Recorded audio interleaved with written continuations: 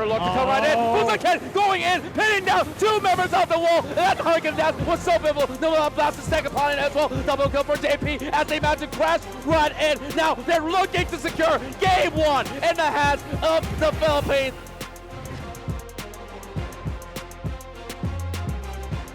Chico, he's here! He won! He goes in for the steal! How is this even possible? Coming from the Kula, and he also takes out the Gushin as well. They're turning things around, and there's Tamasha pushing to the top wave as well. And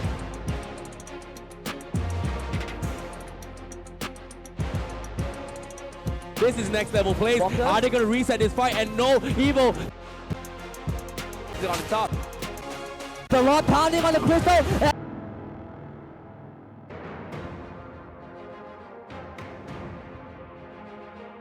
Look to come right in. Superhero landing. The superhero landing, and of course the long jump coming in from KLBJ. There you go, charge!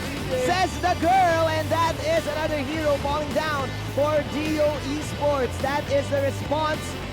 Fun life for Toad. JP and KLBJ wrecking havoc, going ham, and it is a wipeout. We are going. The Hylas is down. There is going to be a good... They do want to probably their download series, ladies and gentlemen. Going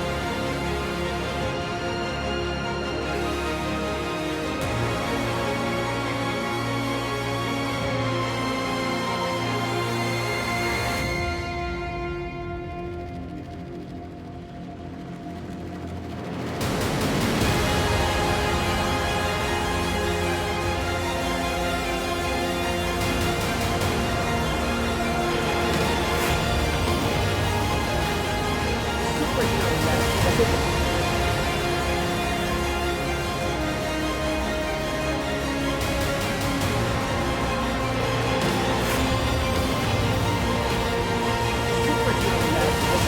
landing and of course the long jump coming in from KLB. There you go, charge! Says the girl, and that is another hero falling down for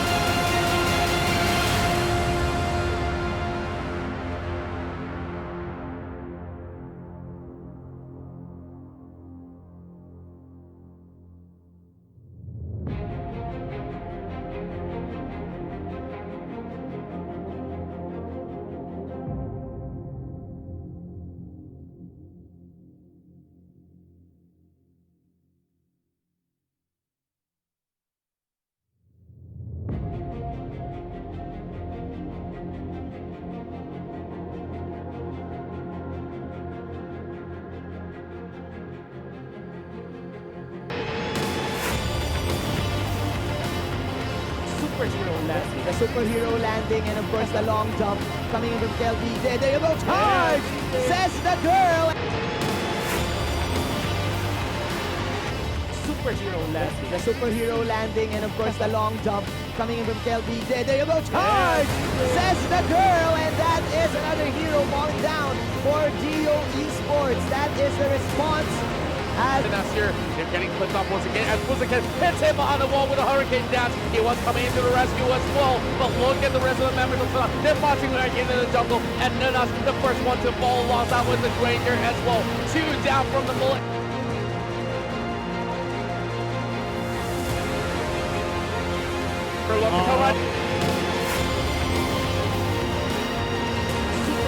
The superhero landing, and of course the long jump coming in from KLB. There you go, charge! Says the girl, and that is another hero falling down for DeVu Esports. That is the response. And that's here, they're getting clipped up once again as Puziken hits him on the wall with a hurricane dash. He was coming into the rescue as well, but look at the rest of the members of the they're marching right into the jungle, and Nunas, the first one to fall, lost out with the Granger as well. 2 down from the Malaysian side, and we see KLBZ or X-ray, and they will not let this one slide. JP goes in for that triple kill, and his hunt. Anyone going to be that one line for Tora again. Tora, they have that good. He reigns Ojo is for the side of the match because the Aura are getting low though. They got it there, they're coming home is still 5-1 now. But Ross, as he jumps in, he finds a kill. But Ewan is in the back line with Grub. Is an assassin. Mega kill for Moon and Ross. Ross eliminated, and Bruno goes down. That is the Bruno on the floor, ladies and gentlemen. Fatalities being brought here by the side of the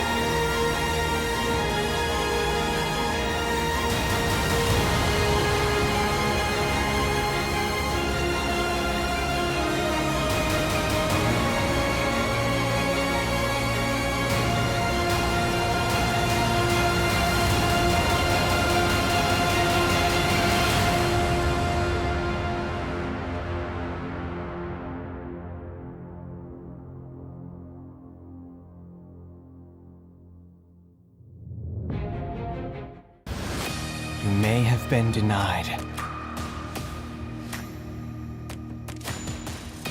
You may have hit rock bottom. You may have been craving for the lights.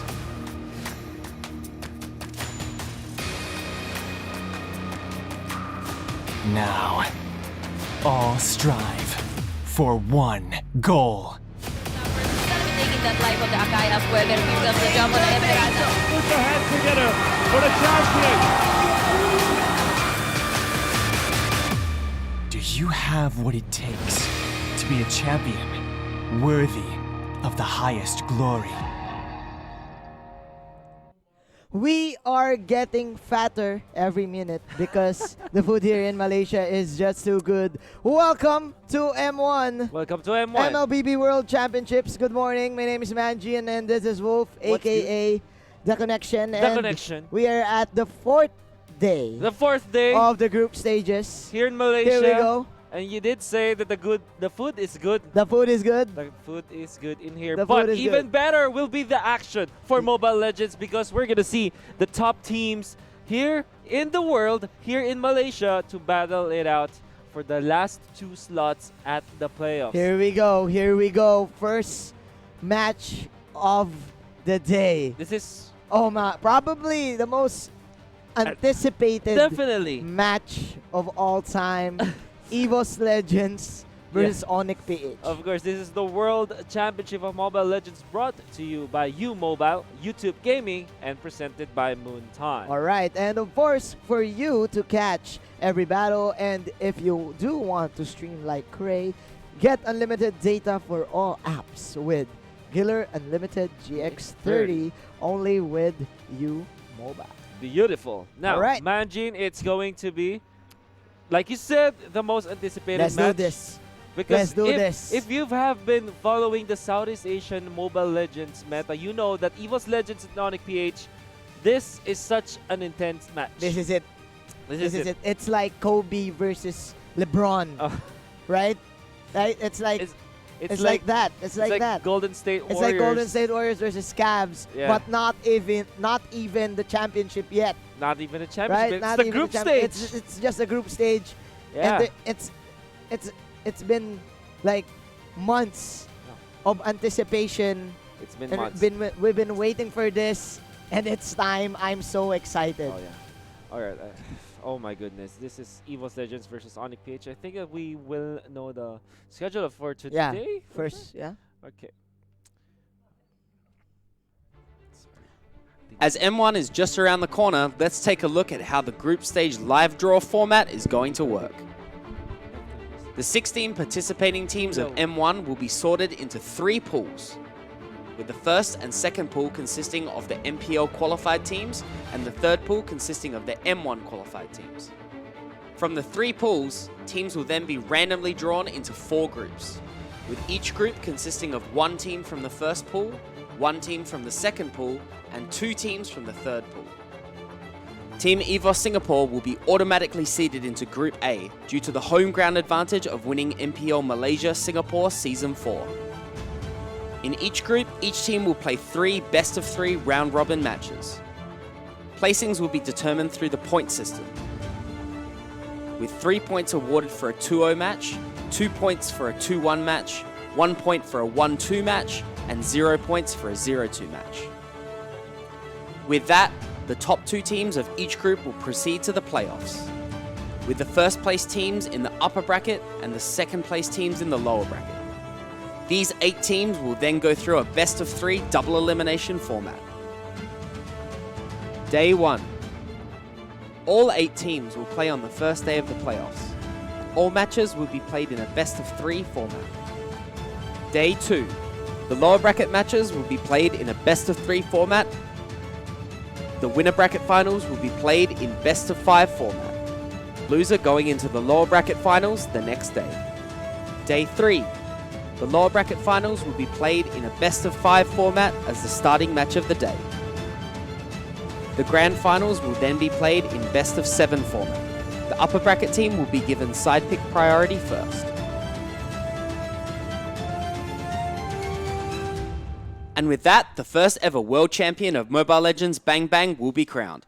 Tune in starting this 11th November to witness history being made. And that is the tournament format right there, guys. Again, you need to win 2-0s. You need to win. You need to have 2 wins, 2 straight wins, for you to get that 3 points. Yes. So 2-0 will give you 3 points. 3 points, and of course, the winner. The top placers for each group will advance to the upper bracket. If they are the top 1, top 2 will go to the lower bracket. And I think we have the schedule for today. It's gonna be the first match. It's Evos Legends versus Onic PH, of course, Indonesia versus Philippines. And next match is Onic versus Tennis Gaming. Yeah, it's from Japan. They're from Japan. The first team from Japan. Definitely. Meanwhile, the third game is going to be Evos Legends as well, and of course the team from Russia, Deus Volt. Sorry. Volt. All right, Deus Volt. All right, and then of course Deus Volt will be facing up against Tennis Gaming. Evos Legends to face Tennis, and of course Onic PH for the last time today, facing up against Deus Volt. 6 matches, but if you are indeed part of a team, you just need to get 2 victories. Yeah, 2 victories. 2 zeros. You know what? 4 wins straight, right? Yeah, and they will be fighting, of course, for the prize pool, $250,000 US. It's a lot of cash for sure. And we've got the 13 placers to take home $3,000 US. So if you think about it, even if you don't get to the playoffs, you still take home $3,000 US. And then, of course, the champions will go get $80,000 US. Quite big. Quite big indeed. With the second runner-up to get $20K, third runner-up for $12K. The rest you see on your screen. All right, so everyone will have cash. Everybody. Cash for everyone. Cash for everyone for sure. But again, you do want to be that champion. You do want to be the pinnacle of this everything. Because this is the first World Championship. Yes, and you of want course. to put your name down the history books. In history line, yeah. For sure, because you want to be one of the first ones to be one of the considered the best here in the business, for Mobile Legends business, right? Yep. And everybody is vying to be the champions. Let's see how they will fare. Because we already have the top 6 the 6 contenders for the playoffs. We only need 2 more. 2 more. That will come from this group. Yeah. All right, so let's take a look at the recap of day number 3. It has been really interesting.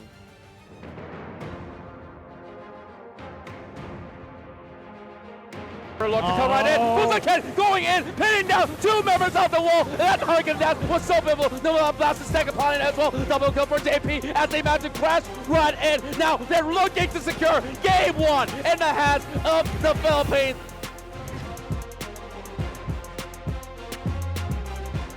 Chico, he's here. He won. Goes in for the steal. How is this even possible? Coming from the Kula, and then he also takes out the Gushin as well. Then turning things around, and there's Tamasha pushing to the top wave as well. And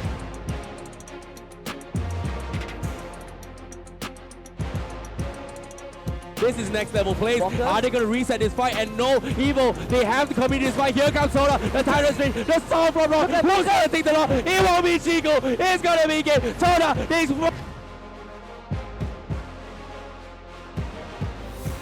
Itachi from the side. Tyrant Race, connect on the jungle. Where's the follow-up? There's not going to be any here. But the Guardians were installing the track. Evo X, they're trying to fight this here. And how will this happen? Double kill for Changa. They're not gone. And they're not gone. There's no stopping them. That is, of course, unstoppable. Plus, of course, the double kill. Nice Hurricane Dash. Reflection doesn't matter if it's Silas, they take him down. The Revitalize is not going to be enough. Look at this. JP with the Death Sonata against the Esmeralda down. Gets the double kill. Can they get more? Yes. The Dante. You have no backup. Where are you going? Bruno is in the vicinity, hoping to on the top. But here comes the Tyrant Race. Doesn't go for a stun, but instantly gets. But here comes the way of the dragon from Ash. He won't go in for the trade. They're looking for more. Here comes the rest of the team from Sunny Evil Esports. They do want to get their goal. Oh, what the- That is, again, another falling star moon. A good falling star moon from KLBJ. They're forcing out the steam fights. But the heals, man. Very good Luminum Blast. Batman kill. BJ, the king. Posterizing Evil Esports. And Home is still Ewan. for now, but Ross actually jumps in, finds the kill, but Ewan is in the back line. This Graf is an assassin. Mega kill for Moon and Ross. Out Aras. Ewan! Oh, there we go. Ewan's gonna go in with a wild charge, and now Joey's for they need to hold on, but we're lost to the Lord pounding on the crystal, and Team.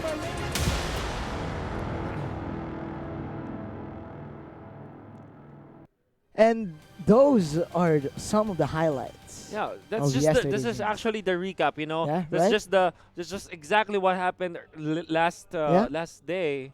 You know, it was interesting because was very Sunsparks interesting. they won all of their matches, but because they are all 2-1s, Yeah. they failed to they- make yeah. it to the upper bracket. It's just the lower bracket. It was actually Todak. Yeah. You managed to get to the Two top. zeros. Yeah, they got 2-0 against Evil Esports, Evil right? Esports, Yeah. exactly. And because of that, they are able to. They were able to secure the secure. third upper bracket. Again, guys, for the people who just tune in Mhm. to the M1, there are already 3 teams in the upper bracket. 3 teams right? in the upper bracket. You and have, 3 teams down the lower 3 bracket. teams down in the lower bracket. Exactly. We're going to check that out Yeah. later as we are now going to the top 5 place of yesterday.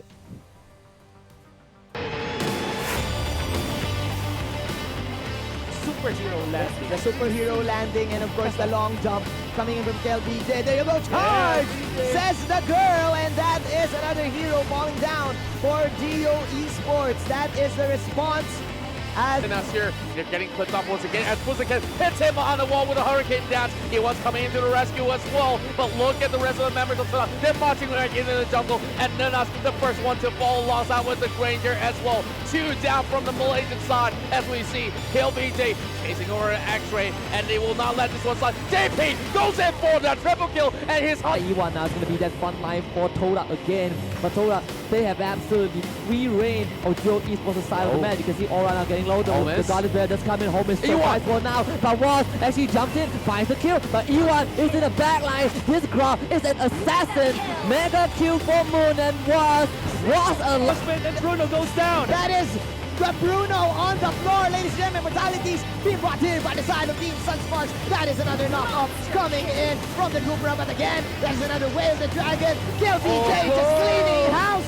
JP and KLBJ wrecking havoc, going ham, and it is a wipeout. We are going. The Hylas is down. There is going to be a good, actually, a drop block from DeVu Esports, but they will not push through as the bottom lane is now compromised. That is Sunsparks. This is a 4 versus 5. That is the Duran string, ladies and gentlemen. Here we go.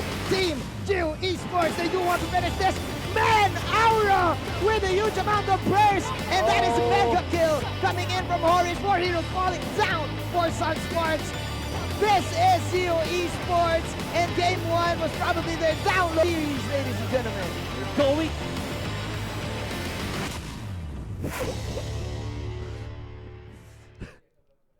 Oh my goodness. So many amazing plays all throughout the day. Very interesting matches. We saw very Yep. many highlights with Kufra, Kufra. with the Hylos plays, the Granger plays The from Granger yesterday. plays, the Chango plays. Chango plays as Chango well. plays. Yeah, I think there are different flavors per day. Yeah, I think that we saw in the previous days it was like Chango, and then the Yeah. hero for the second day was like Lolita or Masha. Then all of a sudden, yesterday Yeah, it was Granger. It was Granger, and sometimes we do see lots of clutch Numinum Blast, That's Luminum Blast. especially exactly. from Itachi. Yeah. Especially from Itachi, from Team Evil Esports. But right now, again, guys, this is it. Evos Legends, your champions for MPL Indonesia, and your first runner-up from Team Philippines, Onic Esports, immediately getting rid of that Esmeralda. So, looking at my stats right now, actually, Manjin, Okay. for the side of MPL Indonesia, during the actual playoffs, they Right. prioritize getting the X-Borg, their Grox, their Kufras, and most importantly, the Masha. The Masha. It's always banned, 100% banned. But this time, Evos Legends, they're gonna respect the fact that Onic PH runs This this Estes. Your Of course. team support. is banning. In the hands of Oh My Venus. Bend the Yeah. knee. Bend the knee, please. 100% win rate in the MPL. So right now, Onic Esports also banning the early game for the side of Evos. That is, of course, the Kaja. What is the next ban for Evos right now?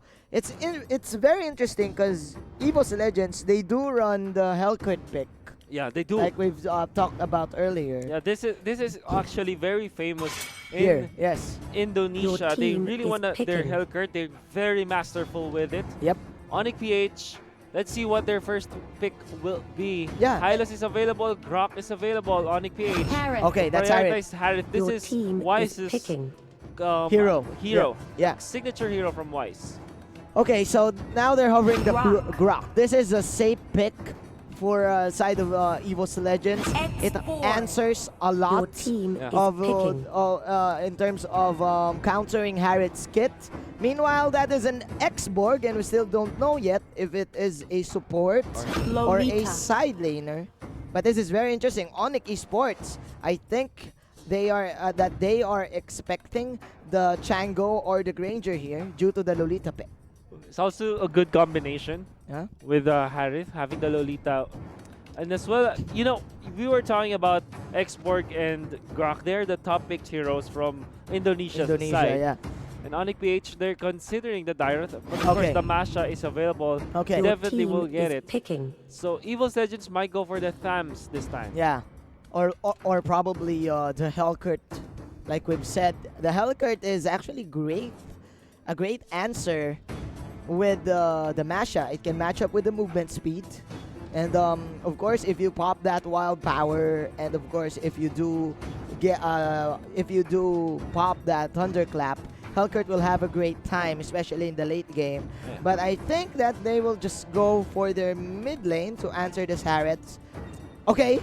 Claude. Okay, that's a Claude. It's Your a Claude team right there. is banning. Very surprising early Claude pick here for Evos Legends. I like it. Well, it's not I like it. surprising in a way that because it's not surprising in the side of Indonesia, but it really is gonna surprise Onic PH Yeah. because they are gonna wonder why did they pick the Claude very early on, knowing that we have already the Lolita. I And we like can have it. the answers. I like it. We've talked about that they're answering. We've talked about the Hellcurt, but the Claude is also an answer. They do run this one with Definitely. the high and dry emblem. So they're just gonna go for the side lanes with this Claude, use the Art of Thievery and get all Your the team stacks is and just banning. confuse Team Onic PH Yeah. in the clash. But meanwhile, Onic PH, they will now ban their another core hero, which is Yeah. actually the Lunox. Another surprising ban here for Onic PH. It seems like they're respecting this Lunox so well Yeah. against Evos Legends because we know that they already have the Masha and the Lolita. Yep. They should have the Lunox covered. Yes. But Onic PH says, no, we're not going to give any comfort picks to Evos Legends. We're going to ban out the Lunox. We don't want that early game control to Yeah. be on the side of Evos Legends. Don't want any range here. As you can see for the side of Evos Legends. Look at the Hylos. faces, Team man. is Very picking. serious in terms of draft. But okay, that is the Hylos. They're hovering the Balearic here. Should be looking towards an Nakai, but Selena. oh, Oh, yeah. Your I team like this. is It's I like picking. Selena. I like this. It's a very good answer to Onic PH.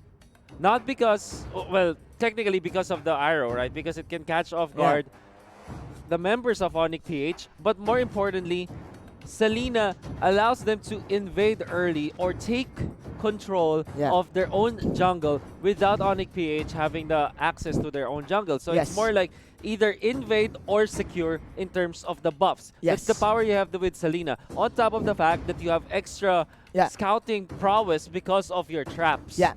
Plus, that is of course the threat. If ever you get hit by that Akai. arrow, you still don't know if they will engage you or not. Team Onic right now securing the Akai, and they will go Your for the team Kimi. is So I think picking. this is of course the fast-paced type of game for Team Philippines due Yeah. to this Kimi pick. Yeah, they're gonna push the tempo. But this is for very sure. scary. This is very scary. Like what you've said, this is Selena This is having Selena. that abyssal trap and the passive, of course, Yeah. and getting all of those buffs. What is the last pick right now for Evos Legends? They need someone in the side lane or probably another support. Yeah, maybe a Thams actually, because Yeah. Xborg might be relegated to a support this time. I don't see Xborg matching up against the Masha in terms of the side lane versus side lane push, because naturally an Xborg wants to fight. Yeah. And Masha doesn't want to. So maybe they'll go for Okay. another core. It's a however. mage. It's It's gonna a be another mage. mage. So Selena is the support. So- Export is the support, or Okay. Selena is the support. So what they're gonna do is have this Selena as a support. You have the Lilia in the middle, and then you have the Xborg as your offlaner Yeah. for Evos Legends.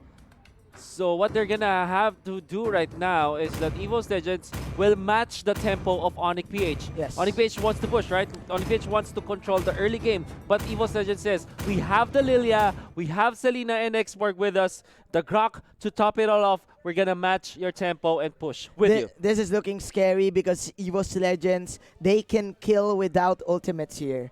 You Oh, have the that's a fair Lilia, point. just That's a level fair 1, point. level 2 on the Selena, and even the Grok Yeah. can go for an execute. Yeah. And of course, that wild the power of nature, early damage. So, Yeah. this is very interesting, man. This is gonna be on Evos Legends setting up the minefield, Yeah, right? the minefield, They right? have the mines, the traps from The Selena as Selena. well as the Lilia. Yeah. But more importantly, I think the most important thing for Evos Legends right now is taking care of their jungle, particularly the buffs. Yeah. Selena and Lilia, they flourish when they get these buffs, and they will, because of that's just what the kit Yeah, gives them. Let's see, because Sunsparks did play this Kimi composition, Exactly. but they did play it very safe. Smash them. Here we go, game number 1 All of troops day deployed. 4 of the group stages.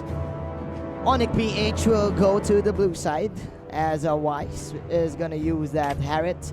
Dilar as the Masha, Oh My Venus as the Lolita, Iyaknu as the Skimmy, and Mr. Greed as the Sakai. Early cut Yeah, from we're- the side of Evos PH in Yo. the bottom lane. Look at this, Evos Legends. We were talking about this. They want to take control of their jungle and the opposing jungle already. Yeah. They are taking care of the buffs. Yeah. But Onic PH, they say, now we're gonna match your movements. Yes. They take care of this core guard Oh. of Evos Legends, get it to the Harith, Yeah. and Lilia will not be able to catch them. That was close right there from Wise. I'm sorry, this is Evos Legends. Rekt is gonna use the Claw, but that is the arrow my missing. goodness. But as we've said it, before the first minute of the game, that's your first Luminaire. blood right there. Luminaire Evos is here, the Legends. stun, it connects. All right. The arrow, but of course, there's not much damage. We'll just back down for this moment. This is the strength of the Selena and the Grok lineup for Evos Legends. That early game damage Oh yeah. is indeed too real. Meanwhile, that is, Evos Legends putting a stop Yeah. to the early game aggression and Bob's Oh my goodness, the of damage Team is Onic. way too much. They take out the one. Can they get the more? Bullring's there, but it's not going to be enough as the Grok eliminates the Oh My Venus Lolita. Oh my, this is really looking hard for Onic right now. Iyaknu, his rotation is now delayed. Of course, due to the fact that Evos Legends is Turtle forcing out resurrecting team soon. fights without even the turtle buff. Yeah, I would like to take note that as listed, Luminaire is one of the supports. Aura is playing as the offlaner Ura, yeah. for Evos Legends. This means that this is indeed a support Selena. And even when you look at the movements, Evos Legends are getting away with the greed in terms Yeah. of their lineup. Yeah. What I mean with greed, they have so many cores this time. I mean, Selena will be transitioning from a support role into a core core, role eventually. yeah. Definitely right. You're definitely right. Xborg as well. And let's see, because for now, Evos Legends, they have the tempo. And again, for the side of Onic PH, you're waiting for their ultimates. And they do have it right now. Here we go. Evos Legends getting the first objective of the fight. We are now transitioning into the mid game. This is clearly clearly their game for the first 3 minutes. Iaknu needs to buy time for him to get the damage. So as Dilar in the bottom lane. But Onic PH, what they need to do is to not be overreactive with this killing potential from Evos Legends. Even when Onic PH are trailing in terms of kills, they can easily get back to the economy by taking care of the lanes, by taking care of turrets. Definitely right. And Definitely if you right. think about it, they're actually catching up. But there is the threat of the Selena arrow. So this is still very dangerous for the Filipino squad. Evos Legends right now lurking in the mid lane just to control this minion wave here. Nice nice farm there by Mr. Wise and getting that Crimson Lizard. So look at the traps here for the side of Selena. Setting it up in the bottom lane just so that the Claude can be safe, right? Because they have to take care of their farmer, right? It's the 4 protect 1 strategy. Yeah. And the value that you get out of these traps, when you play it perfectly well, you actually get a lot. That's really what I like about the Selena, right? You get extra vision. They stunned Greed, but Greed was able to jump away. And that is the power of Luminaire having the wooden mask right here. So Team Evos Legends just controlling the tempo of this mid game. That is the last insanity for you here in the top lane. And Oh My Venus will fall down. Goodness. One. Oh my goodness. Losing that gloom. That shadow shockwave there. Oh my goodness. Evos Oh my Legends goodness. with the triangle offense against the top lane. They want to go for the steal on this buff, but Weiss will get it. However, the Hurricane Dance is going to be there. While trying to connect onto the Harriet, and Harriet needs a Zaman Force this time. Nice counterplay from Greed, but Wise with some circus tricks right there. Dashing in and out. Manages to get one, but still, Evos Legends, they do have this in the bag. They will set up for the next turtle of the game. Man, they're clearly cleaning the house. Top lane, it will be secured by Aura. We have this X-Borg having so much farm up top. 3.2k already, the richest one in the game. In 5 minutes, does have the Bloodlust Axe. If we're gonna look into the bottom lane, Blar will go for the corrosion side, but that is a flicker out to dodge the potential gank of that Donkey and company. Meanwhile, here in the top lane, there you go. This is the turtle dance. Ura and One, they are eyeing this objective, but first they do want to kill. Donkey receives so much damage, will be able to run away. And it seems like Aura, he's ready to fight. Ready to fight. The Bloodlust Axe, Ready ultimate is available. They want to fight this, but Greed actually fends them off. Actually, Dilar is having a good time in the bottom lane against this Claude. If you're gonna think about it, because he does have the advantage in pushing the tier 1 tower. So if ever Dilar goes for the split, Evos Legends will have a hard time catching up, like we've seen previously with him popping the wild power. But as I say this, there's going to be some pokes here in the turtle pit. I want to see Donkey this time. Greed is here. They want to go for the turtle. This is very fast. Again, the Turbo Masha. Turbo is Masha. Here. Yeah, okay. There is the wild charge. There you It's go. far too late. Turtle will be taken by the Harriet, and Donkey will be taken out while the turret was taken down. Bottom, the Zaman Force though. One gonna be slain down by Wise. And the Grok survives the potential that Onic PH using the Turbo Masha. They know that, hey, Zlar, you've got good power spike now, right? Yeah. Go to the pit, help us to get back to this deficit. What's gonna happen here is that Onic PH should be pushing, but the arrow actually connects onto Wise. There's the wild charge. Do they have the damage of the question? No, they don't. Wise gets away with a chrono dash. Donkey wants to dip back to the fray, but now is fended off by the rest of Onic PH. That is the response from Onic PH. I like the response here from the side of Onic PH, just securing and all their objectives, patiently waiting for Evos Legends to overcommit and overstay, and then they just go for outplays. This is very different because Iaknu, they do want that very aggressive early game, but again, because of the delay, it's up to Wise to get all these skills and all these outplays for them to get back. Little bit of pressure here in the bottom lane. Last Insanity There gonna you be used. They want to go for this Fire Stick. That's gonna connect, but it is enough to take the turret for Evos Legends. The tempo is still in the hands of Evos Legends, even though Onic PH, they're weighing it down. But again, the damage output of this Lilia is just too much. They do have the Claude still. He's not even joining the fray. He is at level 11. Wrecked is having the time of his life. Onic PH, even when they're trailing in terms of the economy, in terms of the gold, I think they're pretty confident with their late game prowess. Yes. If you look at their cores, they have the Masha. Yeah. Lord, They also resurrecting have the soon. Kimi. They can push turrets even in the late game. But in terms of team fights, Evos Legends, you're gonna have to give it to them. They have the Claude.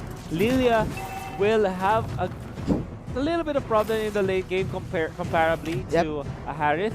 But in terms of the magic damage, he can be there to lay down the damage and then for the Claude to clean it up. You're So definitely they're right. still happy with it for You're sure. definitely right.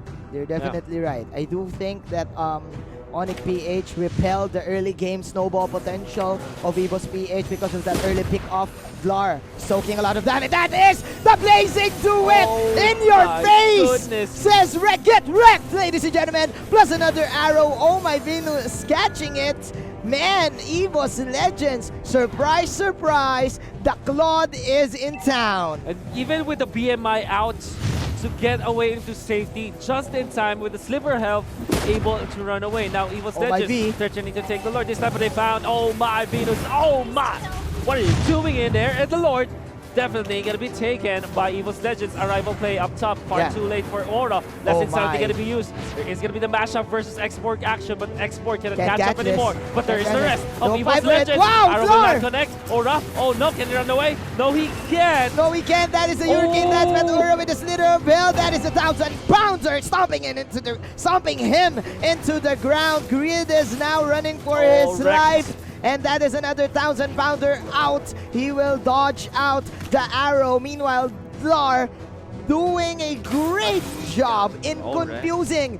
Misdirection is the play of Onic PH right now, but still, Evos Legends, man. Oh, they're chasing. They're One. chasing. He wants They're this. chasing. But DLR already able to run away. Recalling out because they have to answer this push from the bottom with the Lord in here. It's going to be Donkey to spot out the Akai. They need to fight. They need to contest. That is the arrow right there. Iaknu targeting the Lord. Grid. Debating out skills here. X-Board coming in the fray. Look at the minimap right now. Team Evos Legends rotating in the mid lane, eyeing the Tier 3 tower. It's very intense from the side of Onic PH. So if you look at Evos Legends, they're keeping up in terms of the push. Yes. Into the bottom, some big minion push there to secure the turret. While up top, a little bit of threats coming out from Dilar, not really participating in fights, maybe forcing Evos Legends to back up, but in comes the Export. Vlar is going to be the X factor here for the Filipino team. The main threat Oh my goodness. for Evos Legends. Dilar. There you go. That is the second bar of health right there. Dilar running for his life. Run, Dilar, run! That is Dilar. clearly a miss from the wild power. Dilar! Oh, just in time. Just in time! What? The block! What? Oh my goodness! Chasing Dilar, and and he they did not- do find it, but there's an aluminum blast. However, the blazing to it's gonna be there. It's gonna be Weiss versus the Claude, but the Claude BMI to be used to get away. He bought time. He Bought bought time time. indeed. He bought time, but that is another Oh, Rex. arrow into the face. Evos Legends can't do this to the Indonesians. We Oh know my that goodness. play. We know the We know split push play. We you know the mashup. We know the mashup In play. Indonesia, we banned the mashup, but now in Malaysia, they have it to give it to Onic PH, and they know exactly how to deal with it. Nevertheless, that clash, the U-Mobile instant replay, you saw how Rekt was able to find the kill on Greed. And Evos Legends slowly inflating their own lead against Onic PH. Yes. Dilar with the sacrificial play to buy time. But it doesn't matter because Evos Legends, they have a lot of siege potential. You have the Black Spears. You have the Art of Thievery. One having the Magic Wand. So, man, Evos Legends clearly are in control And Onic PH is just trapped in their base. This is the problem that you get when you go for a Kimi with a mage killer, right? If you Yes. fail your early game pushes, if you don't get the control of the game, if you don't set the tempo, you will be struggling against your opponents. Yeah. And this time, Evos Legends and Onic, in this game, we know that Evos Legends are able to control the game Yep. away from Onic PH because Yeah. Onic PH wanted to push. And Yeah. Evos Legends just completely stopped them by putting up the tempo, always fighting with this Lilia as well as this Selena. You are definitely right. Evos Legends knows. They do know that this Kimi lineup has an expiration date. So they immediately went for the counter invade, for the counter jungle, contesting that objective of the Kimi. Meanwhile, they are targeting the Lord. That is the immortality for Ura. Man, this is Lord number 2. Evos Legends right now putting on a show. They catch out Greed. Agreed. And Wreck and Donkey just so self-assured that they can tank up and push this bottom Oh lane. my goodness, the bravado from Donkey. Manning up against the members of Onic PH, paving the way for the rest of Evos Legends to slowly march down the mid lane. I have to take note, there is the export to take care of the top lane because there's a little bit of pressure in Here we there go. from the Masha. But here we go indeed. The More push pressure. with the Lord. More pressure. The classic Indonesian pressure. Here we go. Another blazing duet for Mr. Wreck. That is too deep. Iyaknu with a slither of health. That is, of course, the last insanity coming in from this Exborg. Nobody will die, but the threat is indeed real. The damage is real. This Claude is the real deal. Now onto the bottom, they have the Lord. Imagine it's gonna be intense for Onic PH for sure. How can they defend? There's the Lord. That's a long One actually charge. taking some damage from Kimi, but actually tags it up. There's a Hurricane Dance. They found Venus. this Lilia. They will kill him down. There's the Zaman Force coming in for the defense. The Lord will be taken down for sure. Lar. Masha able to run away, but the turret is taken down. Masha will eventually fall from the traps, from the damage over time, from the ticks of this Selena. The Selena, the arrows, man. The arrows, just putting in all the work.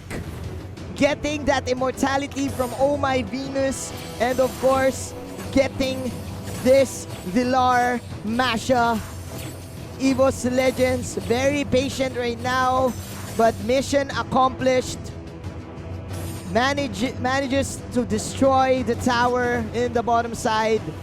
And the next thing to do is just pressure up all their lanes and hope for another outplay. So now this is the 15-minute mark. We don't know what can happen. Anything can happen this time, but you know that Evos Legends are leading by so much. 9,000 in the bank. Not only that, if you look at their heroes, they have natural progression, natural scaling towards the late game. Yep. Onic PH, they don't necessarily have that. Harith might be strong, but not Kimi. This is because of the Selena, man. Because of that 3-second arrow. There you go, another blessing. Do it, 2-man knockup coming in from Donkey. And this is one from behind. Look at those black spears. Those are Baba spears. That is the black shoes. She is not going to school because she is gonna run away. And that is, of course, a focus fire for Aura, Team Onic PH and the play. Rocket. And nice arrival into the faces of the Filipino squad. Oh my goodness. Oh my goodness. Arrival in your Ura. face. Arrival in your face, but that is Onic PH to take that victory for the skirmish. You know what? This is one of those moments where you can say greed is good. Greed is good. With the Hurricane Dance to actually isolate the Claude and lock him down, pin him against the wall. Was able to help Onic PH land the kill on a very important hero. Is this a comeback? Is this the Onic comeback right here? They're pushing out the mid and the bottom lane. There you go, Mr.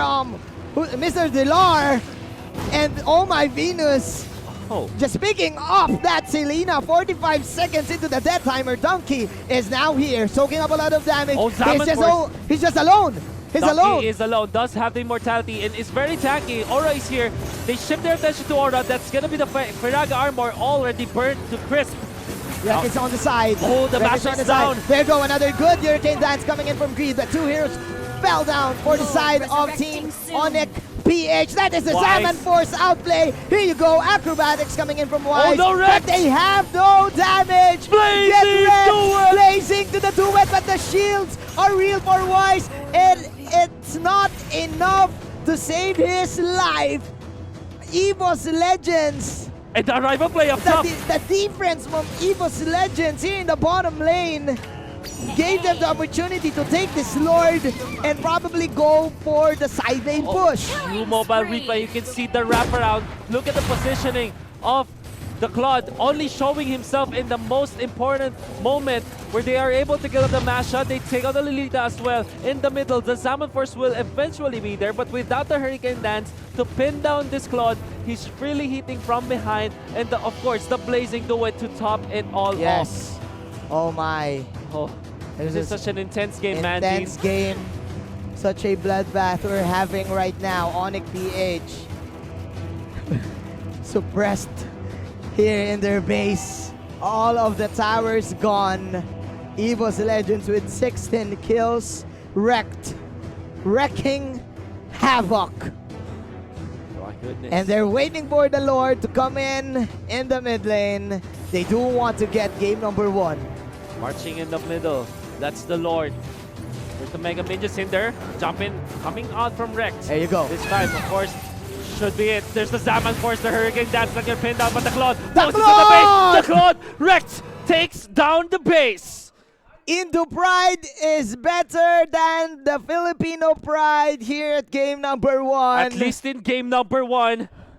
With a lot of viewers watching us, Onic PH will have to bow down to the Legends, Evos Legends.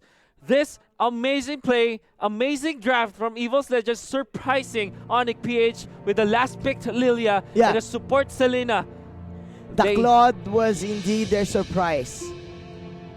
Everyone's playing this Claude not as your main damage output, but it can serve as an answer to the split push meta. It is the answer. It is. The art of delivery stacks. You go for the Queen Swings for extra sustain, and then you just go for the BMI, Blazing Duet in, BMI out, and that's your job. That's the Claude is just doing his job, and he wrecked. Definitely Wrecked. brutal, savage, wrecked. Right? At least for Evos Legends. We're going to see the highlights of that previous game. Let's see how the story developed. And you know exactly that this was a very intense game. However, when it comes to team fights, the team Onic PH, they're able to fight. However, when it comes to the pushes into accomplishing your win conditions, right? Yes. Onic PH did not stand a chance. We He know did the not. map That is- control is important for any of the teams. Whoever gets the control of the map will win the game. And evidently, it was Evos Legends from minute 0 with their invades against Onic PH was able to take the map control. I think that this was an astonishing performance from Dilar, buying time for his teammates to get space and get farmed. But the problem, Manjin, is they're playing the Masha playing the against the Masha masters against- of yeah. the Masha. Yeah. This is Team Indonesia. In MPL Indonesia, the pick and ban rate for the Masha is 100%. You're definitely If right. you look at the playoffs of MPL PH, the Masha was only picked like 3 times all throughout the tournament. Exactly. Not banned, I guess banned at least once. Exactly. All I'm trying to say is Indonesia knows exactly how to take care of the Masha, and evidently they've shut down Dilar this time. And besides that, they do know how would Onic PH play this Kimmy. Yeah. Immediately counter invading. This was probably the last hope for the side of Team Onic PH to get back from this. But man, the patience here for the side of Evos, and look at this. The TP in your face. Arrival to the face. Arrival to the face. Ura is just too tanky for Onic PH to deal with. And man, still.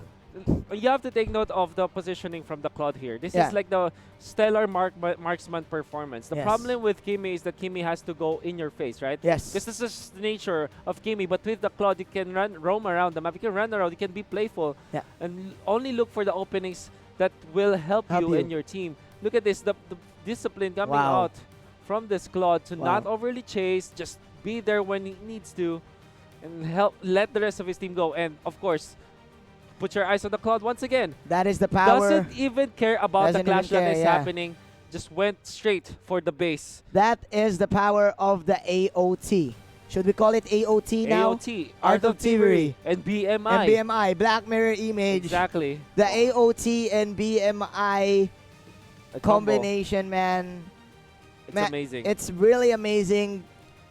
It multiplies your attack speed and movement speed.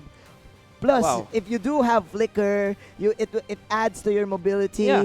And sometimes I did not see what's his emblem there. Yeah. But if you do go for the Electro Flash, it stacks. Yeah. The Art of Thievery stacks with the Electro Flash Yeah. every time you attack. Yeah, but I think that the marksman emblem Oh, set. it's high and dry. Yeah, they went It's for the high and Hydra, right? Because that makes sense. It's your Yeah. way for a way for you to chase down the Masha, Yeah. if ever, Yeah. or maybe go for the pickoffs. That's the idea behind the Claude. And sometimes they pair it up with the flicker. With the flicker. Because what you do is to get to the backlines, flicker Yes. in, blazing duet, Yes. look for the targets that are alone, And then pick it off, Yeah. and then BMI away. BMI away. Mhm. If I'm not mistaken, it's either the high and dry or the bounty Bounty hunter, hunter, but yeah. that doesn't matter because again, Evos Legends Yeah. got that victory. Yeah. I do sure. hope that we do see a game number 3 because Let's see. I love to see more ML I action. want to see more ML action. You but know, man, Evos Legends, they're just too good. they're really good in terms of their draft. Because there's a difference between getting a lineup and a draft, right? We explained this in day number 1. When you ask what is the better lineup, you can say that this team or this team. But in terms of the draft, Yeah. because the thing with draft is the order of picks Yes. matter. And Yes. what you really appreciate from Evos Legends is that they've shown this flex pick Selena on the first phase. That meant that Onic PH had to think, is this their core? Is this their core, right? They ban out the Lunox. I think that they did not see this Lilia coming. And if you think about it, the way Lilia was picked was 5th pick, right? Yeah. And already the Kimi has been revealed Yes. from the side of Onic Onic. PH. And clearly, this Selena plus Lilia combination is just way too good. Why? The traps are being set. That's very good against Kimi. Yep. And also, the invade on the jungles, the jungle control, the buffs control, Yeah. way too good. You don't need, again, the black shoes from the Lilia to answer the jungle invade. Exactly. You just go for even your first kill, dude. You Yeah. just go for your first kill. And man, Onic PH, they expected the Claude. Yeah. But again, as you've said this, Selena and Lilia was way out of the picture. Yeah. We thought that the Selena will probably go to the mid lane. But again, that's the power of the flex picks. Yeah, And it's that flex is pick. the power of your team having Yeah. multi roles, right? For Onic PH, I think they should look into banning one of the ingredients that Evos Legends showed. So it's either gonna be the ban on the X-Borg or the Grok, or not pick, or maybe the Masha. Yeah. So unfortunately, Evos Legends will get the first pick Your this team time, is and banning. they first ban Estes. Respect is high. And Banning. Onic Team PH, is they banning. respect the Selena themselves. Okay, I like this. I like this. An eye for an eye, ladies and gentlemen. An eye for an eye. Both of these teams respecting each other, respecting the color blue, respecting the color yellow. It's blue versus That yellow. is again the 100% PH Estes win rate. Oh yeah. I don't know. I've shuffled out all the words, but you Your guys team did is understand. banning. Yeah, Onic PH, they lost all of their games in that specific MPL championship when the Estes was when the banned. Estes was banned. Exactly. But they love this. They love this. Look at Yeah. Madame right there. Yes, all my Yes. Venus Oh my V. wants to wear the crown, Wants the to wear M1 the crown, and wants the rest of the world to bend the knee. But Onic PH, Your they will ban at the team Harem is this time. picking. That means that Evos Legends can go for another X-Borg play, Okay. or maybe a Grok, but I think definitely it's the X-Borg. Your Another team X-Borg. is picking. And we still don't know where this is going. Hylos is up for the taking. But I think For Grok team, is the yeah, priority for Onic priority. PH. Yeah. Then they're gonna pair it up with an offlaner, perhaps a Cho that was one of Galar's favorites. Favorites, yes. Or a Maybe the Thams. Thams. Or maybe go for a mage this early. Like maybe get their Lunox in the first phase. They can pull off the Terizla Rafaela play if Oh they yeah, do they want did, it. but I think Ranger It's better. is much better in terms of securing the first picks because this is their hero to kind of pierce through the X-Borg. What you do is get your Moonlight Sonata, or sorry, not Moonlight Sonata. Moonlight Death Sonata. Death Sonata. Get the Moonlight Death- Sonata. Moonlight Sonata is a song. Yeah, Alright, yeah. Get your Death Sonata up and your Rhapsody, and you whittle down the Your HP team of the is X-Borg as soon as picking. possible. But Onic PH, they really want to take this Masha and Evos Legends. Maybe they'll just do the same thing Yeah. as earlier. But they don't have the Selena traps here. So They this is don't. very tricky for them. They're gonna go. They are Again. gonna go for Again. this Claude. Again, that is actually one of the perfect ways to deal with the Masha, I think. But Your team is picking. that Kufra there That Kufra, it's scary. is very scary, especially against this Masha. And Onic PH, Lunox. Okay. they are gonna go for the Your Lunox team is indeed. banning. So we Okay. did mention that Lunox will be there for the first pick, so that it will not be banned by Evos Legends. At least Onic PH, they have secured the Wise Hero. And look at this Greed. Still Looking pretty at the confident. yeah, looking at the camera. looking at the camera. Wants to prove to the fans We got this. that they still got this. However, got Evos this. Legends, they do have game 1 advantage. Evos Legends. They're not looking in the camera, man. They're very serious here. Very serious. We're not indeed. playing with you guys, you know? Says Evos Legends. We don't play with our Yeah, and they're taking their time in banning out this third hero. Okay, it's the Lolita. Your team is banning. Oh my The control here for Onic PH lacks. They need stuns right now. Probably Kaja or another Akai pick. But okay, Your I like team the is Chango ban picking. because of the Lolita ban of Evos Legends. Definitely want to consider it, and you don't want to be fighting up against the Chango and the Claude. There's way too much control of of a certain zone. And Onic PH, they can look to get their tank again. Hylos. Hylos makes a lot of Your sense this team time. Like what is we've said. picking. Like Yeah. what we've said. It's the Hylos. It's indeed- Okay, so it is going to be the Revitalize here. Someone will use the Revitalize in order for them to combo it with the Glorious Pathway. So Onic PH, they have a lot of mobility because of this immediate disengage. They're just gonna run through Evos Legends. Okay. But okay, Evos They- Legends. What is the they- pick here? I think they're gonna go for something like a Gusion or a Kagura. Uh-huh. It's one of their. To counter the Hylos. Oh but my. of course, Hylos is there. I mean, they're not. They are pretty Cho. confident with this. And Oh Cho, Your team is picking. Something new in the table. still a lot of flex picks for Evos Legends. Yeah. And the carry. Oh, the Yaknu carry. It's the Yakno carry. This is something else. And we still don't know who's gonna play who, right? Yeah. In the side of Evos Legends. Is this a support show? Is this a support X-Borg? That will be the surprise for the Filipino squad. And they need to prepare themselves, man. They definitely need to. I'm actually looking back at the game in my own mind palace Carry. engine, and we were thinking about how Onic PH should be controlling this Lilia. Yeah. Because the thing with Evos Legends is that they revert back to the roots, right? If you look at game of days 1 to 3 of the mobile of M1 group stages, retribution is not the thing anymore. Yeah. But Evos Legends, they will go back to the roots. They go for retribution on 1. There's no retribution on Onic PH. This means that Evos Legends, they want to take care of the business Yeah. in the jungle. Yes. Like for example, taking care of the buffs, the shocker, the mother shocker, The statue shocker, the mother shocker, and the baby shocker. shocker. Of course, the baby core- spinner, right? the baby spinner, the core guard, core guard. Yeah, the crabs, and more importantly, turtles and lords. you're definitely right. Because again, Lilia, when she's level 2, yeah. she can spam out waves and go for an early jungle. Yeah. Plus, having the retribution, you can spike up your income Exactly. just like that with a Exactly. snap. And it's all about not giving it away to your opponents, right? Yeah. The one who controls the buffs Controls the game. It's It one is. thing that we can say. Because what you do if in the early game, like the first set of rotations, like the key timings for all of the players, you have to secure your buffs. Yeah, and they need to answer what this. happened earlier was Onic PH, they only took 1. Yep. They invaded the core guard, and Evos Legends took 3 in the early game. Let's Or see. at the very least, they took 2, and then not let Onic PH to get Yeah. their second one, which is super duper important in the early stages of the game. This is the first trap card of Evos Legends, the Lilia pick. Oh yeah.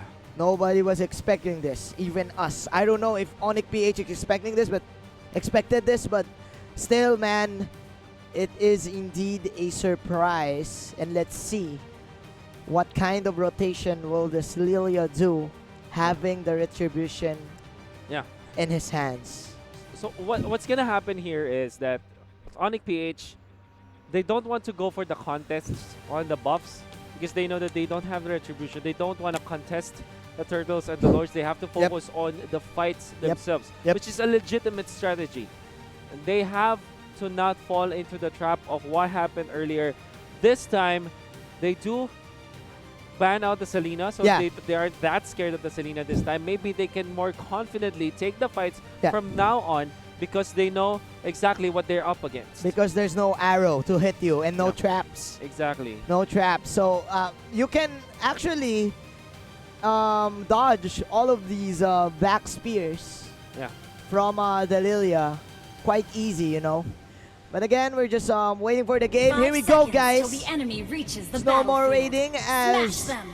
this is game number 2 All of troops deployed. the first series of course, day number 4 of the group stages. Wrecked again with this Claw Donkey as the Cho Luminaire, as the Kufra, Ura as the X-Borg, and number one is going to be this Lilia. And Onic PH on the red side this time. It's green on the Grok. It's Dilar on this Masha. A little bit of fight here in the around the Gargoyle area of Evos Legends. You have Wise on this Lunox. Hylos controlled by Oh My Venus and Iaknu with the carry, and look at that steal. Nice steal there from Mr. Greed, delaying the XP from the side of Evos Legends. And man, Onic PH, they're playing their game right now. Look at this. They are immediately cutting the creep waves, the minion waves in the bottom lane, and giving Iaknu a good amount of experience to get his early power spike. This is quite early for him. Look at this. Manjin, Evos Legends, even when they have been stolen a buff, they still are getting the economic advantage. Oh My Venus fended away. And of course, here comes the Lilia. Okay, that is the revitalized. That's the revitalized. Donkey flickering in. That is, of course, the first kill coming out from Ura. But okay, Donkey. Oh, overextended is welcome, but because of the Shunpo, manages to get out. And Wise, the ultimate. This is level 4 already available for Wise, fortunately for himself, so he can use the Brilliance. This is exciting. This is exciting. Both of these teams repelling each other in getting their objectives for the first 2 minutes of the game.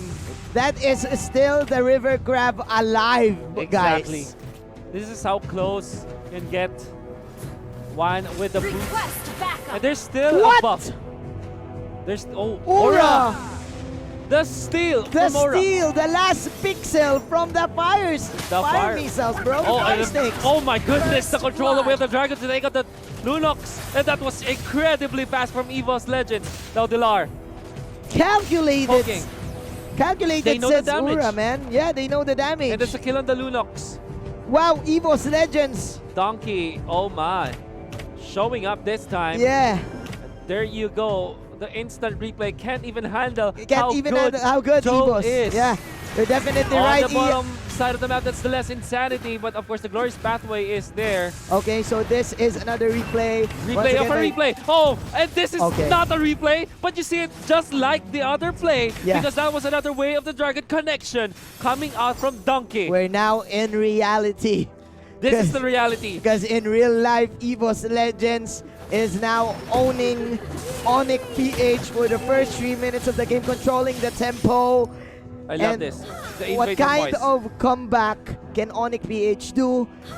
They opted to go for the invade, like what you've said, and they need to push out this tier 1 tower in the bottom lane. But as we say this, look at the top lane, man. Luminaire falling low. Dilar, there you go. 1v1 with the great That one. is a retaliation play. Wrecked. Goes for the BMI out. He will pop that Art of TV for extra movement speed. Plus, popping the sticker. It's all about for the stickers, extra swag. For It's all extra about swag. the emotes. Donkey running away. What a nice block. And the wild charge to go with it. Donkey with a flicker, however. They just can't catch this Donkey. The Donkey is just too fast for the high loss, guys. Wow. And one fending off 2 tanks using the black shoes just to keep himself healthy. A Screed actually takes so much damage. no. One. Oh, of course, no. the last insanity gonna be used and they burn Grok to the crisp. And Glorious Pathway wasted there by Oh My Venus. But no, okay. I spoke too soon. That is, of course, an outplay coming out. Donkey! Donkey! Donkey cleaning house. Another Way of the Dragon for Dilar. Oh My Venus will die. Luminaire will miss his Tyrant's Rage. But Donkey, man. Turtle resurrecting soon. This is his playing field. This is playing field, yes. 7 kills. The and we have the kicks. replay. The kicks, bro. Let's The look at legs. this. They are focusing too much on the export. And Rec this here, look at the communication between these 2 players. Only jumping in with the BMI when the Jin Kondo connected on to the Lunox. Targeting the right people at the right Exactly. time. Oh, Good wow. focus fire right there from Evos Legends. Donkey with acrobatic tricks. But it's not done. And then it's not Manji. done. You're definitely right. One getting the turtle buff. Okay, you have 2 minutes left for the 3rd round of the turtle.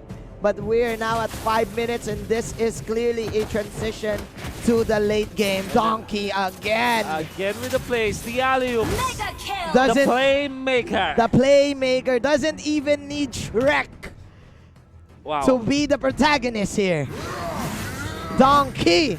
Donkey and Shrek. Donkey and Wreck. Donkey and Shrek. Donkey and Shrek, man.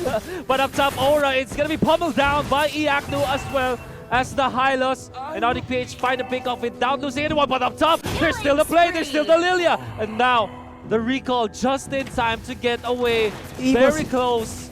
But onto the bottom, they want to go for the wild charge play. The cloud is down, the shutdown in there as well. Luminaire steps into the fray. The superhero landing is not that flashy anymore. Oh my, okay. Onic PH, a little bit of jab here and there. Oh, Evos Legends is overextending. But again, man, this is the Donkey show. Donkey wrecked. This is a Donkey wrecked. Oh my. Wreck and Donkey, right? And one is here up top, not even scared of the Oh Hylos. my. And look at Okay. Evos Legends, they're still defending their mid lane turret. And Oh, there's an arrival look at play. this Donkey. He's just taunting Onic PH, dude. Yeah. Flickering in and out and just standing there in front of their faces. Exactly. Look at this. And this is the idea of the bully show, right? The bully show. This is like the hooligan. Look at this, man. Hey, look at me. The Look at me, right? The hoodlum. I own this place. I own it. I I'm own the this king place, of this dude. place. Yeah, This is my town. it's my town. Turtle resurrecting soon. Oh my. Bottom lane, Dilar have to answer this push, but actually takes some damage against Luminaire. Luminaire able to run away with a revenge, actually. Target's revenge, but with the threat of the Claude, Onic PH will just back down. Yes, you're there. Exactly. Onic PH is too confused right now. Who will Play of they the dragon! target? Another Oh! alley play! Oh my goodness! Oh my goodness, Donkey the Playmaker! Oh! The Donkey Show! They did punish the Kufra this time. The Lunox is here, but the turret is taken out. Donkey finally falling, but in what is the exchange? It's gonna be the kill onto the Lunox. Onic PH. Onic PH, man! They have to deal with this show. The replay once again. It's Donkey and, I don't know, random people, I think. Donkey plus one. Donkey plus one. Donkey plus 4 equals win. That is the story right now for Evos Legends. This is a surprise pick. Again, man. Evos Legends pulling off every trick in the playbook. Donkey with just an Athena shield. It's more than enough. And nobody can catch him. Now the question No is, one. how can Onic PH get back. They still have the carry, imagine. This is not over yet. We do know that Evos Legends, they have an extreme amount of lead Yes. with 6,000 in the back Yes. by 8 minutes in. They already lost 4 of their turrets, but most importantly, they have to take care of the next Lord. This time, oh, Oh, no! no! Donkey! Alley-oop, says Donkey. What a lob, ladies and What gentlemen. a lob indeed, coming out from this guy. And the place. And the place. Can't believe my eyes, dude. Can't believe what I'm seeing, player. I can't believe what I'm seeing, player. That is the glorious pathway, player. But Donkey's still alive, Blazing player. to it. Mega kill from the Lilia. Evos Legends owning Onic in game number 2. down. It's not Donkey plus 4. It is us, EVOS with plus Legends. Oh my, Oh and they my. are indeed the legends. And they're this time. alive. They're alive. They're still But this alive. Aura, we cannot die. This is Virago Arbor for ya. And the Fire Snakes is going to be there. It's not going to be even needed as they take out the Oh. members of Onic PH in their own base. Oh, are we looking at the future champions, bro? Evos Legends. Is this the future? Are we in the dominant- future? So much dominance from these guys. The jump in, they got Shabiakno. This is bad. The godlike streak coming out from the Claude, and it's not stopping. The carnage is still here. The shutdown on the Claude, but this should be it. Evos Legends securing their 2-0. Donkey Show was Donkey real. wrecked. Donkey wrecked. And there is a reason why they are called Evos Legends. There's The- a reason why why- people are hyping them up, why Yes. they are the most anticipated team here in Mobile Legends World Championship. The strength of Evos Legends is just way too much. It is. And there is a reason why they have legends in their name, in their team name. Wow. This is amazing. 9 to You, ca- 20. you cannot spell Mobile Legends without the legends and Evos, bro. Is this oh man. is this the future? 0, 1, and 12. Wow. And they have Rex with 12, 2, and 4. 12 assists 12 from assists Donkey. from the Donkey himself. The Donkey Only one Show. turnover, man. Only one Only death. one death. And look at the Onic PH. You rarely see this. Exactly. Them going bronze. Yeah. And man, I just can't believe my eyes. It's Donkey all over the place, you know? With all of the alley-oops that you're saying about, all of the way of the dragon to facilitate for his teammates, there's a little bit of fight for Onic PH in the early game. However, when the Selena was not available, the Donkey Show was available. Like this time, look, this is amazing, right? If you remember this replay, the communication is still from Rect and Donkey. Donkey. You can imagine them telling themselves that go for the Blazing Duet on to the Lunox. Yeah. Do not focus on the Hylos. That's not your main target. You want to go for definitely the Lunox. Yeah. This is amazing. This is really amazing. And another play here, right? Especially in the early game of the match. Yeah. We've seen the River Crab Yeah.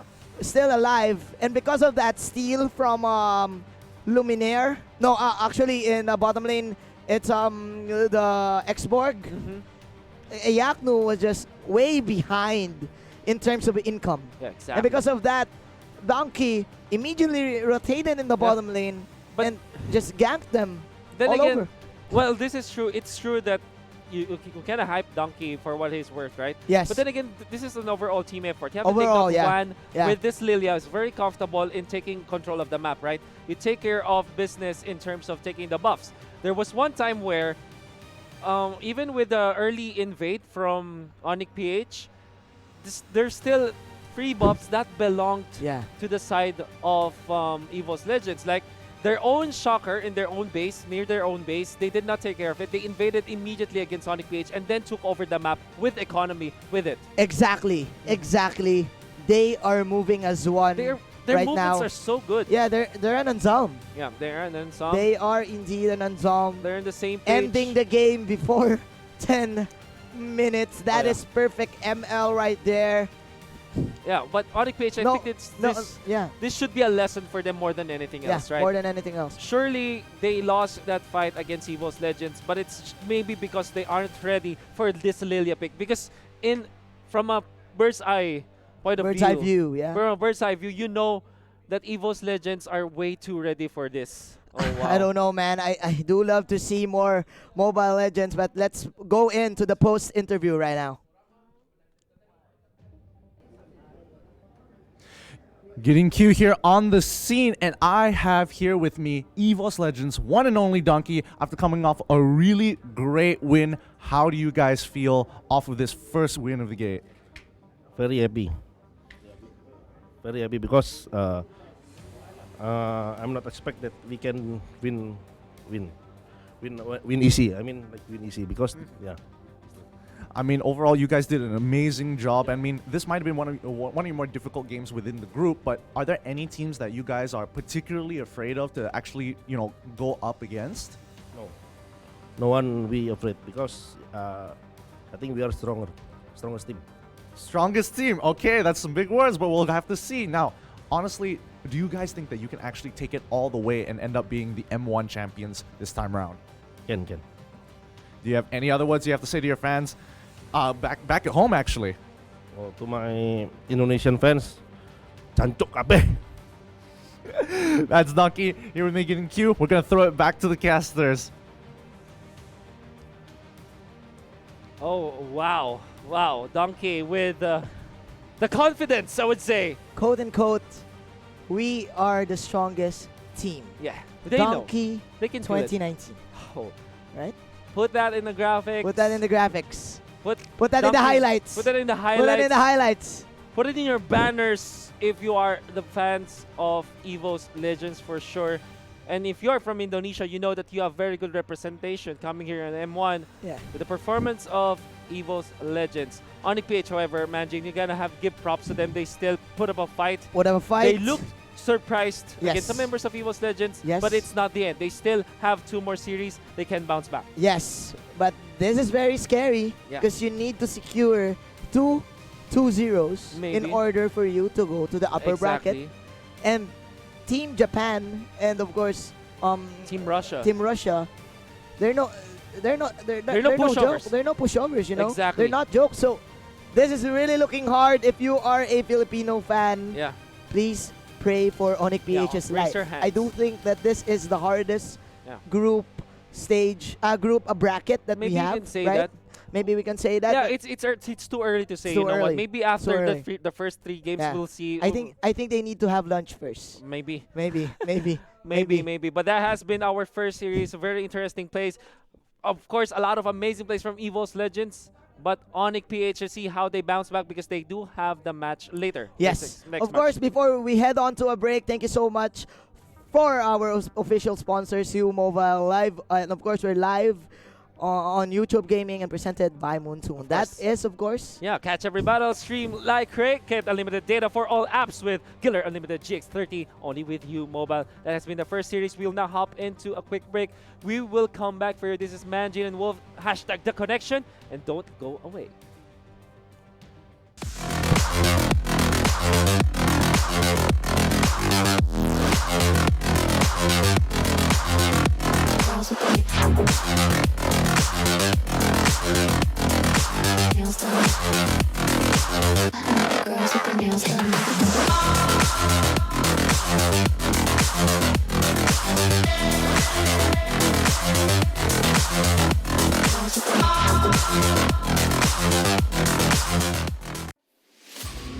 They told us that it's just a game. That nothing will ever come out of it. That it won't bring us fame or glory. That it won't make our country proud. They told us to stop wasting our time. Well, let them say all they want. We'll prove it to them. We'll be the champions.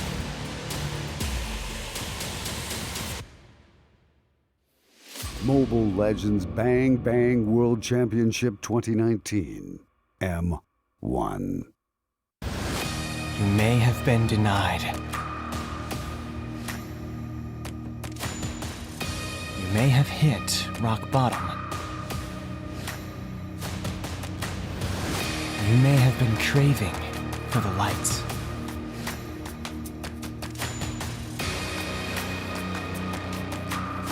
Now, all strive for one goal. Taking that life of the Akai as well. There comes the jump on the Esperanza. Put your hands together for the champion. Do you have what it takes to be a champion worthy of the highest glory?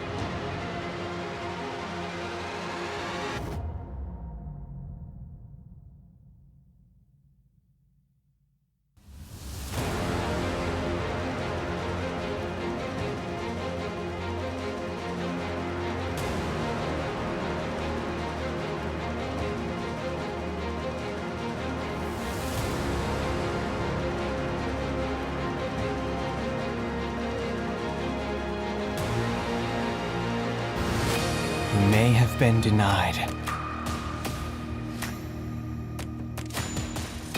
You may have hit rock bottom. You may have been craving for the lights.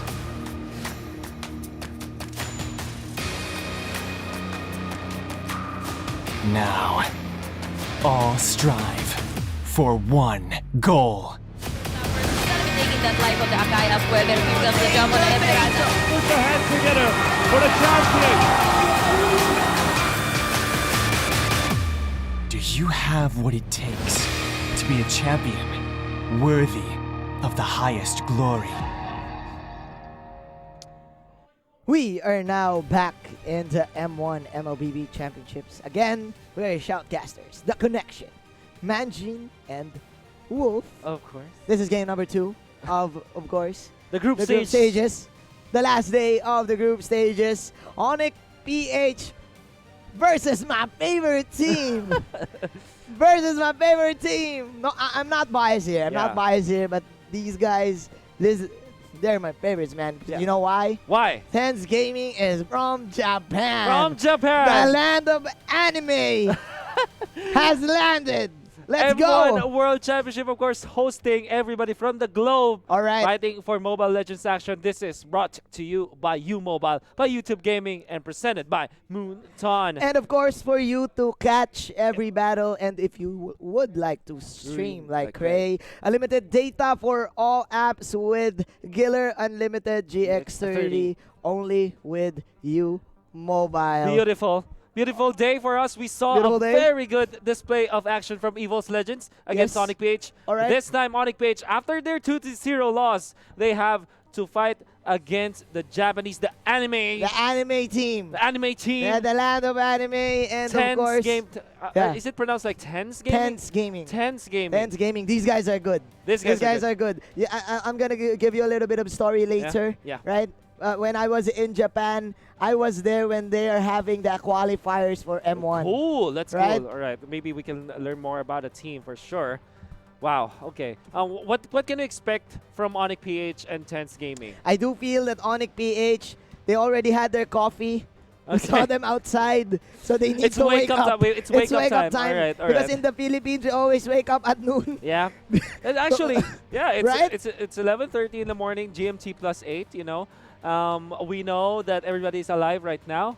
And maybe Onic PH can say something about this.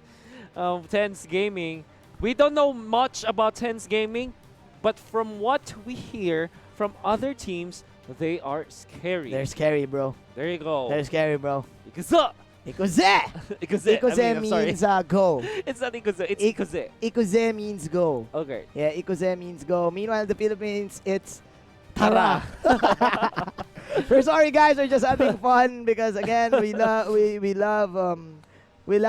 casting this game. We love casting. We just love Mobile we Legends just so love much. Mobile We're enjoying Legends. Yeah, we're every enjoying. bit of it.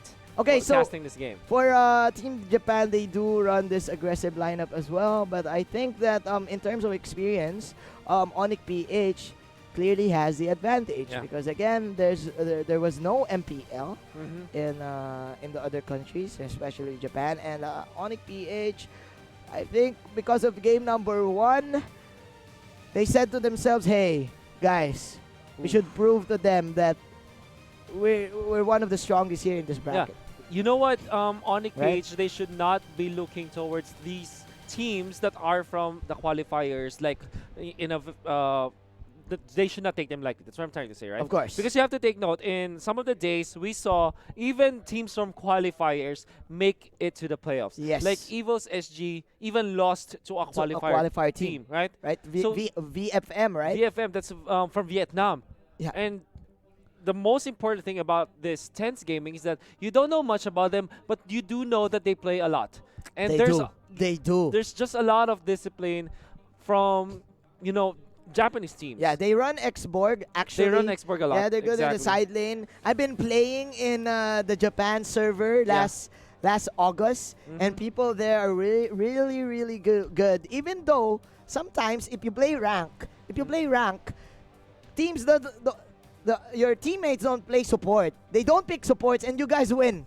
That's how good these guys are. So it's not, even if you have a bad draft, Even like if you have a bad 5 draft. cores in you, Yes. you still win the game. You still win the game. Okay. Unlike Philippines. Yeah. It's unlike our country, bro, but Oh, it's yeah. alright. It's alright. It's We have- alright. we have- It's alright. We have nothing against Yes. the Filipino people, for sure. Yes. We're Filipinos, by the way. We respect these guys a lot. Yeah, and we're hyping them It's just a a lot. different type of Yes. strategy, right? For Onic PH versus Tense Gaming.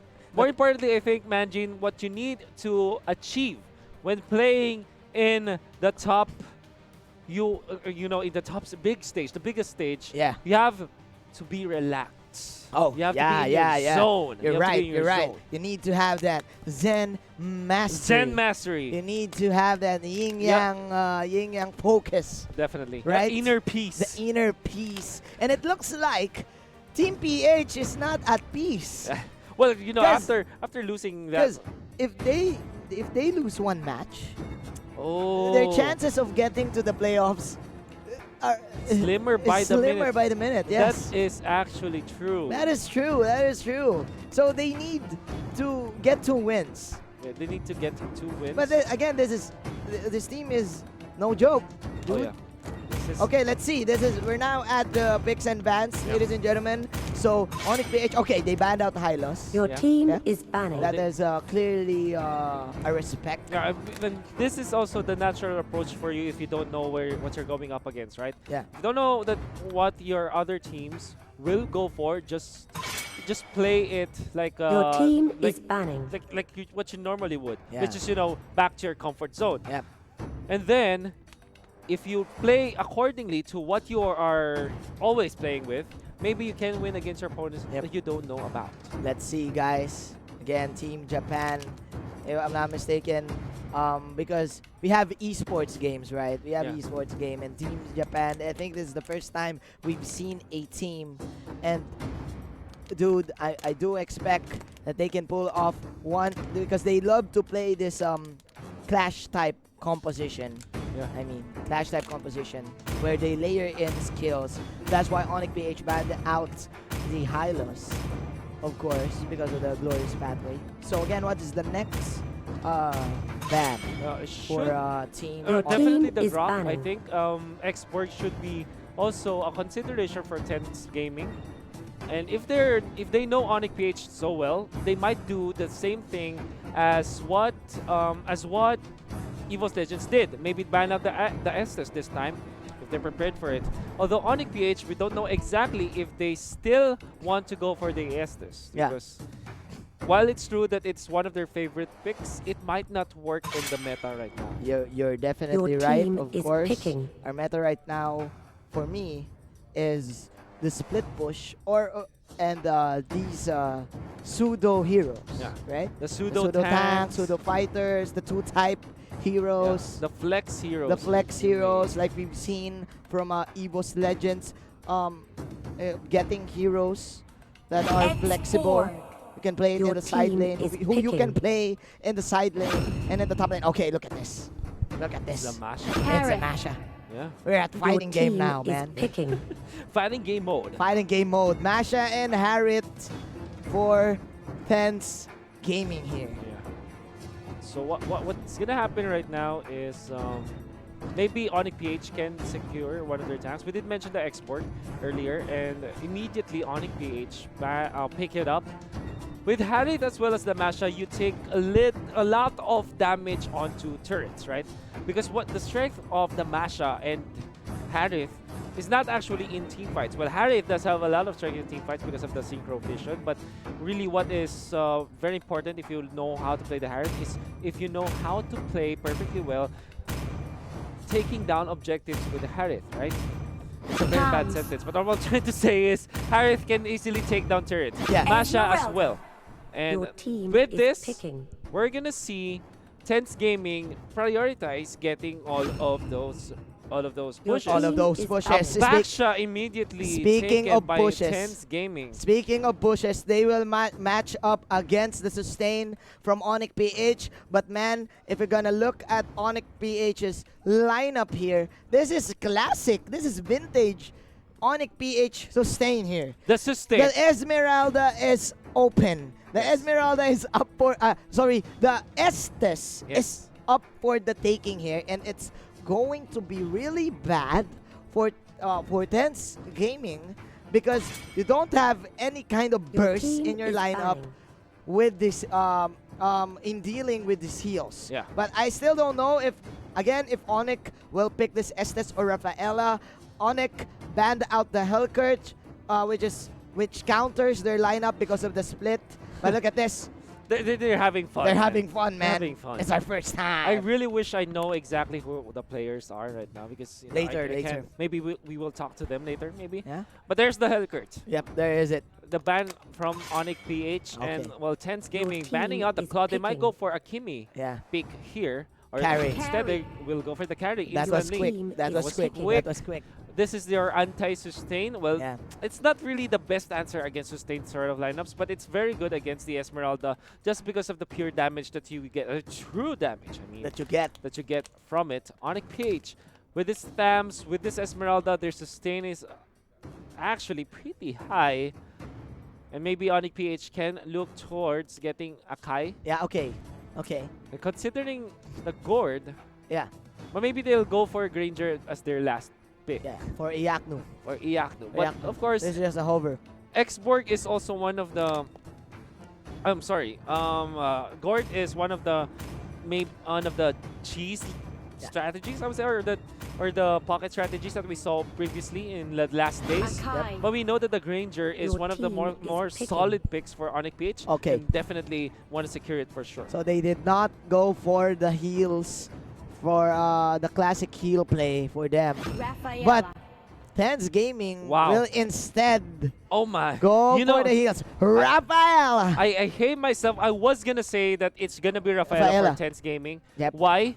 Because you need a Durance carrier. Yeah. It's not much about the heals. Of course, you can get bonus from the heals, right? And the movement speed, right?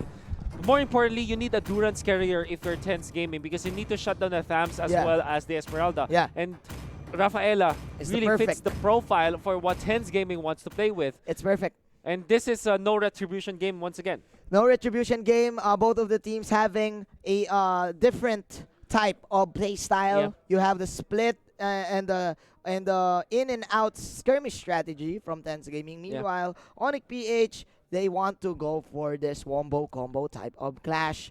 Who will win this? I am so excited. I am so excited. This is game number 1 of this best of 3 series between Onic PH and Tense Gaming Plus.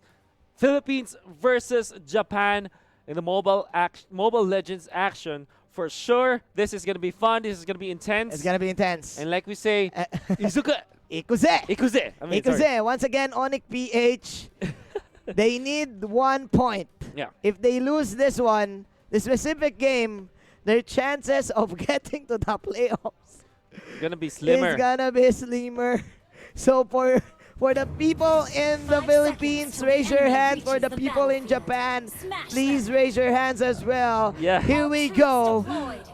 Game number 1. All troops deployed. Onic PH onto the blue side. Oh my Venus as the Xborg. Glar as the Thams. Wise is gonna use the Esmeralda. Greed as the Akai. And Iaknu is the Granger. Tense Gaming Plus from Japan now playing. On the red side, it's Tomibo. On this Harith, it's Totaka. On this Masha, it's Sure. On this Baksha, Papa on this carry. And Opuyat look at on this. this Rafaela. Wow. Our rivals in the face. Swag play there, right? Swag play, man. Totaka with a failed attempt to get the core guard. Yeah. But again, that was probably expected from him, and of course, he forced out Onic PH in attacking him. Yeah. So he delayed a little bit their objective take. Onto the top lane, there is a little bit of pressure here, but in the mid lane is the Baksha rolling towards and maybe scouting out the Esmeralda, hitting with a stun, of course, the setup. But of course, this is an Esmeralda. This is not the best chance for you to target it. Tense Gaming to take a kill, but again, Wise with the decision to just flicker away, not gonna give anything to Tense Gaming at this point. We're seeing something different. I like it. Masha just farming into the bottom lane.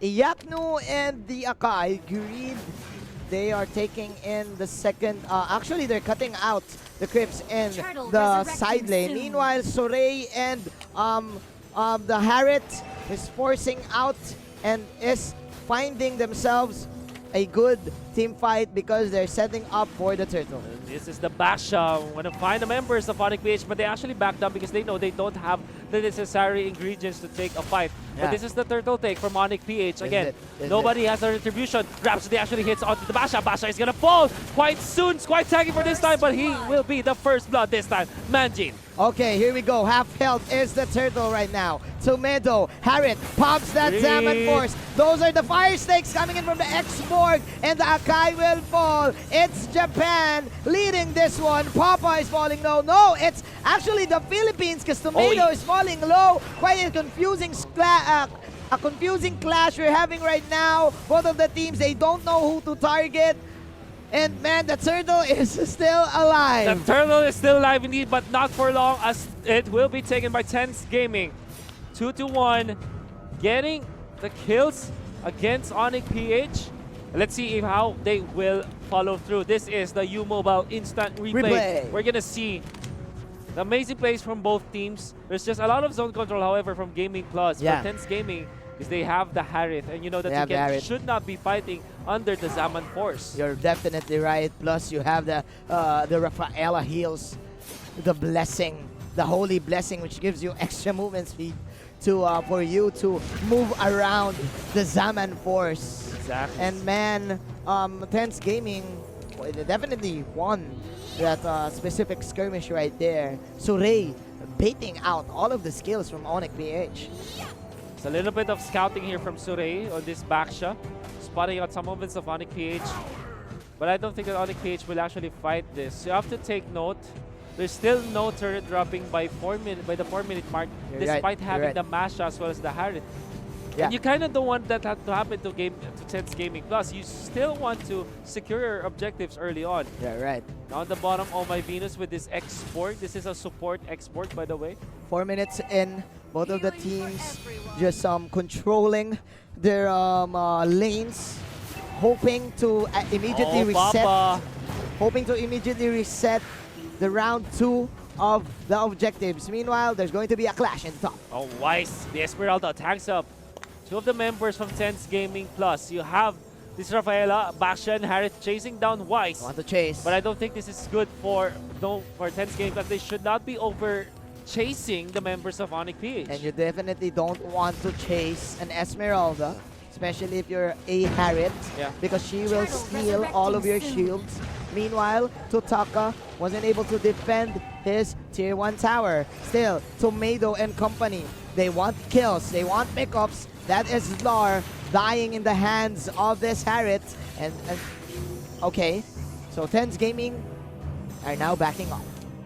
Onic PH, they are evening up in terms of the economy, so it's not that bad for Onic PH. Also, they are able to take down 2 turrets while keeping all of their turrets intact. So if you think about it, Onic PH are really happy with what is happening. Yeah. They might have died 3 times already, but the economy is still in their favor. In their favor, It's exactly. still in their favor. This is quite messy for both of the teams, as we're now at the 3rd round of our almost at the 3rd round of our objectives of our equipped jungles. So we're at 5 minutes, 6 minutes in. I do feel that we're going to have a long game because of this confusing team fights for both of these teams. Let's see. As now they found Greed, they want to go for the right side, where Papa is. Where there's the Hurricane, that's actually committed already. The Zaman Force to counteract the Thaps. The Thaps activating the counter Inferno, but it's not enough to sustain himself. They want to go for Oh My Venus this time. Of course, no more Firaga armor for this export. But the damage from Miyaknu from long distance. This is the Granger with the Death Sonata. But that is just a 4-on-5 fight. The Masha is in the bottom lane. Totaka splitting up the map. Sorey. And Sorey, just too tanky, refuses to die. Oh, the fire stakes. The heals. It's not enough. The heals are real from Japan. And Papa just going for that ultimate. That's meaning light Hurricane wheel. dance. Hurricane dance from the Akai and the Panda. Okay, he is alive, but man, the sustain from Japan is giving them the opportunity to have this advantage at the first 7 minutes of this game. But it does not matter, Manjin, because you know what happened while that was the clash? 2 turrets fell because of the Masha. Which The doesn't Turbo matter. Masha. The Turbo Masha. The Turbo Masha. Just needed a few minutes, but there is Wise with the takedown. Sule Okay, as okay. well. Gonna fall from 2 members of Onic PH. This is how they come back. Okay, Wise waking up. That's the wake-up call there for Mr. Wise. Hey, you're overstaying your welcome here, says Wise. He pops that ultimate and bursted down this Harriet. So we have ourselves an even ball game. Both of these teams having 20,000 gold. Man, I do feel that it is up to Totaka. Probably the X factor Definitely the X Factor. in his team. Crab taken out. Esmeralda misses the falling star He's when it gonna comes to run learn away. with the slows, but this is He's gonna such run a away. fast Masha, Turbo Masha for ya. It is, it is. All because of that wild power. But man, I would like to commend Soray here. He's just really doing a great job in going for this rollout, you know. There you go, another roll to Mr. Wise, and they want to burst him. That is the Detonata coming in from the side of Iaknu, and okay, that is of course the ultimate from Oh My Venus, and it's not enough to get Team Japan Tense Gaming. It's just way too intense for Tense Gaming. That is a double kill. 3 heroes falling down for Onic PH. And they bathe in the sunlight. They're healing coming out from the Rafael as well as the Revitalize, and they even get the invade on the buffs. Now, Tense Gaming, it's gonna be a push in the mid lane so quickly with this Harith as well as this carry, the U-Mobile instant replay. We're gonna Man. see how Onic PH fell down one by one like a house of cards against Tense Gaming. This is the power of the Baksha pick, man. It acts out like a mini Lolita. But the shield is permanent. The shield is permanent. The shield is permanent. You can move move. so quickly. Right? And compared to Lolita, I mean, there's no Numinant Blast, but with the stunts like this, Stunts like more than this, enough. and of course, you're soaking out all of the crits from that Sonata. You just need to position yourself right. Oh yeah. And the damage will lack from Blast Onic Insanity PH. already used up by Onic PH. This is not good because the Lord is there. Oh, great. Tense Gaming. In Oh, a very great. bad spot. Gonna be caught up by the members of Tense Gaming as run away, but will not be able to do so as Tense Gaming eliminate the Akai. That's Hurricane Dance. Not available anymore for Onic PH. It's 4 on 5. It's 4 on 5. Tense Gaming. They do want to get this Lord. What can Onic PH offer? They offer nothing. They will not contest. Free Lord for Tense Gaming Plus. Oh, scarier by the minute for Onic PH as Tense Gaming. They're really controlling the map right now with the Lord on their side. It's gonna be really scary for Onic PH. How can they defend? You know what? For Onic PH, this is so tense for them. Intense. This is a tense moment for them. They don't want to lose one. You need 2 wins for you to get that 3 points.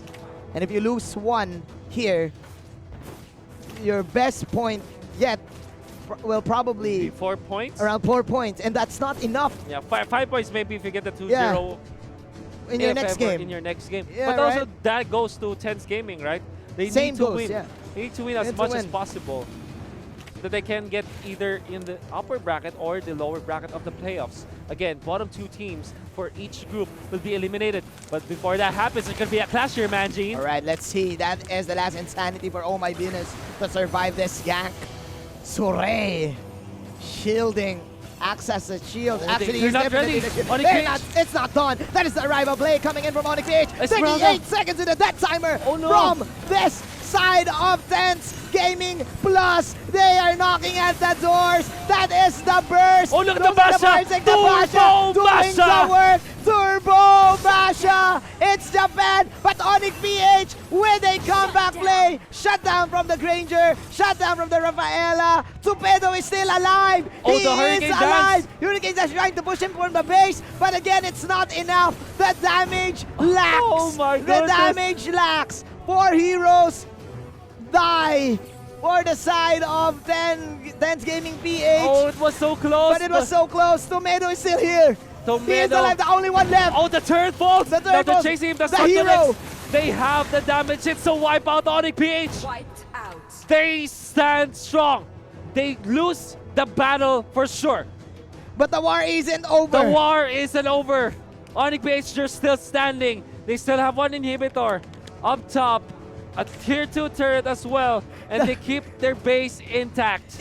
It's written in history. For 3 years, if I'm not mistaken, Japan colonized Philippines. I'm not sure how many I'm not years. sure how many years. But that was written in history. But that's written in history, and we're witnessing it right now. Will history repeat itself, Wolf? I don't know the answer yet, Manjin, but we are about to find out as we head into the 12-minute mark. 10's Gaming, they thought that the Turbo Masha can cut it, but it wasn't the case. It wasn't the case. It's not enough. Oh my, what a game. What a game indeed. What a game. Oh my Venus, Iyakno, that clutch, that Sonata The to Death get Sonata, man. all the core heroes that was attacking the base. Here we go, there's another clash. That is the rollout coming in from Soray. Greed will survive this. Onic PH, they will immediately group up because they need each other. It's time for the Filipino defense, man. It's the Filipino defense. How can they defend against the offense of 10's Gaming? With 42,000 gold in the bank, Onic PH should be defending with 37,000 gold in terms of items. Let's see how they will use it. Sure, it's still the back shot. This is just scary. Very, very scary. The second Lord, it's gonna be up in a few This is seconds. scary, man. 13 seconds. Soray just popping that rollout time and time again.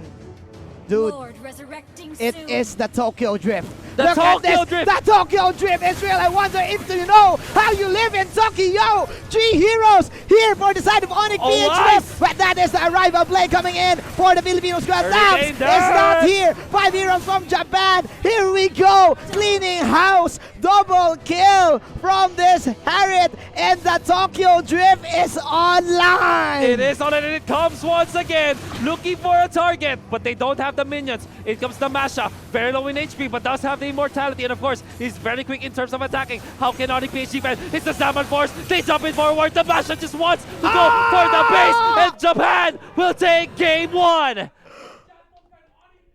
Oh my goodness! Oh my goodness! This is heartbreaking for Onic PH. 10's Gaming Plus. What an upset! You can call it an upset, you can call it anything you want. You don't know the strength of the Japanese yet, but they have introduced themselves. Allow us to introduce ourselves. We are 10's Gaming Plus. From the land of the rising sun. Wow. 10's Gaming Plus. Man, welcome to the Tokyo Drip, says Corey. That's probably why they picked up the back shot. Right. It's the Tokyo Drift. It's the Tokyo Drip. Wow. I can't take it anymore, man. It's too much. It's too much. It's so good. This is so It's good so Mobile good. Legends action here at M1 Group Stage. You see the post-match statistics and the highlights pretty soon. This Oh game my. is all about the killings and of course all about the objectives. Look at this. This is such a long fight. But while this is happening, the Masha will be able to push. Or maybe this is...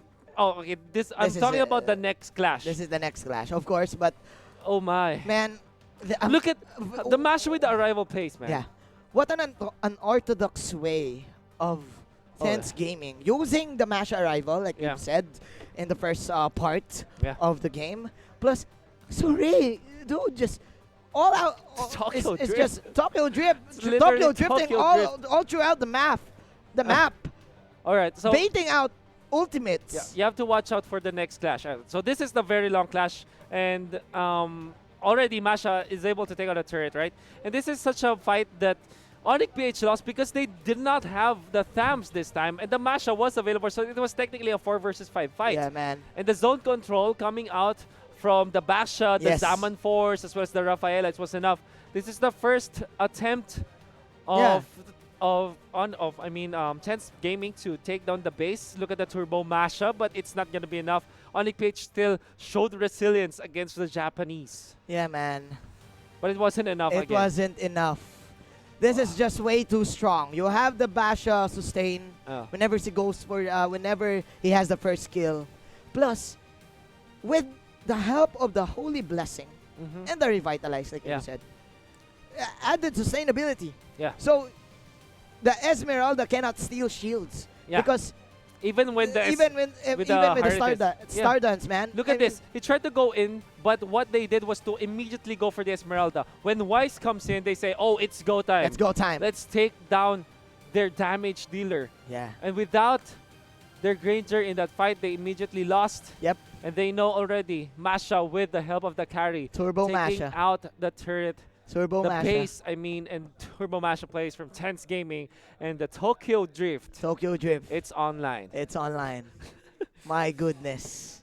Oh. Holy guacamole. I can't believe what I'm seeing. I can't believe what I'm seeing. This is why I'm excited for Tense Gaming Plus. I've told you. I've told you. There's a lot of hype for this I team. told you, man. They're hybrid. They're Wow. hybrid. You know Like, what? it's known that in the world of ML right now, in terms of esports, it's Indonesia or Philippines or Malaysia is setting up the meta. Yeah. They're setting up the meta. But we haven't we have not seen. We have not seen Japan. They're from Southeast Asia, dude. They are. Wow. Tense Gaming Plus. Props, dude. I don't know actually if Japan is part of Southeast Asia. I mean, I don't know. It we is. don't- It is. Are you sure? I'm not sure. I'm not good with I'm not geography. sure. Me too. I'm not good Me with too. geography. But it doesn't Me too. matter. It doesn't matter. It doesn't matter. Japan is on the map right They're now, on the no map, matter what and happens. They won game one. They won game They one. won game one. Let's see if game number 2 will be true to what Tense Gaming can say. But Onic PH, they should be recovering right now. They should be. I think they need another batch of coffee. Yeah, they maybe? need another coffee. They need to stretch, you know. Stretch. It looks like they're still drowsy. Oh, man. It's probably the air because the air is different in the Philippines. But They need man, the win. They They need the cannot win. lose anymore. They cannot lose If they anymore. want to go to the playoffs, they need 5 points. Yes. And it can only come from a 2-0 in the next series and 2 2-1 back-to-back wins against Tense Gaming. If they lose this, the Filipino dream is over. Well, at least for Onic PH. Well, at least, yeah, we still have Sunsparks. But the Japan dream is so alive. So alive. This is the land of the rising sun. The land of the rising sun. Man, I'm just fans of these guys. Tense Onic Gaming. PH, We're not, yeah. their coach should be pep talking them right now Yeah. for sure. You got this. They have got to this. get back. They need a reset. Yeah, man. Wow. Onic They PH. need that Filipino miracle to happen. Yeah, definitely. Wow. Wow, look at the faces of these guys, man. Tense Gaming. They're so, like in their They're names, so intense. intense. It's so right? intense. So intense. So focused right now. Yeah.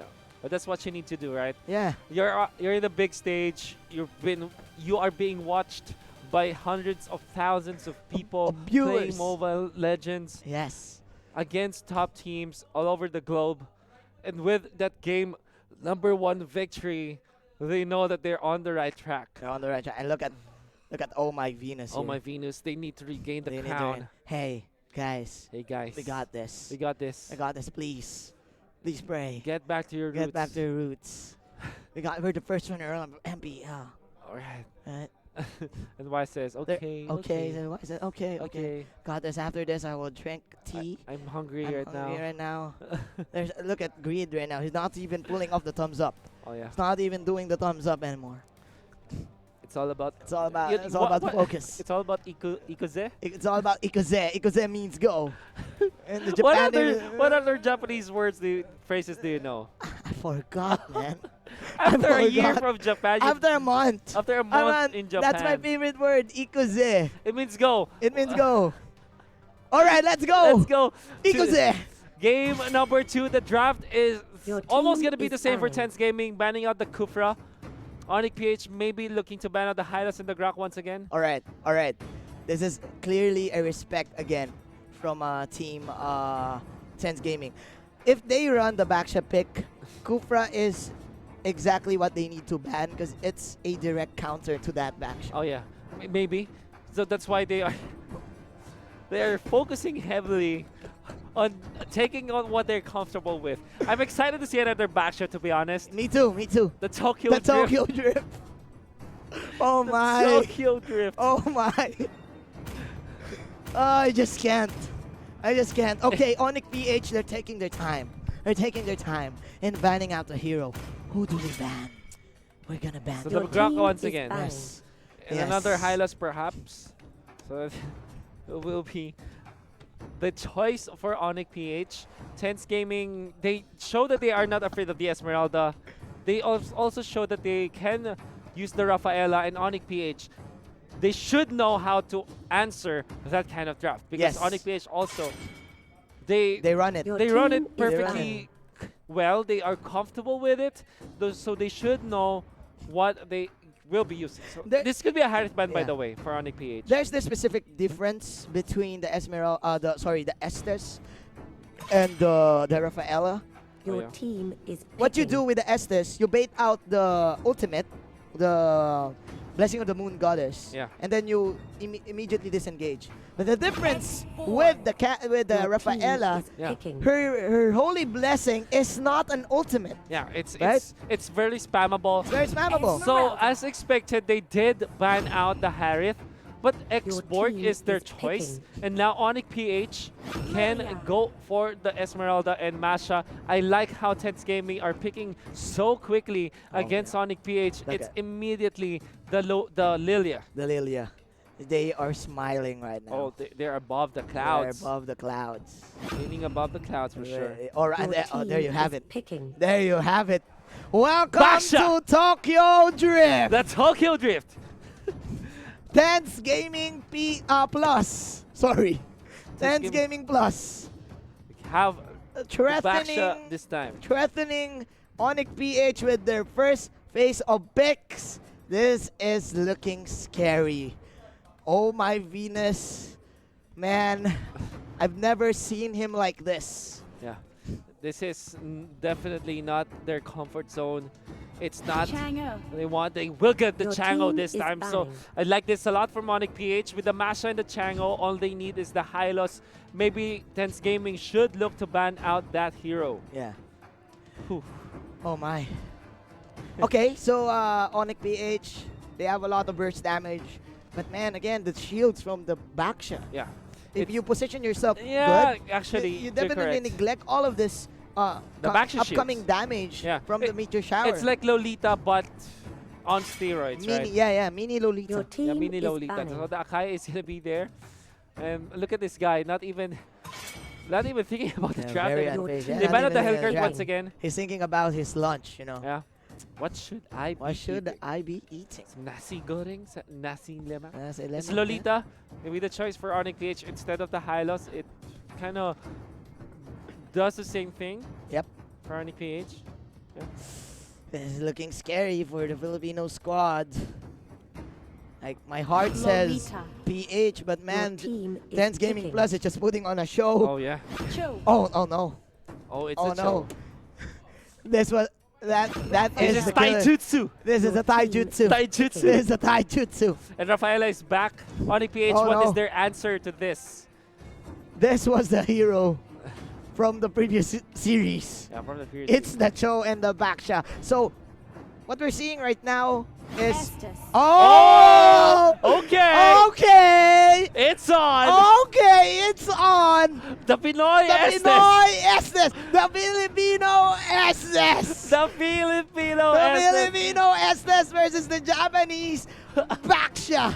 Oh, wow. It's like in Yu-Gi-Oh! where Yugi put in his God card and then Kaiba put in his God card. Oh. This is the ace character Ace for both of the versus teams. Ace. Ace versus Ace. Tokyo Drift versus the Filipino Estes. It's on. It's on. It's on. Action is up. Actually, I don't even care about the draft. It's time. It doesn't matter. It doesn't matter. Let's see the game. Ikuze. Ikuze. Tara. Tara, people- let's go. The people from the other are so stream, excited they're as well. so excited about this as well. Oh my! Shout out to the people in the Philippines. Shout out to the people in Japan. Here we go. Game number 2. It's Game dead number or 2. alive. It's dead or alive. It's all or nothing for It's all or Onic PH. nothing. Tense Gaming, they're still comfortable, but for sure, they want to show up this game. For everyone watching right now, we hope you share the stream. Yes. We hope you share to everyone. Watch this brawl between Onic PH and Tense Gaming. Mobile Legends action for M1 Yes. is up. I'm so sorry if we're too hype right now, but we're just too excited. Let's do it. Let's go. do it. Let's Let's go. go. Seconds till the enemy That's reaches Gaming the Plus versus Smash Onic them. PH. Tomivo as the X-Borg, Papa as the Lilia, Surey as the Baksha, Totaka as the Cho, and Ubuyan as the Rafaela. Abo yan. Ubuyan. Onic PH. This time, Iyakto with the Esmeralda. Dilar on this mashup. Weiss with this Changyo. It's gonna be great with the Lolita. Oh Okay. my Venus with the Estes. Timeout first. As we Timeout. head to a pause. Time out. I'm Time sorry, out. I'm sorry. We're so sorry. We're so hyped. We're so hyped. Of course, we do have a timeout. Thank you so much for our official sponsors, U-Mobile, live stream, of course, on YouTube Gaming, and presented by Moontoon. Of course, catch every action, stream like crazy, get unlimited data for all the apps with Killer Unlimited GX30 only available with U-Mobile. This is hype. This is hype. Is way This too- is hype. Shout I out. can't contain it. Shout out to YouTube Gaming. Shout out to YouTube Gaming. You better get ready. Better You get ready, guys. We're gonna see a lot of highlight plays here. Oh yeah. Oh wow. Onic PH versus Tense Gaming. We know that there's gonna be a lot of action because because of the nature of the draft. They want to go for a lot of kills. Baksha wants to push the tempo. Yes. Estes wants to match the speed of what Obian wants to give to the table. So already Onic PH, they are invading the gargoyle. And pit. Masha, I mean. Invading the The core core guard. guard. Meanwhile, for the side of Japan, they will go for the Mother Shocker and the Baby Spinner. And there you go. There you have it. The first jab of the game. The first jab of the game. Yeah, it's great to take the buff. I wonder who got the bottom lane core guard. It probably is the Lilia's, because we know the Lilia does have the retribution. Yeah. And Dilar doesn't have it. The jumper from Baksha, the Tokyo Drift might have been too early, but Surey knows exactly how much he can tank. That is a failed attempt for Dilar on getting, again, the core guard or the blue buff. Meanwhile, Onic PH opting to go for the Crimson Lizard plus their own crab coin in the top lane. Now, they will try to invade the top lane, like you said, but the defense from the Cho, it's going to be enough. They will use the Meteor Shower to clear out the minion Clear the wave minion so waves. quickly. Yep. And because of the Crescent Moon available from Onic PH, they are really posting so much strength on Yeah. the top lane. They actually want to push this right now because the turtle will spawn in the bottom side. And clearly, Tense Gaming has the advantage. Meanwhile, that is a holy blessing from the Rafaela. And Turtle the fire resurrecting stakes soon. won't pull anyone. Yeah. 2 minutes in, that is your first turtle of the game in the bottom side. If able to clear out the minion waves, now they go for the jump from Surey this time. Surey. Surey. So let us look at the report of the early game, the first 2 minutes. 5.2k for Tense Gaming, 5.3k from Onic PH. So it is an even playing field, man. It is. Again, both of these teams are going for their early core boots right now. As we've said, Tense Gaming Plus has the advantage of the turtle take. I would say no, Papa doesn't have the retribution to actually purify Okay. for this Lilia. I like it. Makes a lot of It's a sense. counter to the new Minimum Blast. Plus, you can go for your black shoes, Yeah. and you will be very safe. So here we go, another Tokyo Drift coming in from Surey. This is the bush fight. This is the new Minimum Blast. Connecting onto 2. Oh, But the that's Moonlight Immersion Wow, so will much heal. actually save the lives of Onic PH. And the Yakto will have to back down right now with the Esmeralda. The stun connects. They don't have the ultimate already from the SS, but the healing is just way too much. Greed with the shield will be taken down. The first blood belongs to Tense Gaming. And that is the difference of the Rafaela and the Estes. Your ultimate heal is your is your ultimate. Yeah, the You cannot SS spam from it. the Estes, it's not that spammable. It's not that Basha spammable. finds the Chango. This time Wise will have to back out, but he still was able to secure the buff. All right. So again, we're going to the reset. We're going to the reset. Tense Gaming Plus. They're so intense right now. They want to get the lot. They have the advantage. They clearly have the lead in controlling tempo because of this backshot and because of the Cho. What is the plan right now? Onic PH lurking towards the top lane. You know what, Majin? We've been seeing a lot of action, but not much blood. Only one dropping. Because this is because of Rafaela versus Estes. Yes. It's all about the heals, all about the sustains for both teams. The heal is the real deal as Grid is falling low. Oh, Grid. Will he die here? Okay. Oh. Okay, another pick up from the side of the Tense Gaming Plus. The black shoes will just bait out that Moonlight Basha immersion in the blazing of the Tokyo Moon Goddess. Tokyo Drip! Welcome to Tokyo, says Saray. Another pick up coming in from Tense Gaming Plus. And Yaknu is... Will he die? Yes, he will. They will definitely catch this one. And Onic PH just falling off one by one. 4 kills for Tense Gaming as they secure the lead. And another initiation from Baksha. This Baksha is already a problem from Onic PH. Yes, it from is. From the previous series, it was the Cho from Donkey. Yeah. This time, it's a Baksha. It's a Baksha. The Surey with the Tokyo Drift. All right, here we go. Greed. Again, he wants to last hit this turtle. Dilar will just push out the bottom side. Yeah, and that was a retribution play, by the way, from the X-Borg. From the X-Borg. Yeah. But it is clear enough. The 10 Plus Gaming moving as one. Moving with the Baksha, man. Yeah. Moving as one, getting these pickups, finding heroes all throughout the map. All he does is just try to scout out where Onic PH is. They're making sure that they're applying the pressure, but Greed, already with so many deaths on Greed, his tankiness is actually compromised. Slowly, see, but the Numinum Blast is going to be hitting up the free. This is really good for Onic PH. They do have to sustain, however, from the Rafaela. Oh my! So Tense Gaming will still be alive, but the Basha, the cleanup crew is there. There's going to be the way of the Dragon to shut down the Lolita. But now, Iyakno as well as the rest of the gang with Wise. They want to go for the Basha, really angry against this Baksha. Papa is and finally able to take down, but Dilar is going to be shut down by Tense Gaming. That is a 2-4-2, and we have ourselves an even trade-off. 6 minutes in, a great Numinum Blast from Greed right there. But again, if you will look at the replay, it was a late falling Star Moon from Iyaknu, not layering in with that Numinum Blast. It would have been perfect if the Numinum Blast was layered with the falling Star Moon. The lockdown will be complete. But again, Masha tried to go for the cleanup crew type of play. They're going to go for the kills. I think in the real timeline. Yeah, in the real timeline. In the real timeline, Greed is going to fall once again. That's the 4th death already from on Greed. the Lolita. You don't want that to happen. Yeah, and he is underestimating those fire stakes, man. Again, the main counter for the Bulwark Shield is for your opponent to cancel it out with the skills. Wise! Oh no, he's not. Oh no. Oh no. Goodness. Oh no. 9-3 Tense Gaming Plus. And up top, it's Totaka. They to take the kill on the Masha while in here. It could be a pickup, but Surey's way too tanky. With the help of this Rafaela, was able to survive like a boss against Onic PH. Like a boss. Surey just too sure, eh? It's too sure. Very sure, confident. Very sure, eh? For Surey, just forcing out Onic PH, especially Oh My Venus, to use his ultimate. Yeah. See, his ultimate is offline right now. It's not available. It's on cooldown as of this moment. Iyaknu won't be able to run away from the members of Tense Gaming.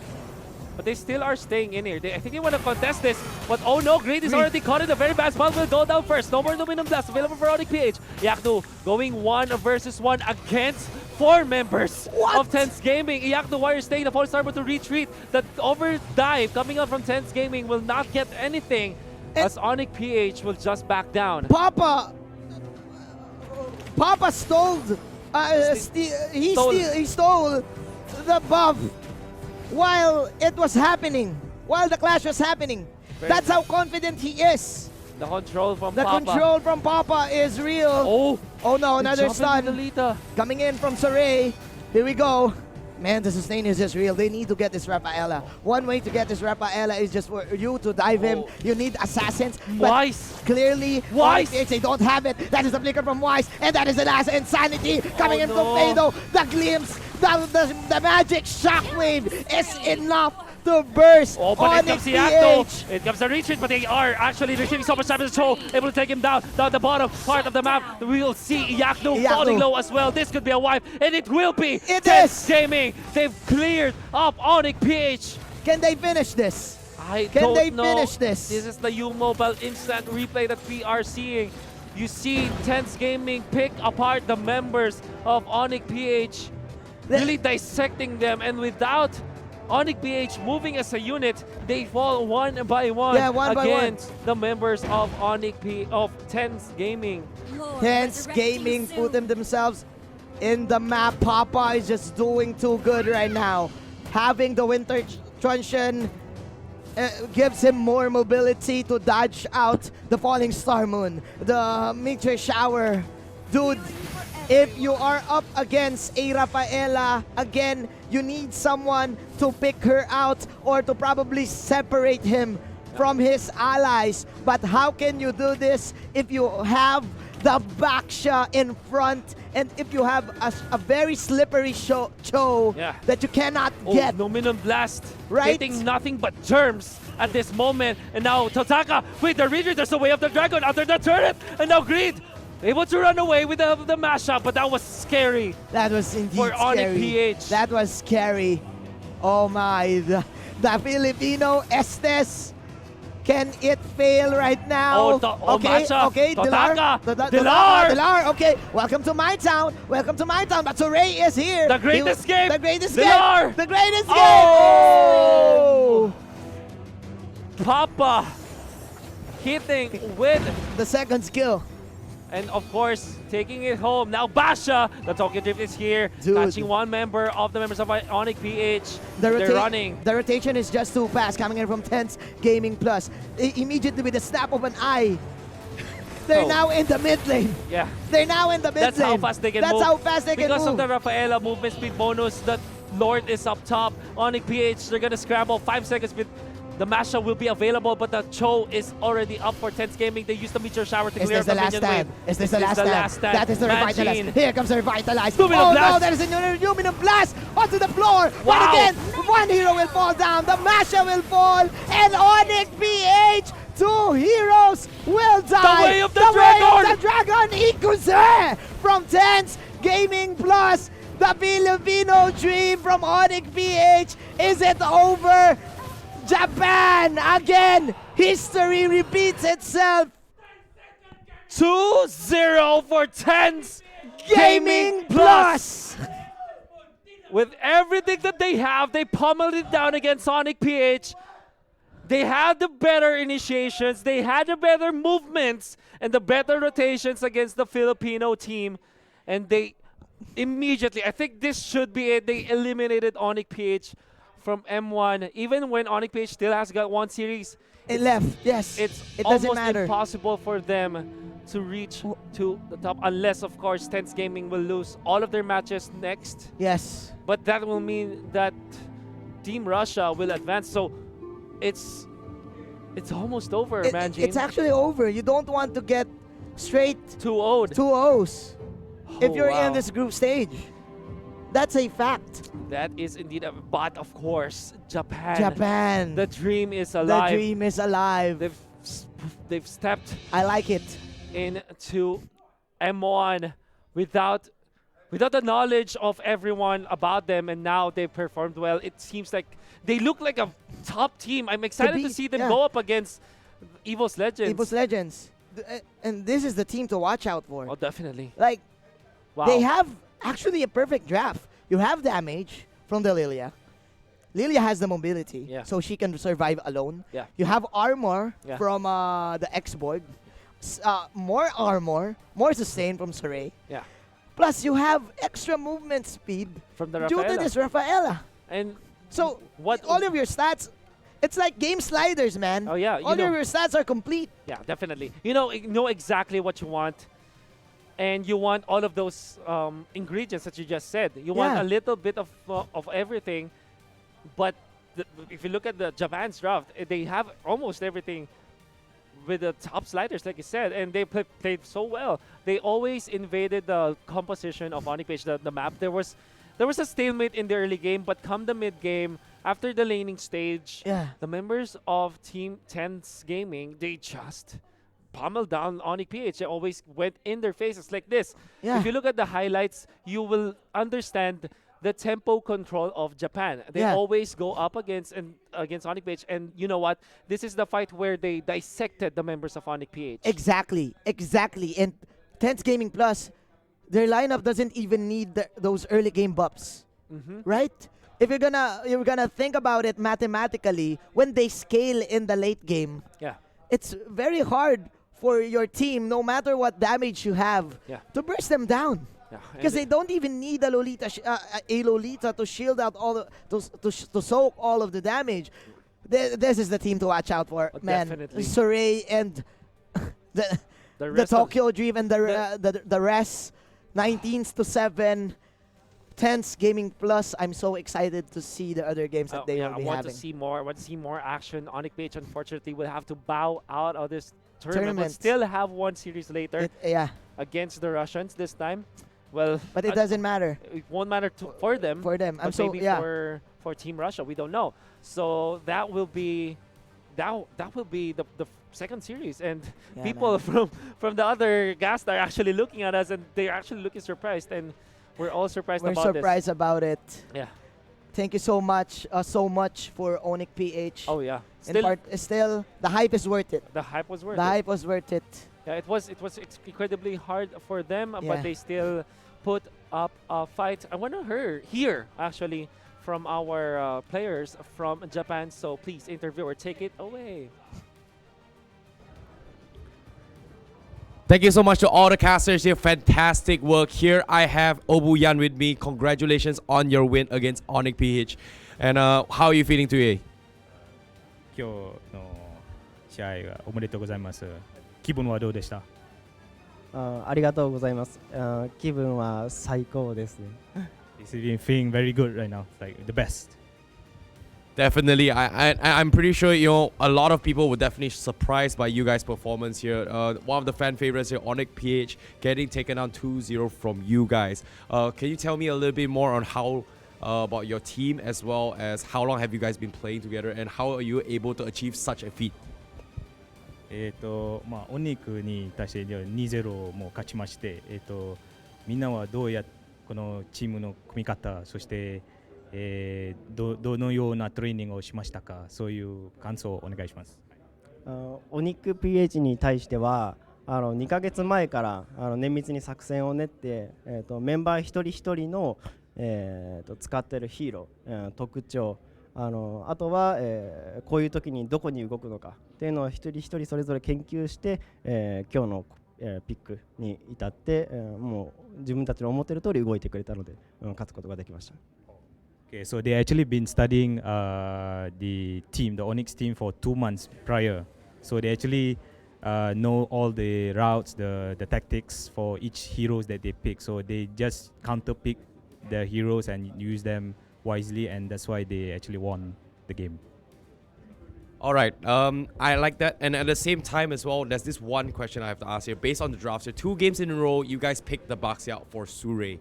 And also, the Baxia was just doing phenomenal here. Earlier on, I think in the previous interview, I asked RRQ Tuturu. He mentioned that Baxia is a natural counter to Hylos and any heroes with healing potential. But in game number 1, they didn't exactly have heroes with a lot of healing here. So why did you guys still decide to pick the Baxia in game number 1? じゃあスレイ選手はバシアのヒーローを使って、この試合はあまりヒーラーのヒーローはないので、なぜ、スレイ選手にバクシアを、決めましたのか。はい、感想。海外ではゲンハ、日本語だとゲンハって言うんですけど、そのヒーローは流行ってはないんですけれども、まだその使い方が難しいヒーローでして、使い方分かってない選手が多いだと思います。で、ただ僕たちは研究してオニック PH の戦い方にはこのヒーローは一番マッチしてると思ってずっと練習をしてきました。So this hero Boxer is actually a very difficult character, and not a lot of people know how to use him or it. So they practiced it and actually match it with the Onyx gameplay. So that's why they managed to do it with the Baxia for this match. All right, last but not least here finally at the world stage here. Anything you want to say towards the fans who's been supporting you back at home? じゃあこの大会でなんか日本でのファンの皆さんに何か言いたいことがなんかはい一言お願いします。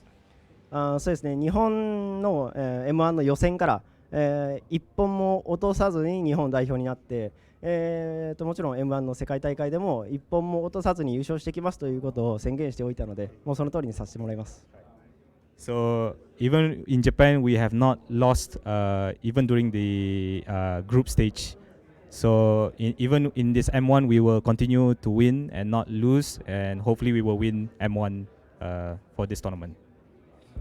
All right, that's Obuyan for you from 10 Second Gaming. And of course, for those of you watching at home here, we are going to be having more games to come. But as of now, let's take a look at what the casters think. My name is ICBB12. Casters, take it away. Thank you so much, IC. Arigato. Arigato gozaimasu. Arigato gozaimasu is a thank you word for in Japan. Dude, 2 months of preparation was the key ingredient for wait, I was in Japan in August. Yeah. August, September. Exactly 2 months. exactly 2 months. Yeah, because here's the thing, right? When we heard that interview, we were shocked. We were shocked. We were amazed that they were prepared specifically for Onic for 2 months, and I think that's dedication. I'm excited to see if they're prepared against other teams, Tense Gaming or 10 Second Gaming. We don't know how to. Let's see. Let's see. We don't know what to expect, but we're happy that we've casted that game. Thank you so much for watching. We still have plenty of matches today for the M1 World Championship, so do not go away. This has been Wolf Imagine, The Connection. We'll see you more in a bit. Don't change the channel.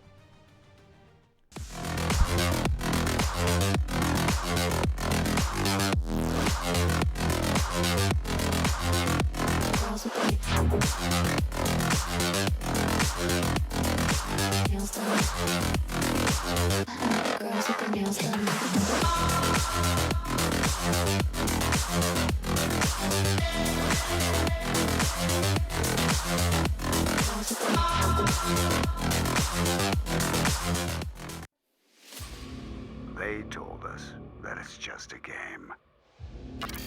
That nothing will ever come out of it. That it won't bring us fame or glory. That it won't make our country proud. They told us to stop wasting our time. Well, let them say all they want. We'll prove it to them.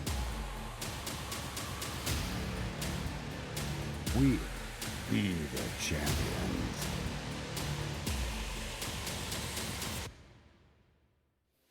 Mobile Legends Bang Bang World Championship 2019, M1. You may have been denied. You may have hit rock bottom. You may have been craving for the lights.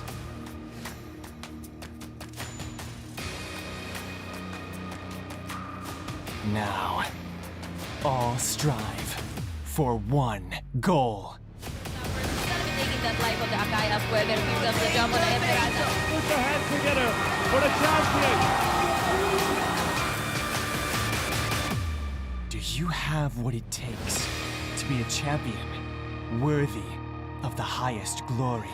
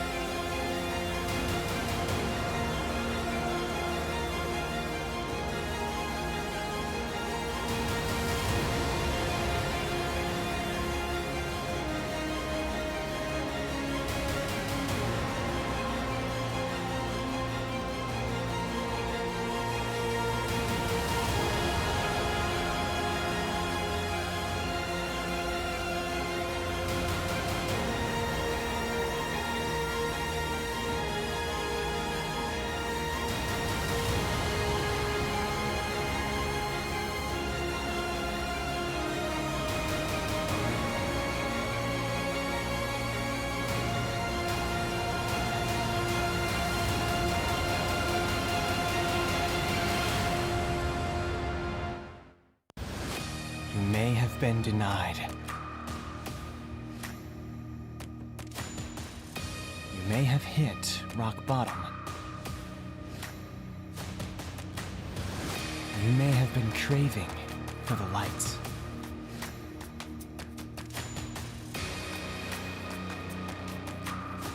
Now, all strive for one goal. Taking that life of the Akai as well. There comes the jump on the Emerald. Put your hands together for the champion. Do you have what it takes to be a champion worthy of the highest glory? Welcome back, everybody, to Group D of the M1 World Championship Mobile Legends. My name is Giving Q. Here with me is Icy Baby 1-2. So far, this day has been pretty exciting, if I have to say so myself. Yeah, definitely here. And of course, 10 Second Gaming definitely pulled a really interesting game as well. I was kind of shocked as well. No one kind of expected that they would actually pull a 2-0 with the fan favorites. And that's got to be the biggest upset out of all 4 days in general. Yeah. This puts, it really puts the Filipinos in a really awkward spot there. But remember that our official sponsors of the entire tournament is going to be U Mobile, and you're watching this on YouTube Gaming. Not to mention that all of this has been presented by Moonton. So thank you everybody for kindly watching us. But Evos Legends versus Dios Vault here. Where's it going to go? This is the first time we're going to see Dios Vault playing on an international stage. We just saw a super convincing victory from Evos Legends itself. Like, I don't know. I'm feeling like Evos Legends have made such a big impression already. Yeah, definitely here. And not to mention as well, we've been catching all these battles and stream like crazy, getting unlimited data for all apps with Gila Unlimited GX30, only with U Mobile. The reason why, all this is able to watch and all this amazing game, it's because of the GX30U Mobile. However, like you mentioned as well, Evos Legends, like I said, they have made a huge statement here. They're here to take it all the way towards the World Cup. Same goes for, I think, 10 Second Gaming as well. Yeah. But at the same time, they have to get past Group D. And now, standing in the way of Evos Legends is going to be Dios Vault. And I'm not too sure if Dios Vault is going to be able to make a full upset here. But we have known teams coming from Russia is always in it for a surprise and also very aggressive in their playstyles. I definitely agree here, and I've been hearing on the sites that they've been doing pretty well in scrims, so I want to see those results. I want to see where these guys actually start. But let's get into the draft before we move any further. You can tell a lot of information from a team, like what they think about the meta, their playstyle, how they set things up based on the draft alone. And then after that, it's going to be the emblems and then the way they make their decisions. I'm excited to see what kind of meta that Dios Vault actually wants to be playing here at the international stage. Yeah, just 4 days in general, we've seen a lot of metas and strategies and priority picks coming from all these teams, right? Like we saw Jawhead priorities out of nowhere. We saw Estes priority in certain scenarios as well, where I feel like all these regions bring so much value in terms of the meta and playstyles. Some teams just prioritize like Estes and pop picks. Yeah, I had this conversation with Scott as well. He mentioned that, hey, playing in the Philippine screams or Philippine servers here, you're going to be seeing first phase bans on the Estes in ranked games, which is kind of surprising here because in our server, we don't see that often too much. Agreed. I definitely agree. And it's one of those things like, are you prepared for the unexpected? Oh, yeah. And I think that's why you have to need a solid understanding of the meta to really, really say that, hey, if I understand the meta, I know why it's good, I know how to defeat it, and I know what kind of a gameplay I want to have. Natalia going to be the ban for Evos Legends here. They're giving a lot of respect to Dios Vault. I mean, based off of their stats alone, they've got a pretty good win rate on Natalia previously, and you can see the smile on their faces. They're like, all right. They knew we're pretty good on this. It's not going to be a surprise this time around. Yeah, respect ban coming in there, but still, Natalia ban means here that they have lifted up a lot of open meta picks here. In this case, the Kufra, the X-Bor, I think Grok is kind of in the pool as well, Hylos as well. So I feel like we're not going to see too much tank bans coming in from both teams here, but it seems to me they are going to be prioritizing on the Tamos here. It feels like Dios Vault as well as Evos Legends, they are prioritizing on banning off all these off-lane heroes here. So are we going to see the X-Bor getting slide off here? Ooh, maybe. I think the Xborg might be slid off just so that Evos has, you know, a more oppressive lane. They could go for, you know, a Kimmy Grok if they wanted to kind of like deal with it, to kind of set the tone of the game. It's like, hey, our early game is really strong. How are you going to deal with that? And I'm excited to see whether Deus Vault might respond otherwise. Or, you know, Evos can take the super safe route and be like, hey, Donkey, here's Tro once again. Do what you did with Onic PH and just completely smash him. Yep, at the same time here, we are waiting on the drafter. I think it's Z's drafting from side of Evos Legends, right? Their coach, which is doing fantastically well. And seems to me they're going to be prioritizing on that Cho ban here coming from Evos Legends. So Deus Vault, which do they prioritize? The Xborg or the Grok? This is tough because both are, it's like, you know, a chess opening. It kind of sets up the formation for the later stage of the draft. So they could go for giving up everything, but I would suggest that they do pick up one of the core comps, either, you know, the Xborg or the Grok, to kind of set the tone. I like how they're just flexing their way through here, but at the same time picking the Xborg here, leaving Evos to decide what kind of tanks they're going to play here, because if they put Evos in a situation where like, hey, why not just take Grok and Hylos, take all both S tier speed tank here, would kind of like set the entire tempo in a sense where, hey, we can't play this here. Like, we can play around. It pretty much shows out the entire strat from Evos Legends, but seems to me the Masha and the Grok will be prioritized here. I like this more because I don't like it when teams decide to get both of their tanks straight away. Because then it's like, what counter picks can you get? And Hylos isn't, you know, so overpowered that he beats every other matchup in the game. There are ways to play around him. The Akai, the Baxia, there are options. And with Evos opening with the Masha and the Grok, they still leave up a counter pick for themselves later on. So just in case, like, oh, you bring up the Chang'e, I have the Lolita in my back pocket. It's really dependent to you. So now the ball's back to Deus Vault. They lock in the Lunox as well as... Ooh, I initially thought it was going to be... I initially thought it was going to be either the Rafaeli or Nana, but the Kufra is such a good pick. Hands down, well definitely. Played. But speaking of mid matchup as well, the Kufra just does well against heroes like Harif and stuff like that.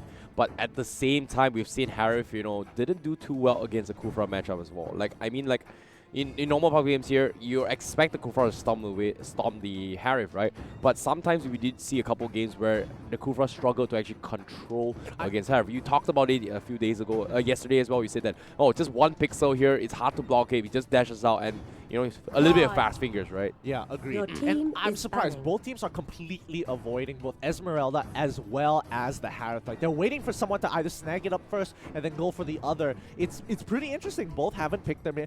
Both sides just kind of holding back. Deus Vault, they have the Lunox, so it's kind of unlikely, but we've seen a lot of these, you know, double mages, double mage compositions coming out, which I particularly don't like. But you know, Evil Esports managed to whip it out, and they got ahead. Same thing for some of the other teams as well. But now Deus Vault, what are they going to do with the second part of the ban? Most likely, I'm guessing, probably going to ban out the mages because they have their fighter as well as their I think a few days ago, we did see Toda go for the double mages with the Kimi instead. But it would definitely work out here. Seems to me Kimi is going to be completely ignored from both sides. Maybe Deus Vault may pick it up here, but it looks like they will ban off the Selena from the side of Deus Vault. What are your thoughts on this? Yeah, okay. Respect to Evos Legends because, again, Indonesia, they were the ones who decided, from the very beginning, they're like, you know what? We're going to play Selena support. She's going to hit level 2, run around the map, get plenty of kills, and we're going to get, without hugely, just ram it down our enemies' throats. I think Evos Esports is like, okay, it's not the biggest loss in the world, but now, do they want to get rid of the carry so that, you know, Grok can have a better time in the lane and not get chunked out, you know, mid to late game? At the same time, they could just take out the Hylos completely here because they don't exactly have an S-Tank, but Lolita is kind of still in the pool as well. Maybe they can still take the Chang'e Lolita strat, but seems to me Lolita is a priority here. And first pick Chang'e? They may go for the Valir pick here if they want to. I feel like I don't think they play Valir, right? I feel like they want to hold up that last pick just to play for countermeasure. Like, Chang'e looks pretty open here. And if they set it up perfectly with the Lolita as well, I think right now Zaze is doing a great job with picks ban so far, and I think Deus Vault also are playing the drafts really, really nicely here. A Belleric pick, huh? Belleric? I wouldn't suggest I haven't like, seen it for quite some time, but I believe a couple of days ago I was watching some of the replays. Some of these teams actually played the Belleric, but I think it just didn't work out. Yeah, Belleric isn't as good as he used to be. Unfortunately, not played here yet in the world stage, but during the qualifiers we see a couple teams played it. I mean, but I would say kind of like a niche thing for me. Yeah, there's only a couple of situations where he's good, and like a lot of them is it's pretty bad, and no one ever wants to do that. Like, oh, you have an Odette? It's like, all right, sure, having a Beleric isn't going to be too bad. Oh, wow. Ooh, I love it! Yes! Oh, wow. Looks like Dios Vault knows exactly what the meta team is. They is lock in picking. the Hylos as well as the Badang. Like, they had a number of options for their side lanes, but instead they go for something that scales really well, and it is so strong in just completely one-shotting the backline if they use their mobility skills early on. Yeah, they have the damage output as well. Like the Badang walls to set up with the Tyrant's Rage as well is a perfect setup to just combo their way through with the Fist Crack entirely, and the Hylos just keeps them sustainable. And I'm actually liking here. Xbox is kind of one of the heroes that's super hard to kill with here, and I feel like Evos that just may struggle a little bit here just because the export can just go out of control. You don't have like a cushion that just cuts the backline. Yes, Baxia is great for cutting backlines, but it's just an initial stun. But it seems to me Evos Legends, they will hover away and get the Valor support. Great, they have the counter pick, so if you see that Fist Crack coming through, it's just like, all right, I'm going to push you away, boy. Don't get any closer. Dios Fall tries to come up with an answer to deal with the Chang'e, because again, Chang'e, she's forced to either take Sprint, Flicker. You'll never see her with Retribution, and if you take Sprint, that means if you land with the Fist Crack and the Fist Break, you're trapped. There's no way you can get out. Definitely, and speaking of which as well, when you talk about Valor pushing the Badang, right, they definitely need to kind of like figure out the timing, honestly speaking, because if you initially go for the Fist Crack, you immediately go for the push. Badang is kind of like invulnerable for the first few things unless his shield gets chunks down. So in this case, he needs to time it really perfectly here. But like it or not, Badang is going to dish out at least about 10% damage at least of the entire duration of the Fist Crack before he actually gets cancelled out. Might be. I mean, the moment he gets the Golden Staff, it might even go up to 40%, or just right off the bat, the initial, the knockback and stun. Yeah. And what can you do? What can you do at that point? I think Dios Vault has come up with a pretty interesting solution to this, but they're going to be lacking a marksman, and I think that might be where it gets a little scary here. So somebody has to kind of babysit the Badang for the most part. Xbox is just going to be running around rampantly up in the top side. Well, based on the draft as well, I feel like the win condition for Dios Vault is that they have to close out the game early before Evos Legends goes for the split push strategy here. And the only way for them to actually kind of counter the split push is just to have Xbox all by himself, or just making sure that Masha doesn't go out of control. It feels like that's going to be the win condition for them. But we shall see. Let's take a look at how they're going to be playing this game here. Ladies and gentlemen, this is Dios Vault going up against Evos Legends. Game number 1. Ooh, looks like they want to make sure that, Badang gets that solo EXP for the most part. Looks like their emblems look pretty solid for both sides. Nothing too out of the ordinary here. Rekt, interestingly enough, took high and dry. All right. I mean, understandably that Bounty Hunter isn't as good as it used to be. Like, it used to give you so much gold, but taking high and dry, don't know how to feel about that. I think it's pretty okay. However, on the top side here, Aura going to be on the aggressive side here, cutting 3 waves, and here comes the cavalry, but will flicker to safety, so he's going to be fine. But yeah, back to your point here about the high and dry. I feel like Bounty Hunter on the Cloud, right? We know the initial phase of the hero itself. It doesn't really scale too well in terms of damage output, so setting up a kill for Cloud compared to setting a kill for carry is way much harder just because of the early damage output that he dishes out. Agreed, however, the high and dry, leaving him alone, he's going to be able to dish out a lot of damage. And not to mention that he's going to have Valera by his side to kind of chunk them up. It's like, I'll get them low for you. And then Rekt will just, wreck them, as they say. Aura taking quite a bit of damage here. Goes for the disable really nicely onto Zeka. But Zeka, he's trying to hold his ground, and he needs the support from his mid lane because he does not win this matchup until he gets a couple more items. Yeah, and not to mention as well, the Badang is kind of in the melee here. However, hold that thought for now, because why? We have a little bit of small trade-off here on the bottom side above here. DeVu, there's Wolf's going to be forcing out the revitalize coming in from Evos Legends. Yeah, it might have been really bad there because they're really under level. The only person who is level 4 is QP, and Zeka, he wants to be level 4, but like he's getting pressured off of his wave. Yep, speaking of the pressure here, the total is going to be up on 10 seconds, and Evos Legends, they are going to be prioritizing on that. So in terms of itemizations, yes, nothing too flashy yet. We saw a couple of warrior boosts here from Masha and Xbox, but that's about it here. Looks like they're sharing the EXP. Looks like Sunset didn't, even though he is trying to play that support position, he didn't buy the Wooden Mask. I guess he still wants to hit level 4 pretty fast.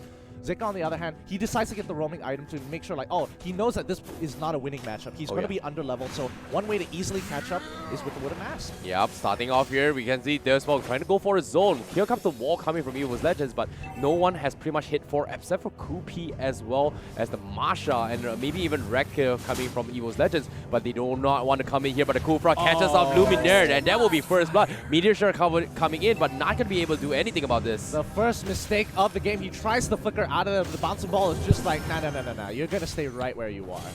Yep, and the Turtle going to be half HP here, and it seems to be they don't exactly have a lot of physical damage coming from this wall. Evos Legends trying for the skill. Donkey going to go for a swing. Here comes the Masha. Can they steal it off? Now, unfortunately, the retry will be committed here coming from this wall. Yeah, I love it so far. I really, really do. And QP, I mean, everything about this team is telling me that they are doing things intentionally with motive and with reason as well. Like, even in, unfortunately, Evos Legends, Luminaire did actually make a little bit of blunder there. He should probably should have held up his flicker until the bouncing ball was over, but you know, it's one of those moments where it's like you can't really help it. Yeah, definitely. And not to mention, well, he was kind of caught off guard from the bushes as well, so didn't expect a Tyrant's Revenge out of nowhere. However, Evos Legends, they have a little bit of time here, but Donkey instantly cancels with the charge. Nice. That was dirty. That was really dirty.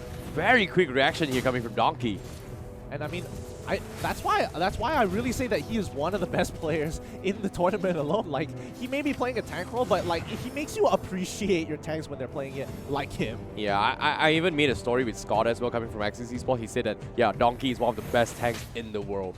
But I don't know, you know, in terms of demonstration here, being called the best tank in the world, will he be able to uphold that title? That's going to be the question here. However, there's Wall, a little bit aggressive here with the Brilliance, and Aura and also Donkey is a little bit safe here because I don't think this one's going to come in here. Wall charge connects on the tree, but he's going to buy a little bit of time here. No. Here comes the fist crack, and Donkey will get punished. Good. I mean, Donkey was like, he was trying to go for something there, wanted to disrespect, clear the waves a little bit more, but they're not just going to let him walk away with that. Great fist crack into fist break into fist crack. Yep, and speaking of which, they're going to be transitioning into objectives, and somehow Evos Legends, their creep waves are pretty nice. Rex almost get bursted down from the turtle buff, and that's the power of the Lunox with the penetration here. Luminaire is going to try and zone it off, but fortunately for Evos Legends, they will make it out alive. Economy-wise, it is still 50-50 as of now. Yeah, looking so good Turtle so far. resurrecting Oh, soon. yeah, they're going to start with 5 Tyrants. We're already being popped, but they get a good kill onto Luminaire once more. His immobility is starting to cost him, and not having Flicker at that point in time. Unfortunate Aura, he takes quite a bit of damage, but he can still win this matchup. He just needs to punch it out. Oh no! Quick on Fist pushes him into the wall. Great start, but he tries to make it out. Great 1v1. Zeka, great quick on Fist. He gets the Flicker. Fist crack. He is stuck. Oh my god, that was a crazy play here coming from Zeka. This Vault was able to go for a solo kill, and because of this, Evos Legends, they are on the delay here. They need to drag this out to a split push game. However, Juan is going to make sure this middle tower doesn't break yet in favor of this Vault. Here comes Drag. They are going to be stacking up those charges here. How are they going to be able to go for next team fight here? Donkey still trying their best to open the map a little bit more. Man, I wish there was a replay of that 1v1 because so many small things added up into their favor. But hold on, Rekt is in trouble here. He has to pop the Blazing Duet to get the shield. He can't use his Battle Mirror image just yet with that bouncing ball on top of him. But again, you know, a short ultimate to not dying, I'll give that trade-off. Yeah, definitely here. However, DeVu, he's going to protecting Zeka right now, securing the gold buff for themselves. And this Vault, they don't exactly have a marksman to work with. We've talked about earlier in stage, but you know, this guy's the marksman here. But Aura, he wants to go for a revenge fight here, but Fist Crack is there, no available. Zeka going to get disarmed a little bit here, but Zeka will just go for a little bit of harassment. However, on the bottom side here, they will get Donkey once again. They're trading, and they're catching a lot of them up. Ooh, a double kill once more. Cupid is not letting them play the game. Is Dualspa actually standing up against the Indonesian champions? Aura taking quite a bit of damage from Fist Break, crack into Fist Break. Zeka, now he doesn't want to move any further. He needs the safety of his turret. He's not trying to go up and beyond, especially against a matchup which he might lose. Definitely here, and there's Vault with the Kufra going to try to go for the zone here. Turtle buff is still available on Kupi here, and Evos Legends, they're trying to stall this game. I'm not sure how long, but objective-wise, it's trading 50-50 here coming from this Vault, and they'll be able to actually tally rally against this. Look at this. They're just making sure that this matcha doesn't get out of control. I mean, remember that Evos Legends, their composition is a 4-1. They're kind of waiting on Aura to kind of scale up, and I think Evos realizes, oh boy, hold up. Oh, Sawo is taking quite a bit of damage, survives, pops the Revitalize early on. Glorious Pathway is popped as well, but they're just going to buy time just so that the team can take the turtle away. QP again, having that turtle buff. Oof. Wow. Once again, securing the turtle buff, and we see immediate arrival transitions here, but Xbox is not in this fight here from Seth as well. Evos Legends going for the meteor shower, and Happy will get taken down. Sawo is going to be next as well, and they've overcommitted this fight here. This Vault overestimating their abilities despite seeing the Xbox arrivaling downside here, and I'm surprised they still took that fight into a 3v4 situation. I mean, just look at the fight. The moment it starts, you can see that there's a huge number difference, 3 to 4. They gave up pressure down bot side. They saw it happening. They're like, all right, call in the boys. We get both wrecked as well as Valir coming through, and QP, he gets chunked out before the fight even starts. Using that brilliance, he doesn't want to be part of this anymore. Yeah, and at the same time here, Evos Legends, they're buying a little bit more time for this Marshal to scale a little bit longer here. But the glowing one is up on 1, so this is where 1 is going to come online. Insanity pops in here. Sunset tries to go for the Gold Crab here, and River Crab will be secured from Reg, and he's a little bit low. War chance coming from Donkey, and they will secure that kill for themselves. And Evos Legends, they are getting the right kills now, and Golden Staff finally up on Reg. This is where Evo Legends will start to pick up their momentum now. It's time, man. They're getting their big boy items. Like, man, you thought they were like, you know, slowly losing out. They managed to keep the gold differential substantially little, like 1 to 2k, 30k at a certain point, but Deus Vault never was able to get very far with that small goal lead. I mean, again, it's so early into the game, 8 minutes, and I think this has been one of the most slow-paced games compared to some of the other games we've seen for the rest of the days. Definitely here. And speaking of trading 50-50s, right? This entire game is been trading 50-50s here. Evos Legends, they understood their timings. Now they've got their timing. They are not happy about their early aggression here coming from Deus Vault, and they will punish the high loss. This time, Sawo coming in. Where's the Tyrant Stage? The bouncing ball is there. But where's the follow-up? Sunset, you're shooting in the wrong direction here. And Sawo will pop the Revitalize. But however, a little bit late to the party here as Deus Vault will be on the retreat here, because at the same time, Kupi from the side, you're going to get surrounded. He goes for a monster kill strike, but will get shut down from this Chang'e. Ooh, that has to be a big mistake coming out from Deus Vault. Must have been a miscommunication for sure, because getting caught like that and then going in for a fight without the rest of your team to back you up, that's kind of a that's usually not what teams do. And considering how Deus Vault has been playing so far, it feels a little uncharacteristic to do a mistake like that. Yeah. Rek in trouble, gets stunned by the Law and Order, but quick flicker, instantly getting caught out by the Pigong Fist.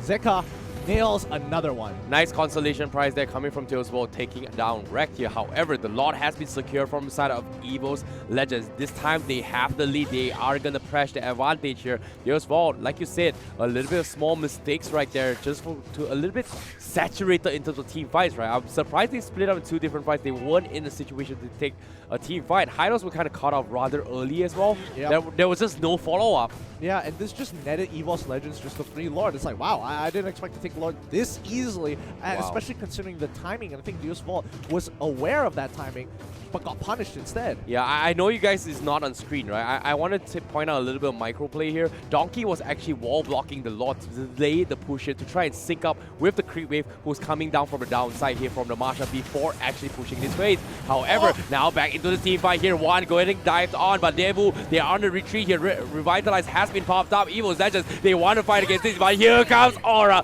casually taps him, takes the high loss down, and Deus Vault, they are getting pushed back. Tier 2's going to be exposed here, and Evos Legends, they want to close out this game. Sabo charging up the Tyrant's Revenge, catches on one. Where's the Tyrant's Stage? No follow-up. Here comes the Fist Greg, gets pushed back instead from the Valir. Evos Legends not letting him burst them down, goes for the win, takes them down, 3 men down from the side of Deus Vault. Yeah, and slowly, Deus Vault, they're losing control over this game. Evos Legends keep hatching them out every single time. Deus Vault tries to make a play, they get punished instead, and now they're in trouble. Donkey already going for the big dive. They get the exploit with the Meteor Shower. They are unstoppable. Glorious Pathway trying to slow down the wave. He needs a little bit more health to kind of protect himself, but the Ring of Punishment isn't going to be enough as the rest of the team starts pulling through. They don't break the inhibitor just yet. They're holding on, down, but Aura, he doesn't care. Breaks bottom inhibitor, and Evos Legends profit off of Lord. Yeah, nicely done here. However, on the top side, Evos Legends, they're thinking about closing up the top side here. Tyrant's Revenge getting charged up, connects on the 2. Tyrant's Rage slams on the 2 as well, but there's no fist crack here. The Badang gets taken down, and here comes the Blazing Duet. Rex will shut them out. Deals Vault, they are on the defense here, and now they want to catch on towards the Lunox. Brilliance has been committed here. The Highlands will get shut down. The Chang'e is out of control. Monster kill for 1. He's a little bit low. Insanity from Sunset has been expended, but what can they do? What can they do? Because why? Rex is here! Rex godlike already, and Evos Legends turned up the gears the moment they had opportunity. Oh no! Luminaire quickly walking into base using... Oh, that's so dirty. Walks in to make a statement. Yeah, Evos Legends, they understood their timings. They played it to the beat here, and Deoswald wasn't expecting that kind of aggression here. But it all started when I believe Juan first got that glowing wand here, and then just transitioned into a snowball with the Chang'e. Honestly, I think it was kind of on Deus Vault's mistakes that actually cost them the game, because they were going very even. They had a lead. They were doing really well, but I just think that Evos Legends just played the map so much better. Look at that kill score, 15-8. They were ahead in the mid to early stages of the game. They knew it, and eventually Evos just slowly took control over the game. By the time it hit that 31k mark, they realized, okay, yeah, our Claude is pretty big. Chang'e is great. Aura has scaled, and now we just need to split them up on the map, and that's exactly what they did. Yeah, exactly. And at the same time as well, I want to give credit to his Luminaire as well, because there was this one moment that things could have went south here if Kazaka was able to land the fist crack, right? And he cancels it, yeah. But immediately before he pops the fist crack, gets pushed back before the fist crack animation. And there was a clutch moment here. I'm not sure we're going to be seeing highlights here, but later on we will see in the final few fights here. But early stage here, like you said as well, they had the advantage from side of their walls. They were snowballing their way through here. But let's talk about the turning point later on, though. Yeah, I mean, the turning point later on, it really came down because you could see these plays is when Evos Esports was really disrespecting a lot of the plays being made by Deus Vault, and they were like, oh, okay, maybe, okay, after a couple, testing the water, sticking their foot in the pool, realizing it's a little cold, they gotta wait until they warm up before they jump back into the pool, and this was an absolutely amazing 1v1. Like, Zeka, he knew he had the flicker, flickers forward, Qui-Gong fists in, and more importantly, he actually cancels Aura's ultimate because of it earlier, positioning himself to get the Qui-Gong fist into the wall. Yeah, like, even Aura as well, he popped the regen, and it was cancelled by the minion here, which was kind of unfortunate, and because of that, he wasn't able to actually scale well to fight against the 1v1 against Bada, so it's a little bit unfortunate there, micro mistakes there. However, yeah, I think it was this fight, right? Later on, no, it wasn't this fight. I mean, this was just the beginning and the end for Deus Vault, because eventually it just snowballed out of control. I think we just missed that fist crack here, fist crack being cancelled by the Valier at the very end. But overall, I think the moment the snowball got going for Evos Esports, and especially when you have something like a Chang'e and a Grok, where and not to mention, like, you have Xborg on the other side, it doesn't really matter. You don't have that lead anymore. Oh, yeah. Your turrets is not safe. Oh, yeah, definitely. Yeah. And you saw how Marsha was able to just go out of control later on once he got a couple items, right? But yeah, I'm not sure. Like, you remember the point I brought out as well. There was this micro thing here. I'm not sure if you pay attention on the screen. On the mini-map as well, Donkey was like blocking the Lord to actually sync up with the creep waves coming from the middle and also the bottom side. So because of that micro details, the creep wave was tallied up to attack towards Deus Vault's base, and because of that, they were able to push both the middle lane and the bottom lane at the same time, and Deus Vault was unable to defend against this siege here coming from the Marsha. The Oro as well, taking down the tier 3 was fantastically done from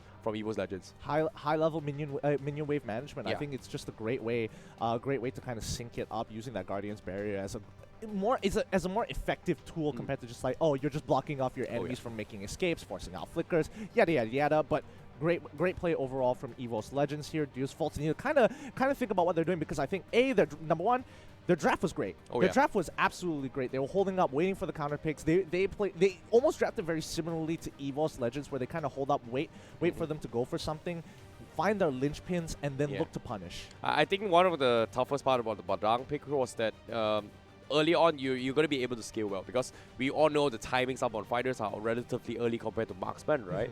But as soon as Cloud came out online from side Evos Legends, we pretty much know it was pretty much a done deal, just because like they don't have those close gap, the range to close the gaps to actually catch them off. And most of the time, I think Hylos was kind of picked off a lot of times, and because of that, they just gave away small little bits of timing or breathing space for Evo Legends to just capitalize later on, which is very nicely done. Yeah, honestly, I think you saw the composition was a team fight composition, and yeah, it was kind of dependent on the ultimate from the Lunox. Like, if Lunox goes in and doesn't get that initial kill, then it starts to become a problem, because the moment the darkening is over and you lose that, that machine gun mage moment, it's like, oh no, now I have this huge gap which I can't really capitalize on, and I think my team needs to back away.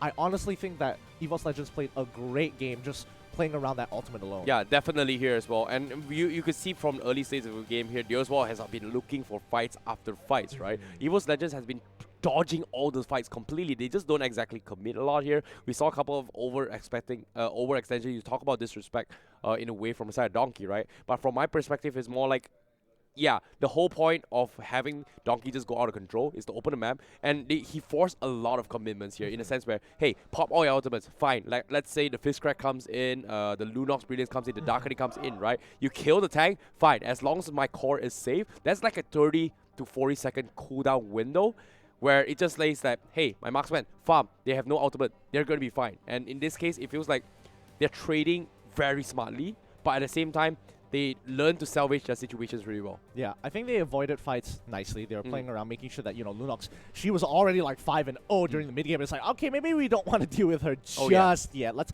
kind of scale up and get into the game. Aura finally is like, all right, I've lost enough 1v1s. I am a beast now. Let's go. Let's do this. And then DeVu kind of handed them like a lot of mistakes. Like, here, take one of my members. Oh, we're going to lose an objective over that. Oh, we just lost. Oh, no, this is bad. Like, this is game over. Yeah. I think you were talking about point that Hylos will call out the middle stage, right? Like, he got killed off completely, and then it's like out of nowhere the Kufra came in for the fallout, which didn't exactly tally or saved him, and they just like went in one by one and just got picked off time and time again. Exactly, and with a team composition that's based around team fights from DeVu's, it's like, no, don't do that, please. No. Can we get a uwu on the screen? But yeah, I do think DeVu actually shows a lot of top tier mechanics, as well as a good idea of how to play the game. And those two alone, this is going to be a much more interesting group than we initially thought. Yeah, definitely here. But at the same time here, you talked about it as well off the screen. If this one secures the 2-1 against Evos Legends now, this is going to be a huge upset, or maybe a very confusing day for us casters as well as the fans. Who is actually going to beat out this Group D? Yeah, I think we've kind of been waiting for a group that's like that. I mean, Group D might be the group, and I think DeVu shows a lot of heart, shows a lot of potential to maybe take a game off of Evos Legends. They played it slow. Hopefully they change it up here, and it looks like they are setting up to get into game. So those people who are like, I'm tired of this talk show, well, you're going to get the game in a little bit. So just be a little bit more patient. It's coming up. I want to see the games just as much as you do. What talk show, bro? This talk show. This talk show, isn't it interesting? The Ice Baby. The Icy Baby Gideon. We don't have a ship name or anything like that. Icy Gideon. Gideon Icy. Ice Cube? Gideon Baby. Ice Cube. Ice Cube. That works. Yeah, that sounds like Ice Cube, though. That's the door is that way. The door is that way. The door is that way. All right. I'm not gonna take it from you. Majin did it all day long, and I was just like, no, don't. I'm not gonna let it happen. All right. Pretty much the talk show moment is over here. Ice Cube show.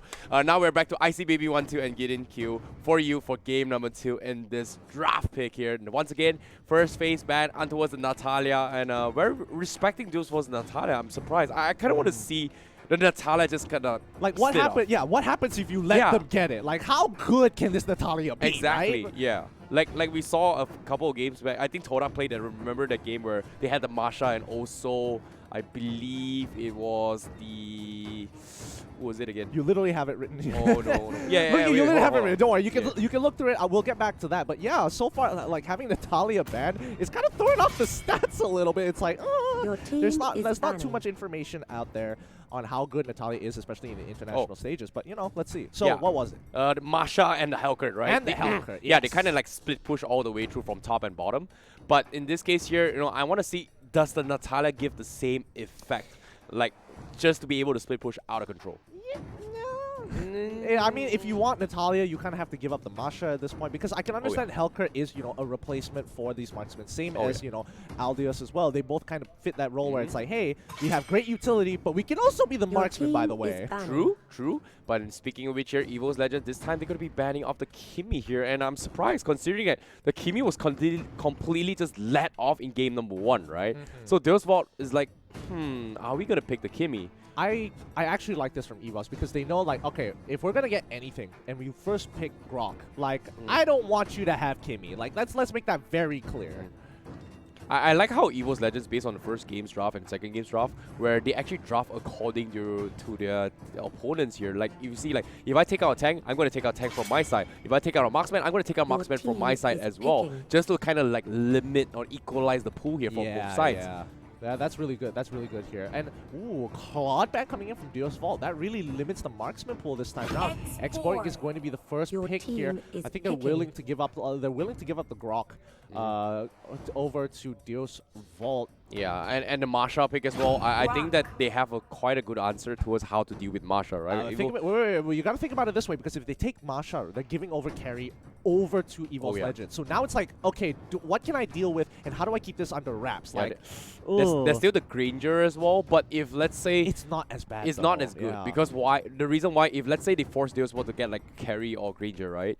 Or whatever marksman, they can still go for the Lolita Chang'e, which works out a lot here. I've had a lot of problems in pub games as well, where this Lolita just blocks so much damage, so much utilities, where you just can't close up the games. Yeah, I love that they go for the Kaja here. It's smart, however, there's not a lot of ways to play around it. This kind of opens up the map a little bit more for Evos to kind of be like, okay, they've locked in their tanks. What can we kind of set ourselves up for in terms of the mage, or maybe even the marksman section? In this division, Kaja is something you gotta worry about here. Like, I'm not sure if they're gonna prioritize picking the Diggy here coming from Evos Legends, but there are a lot of heroes that can actually deal with the Kaja. In this case, without the Kufra, I'm a little bit worried here just because they have so much catch potential. But seems to me Masha is gonna be safer pick here. Harith also being secured, considering that Kufra is out here. So Evos Legends, I don't think they're afraid of Esmeralda. But if they do pick an Esmeralda from Deus Vault here, I feel like it completely destroys the whole point of having the Kaja's Divine Judgment Magic Resistance burst down alongside with the Esmeralda, which kind of like does it over time though. Yeah, and I think Evos are just putting more threats on the table, because now Deus Vault has to decide, like, oh boy, like, how do I want to deal with this?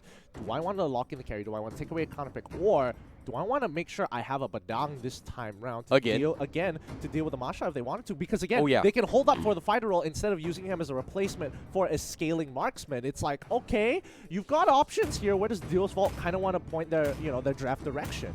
Tamos is still available, but it seems to me it's going to be a Cho, considering that Cho was banned in the first game, right? So this time it's pretty confirmed that this is going to be an offlane Cho, and we saw 10-second gaming with the offlane Cho just racking people all the way through against Onic PH. Yep, same as Evil Esports. And I think overall, like, I'm surprised that Cho isn't picked up more often. Like, considerably, like, his ban rate isn't that high, 7%, 27% pick rate, but has a 34% win rate overall. Like, he's not doing too well in the tournament. Your team is banning. And definitely here. But speaking of which, Masha going to be prioritized here. Evos Legends pretty much, they know that Deus Vault don't exactly play the Masha. So Evos Legends, they are going to be sticking towards their meta again, prioritizing those Masha first picks. And it's definitely worked out for them. And I'm not sure exactly how they're going to be pulling this off. However, Deus Vault, what are they going to do here? Like, there's no tanks here from side Evos Legends. There's still a lot of tanks in the pool.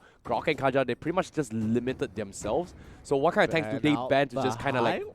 Oh yeah, I feel like the Hylos is great. Ban out. I think they might want to consider banning out. Ooh. Oh wow, the Valiant support, right? They had a lot of problems with it. Remember how the Badang tried to dive in and easily gets pushed back? So I think they want to go for the Badang pick once again. But unlikely I want to see it. Honestly speaking, I don't want to see it. Personally, I was thinking like getting rid of the Lolita and picking up Chang'e for themselves or something like that to kind of have some options, but I guess they might want to hold up for a little bit more. Esmeralda is still on the table, mind you. this is an interesting draft because still there is, even though we've gone 3 picks into it, there are Oh, still so many no. options. They decide Your to go for team something is with a little picking. bit more range. They're Yeah. willing to deal with a carry. Yeah, speaking of Esmeralda as well, I think it's more like because they picked the Granger, No, don't actually. they can still hold on to Esmeralda, right? But if Evos Legends goes for the Lolita, this is where the Esmeralda final pick makes sense from the side of this vault, if and only if they actually go for it. But Evos Legends, They're hovering over Johnson. If they lock in Johnson, I'm out of here. It's I don't think it's gonna happen. I'm gonna be. But if it actually happens, I would really like to see how they end this game, I'm because literally gonna walk over and I'm gonna be screaming at Zays. no, you can literally walk over to the Malaysia class and then just talk to them a little bit more there. How about that? No, I'm not gonna. I'm not gonna blame some of the class. I'm gonna 100% blame it on their code. I'm gonna be real mad if they lock in. The Johnson, but it's not gonna be that way. They're gonna lock in the Chang'e as well as the Your Baxia team is this time picking. around. They want something that's difficult to peel off, and more importantly, have a great engage option to kind of let the rest of the team go. But you know, when you have something like the X-Borg, it's going into that support position. This is going to be an interesting game. Let me say that at the very least. Well, honestly speaking, I think, like, I'm not a big fan of the support position X-Borg. He can but dive. He's great at diving. The only reason why I say it's okay is because right now, if you think about the overall team synergy composition, right, we've always focused on like double tanks, right? But if you think about like X-Borg as a 0.5 tank, and you think Masha is like a 0.5 tank, but add with Baxia, it's kind of like 1 plus 0.5 is still a double set tank. It's just split out into 3 different heroes. So it's kind of like, if in terms of overall sharing, in terms of damage, in terms of team fights, it's still like a 50-50 thing. But it's how well they diversify the damage output here in most of the team fights later on. Honestly, I don't mind, because now when you have something like an X-Borg, they're like prepared to deal with the Esmeralda. If Esmeralda gets on top, he just needs to survive long enough, build up that gauge, and get that true damage slow to make sure she doesn't like chunk out the rest of the team. So they have a way to peel that Esmeralda even before they locked it in. They're like, okay, we get the X-Borg, now we have options, and now we have Masha on top of that. It's like, I love the flexibility of the X-Borg nowadays. But most importantly, like, this draft has just been absolutely great. Like, this is so great. Yeah, and I like how we got into this rhythm here. We're just predicting and trying to understanding drafts, right? I like how, like, hey, they have held that, I think it was the Granger, right? And if they force themselves to get Lolita, here, this is going to be my response with the Esmeralda. It's great, but now I'm worried here. How do they deal with this Esmeralda? Do they deal with it early? Considering that they did not pick the highlights for the early engagements here, I feel like Esmeralda is going to scale really hard into a later stage. But if they find a way to just break the momentum and punish this one, like how they did in game number 1, they might actually pull this 2-0. However, ladies and gentlemen here, this is going to be game number 2 between Evos Legends going up against Deus Vault. Yeah, this is a tough game. Evos Legends has two major win conditions overall. Deus Vault, on the other hand, they've got a number of good win conditions on their own, differing slightly because they have some great pick potential here with the Kaja as well as the Granger to kind of follow up. Zeka as well, like, I mean, who doesn't remember the meta with Kaja as well as Cho always take quite a bit of damage here? Oh, wow. That's the thing about early aggression from Xbox, right? Like, as a tank, yeah, it's not super tanky, but he definitely had dished out a lot of zoning damage here. And in this case, Kaja felt first-hand from the side of Deus Vault in the name of Savo. Yeah, I don't like what they're doing here. I don't like the fact that Grok and Granger decided to do buff before they caught the wave, or at least looked to cut the wave first, because they have that advantage. They saw where X-Borg was, and it's like they could have made something happen. But the redemption code is up. I can't highlight it small. You want to get some of those free gifts here from the M1, where there you have it. Yeah, am I allowed to like take out my phone to redeem here? But before that here, the River Cap will get stolen from Happy here. Evos Legends was trying so hard to take the River Cap, but immediately just walks off and gets stolen here. By the bottom side here, Evos Legends, they have to contest this here, but they've lost one. Can they get another one for themselves? Unfortunately, actually fortunately for them, they got it from Rekt. They got it for Rekt. I mean, they tried hard, but in the end, doesn't really matter. Like, it's just the River Crab. Like, it's not as big of a deal as you would like it to be. It does deny a little bit of the levels from Deus Vault. Well, again, that's the thing, right? Linking Part will be happy in that attempt coming from Evos Legends, right? Agreed. See how...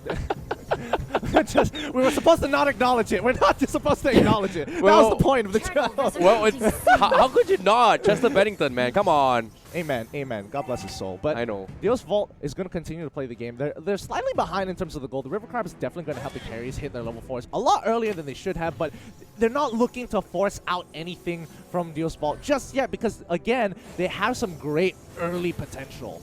Yeah, definitely here. But Turtle is pretty much exposed right now. Sorry, exposed. Just respawned here. The first Turtle just came out and Evos Legend. The Turtle spawns and it's just like flipped over. It's like, now it's exposed. But yeah, as you mentioned, it is still up on the table for both of these sides. And again, a lot of respect coming in from Evos Legends. This is completely different than how they were playing against Onic PH. Dios Vault really has garnered quite a bit of respect from Evos. Donkey is in trouble. He might be trapped. Oh, he quickly flickers on over. Yeah, nicely done there coming from Donkey. But yeah, this is what I'm talking about. A 0.5 tank. They distribute the tank, their tanking ability, right? First goes Donkey. Now comes Harif. Apparently, he's going to try and tank through that. But unfortunately, you know, a little bit too near to his tier 1 here. Great catch coming from Dios Vault with the Divine Judgment. Luminaire going for the stun here. But Rek missing all the meteor shower here. He's going to be focusing on the buff instead here. So Luminaire, will he actually disengage from this here? And now here comes a follow-up as well. The crush as there. Luminaire with the ultimate here. The turquoise poise is there. And he somehow survives. And Rekt will be focused down instead. Zeka coming in. And they get one slain as well. And this will punish Evos Legends' overextension. Exactly. Yes. No one is allowed to do that. Boxia, he comes rolling back in. If we can get a replay of that. He comes rolling in just to deny the buff. They pop the meteor shower. It's like, okay, we stole the buff away. Let's walk on out of here. It's like, no. Look at this replay. They get chased down from buff all the way to the end. Dios Vault, well played. Yeah. Just great punish. Yeah, that's the thing here. But if they had the Harif available in that team fight here, things would be a little bit better. But like you said as well, Divine Judgment starting things off Dios Vault here. Evos Legends was on the retreat. They got a little bit greedy here from side of Evos Legends.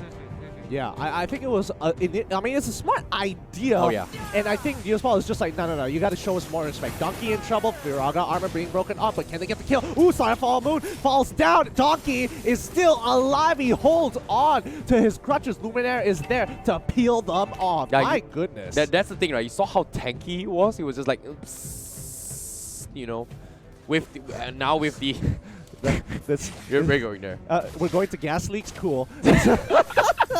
But Donkey, yeah, but honestly, the Firaga armor just makes him super effective. Like, I can go in, it breaks, I go invulnerable and roll out like it's a Death Sonata. Like, man, why you gotta do him like that? Well, that's 4 points of authority, my friend. But at the same time, Turtle, going to be exposed right now again. I'm not sure why he's exposed, but yeah, second Turtle being respawned here. Dios Vault going to be contesting about this here. Evos Legends, they're thinking about fighting his fight, but Zeka goes for the way of Dragon Dragon. Divine Judgment also splitting out the fight here from side Evos Legends here. And Dios Vault, they've got the Turtle buff. They want to fight this off, and Evos Legends forced to disengage in that team fight. Great disengage. I'm surprised. I'm really surprised because it looked pretty good from both sides. And oh wait, no, Aura, he wants to get Sunset, but Sunset is like, no.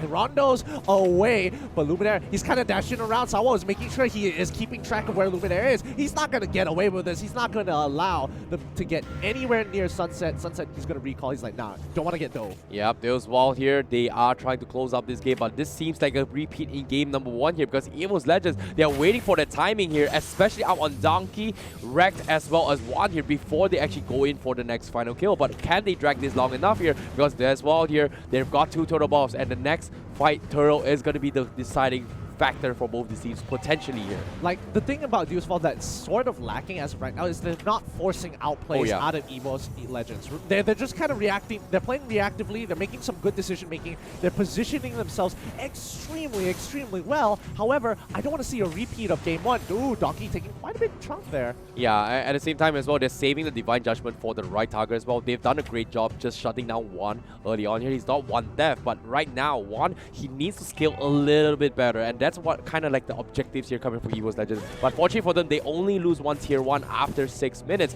but it's going to be a tough one here from Evos Legends. Dios Vault, they are closing in the gap in terms of pushing a couple of towers here, but like I said again, trading 50-50s here. I'm surprised.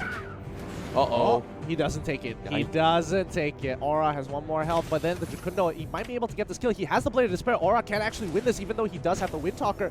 Top side, Dio's Fall holding still, and they actually get a kill on the bottom side of the map. Yeah, he actually flickered his way, reset the Way of the Dragon, eventually commits here. However, Evos Legends, they have the retreat here, and immediately going for that fight here. I like what Dio's Fall actually did there. Like, if you think about it, right, he was trying to bait rotations down bottom, but as soon as you see like 4 guys from side Evo Legends up top, you know what? I'm just going to take this freebie for myself. Exactly. And he's got so much under his belt, man. He's got killing spree as well. Like, geez, this guy's confident he's going to get kills. He didn't even bother to take high and dry. Yeah, if you think about it, right, Evo's Legends is just not responding to what Deoswall is trying to do here entire game. We saw a couple of rotations here, forcing a couple of plays here, but now Zeka with the Way of the Dragon kicks out the Harif again, but no fall-off available. Will force the disengage, but once again, Deoswall taking another total buff here. Luminaire is in some trouble, goes in for the Unity, and can he make it alive? The Granger, whoa!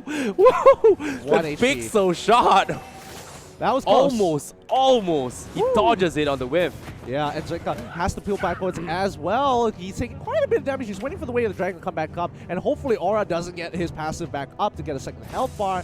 Might not exactly matter, but we're just going to have to wait and see before he gets chunked out. Oh, Harith is coming. They're going to dive on the bot side of the map. Zeka, he has to make the play. Can he actually do it? He has the Way of the Dragon. He does get it, but is it going to be enough? Zeka, he already used the Shrimp Ball twice. Second time, it's not going to be enough, but he buys just enough time for the rest of the team to catch the wave. Well, unfortunately to say here, speaking of catching the wave, Koopy thinking about diving on the Harry here. Here comes the follow-up. Oh no, they eventually take him down, and now here is going to be the punish here. Aura going to be responding, takes down the Kaja. Koopy is out of control. Where's the damage output here? Donkey has the Immortal, but it's only an export without proper damage items yet. I'm surprised Koopy didn't want to actually, continue the chase. They know that Luminaire is on top side. I think the one person that they were worried about was where exactly the rest of the team was. And I don't know, he had the Falling Star Moon. He used the Flicker super early to keep the Falling Star Moon just in case something goes wrong.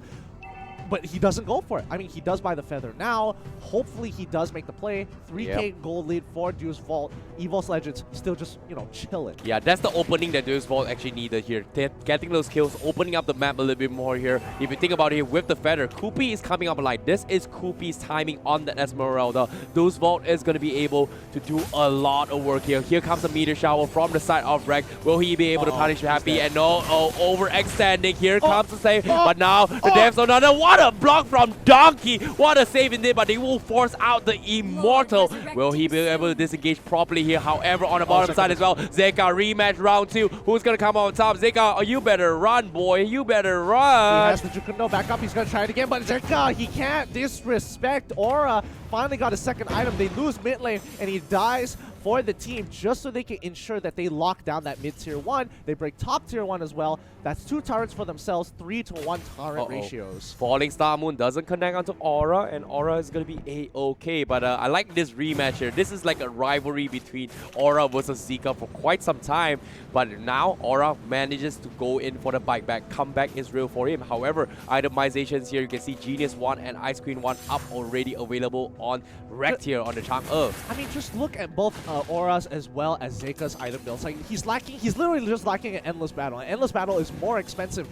The cost efficiency of both Demon Hunter Sword as well as the second item was Wind Talker made him super effective. Oh, Donkey's in trouble. He's taking quite a bit of damage here. Is he going to get kicked? Yes, he does. Oh, he doesn't make it out of their Way of the Dragon. Locks him up, and now Luminaire is in trouble. Rex gets pulled over the wall. Deus Vault wants to win this. Yes, they are hungry, and now they net themselves 2 kills over Evos Legends. Nice catch there coming from Deus Vault there. They went for the perfect setup, and Evos Legends, they were not prepared from this aggression, and now immediately transitioning in towards the Lord fight here. And Deus Vault, they're actually doing it here. Esmeralda is out of control here, but with the Kaja pick off here, wow, that was beautifully done from the side of Deus Vault. Evos Legends, they are on the retreat here, but Masha once again will be on the top side, will be splitting out the push here. Luminaire just got the anti-Q-Res, and will he be able to tank through this assault from the side of Deus Vault? Yeah, they just need some breathing room. Like, Evos Legends are so close to getting their 3rd items on their core members, and I think that's where they can sort of change the game. Deus Vault, they need to profit off of this Lord. If they don't, or at least get an inhibitor off of it. Yeah, it might be a little bit far-fetched here, but like I said, Evos Legends, they are experienced enough to defend against this. They just need to go for that lucky pickoff here. In this case here comes the Shadow Mask available from Cyrus Sawo. Unfortunately, gets scouted out from the meteor showers of Wrecked. I kind of feel like the courage build would have been a little bit better, only to get that extra movement speed for the team. But you know, to each their own, their preferences. I personally just don't like Shadow Mask. Yeah. Zeka, again, the 1v1 of the century continuing on, but again, he has the endless battle. He has the damage. Korra is just trying to run it out. Zeka is not going to let him go through. He still has to charge a Shunpo.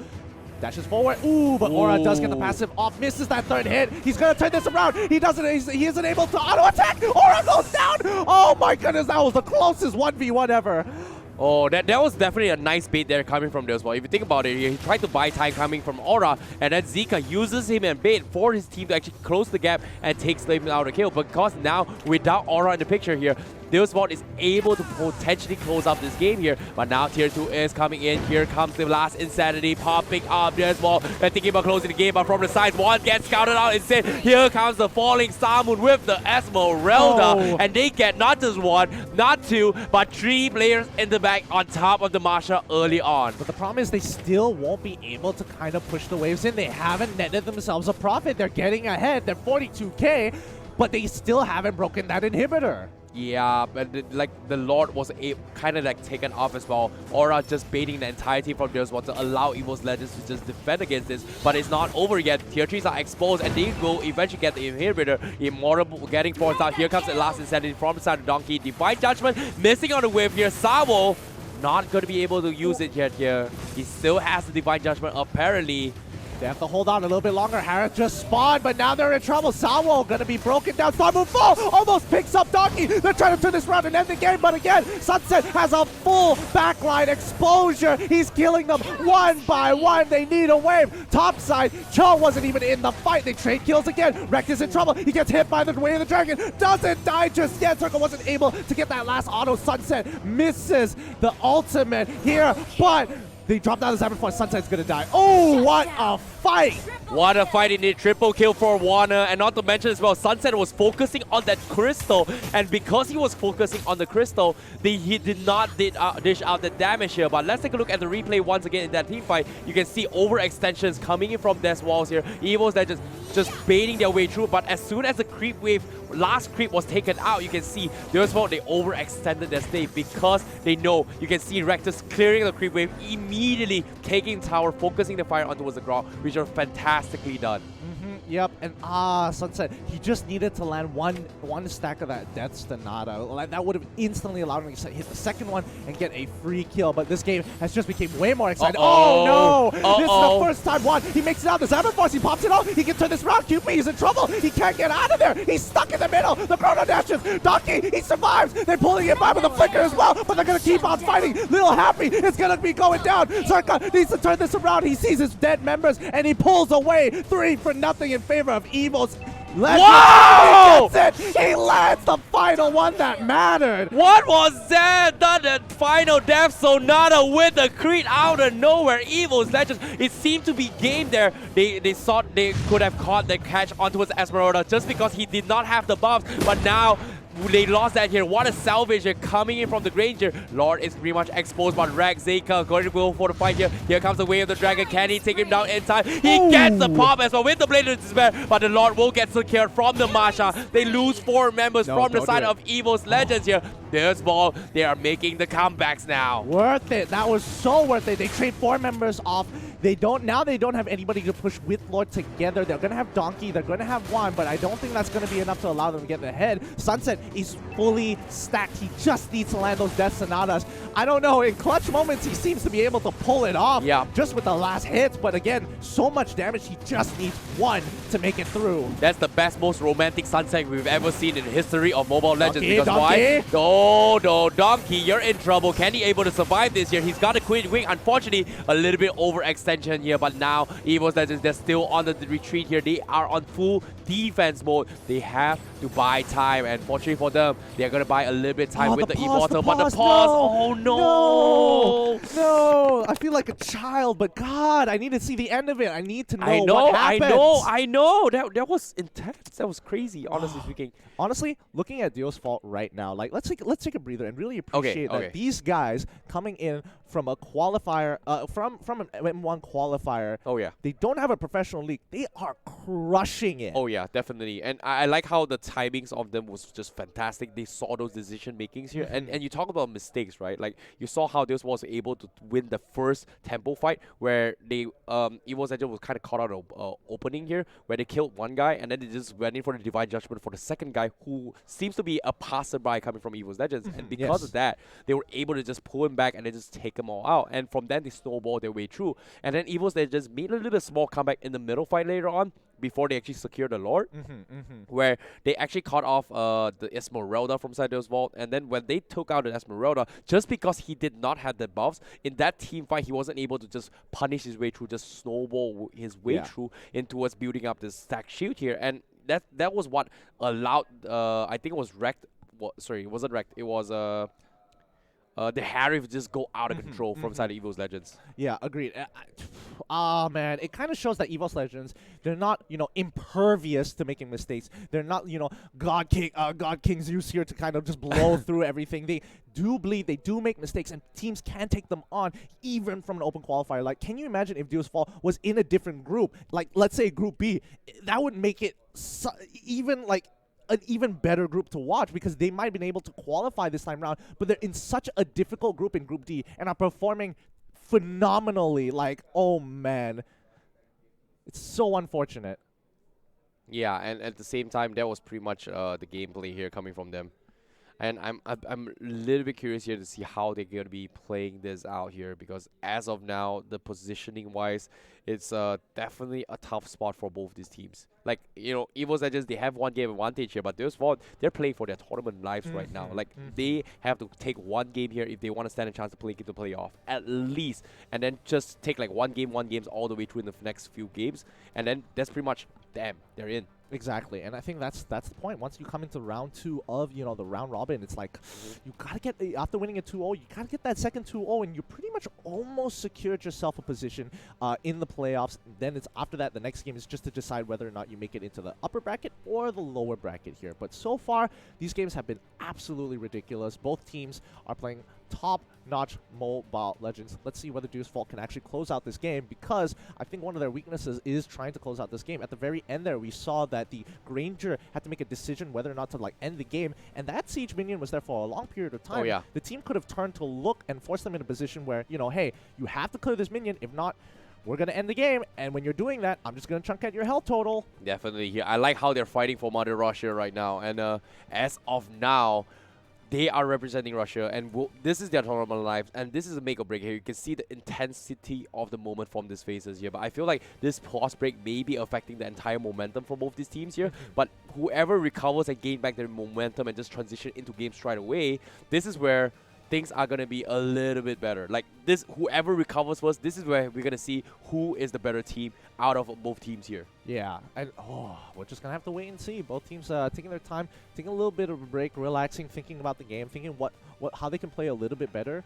But it looks like the game is going to continue on. Luckily, we weren't in a crucial moment. Let's see how Dio's Fault wants to end this against Evos Legends. Yep, and speaking of which here, on the defense here is going to be Evos Legends. How will they do this here? Luminaire is going to buy a little bit of time here, but it seems to me that pause break here is calm a little bit nerves here. We won't see a little bit intense moments yet, but nope, I was wrong because Savo made a mistake. He gets stunned here. Divine Judgment will not make it here, but he will get popped up with the first Immortal. Here comes the wall charge available, but tier 3 pretty much get down. Mega kill from the Marsha. Evos Legends going to be cutting from the backlines here, unfortunately, and they will disengage here because why? They get not one, but two in the back, and this is what I'm talking about here.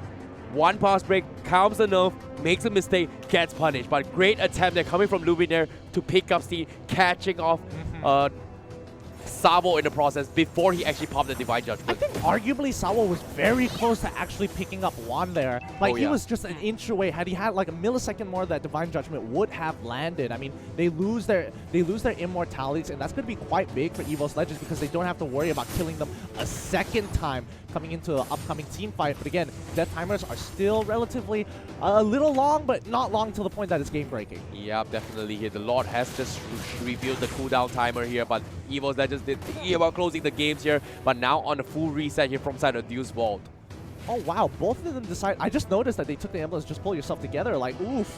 Both of them took it. That's why their death timers were like so short. Yeah, definitely here. And because of that, they were able to actually kind of defend against this. But seeing how things are going here, we see the breastplate being secured from the side of Luminaire. So he's going to be a really sneaky player right now. A sneaky tank, slippery one in this regards here. As you can see also the anti-Kira is being picked up from side of Donkey. So this tank, Xbox here, is going to be super tough to kill just because he has so much lifesteal to work with.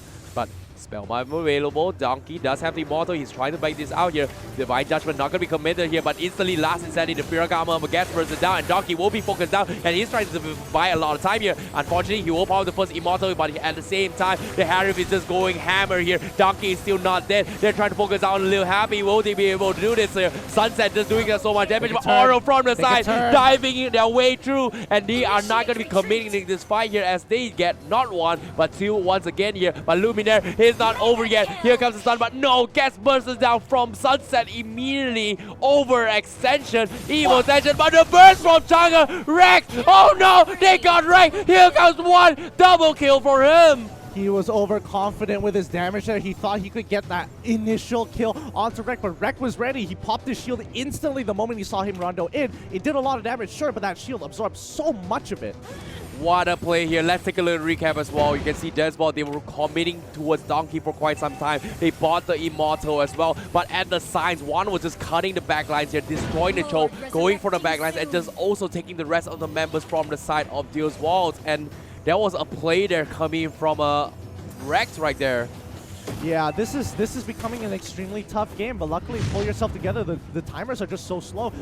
So short that Evos Legends, like, they don't have a lot of time to try and punish the Lord. They're already back up. The tanks are like, all right, I'm back up. Let's do this one more time, boys. Yeah, one on that Harif was just crazy out of control right now. Deus Vault, they have no answer for it. We talked about Esmeralda timing, right? This is Harif's timing right now. Kupi, he needs to be the super tanky mode right now, and it seems to me they can't seem to do it here. But one, they want to dive on the Happy again. This Grog, he's gonna get punished here. He's all by himself. The wall charge is there. Whereas the salvage here, Kupi does have a little bit shield to stack up his way, but nope, gets reset it off, and he is back off. But like you said, the side lanes as well on the middle side. Cho is going to be pushing down from the side of Deus Vault. The Lord is going to be up for contestment. Evos Legends, how will they do it? Why didn't they take Lord? Why didn't they take Lord?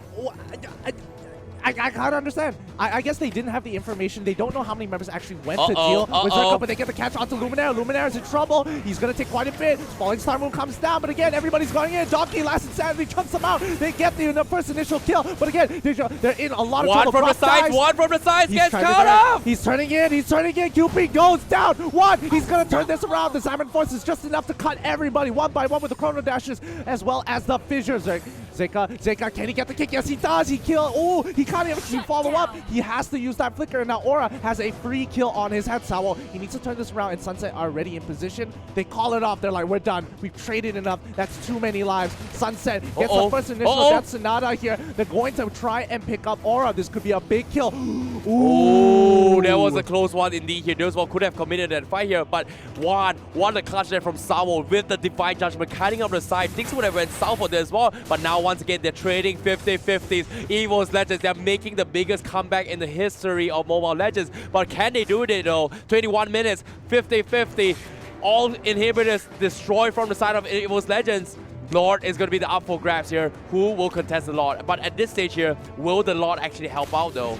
I mean, Lord is going to be, especially in Lord scales, it gets stronger every single time it comes back to life. It respawns, it gets stronger and stronger and stronger. Zeka just bought the Malefic Roar. He's going to be chunking out everybody he touches. So they've got to be super careful not to get one shot by Zeka. And Aura, he needs to land the disarm onto key targets like Zeka as well as Sunset. Yep, at the same time, Donkey, they have resetted their Immortal. They want to contest this here. Lord has 3 bars there, but the Divine Judgment cancels onto a Donkey. Luminaire is in some trouble, but here this Baxia is so tanky, but from the backlines, they won't burst them all down. Donkey's gonna try and fight this off. Kubi gets taken down as well from Juan, and they're going bananas. Juan, he wants more blood, he wants more, he wants 2, he's got 2, but now can he get more? And this ball, they will disengage because right now, the Masha is gonna be focusing on the Lord right now from Evos Legends. How is Baxia still alive? Aura can solo this. The rest of Evos just need to cover his back. Lord is going to go into the hands of Evos Legends here, but my god, how in the world is Baxia still alive? He got Divine Judgment, he got Way of the Dragon, and he still had a sliver of health to survive. They still have the Lord and Immortal available up on Evos Legends here. Deus Vault is all or nothing right now. The Lord is going to be knocking towards the tier, the Crystal of Deus Vault. Can they defend against this here? Rock Potion up on Donkey, but pretty much full items up on every single players here now. Uh-oh, Zika going for the Way of Dragon. Aura, round 5, baby. But this time, Aura will be the victor here. His damage is insane. Deus Vault, you're overcommitted here. No Cho available. The Lord is still knocking onto the crystals. Evos Legends, how will they do it? The greatest comeback in the history of Mobile Legends. They're doing it. Can they fight this here? Baxia starting this off. Lil Helby will get bursted down from Donkey. They're going in. Here comes the Esmeralda. Kubi will get shut down. Oh no, they're losing it. And the crystal, 2-0 for Evos Legends. Well played. Just well played. It came down to one mistake from Deus Vault. Zika got too confident and he wanted to win for the final time. He wanted to show Aura that he was the better fighter player. Goes for a 1v1, but the matchup is not in his favor, especially this late into the game. He gets chunked out, especially when he had 3 health bars. Aura wins that fight, and now they're 1 member down. They end the game right off of that. But honestly, you have to give respect to Deus Vault. They played an absolutely amazing game. Yeah, definitely an amazing game here. They pushed Evos Legends back all the way through. It wasn't even a storm or anything. It was that close for any of these teams here, but great advantage here of understanding timings coming from Evos Legends. We saw Donkey, look at this, he's got like the Bloodless Axe available in the Queen's Wings, which dishes out a little bit damage, but you talk about the true damage in all these team fights, right? Yeah. Donkey was just dishing out all this true damage, poking his way through, and because of the bugs here, Esmeralda can't exactly just lifesteal his way through all this damage output. Yes, you can say he can stack up those shields here, but remember I pointed out the fact during the draft. Yep. The Kaja Divine Judgment to set up in Falling Star mode, yes, you can burst in early stages there, but the later stage of the game, it doesn't mean anything. I mean, honestly, even with like when they take away a little bit of magic resist, I would expect the Baxia to just go down. Like he needed to die, and he just managed to survive for so long. And I mean, looking at the replays so far, there are just so many highlights that we can go over because Deus Vault played an especially strong game, and it's been a while since we've seen Evos really sweat.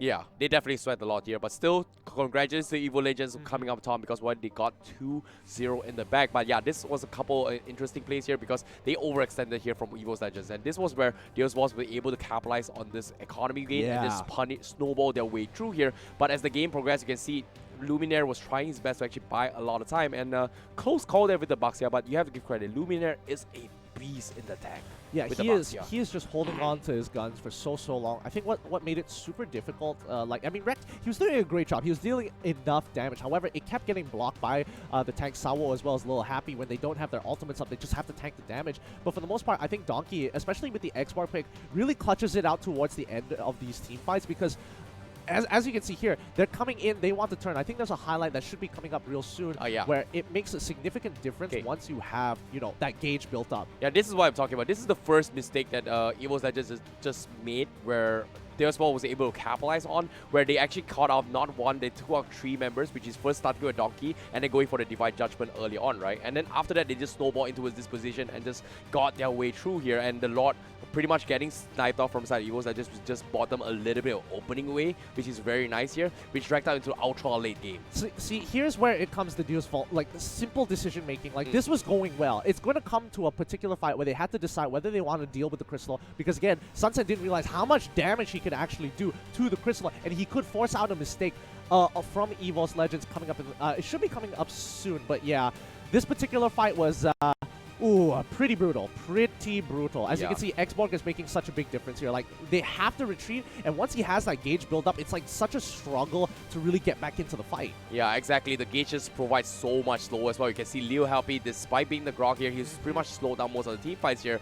But as well, it was been a back and forth with Chicken and egg for quite some time. Rock, paper, scissors all the way through, and it was a really tough one here. And Luminaire, a little bit of mistakes here, underestimating the power of Sunset, but at the same time, it was a beautiful setup from Juan as well, because he was out of fire here. He was the true marksman in the team from the side of Evos Legends. Honestly, I think Sunset, he made a pretty interesting decision because, again, he confirmed had enough damage. Oh, yeah. The problem is that Chang'e, the beauty of just pressing a button, getting a shield, it's a lot bigger than what you think it does scale with that magic damage. Like, ooh, that would have been such a great kill had he done it, like, you know, almost lightning fast. Yeah, not to mention as well, Juan was trying his best to actually make a run for it for most of the times, right? And Deus Vos was just making sure that, hey, you know, we don't want to let this Harif out of control, but it seems to me here Juan was eventually able to do that. Yeah, but this is the game-changing fight here. Yeah, Luminaire.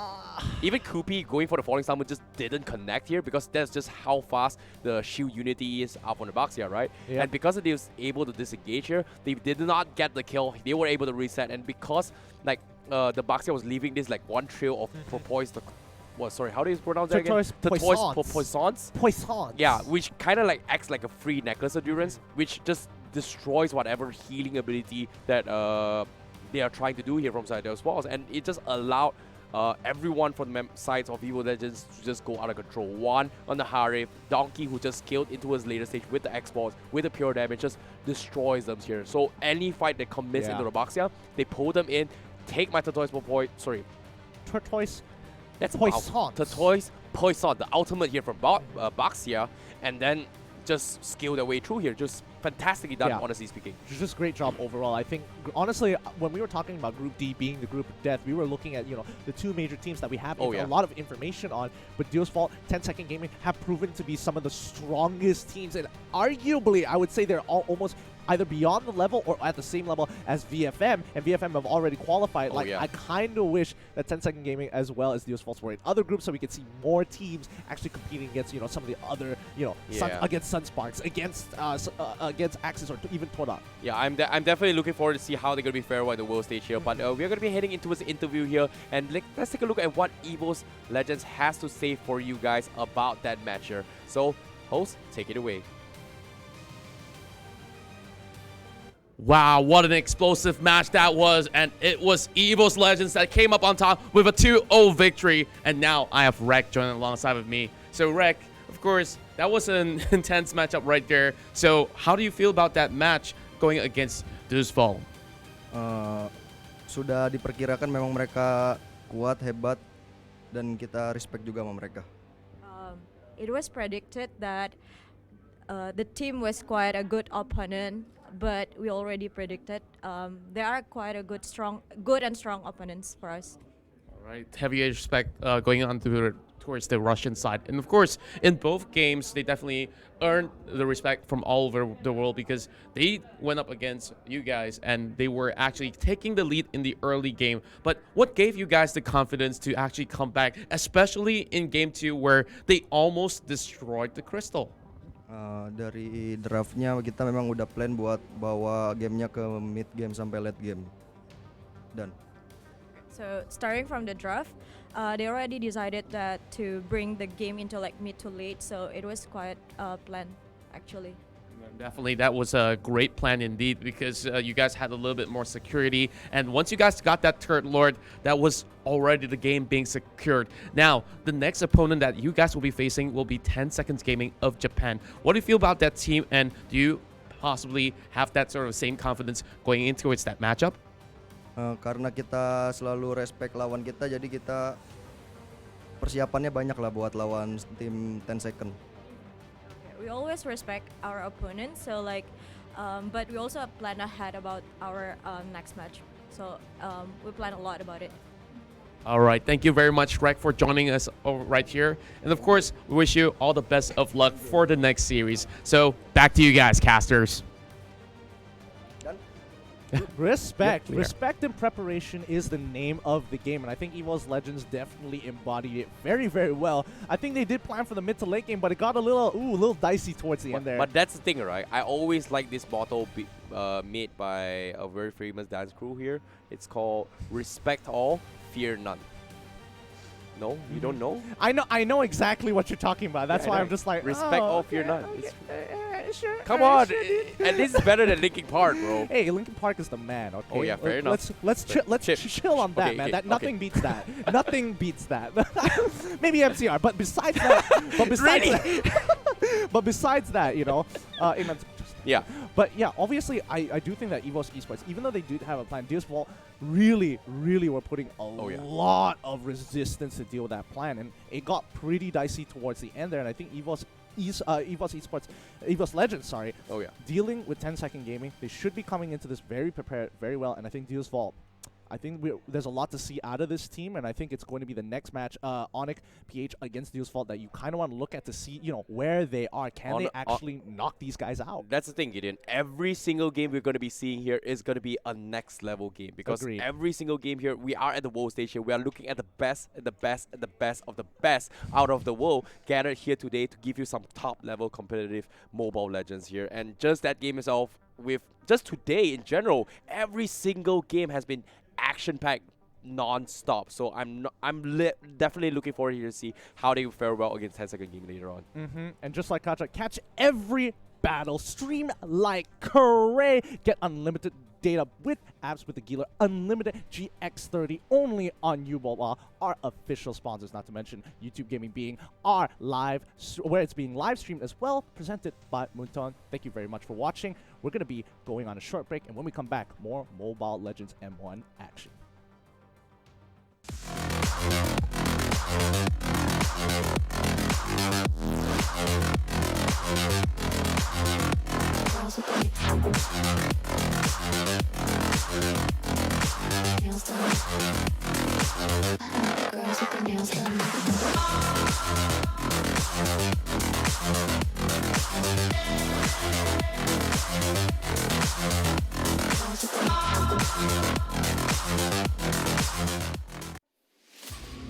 They told us that it's just a game. That nothing will ever come out of it. That it won't bring us fame or glory. That it won't make our country proud. They told us to stop wasting our time. Well, let them say all they want. We'll prove it to them. We'll be the champions.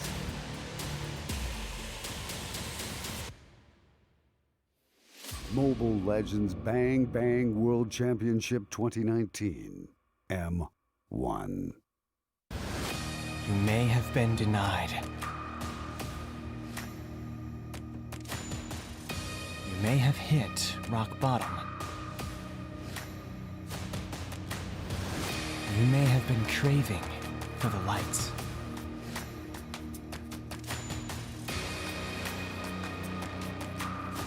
Now, all strive for one goal. Taking that life of the Akai as well. There picks up the jump on the Emerald. Put your hands together for the champion. Do you have what it takes to be a champion worthy of the highest glory?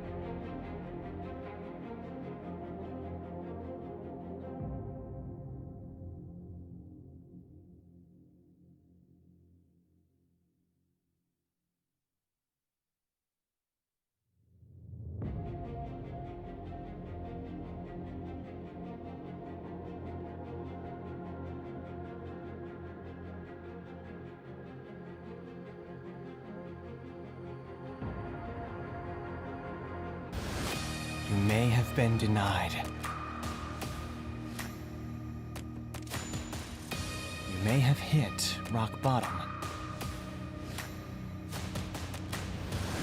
You may have been craving for the lights.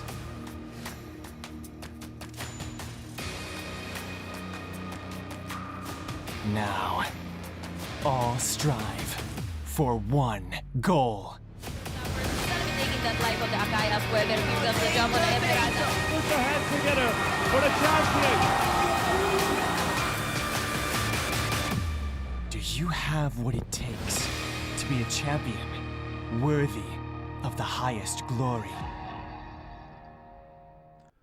Welcome back to the Mobile Legends Bang Bang World Championship M1 2019. My name's Contra. This is Husky here, bringing you the entirety of this series here between 10 Seconds Gaming versus the likes of Deuce Vault. Now, of course, we would like to first thank our organizers as well as sponsors for making this possible, of course, with M1 World Championship presented by Moonsun, and our official sponsors will be U Mobile. And of course, you are also watching this through YouTube Gaming as our official live stream partner. Now, Husky, you've watched that matchup between Deuce Vaults versus the likes of Evos Legends. And Evos Legends, they were on the back foot and they came back up online towards the towards the late phase as well, and they managed to secure a 2-0 victory. Now, we understand that this matchup is going to be really complex and competitive, so walk us through to this sort of a matchup between 10 Seconds as well as Deuce Vault. I am way too excited for this. This is the East versus West,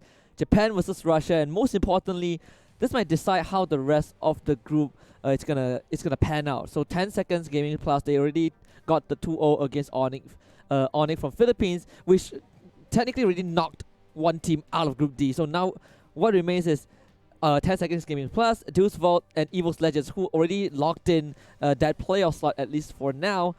Deuce Vault, in that second game in the previous series, they had a big window, but it's all down to the micro decisions that were not exactly the best, and that's how Evos Legends, one of the favorites to win M1, managed to hold on. But coming to this one, I personally, honestly speaking, I came into Group D and I was like, I don't think it's going to be that hard to see a winner. But after those first 3 series, I'm not so sure anymore. Well, I'm definitely not sure. Well, you know, Group D might just stand in as the group of death. Well, of course, so we'll say that a couple of times to some other groups as well. But this really looks to me as one of the toughest ones possible, as we saw Deuce Vault almost taking down the champions of the MPL Indonesian side. And 10 Seconds Gaming, they have not dropped a single game throughout their entire run, heading in towards M1 qualifiers. Yeah, the 10 Seconds Gaming Plus, they are still undefeated all the way from Japan to Malaysia. Of course, that was just the first series. They have 2 more to go, and it's 2 consecutive for them. They're going to take on Deuce Vault in this one, and then afterwards they will take on Evos Legends, which personally to me is my new favorite match of the day. But the focus right now, if you are Deuce Vault, you need to back at least a 2-1 to keep yourselves alive. If 10 Second Gaming Plus, like I said, if they get a 2-0 over Deuce Vault, they're in. The Group D is technically over because 6 points for Evos Legends and it will be 6 points for 10 Seconds Gaming. Well, it definitely won't be straightforward, but let's check it out. We're going to head in towards our first game between two of these titans hailing from the west as well as the east. Well, technically, of course, Russia is just up north, up north, yeah. in a certain way. But then again, well, of course, back into the draft, we're looking at a box event, which means that Deuce Vault have already done their studies. And in the very final game, we saw the Basia coming into effect, and he played it out so well. Of course, Kaya always getting banned off in the early phases. It's not really too much of a surprise. But what do you like about both teams? Because for me, I really would say that the side of Deuce Vault have some great sort of steps heading in towards those early game where they respect their opponents well enough to not play overly aggressive, and they still hold their ground whenever they get pushed out. So, of course, we'll get back to a draft in a little short while. And, of course, Husky. Well, we saw that game previously where the team, Deuce Vault, getting the whole lot of kills on that Granger, but towards the late game, they almost crushed the Crystal. Yeah, they were all they needed was a few more touches on that Evos Legends crystal. I feel like that was where the miscoordination came in for DeVu. They were not focusing on the same target. They were not on the same page. I think for 10 seconds gaming plus, they have really great fundamentals. You can see the hyper aggression. If I'm on DeVu, my eyes are on Sure, who played Boxer in both games against Onic PH and absolutely crushed them. For DeVu, they also have the fundamentals nailed down. I would say that this matchup is as even as it can get, but judging from those series, from the first series that these two teams played, I would favor 10-second gaming a bit more. Well, I would say that it's really wise that they're an option to actually pick up the Harif, and we've seen the Boxer not only in 10 seconds gaming arsenal, and Evos Legends was utilizing that pick in that previous matchup against them, so they are pretty much done with that sort of nuisance, and there's so many options for DeVu right now, but I do think that the Kufra will be a great pick, but DeVu was opting to actually go in for the export as well.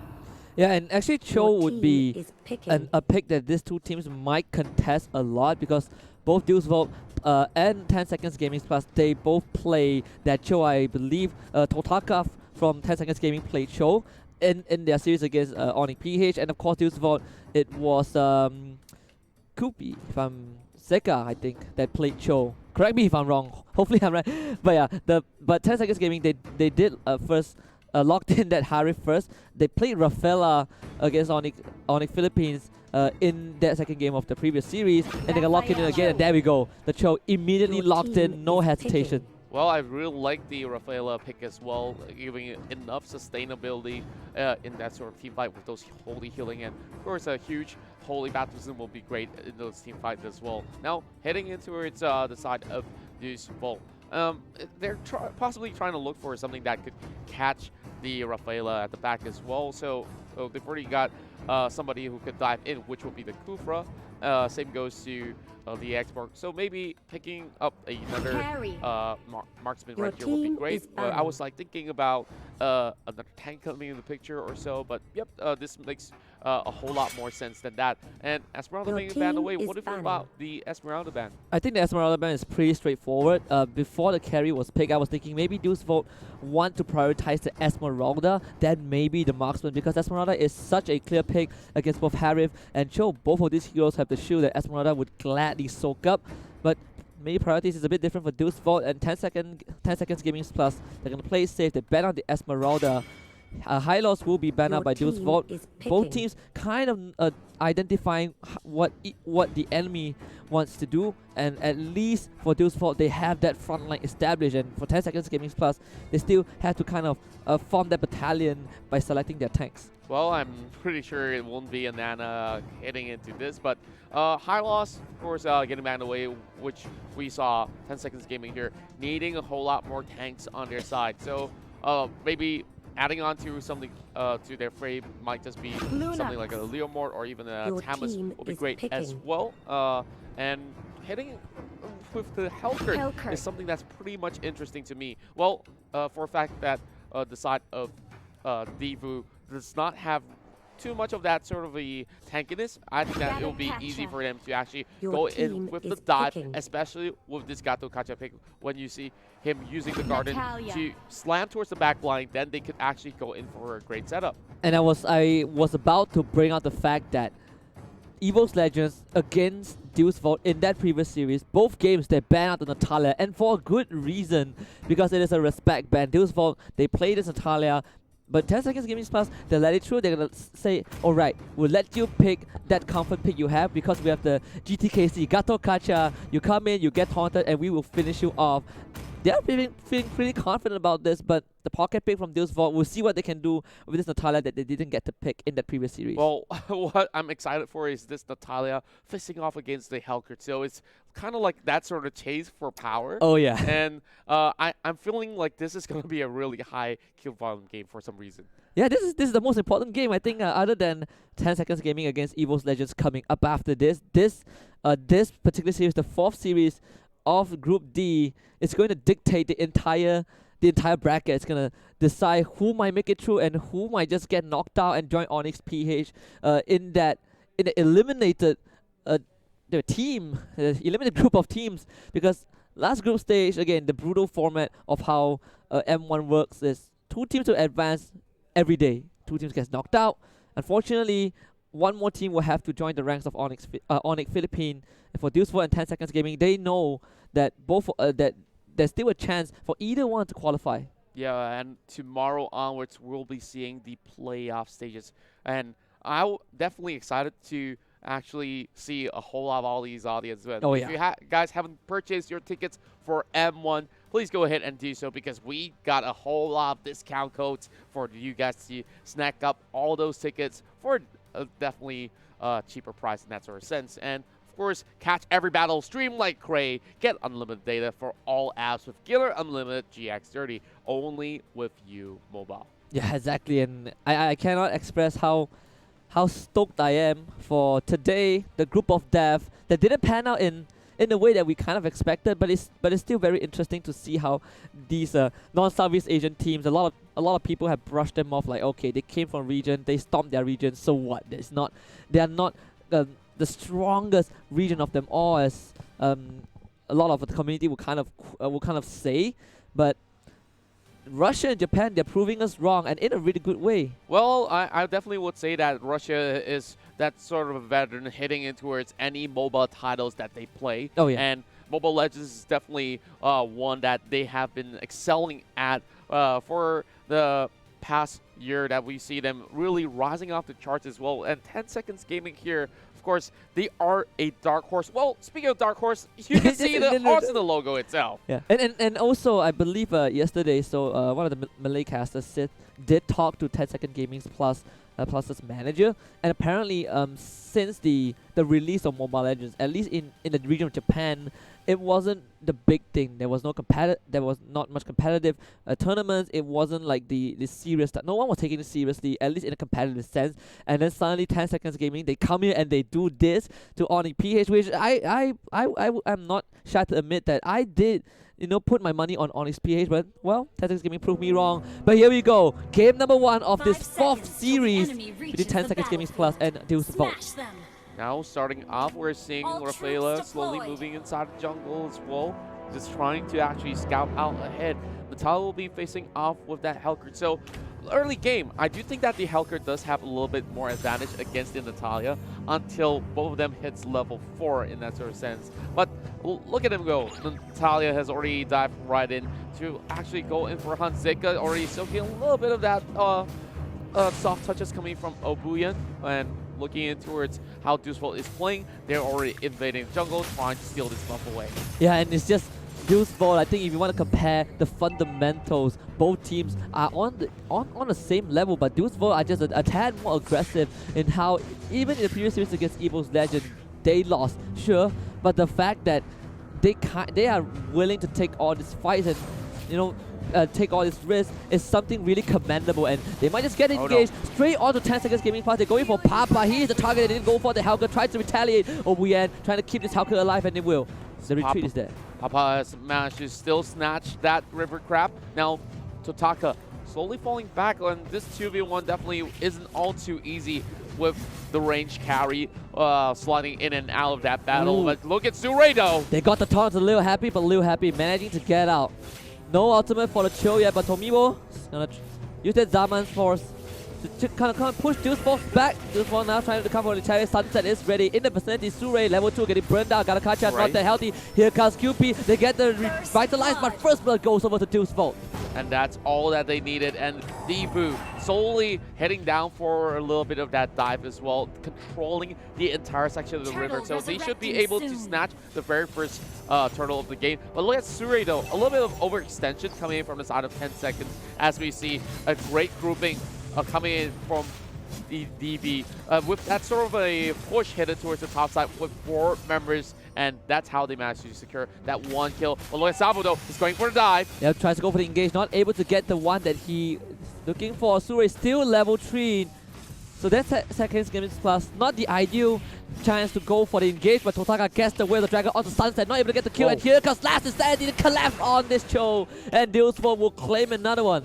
Some of the best early game skirmishes that I've ever seen coming from the side of DeVu. And now, speaking of that, here comes Captain Kacha as well. His ult was unnecessary because Papa still managed to secure that kill. And there goes Zika. While they are trading those turrets, there is a lot of these members fighting back. Order of Brilliance have been popped away. Sao's going to regroup and shoved out the wave. So Papa could not even get anywhere close to take down the tower. Yeah, Zika slightly underestimating what Papa can do on that Hellcat. Bit isolated, he got the silence, there's a slow. It is okay, but if you can't finish off Hellcat, Hellcat will finish you off instead. And definitely a bit of miscalculation right there from this assassin of DeVu. All is fine though, they get the tier 1 in the top lane and they get another kill. The Rafaela was taken down by Sao. Well, the Onic balls have already been utilized, and that's going to be a little bit of contention once again. They're looking for a little happy, but it's not really the best option to actually fully commit towards the side of the export. He still has his Faraga armor intact. Well, this boss is going to go in for a setup once again, and that is a secured kill with that bouncing ball to negate him from moving any further. So say goodbye to Papa. And that is just perfect, right? DeVu, they knew that they had to, that the Hellcat is in the bottom side, so they can go for it. But here comes Gado catching up the ultimate. The way of the dragon is there. Zika not able to get up from it. Just go invisible, but only for a little while more. Tomiwa will pick up that kill. But meanwhile, DeVu, 4 members from 10 Seconds Gaming Plus in the bottom lane. DeVu will work on that tier 2. We're looking at 10 Seconds Gaming Plus slowly losing out that sort of advantage that they do have. And now we're looking at DeVu, of course, securing 2 turrets in a row from the top side, and of course losing at the bottom as well. So they can definitely lock their eyes towards getting another objective, which will be the turtle. Ooh. But here comes Dark Knight Falls, and they will come into this last insanity on the top. Oh my goodness, Sao! Triple knock with that tower bridge, and they turn this one around. DeVu will be able to snatch this one away, and it's only the Chao left. F2, what avail? You steal the turtle, you lose 4 members. Savo was a god in that fight. Just look at this replay. This Kufra waited, comes in, and immediately gets that big, juicy ultimate. They collapse onto 10 Seconds Gaming Plus. Sunset was literally untouched the entire fight. And DeVu, they broke the game right open. Wow, then the Harif got nowhere to run as well. That was the perfectly timed ult as well as the bouncing ball to actually stop them right there in between. And for the side of 10 Seconds Gaming Plus, the only offset that they did have was just snatching that turtle away. But it was not all too worth it. The only thing that they got out of it is just a little bit of that sort of buff. And now, at least they're trying to actually stall out for a little bit more. And the Harris still needs a lot of time to actually skill up. Well, he's still level 8, and he's probably in contention with the rest of the team. But looking at Obuyan, he's pretty under level as well. Finally gets to level 7, and we're seeing Zika here doing a little bit of a split. So from the side of this, well, they are going to go and commit to this one. They're going to try and go for Lil Happy. And Lil Happy a bit isolated, but Sunset now being caught out. Able to run away with the ultimate. Tomio not able to get in range, but they'll get the speed up from Rafaela. He needs one final touch, and they'll get the carry. Now Lil Happy is not going to be happy about this if he goes down, and he will. Double kill for the Harris. The re-engage that's coming from Sabo. He goes in with a Tyrant's Wrath, but not able to get it. And what a kill from Helga on the loot of the ultimate. Was a bit too late. He gets one touch on the Rafaela, I believe, but Sabo now needs to get out. The bouncing ball will keep him alive for a bit more. He goes in with a re-engage on the Papa, but Papa will survive. Now it's both Helga and Harry trying to take down his Kufa, but the Tyrant is just way too strong. Tomibo will finally finish him off with that last auto attack. 10 Seconds Gaming Plus, they finally win out the first fight. What a great juggle of aggression we're looking at the side of Tomibo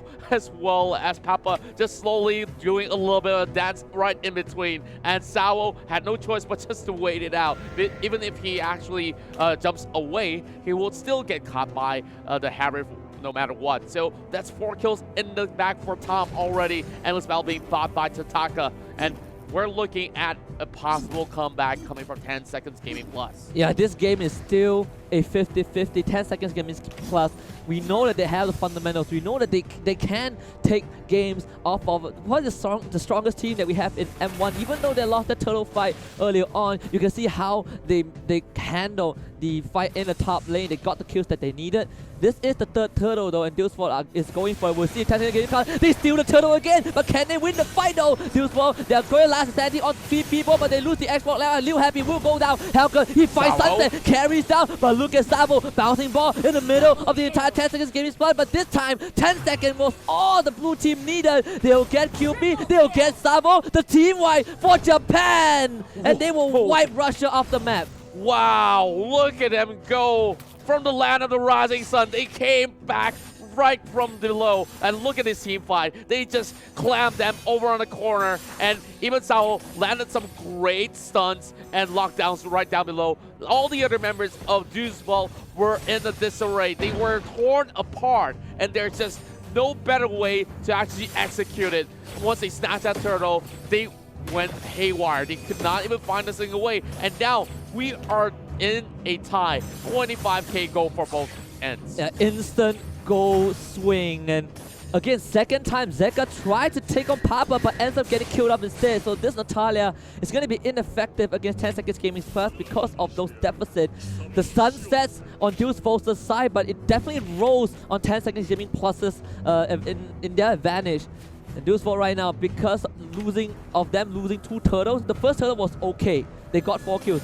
But the second turtle, they lost that, and they lost the entire team. Savo is going to get called out again. It's immediate collapse for 10 seconds gaming class. They know they have to lead. They're going to push it, but keep your eyes on the Sunset though. He wants retribution. They trade 1-for-1, but it's now Lil Happy. QP is there as well. So Mimo with a great damage, but not enough. Obi are keeping the rest of the team alive, but here comes Utaka. Can he get the kill? He gets the way of the dragon onto QB, but QB somehow still alive. Obi, and why is he not dead yet? And Totaka will find a kill. Now Lil Happy is the run away from Papa, but Papa is here. 10 seconds gaming plus. They answer back with 3.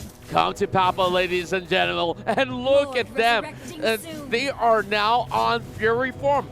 And I'm not sure the side of DeVu don't really need to commit to that fight. And now they might just lose out on this Lord, which is already getting attempted by Papa. And look at the members of DeVu. They're just waiting for a little bit of engagement. We are dropping low, and Totaka waiting for a little bit of setup here. And here comes the fight. Blue monster kill indeed. Sunset will set once more. Savo not gonna get in. He will have a second life, but instantly taken down by the Harif. And now 10 seconds game is class. 5 members strong on that Lord. Zika, he needs some magic to happen, but Totaka will zone him out. Lord down to 50% DeVu. They will give this away because the rest of 10 seconds gaming fast is on guard duty. The Lord will be going over to the blue team. Great objective control. Did you just see how they just maneuvered around? They knew that some of these DeVu members will just camp right over the corner, and they just dove right in without any sort of hesitation. And they definitely baited some of these guys hailing from DV. And look at the items here. The Hauken has already completed the BOD as well as Endless Battle, and Immortality is already in the hands of Totaka, so he can easily just dive in and out of the fight. Yeah, and we've seen this from DeVu in their series against Evos Legend. They kept forcing fights that shouldn't have happened, and they ended up throwing a lead away. It seems like deja vu for them because 10 seconds gaming, they found another one. Gato Kaja with the taunt to Savo. Savo not able to get out. The Tyrant is down, and 10 seconds gaming, this is the time to turn out the notch. They go for the aggression. Tomibo a bit isolated from the rest of his team, and Zika will punish him. 1-for-1. DeVu, they hold on.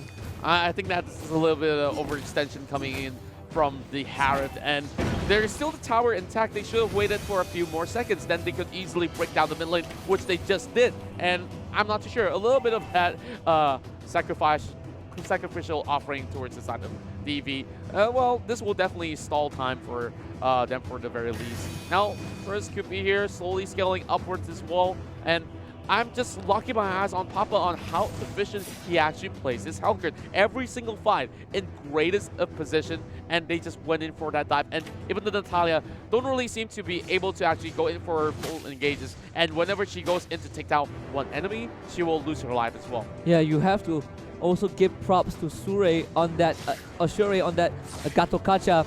Sure, early on wasn't the best start for this particular tank, but as the game progresses, you can see how much control 10 seconds gaming plus have against DeVu. This Natalia is starting to lose her grasp on her effectiveness because of the lead that 10 seconds gaming plus has. If you look at the goal graph just now, in the beginning it was all red, but the Japan painted it blue straight away. Well, both flags do have some of all these colors, but except for Japan, they only got the white and red upon them. And there's going to be a little bit of that split coming on. And let's battle for Zika, but Papa's on the hunt as well. And there we go, 1v1 battle as Zika tries to turn the corner. Oh, this is close! Only one single health left, and here comes Obuan to actually finish things off. Papa and Zika, these two are just murdering each other, 1-for-1 trade. The kill does go over to Owi and the Raffaella from Tennis Gaming Plus. Still okay for Deus Vault. Now Zika knows that he can kill off Papa and Tennis Gaming Plus. Both teams don't have the assassin who will come on top. Stuart gets away with the ultimate, which means that Tomibo will now dash in with the Diamond Force. Does get the second life out of Leo Happy, but Deus Vault, they're looking for the re-engage. Sunset not able to get in range for now. Tomibo has to be super careful, but Sabo goes in, immediately gets the engage, and Tensei this they'll collapse. Totaka goes in, gets away with the dragon. Sunset with the purify will cancel that. Stuart now has to tag the team, but Sunset, keep your eyes on this carry because this carry is going ham. Leo Happy does get taken down as Totaka tries to knock out Sunset with the kick, but not able to kill him off. Sunset will dash away. Sabo with a zero of life. Totaka goes right in, but will lose that immortality. He comes back to life. 10 seconds gaming plus, not able to get too much. I just love the decision making coming from 10 seconds gaming plus. Though they may seem like some of these members are low, but they know that they can take a fight because of all these immortality up online for the frontliners. And even so, they did use the Guardian to actually escape. And that Gato Kacha was so hard to even take down in that sort of sense. Now we're looking at Deus Vault here slowly losing out that lead, 21-16. And I'm not too sure, can they even contest for this Lord, which will appear in a few seconds. This is definitely a close one for both teams. Deus Vault, they have botched a couple of fights, but you can see that those cores are coming online. Sunset, 1 and 3, pretty fine. He was able to push back the Chos. He has the Purify just now, but he won't have it for this fight. If 10 seconds gaming plus start on the law straight away, you can see Galo Kacha is ready. Shure looking for any members of Deus Vault who wants to go for the engage. And Shure is good dash right. He gets a 3-man taunt and the immediate collapse from 10 Gaming Plus. The auto blitz comes up for QB, but QB needs to retreat because Papa is there. Misses the burst, but it's okay. They found the Luna. Papa is going to go for more. There's the silent. Sunset might be assassinated, but Sunset managing to hold on. And Zika goes over to the Thailand as well. Totaka a bit far in where the dragon finishes off the carry, but he gives us his life for that. 4 for 10 Gaming Plus, 2 for Deus Vault. Japan come out on top. Well, Japan still have that absolute control after wiping off all 4 members. Let's have a look again and break this one down. We saw Totaka here annihilating Lil Happy and rendering him useless with so many of that cross controls stacked upon him. And down to that Papa 1v1 against the Lunox. Of course, Sunset have a little bit more advantage over there with Totaka diving straight in towards that tier 3 and eventually get taken out as well. But for the side of 10 seconds gaming plus, it's worth the risk to take, and now they open things up with the Lord. Props to Zika keeping Sunset alive for a bit longer. Tennis Gaming Plus were looking for the full commitment on the die, but Zika, he dropped the smoke and slowed down the rest of Tennis Gaming Plus. So suddenly Totaka was isolated. Sure, he got the kill on the Sunset, but he gave up his life for that. Tennis Gaming Plus, the bright side was that they got to secure the Lord, but for Deus Vault, they could definitely hold on to this. Wow, this is just game 1 that we're watching here between both of these sides, and Sabo trying to actually get close to the Lord and immediately get spotted out by Sure as well as Bobian, slowly leading it in. And here we go. Sabo, there's gonna be a fight. And Papa getting picked up. Papa managing to get away, but the rest of Deus Vault will go for the collapse. They're gonna deal with the Lord, and the rest of 10 seconds getting spotted. The last stage comes out. Sture still in the front line. Sture staying alive. Maybe not Sabo, no killing spree for the Harib. And here comes Totaka. He found the talent. The talent goes down. 10 seconds spot. Immediate collapse. Gato Kacha. They're gonna wipe the floor with Deus Vault. Japan, they are doing it, and Russia will be falling in game 1. Last stand. It will be the last stage from Deus Vault. They managed to hold on for now, but it's going to be QP against the rest of Tennis Gaming Plus, and Japan will take game 1. They stacked them up like Jenga, and my goodness me, look at how they actually initiated with a perfect way of the dragon to just kick them up in the air, and eventually all the outs all connect in towards the mid lane with that Lord still marching up towards the top. 10 seconds gaming plus, they are absolutely monsters here coming into this series. And now Deus Vault, of course, having that absolutely perfect early game, but in the mid game we saw on those turtle attempts, they slowly lost out that objective, get it taken away by 10 seconds gaming plus. And that's just the start of it. When they hit in towards that second turtle over on the lower side of the river, that's where all hell broke loose. And now let's have a look at the stats here. MVP will be Koopy, 5, 5, and 7. You can see they were struggling initially for the side of DeVu, but heading in towards the side of 10 Seconds Game Plus, it was all about Tomibo on how he actually positioned himself to rake advantages one after another, with a total of 11 kills being backed up at the end of the game. Yeah, 10 Seconds Gaming Plus, just absolutely monstrous team fight. Props goes to Deuce Fault as well. I think both teams are really superb when it comes to this team fighting, but in that particular game, obviously Japan came out on top. And you cannot take it away from Deuce Fault just yet. We didn't actually get to talk about this earlier on, but Deuce Fault, they need to win this series. It can be a 2-0, it can be a 2-1, but they cannot lose out because their chances will to qualify will be voided if they lose the series against 10 Seconds Gaming Plus. This is the most important series of their tournament lives. But you can look at all these replays, right? Deuce Fault early on, superb early game. This first turtle got stolen away by 10 Seconds Gaming Plus, but Deuce Fault with the perfect response gets 4 kills. But everything changed when the second turtle rolled around. Yeah, this is definitely that sort of a kickstart for the side of Deuce Fault to actually get some advantages. But they keep committing towards fights that were unnecessary. And one such example is this fight here, where there was no objective to be taken, and they just went in for the dive, hoping to catch over the Harif. And this is where they were attempting the Lord. But of course, we missed out one of the clips, but they were fighting for that lower end of the turtle.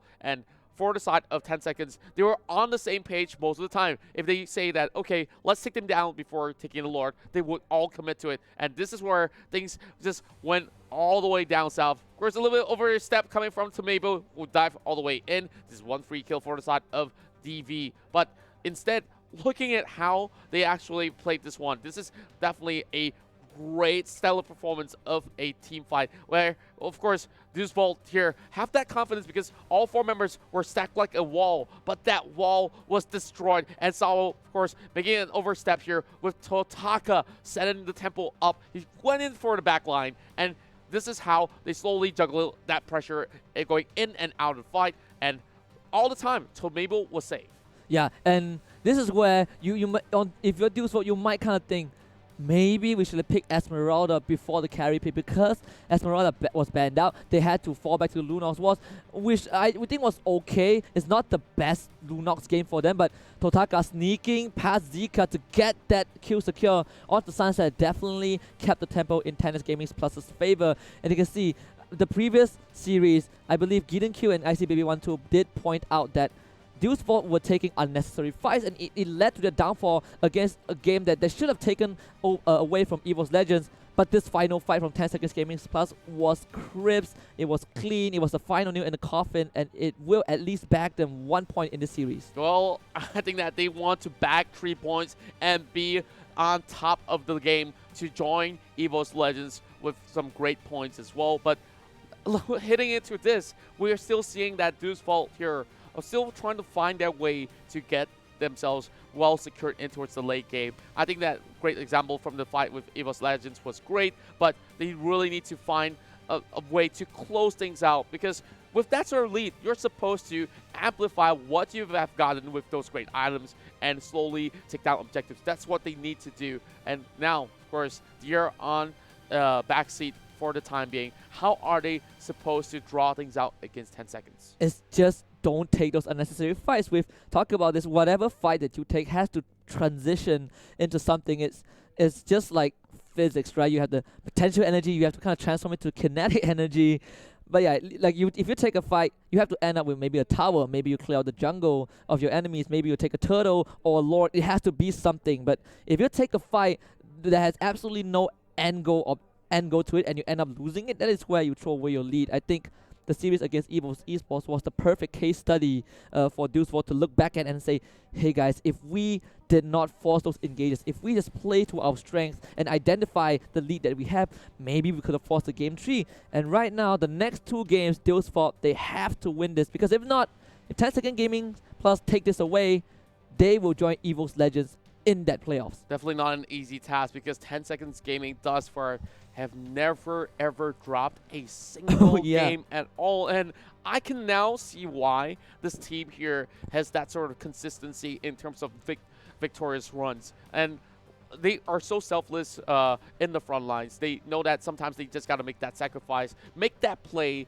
to actually get your team in the better positioning. And every single time that they were actually tanking things up, there was always a follow-up. There was never a single time that there was a fight that's going on, and there was zero support coming from the members of 10 Seconds Gaming. So this is what I really love heading in towards this 2 battle. And those Vault here, they know how to actually get those early pickoffs, those early camp being stolen away. But they really got to make sure that what they achieve in the early game could expand towards the late phase, especially for some couple of fights, which of course we saw a little bit of flair coming from the Hellcat versus Natalia matchup, where Natalia, of course, was only a few HP away from falling through, taking down the Hellcat. Of course, getting a little bit of style points does not matter eventually with the Rafaela coming in with that sort of support. Now, let's head in towards our second game of the series. One more game for 10 Seconds Gaming Plus to take the lead in the group, and a game for DeVu will extend their tournament life. So Boxer now will be banned away consistently from the side of DeVu, of course. Now, this is going to be another Kaja ban being brought in for the side of 10 Seconds. Yeah, this is literally the fight for the tournament lives. This is the fight to stay in the Mobile Legends Bang Bang World Championship 2019.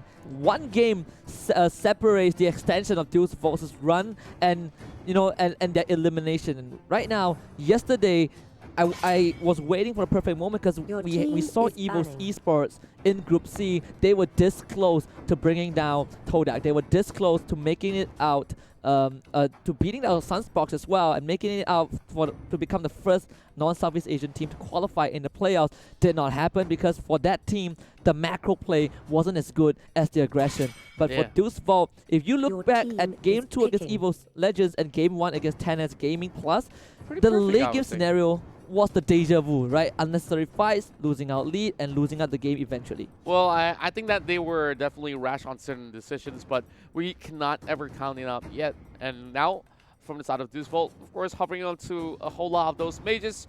Not too sure about a first pick Gord though, but of course, I prefer this Grok over any of those options on the table for first pick. Now, heading back towards the side of 10 Seconds here. Well, we've seen Kufar being a popular option, which is still being left out. They're going to go in for the export, but Abuyan here will still stick to that same trusty support, Rafaela. Yeah, if it works, then don't change it. 10 Gaming Plus, they have mastered Rafaela, and dare I say, in the whole M1, probably 10 Gaming Plus is the only team that dares to pick the support to kind of fall back to a meta that we just have not been paying attention to because it was so long ago. Now people are running a two tank, one fighter, one mage, one marksman, or maybe one tank, and so on and so forth. But they never put the Rafaela, they never put any kind of healer into it, other than maybe the Rafaela, the Estes was as far as we went. Maybe the Diggy. So 10 Gaming Plus, this is the Burmese ghoul effects again. I think I've mentioned this term way too many times, but it's what throws your opponents off. Now, Savo will still stick to the Kufra, but this time Zika, he will change from Natalia to Hellcat instead. Now that's definitely stealing one option away from Papa, but they're going to bring in that Masha just to match up in terms of that sort of a tankiness as well as a pushing stability in that sort of sense. Now, heading into phase number 2, we have yet to see any sort of mages to be brought up. So maybe a Valor. Valor has not really been banned all too much, but it has been a priority pick for many. So who knows, DeVu might be able to actually land their hands onto that. Well, for the side of 10 Seconds Gaming, I'm still thinking that they might need something that is equivalent in terms of a firepower against that Hellcat right now. Gatokacha has been removed, and of course it has proven to be very effective against their composition in the previous match. So they don't really want to deal with that tank anymore, which means that there's still that Chow being left on the table for either side. Yeah, exactly. And but if you look at both Xborg and Marsha, Cho doesn't look like the pick that you want to go for next. But we never know. Tennis Gaming Plus, they might bring that out again and flex it to a Tank Cho instead. For Your Sure, team is the picking. Gatokacha taken out, like you mentioned. So I feel like maybe Gatokacha isn't the strongest tank. A lot of people agree on that on the Your broadcast. team is But picking. as a cool fry, you want to move around. But Gatokacha, make sure you stay in place. Lilia will be brought out again by Tennis Gaming Plus, the pick that destroy Onic Philippines team. They're going to bring it out again in Game 2 against Deuce Volt. They're going to break some dark energy heading in towards the very second battle of the series. And now a little bit of the members of Deuce Volt is having perhaps a little bit of the half-time thinking. What should they go for the final two picks? Because they cannot afford to lose out this battle. And now they bring out the Odette. So they're committing in towards a very heavy team fight composition. Oh yeah, last game was not strong enough, but this game they say we're going to seal it. We're going to bring in the Phantom Steve. We're going to bring in Leomon. We have Kufra. We have Odette. I dare you guys to fight us in our territory. But hey, there's still another horse right up on Tennis Gaming's plus the side is the Hylos. They're going to lock it in. Well, they're going to be running rampant across the battlefield, but of course, this is one pick that I would say that is really sustainable from the side of 10 Seconds Gaming Plus, especially with Obuyan consistently healing them as well. So it's really tough to actually take some of these members down if they were to fully commit, and they're really good at counter engagements, while the side of Deuce Volt, of course, does what they do best, picking off members of the side of 10 Seconds Gaming Plus. And I'm still looking at that Hellcat pick here, so suddenly getting a little bit more popularity after some of all these days of play, and it has definitely been proven very effective heading in towards some of all these matchups here, especially if you give enough room for him to actually farm up in the early phase of the game. Yeah, and I think one of the most notable or more notable Hellcat play was by Chiku from Todak. He played Hellcat I believe in yesterday in Group C, and he had an amazing game. That was the game against Evo Esports that Todak were fighting for their lives. They won with the macro play, the split push coming in from both the Marsha and the Hellcat. But for this one, I've been waiting 4 days to say 4 days to finally say, you know, we are getting a non-Southeast Asian team qualifying for the playoffs, and today might be the day that I get to say that. Well, definitely the best of the world have a lot more to offer. And now heading into game number 2, we'll see whether or not Deuce Volt will be able to pull one more point in the bag, or will 10 Seconds Gaming Plus gets this victory with a 2-0 sweep. Of course, M1 is happening on the weekend here with the playoff runs tomorrow. So get those tickets real quick, because those gold tickets have already been sold out. And who knows, silver might just be the next one. Tomibo switching from Harif to Xborg. I'm pretty interested to see what he can bring to the table, but right now it's Deuce Volt. The 1 point does go a long way. Immediate invade from Tennis Gaming Plus. Deuce Volt, do they want to contest it? And it seems like they will. Lil Happy walks a bit too far forward. The buff does get stolen by Tennis Gaming Plus, and they might go a bit more, but here comes Selka, and first blood goes over to Sunset. He's now looking for Obuyan. Papa is dead though, but Savo does not care. Jumps right in, has the bouncing ball, but can he get on top of Obuyan? He needs one more to attack, and he will slap him down. Rafaela gets taken out as Tomibo wants to roast down this Kufra, and the kill will go over to the Lily instead. Very messy team fight heading in towards the early game just for the sake of one buff. Not too sure if it's all too well worth it, but Deuce Volt definitely turned things around. And once again, they are always leading the pack in the early phase of the game. Taka will get this free river cap. Well, not exactly free, with Lil Happy going in for a little bit of contest. So they will reset this one on the table. Tomibo going for a little bit of foot for a better roam as well, as Kufra planning to actually join the rest of the pack over on the bottom side of the lane. But there won't be any much of a contention coming from the rest of the members of Deuce Volt in this river crab battle. Yeah, and I think you point out earlier on that Deuce Volt, they are really good at this early game fight, and they have dominated Evos Legends with their early aggression. They have kind of broke open Tennis Gaming Plus in the first 5 to 8 minutes in game 1, but the question now lies whether they can continue that momentum until the end of the game and close it out. Tennis Gaming Plus now they're trying to collapse on the bottom lane. You can see DeVu, they're really good at doing this, especially Sabo and the Kufra, always in the right place at the right time. Oh, that is there as well. Zika, he will be ready to fight if it calls for a Tennis Gaming Plus. Well, they're still all level 3, so they don't really have the ultimates up yet to actually fully commit to this. And I like how 10 Seconds Gaming Plus is actually raiding so many of these camps in the jungle. But here comes Lil Happy. Oh, Lil Happy right in between, dealing a lot of damage right there. And Lil Happy will fall instead with too much pressure coming in from 10 Seconds Gaming Plus. Not too sure what the lead mark was up to, but this gives away that first turtle of the game. Yeah, that is just a classic example of overcommitting and not understanding what the enemy is capable of, or at least the lack of understanding. The Grok was not even level 4. Lil Happy was level 3 when that happened. He did not have the wild charge to get away. He did not have the wild charge to engage. Wow. DeVu just went away too far forward. Zika now caught out, does get killed off by Papa. And look at Tennis Gaming Plus immediately jump on DeVu. They pounce on them and they get 3 kills. Look at Sure, he's still alive. It's thanks to the Ovuyan's heal right there, holy healing by the edge of the moment, and none of these members have faltered. Look at how 10 Seconds Gaming Plus says, I want to secure this game, I want to keep this clean shit going, and it won't be brought in to play. And look at it, every single camp already getting snatched away, and the level difference is pretty much stark as of now. Everyone level 5 on the side of DeVu, and we're seeing level 7 from the side of 10 Seconds Gaming Plus, and that's definitely a huge advantage. And we're looking at Papa here, already 2-0 up, and here comes Sabo. Sabo just leap right in, not able to get that great engage, but does immobilize 2 members of 10 Seconds Gaming Plus. Here comes Lil Happy though. DeVu cannot make the same mistake. Sunset goes right in for the assassination, but not gonna kill off Sure, and he might be taken down. And here comes the OD ultimate, he flickers it, but the damage is not there. Double kill for Papa. Lil Happy does fight one, but Zika will be barbecued by Tomibo. 4 for Tennis Gaming Plus.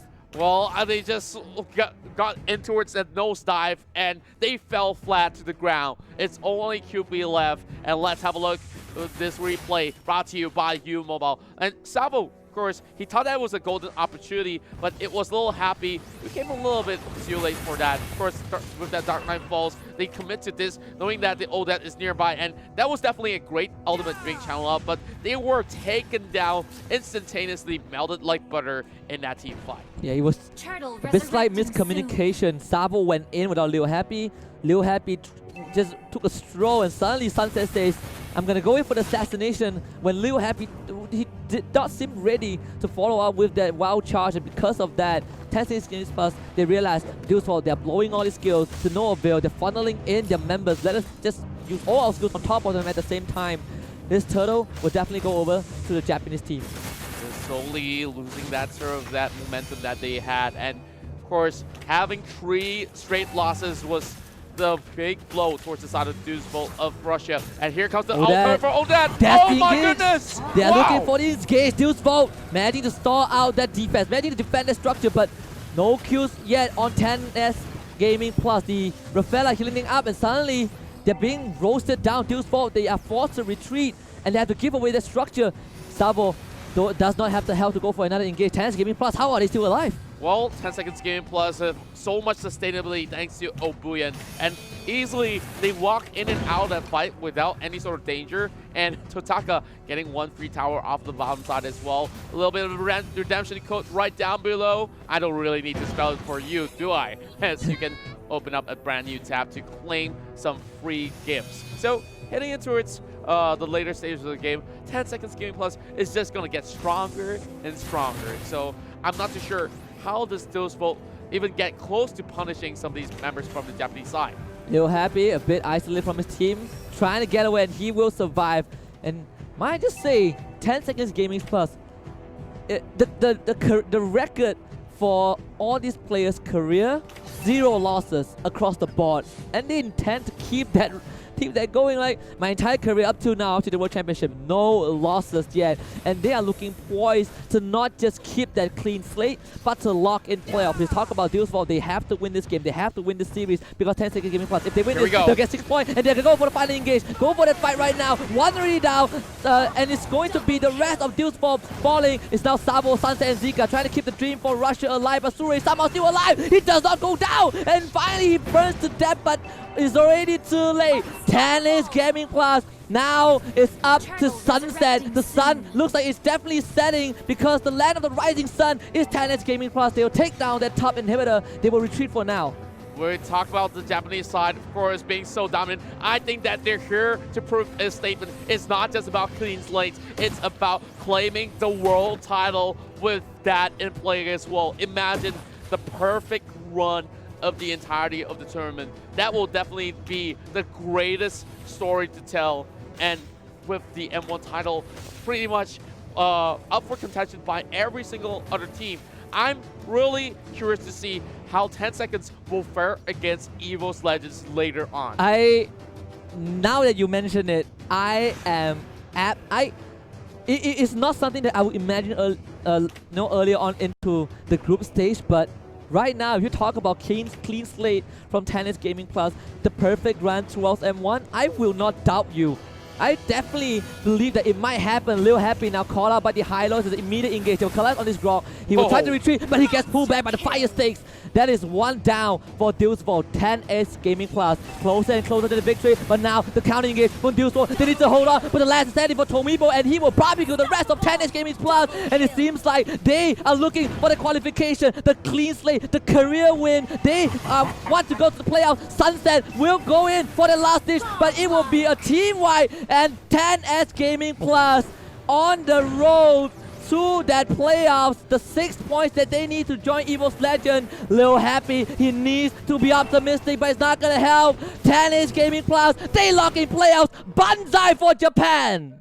Wow, what a game it was. And this was absolutely clean as a whistle. 10 seconds gaming here will qualify to the playoffs, but they still have one more Titan to bring down, and that next game will be against Evos Legends. I talked to you, and when we met up before the broadcast, I said maybe the match of the day from Group D is Evos Legends against Onic Philippines. But after that, after watching 10S Gaming Plus's performance in the second series, I'm like, yeah, I think we can all agree that the match of the day in this group of death is going to be Japan versus Indonesia, and I cannot wait to see who will take that upper bracket later on. Now, it's really hard to actually say that some of all these members from DeVu may not be able to qualify after this defeat. We talk about the possibilities of them needing at least a single game out of 10 seconds gaming plus, but the Japanese side did not even give them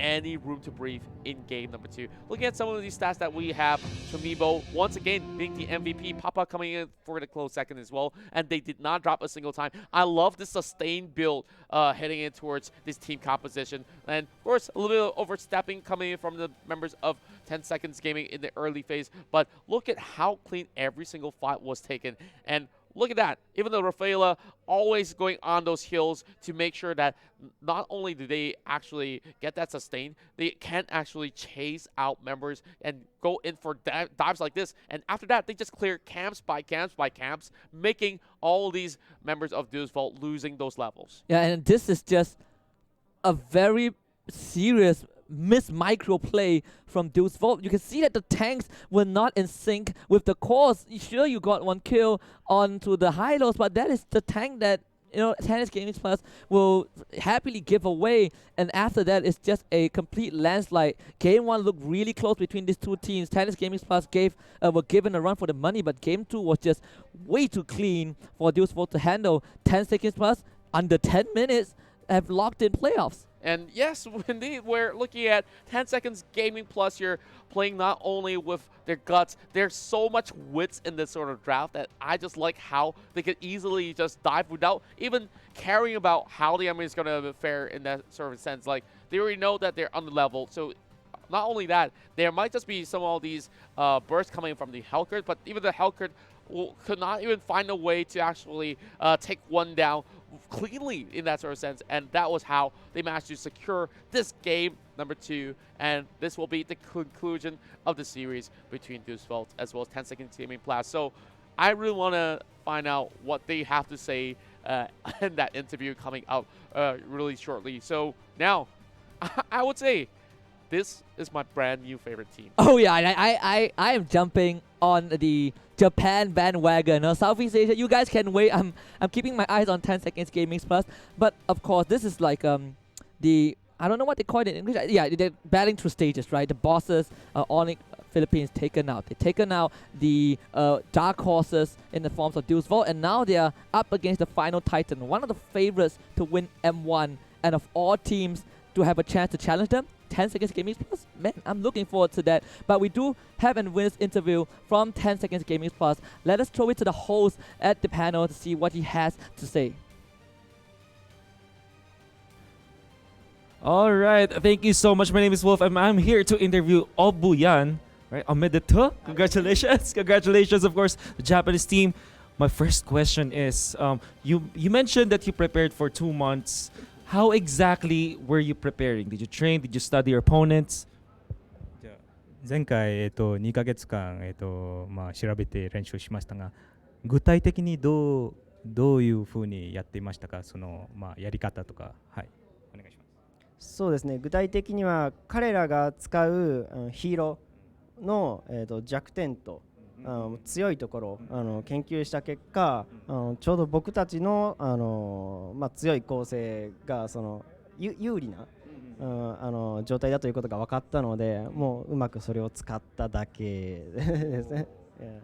Okay, so they actually understood both the weakness and the strength of each heroes that they use. So using that with their own skills, with their own heroes, they actually kind of found out a way to just counter each heroes with their skills, and it's just happen naturally like that because they research. So because of that, they won. And congratulations once again. You know what? You're now fighting for the upper bracket against Evos. That's your next opponent. So how will you actually play against your opponents for your next game? もうアッパーの上のブラケットにいまして、次はエボスと戦いますので、じゃあエボスにどんな対策をしますか？そうですね、イボス e スポーツは本当に強いんですけれども、これも2ヶ月前から研究した結果ですね、彼らの弱点を見つけることができましたので、うまくそれを使っていきたいと思います。So yes, because we did a 2 month research on Evos also. So and again we actually found out their weaknesses. So we will use that as our advantages and hopefully we will win. I'm very excited to see that actually. You know what? Just give your message to your next opponents. All right. Next opponents, right? じゃあこの Evos になんか一言とかメッセージをお願いします。私たちはあと9つの、作戦を隠しています。それをどうか見破ってください。We have actually 9 secrets so within our team. So if you can try to break, like solve us or like try to counter us with those 9 secrets. So that will be amazing. Arigato, arigato, arigato. All right, congratulations once again to the team. They will be fighting next, so that is really what you need to expect for. But now we're gonna pass it on back to our casters. Please take it away. We will slowly unveil their 9 secrets of successes, and they are looking to also try to take down Evos Legends right there. And they say it with a huge statement, 2 months preparations. Yeah, 2 months, and they come and do this to Group D, where we call the Group of Death. I'm smiling, like, I can't take this smile. It's just amazing to see a team that we brushed off early on, immediately come in. They took down the runner-up of Philippines, and they qualified for playoffs. Now they're fighting for the upper bracket spot against one of the best teams that, Mobile Legends have to offer. But I think we both need a break. We will go on a short break for now, but when we come back, the match of the day, 10 Seconds Gaming Plus, they will take on Evos Legends for the upper bracket. Do not go anywhere.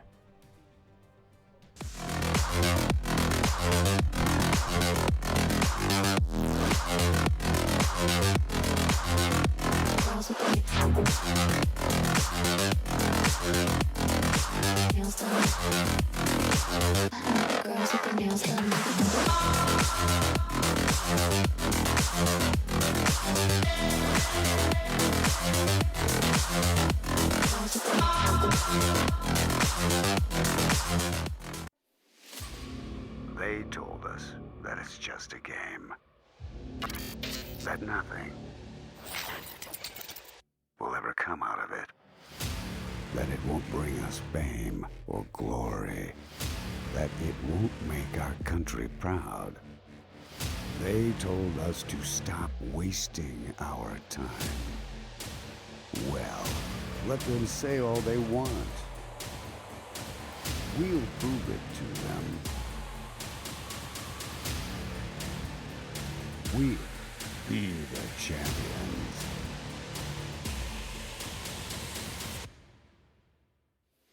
Mobile Legends Bang Bang World Championship 2019. M1. You may have been denied. You may have hit rock bottom. You may have been craving for the lights.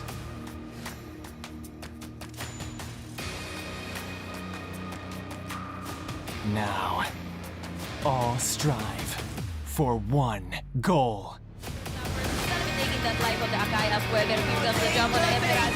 Put your hands together for the champion. Do you have what it takes to be a champion worthy of the highest glory?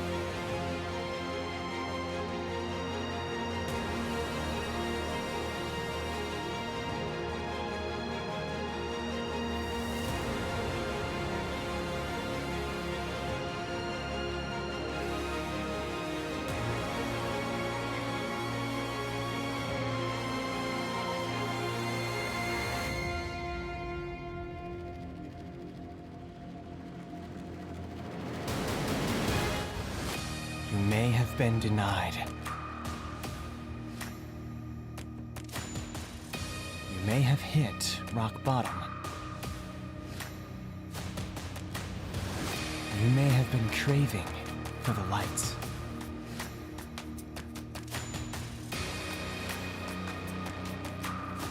Now, all strive for one goal. Taking that life of the Akai as well. There picks up the jump on the Emerald. Put your hands together for the champion. Do you have what it takes to be a champion worthy of the highest glory? Ladies and gentlemen, welcome back to the Mobile Legends Bang Bang World Championship 2019, Day 4, last day of the group stage in Group D, and here we finally are. The most important match, the most important series of Group D, the fight for the upper brackets. I'm Husky, and I'm joined by IC Baby 1-2. Anyways, here we're looking forward to see Evos Legends going up against 10 Second Gaming Plus here. They both have two clean 2-0s against the rest of the brackets here, and currently they are fighting for the upper bracket and lower bracket slots in the playoffs. So I'm looking forward to see how things are going out here. The teams, as the interview said as well, and I believe Contra did mention as well, 10 Second Gaming currently to date is 2-0 all the way undefeated. Or was it you? I think it was you. They are 2-0 in Group D, but up from Japan, from their own nation, until here, they have not lost a single game. Well, the span of 2 months. Exactly. Most of the teams are also like that as well, but there can only be one in the upper brackets right after this year. Evos Legends here, a fan favorite against our, I would say, underdogs in this tournament. Yeah, definitely underdog. Gaming. We did not expect this year. A lot of us, especially on our caster desk as well, some of us eventually became fans of 10 Cent Gaming Plus here, just because they proved to be a very, very worthy throw here. They brought up some interesting strategies, and it worked out here. And they were, I think, one of the very few teams actually brought the Rafaela up into the meta. Same goes with Baxia, and it definitely worked out here. But will that Rafaela pick, or in this case, the Baxia pick, fare well against Evos Legends? Because why? We shall see. Yeah, I mean, they were the only team that forced a priority Baxia ban because the draft is ready. And if you're watching right now, you are at the right place, because you know what? Cash every battle, stream like cray, got unlimited data for all apps with Killer Unlimited GX30 only with your mobile. Yes, speaking of which here now, speaking of the drafts here, Evos Legends immediately first phase banning Rafaela. They don't want to see it. They know the power of it. And I believe at one point as well, during the previous MPL Season 3s here, the Indonesian teams was very crazy about the Rafaela pick here.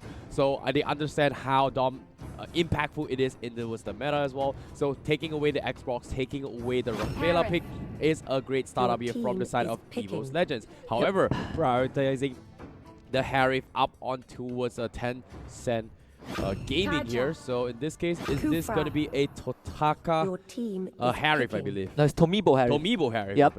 And the priority on Harif is definitely with the Selena ban, the respect towards Evos, and of course for 10 Seconds Gaming Plus, they mentioned in the interview, I believe, Obuyan said, you know what, we have studied Evos Legends for 2 months, we have prepared 9 secrets to take them down. We know their weaknesses, we're coming for the throne, but we'll see if they can take down this opening that Evos Legends have thrown out in the drafts. Yes, definitely here, but opening up the double tank startup from Evos Legends, they're actually completely ignoring the Marsha pickup here from them, and I'm really surprised here, because Evos Legends, they always first phase pick the Marsha, but based on statistics as well, I think they took a picture of towards Deus Vault earlier on, considering that Tencent maybe they struggle a little bit with the Marsha pickup just because they had the Kaja available. So maybe this was a pitch of their strategy, improvise, make it better towards Evos Legends South, and try and take this win against Tencent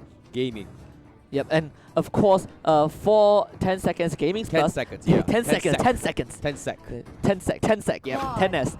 Papa Hellcut again. We've seen his Hellcut in the previous series against Deus Vault. I believe is Zika says Natalia. Hellcut, Papa absolutely destroyed that game. But Evos, we've seen Claude being played against Deus Vault in that third series, excuse me, and they're going to bring it out again. The Cloud and the Hellcat here. Hellcat seems to be a huge factor for some of these teams as well, and it's a really tough one to actually pick a fight here just because of the silence that brings into some of these team fights.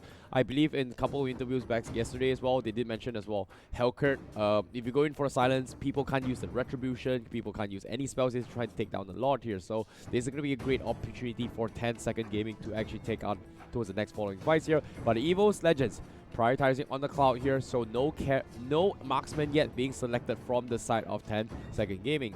So what kind of marksman are we talking about here? Yeah. Ranger or carry?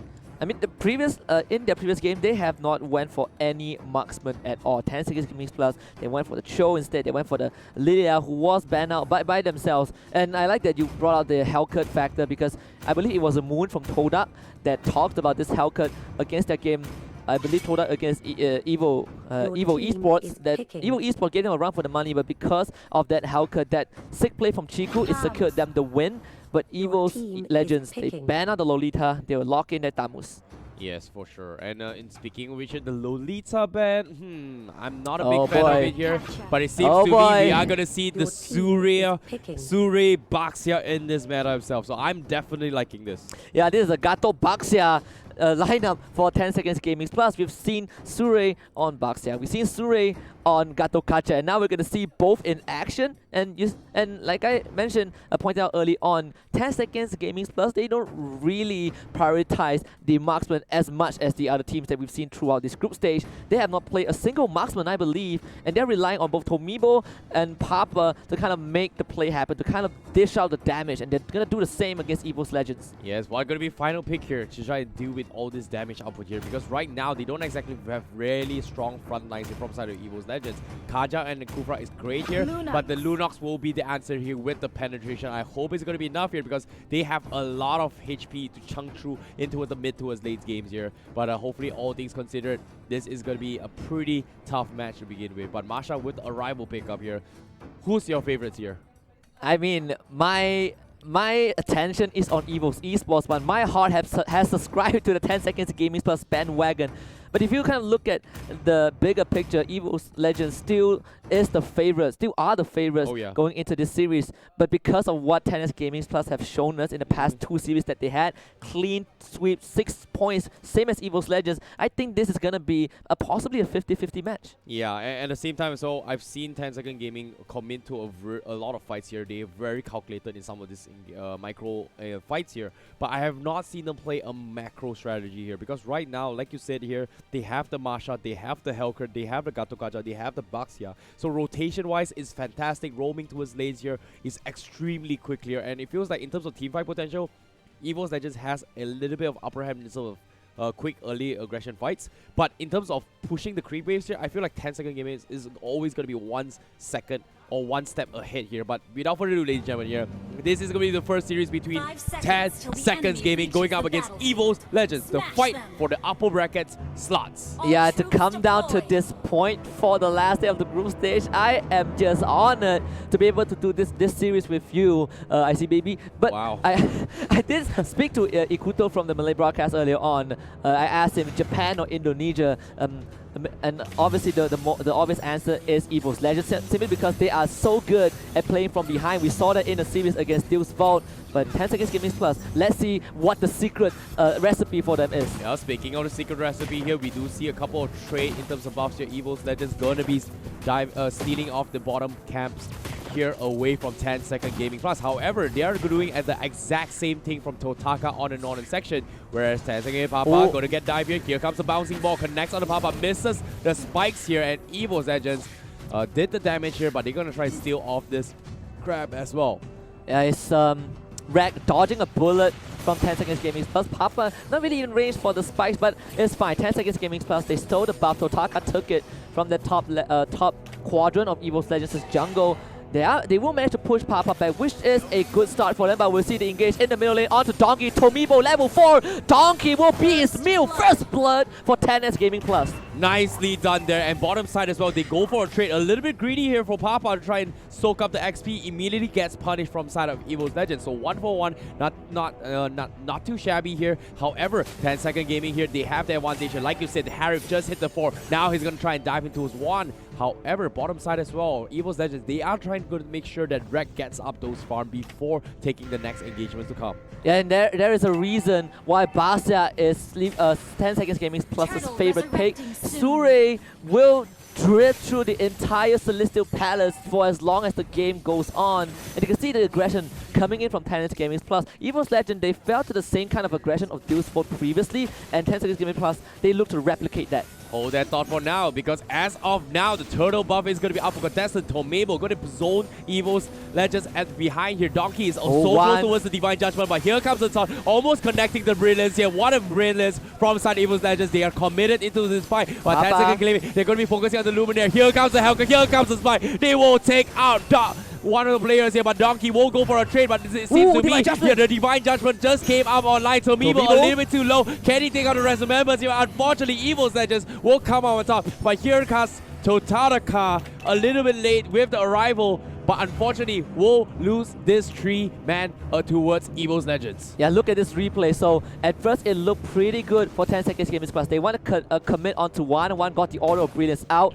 Now Evos Legends, they go for this collapse. Rek was dealing full damage. The re-engage onto Suri was perfect. Papa taking out that Kufra, but this is where things go sour. Donkey hit level 4 because of those kills, got the Divine Judgment on Tomebo, and Rek gets out of that. Yeah, nicely done with the analysis here. And at the same time as well, they committed so much from side 10 second gaming here. You know, they fought more than 10 seconds apparently. And because of that, the Brilliance bait coming from 1 was a key factor to just go in for the turnaround coming from Evos Legends. Nice bait there, but can they gather some thoughts and figure it out here? However, on towards the fights here as well, you can see Sure tries to steal towards buff. Unfortunately, Donkey will secure it. So this is a great start here from 10 second gaming plus here, because right now 1 does not have the buff. Luminaire getting ganked up on. They go in with the Gato Kacha. The spikes actually miss. Luminaire actually pushes them into the wall, but Tomebo is there, so this Kufra will not survive.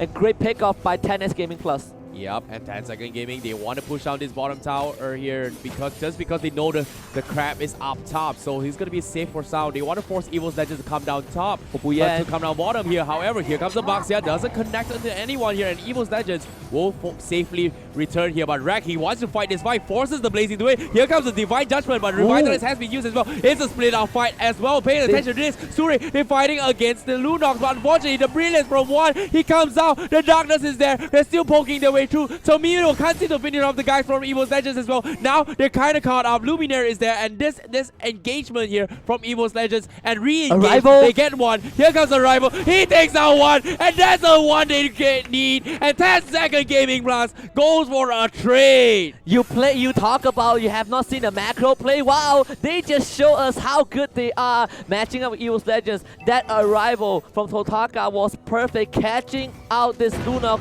If she gets away, Evos Legends would have won a massive fight, but because they got the kill, the counter kill, 10 seconds gaming plus, they're still well in. You look at the gold grab, there's not much deficit for the Japanese team. Exactly. You know, they were leading a little bit here, but nice trade-off here from Rek here to trade off that tier 1 to build up their economy. So it's still a 50-50 game here, but 10 seconds plus, they won this turtle here. They're trying to find a casual target, but you can see Donkey already lie and wait into his bush, hoping for a couple of lucky Divine Judgment here, but 10 seconds gaming plus, they're pretty happy. But Luminaire, you're on the wrong side. No Tyrant's Revenge for you, but will they come in this year? And not to mention the Divine Judgment getting forced out as well. 10 second gaming plus. This is their opportunity to commit into this fight if they want to.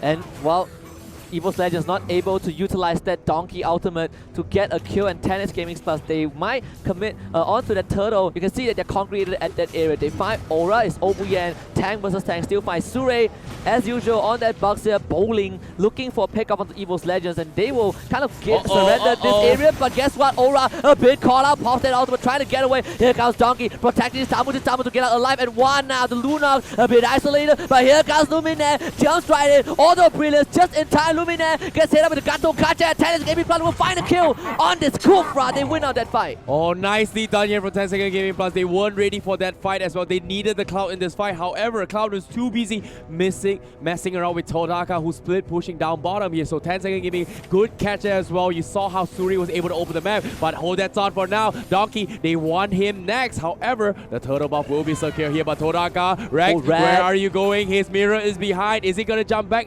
Unfortunately, no. So Totaka is gonna continue pressing here, but one, they found he has the brilliance kill. He baited out. Yes, he will. Whereas the Cavalry here, they need a tower, but will he get down? No. Tomibo will take him down. Here comes the Divine Judgment. The tower is taking him, but the Chrono Dash gets expanded as well. He's gonna be fine. And Kufra, nope, not gonna be happening here. Like you said, Luminaire waiting for the right moment to strike here as snakes in the bush. Yeah, Evos Legends.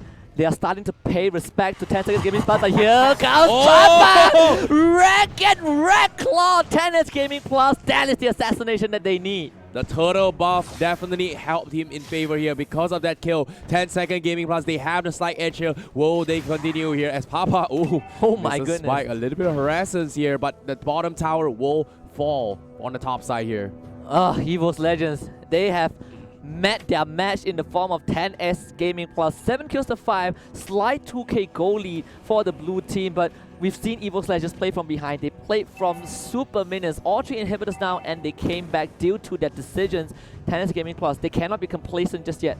Yes, definitely here. And at the same time, Sure, he's opening the map. He's done a fantastic job. You saw how he was able to run around the map here, trying to bait movements coming from the side of Evos Legends. As soon as he spots out whoever and wherever Evos Legends is, he finds the right position to go in for a flank. And look at this. Once again, they want to steal the blue buff away from Evos Legends, and they need it up on one. But here comes the stun. Catches onto one. But will they go for the follow-up here? Obuyan catching the stun as well. Here comes the Divine Judgment. Pulls on Tomibo. Harry, he is going to get taken down here. Now here comes the Gatukacha as well. And then second gaming plus. They overextended here. Great catch there coming from Donkey. Sure, you need to make a run for it, and he's going to be fine. But great catch there coming from Donkey.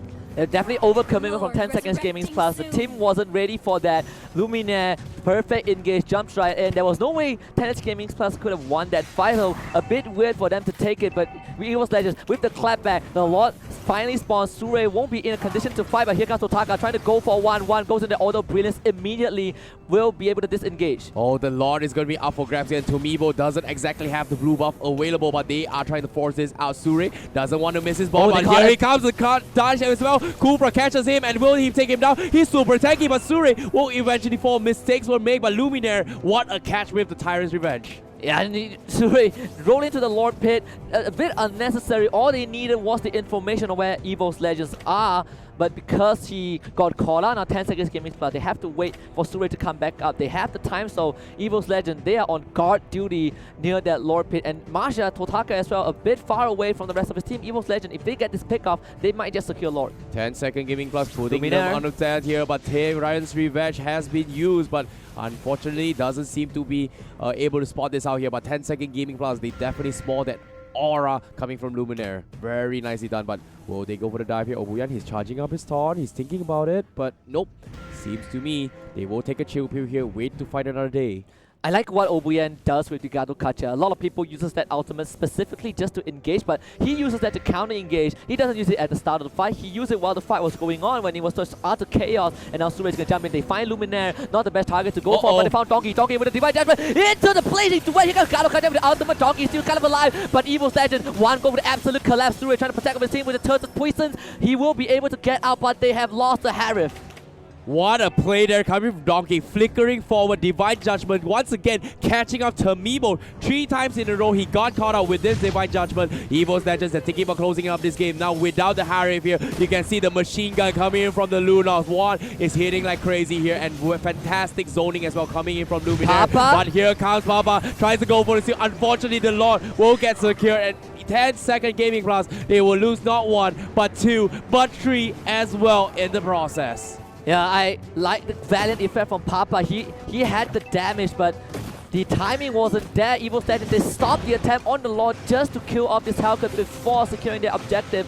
Hellcat has no retribution, I believe, so no secure right there from 10S Gaming Plus. With the Lord on Evos Legends' side, they are finally in the driver's seat. What a clutch there coming from Donkey, but will it prevail? However, 10 second Gaming Plus here, all hope is not lost. They have to buy a little bit of time here for the Masha to come up online. And in terms of economy here, it's a back and throw. But Totaka is going to arrive at bottom here to try and deal Donkey with is the there Lord though. later on. But now here comes the Lord. But like you said, Donkey is there. He wants to catch his Masha. He doesn't have the ultimate. He has to come in this fight, but he will get bursted down from Wrecked. Instead, Lunox Breeders is there as well. Suri, what are you doing? The Lord is here. 10-second gaming. They have to fight it. Then the Tyrant's Rage coming in. Catches onto 2. Obuyan will fall as well. Evos Legends, they're thinking about closing this game. Tomibo's there. Obuyan will retreat away, but it's so low. He's all by himself. Chrono Dash is there. Revitalize is there, but Tomibo goes in for the clutch. Double kill. Can he get the triple? Nice release there. Will he make it run? Yes, he will. One is there. Can he get a one? There's a shutdown for him. Here comes the Divine Judgment. Where's the follow? He's going to get the Maniac. Where's the last one? Can he get the Savage? Tomibo is out of control right now.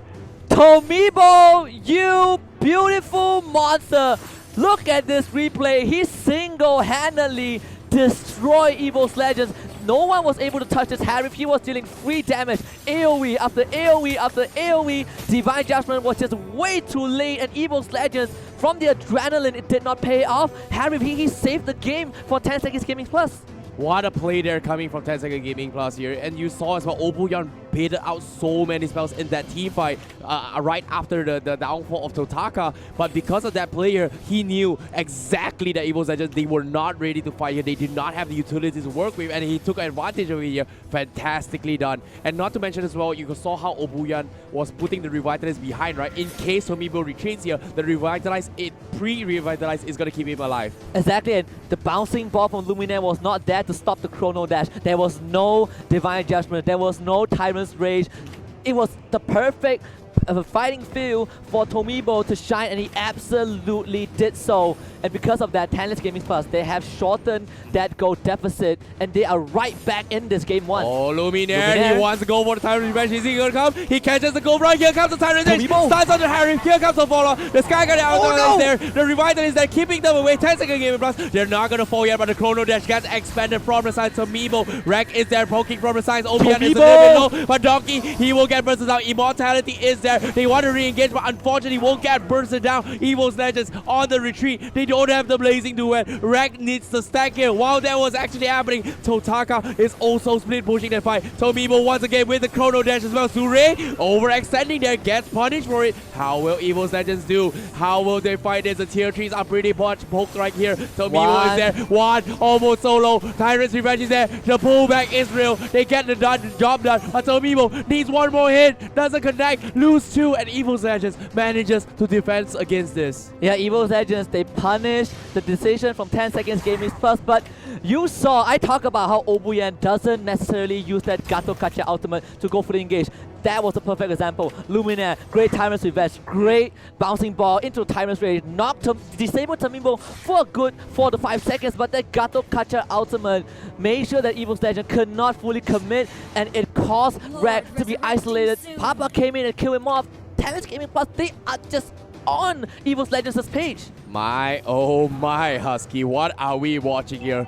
Evos Legends here getting pushed back, but still, once again, the economy is still 50-50 as of now. But 10-second gaming, they have to play this carefully here, because you can see Luminaire, he's trying to set up with the Kufra. Unfortunately, gets scouted out, and now Sure wants going for the stun here. However, gets stopped in the tracks of the bouncy ball. Yeah, your eyes have to be on this Harry right now. Tomibo is just an absolute monster. He's gonna solo carry his team if he has to. He's done it once, and he can do it again and again. Papa maybe not having the best game as compared to the previous series, but he is still a big threat to this Lunox, to this Cloud. Donkey found him. Goes in for the flicker. Divine Judgment catches on him. Papa will make it allow, but now Harry comes in. So Tomibo is there. The Tyrants, they shuts them down by track. But where's the follow? The jump is there, and they come in with the Masha as well. 10-second gaming plus. Totaka is going in. Donkey gets sheared as well. Triple kill for him. They're looking for more. Evos Legends, they lose 3. Wreck, what are you doing here? You're outside. He's gonna run for it. He's gonna run for it. He's gonna run for it. But here comes the Suri. Can he dodge? Oh, the dodge is real. Wreck, he's gonna try and make a recall for it. Can they find him? Can they find? No, he's gonna be fine.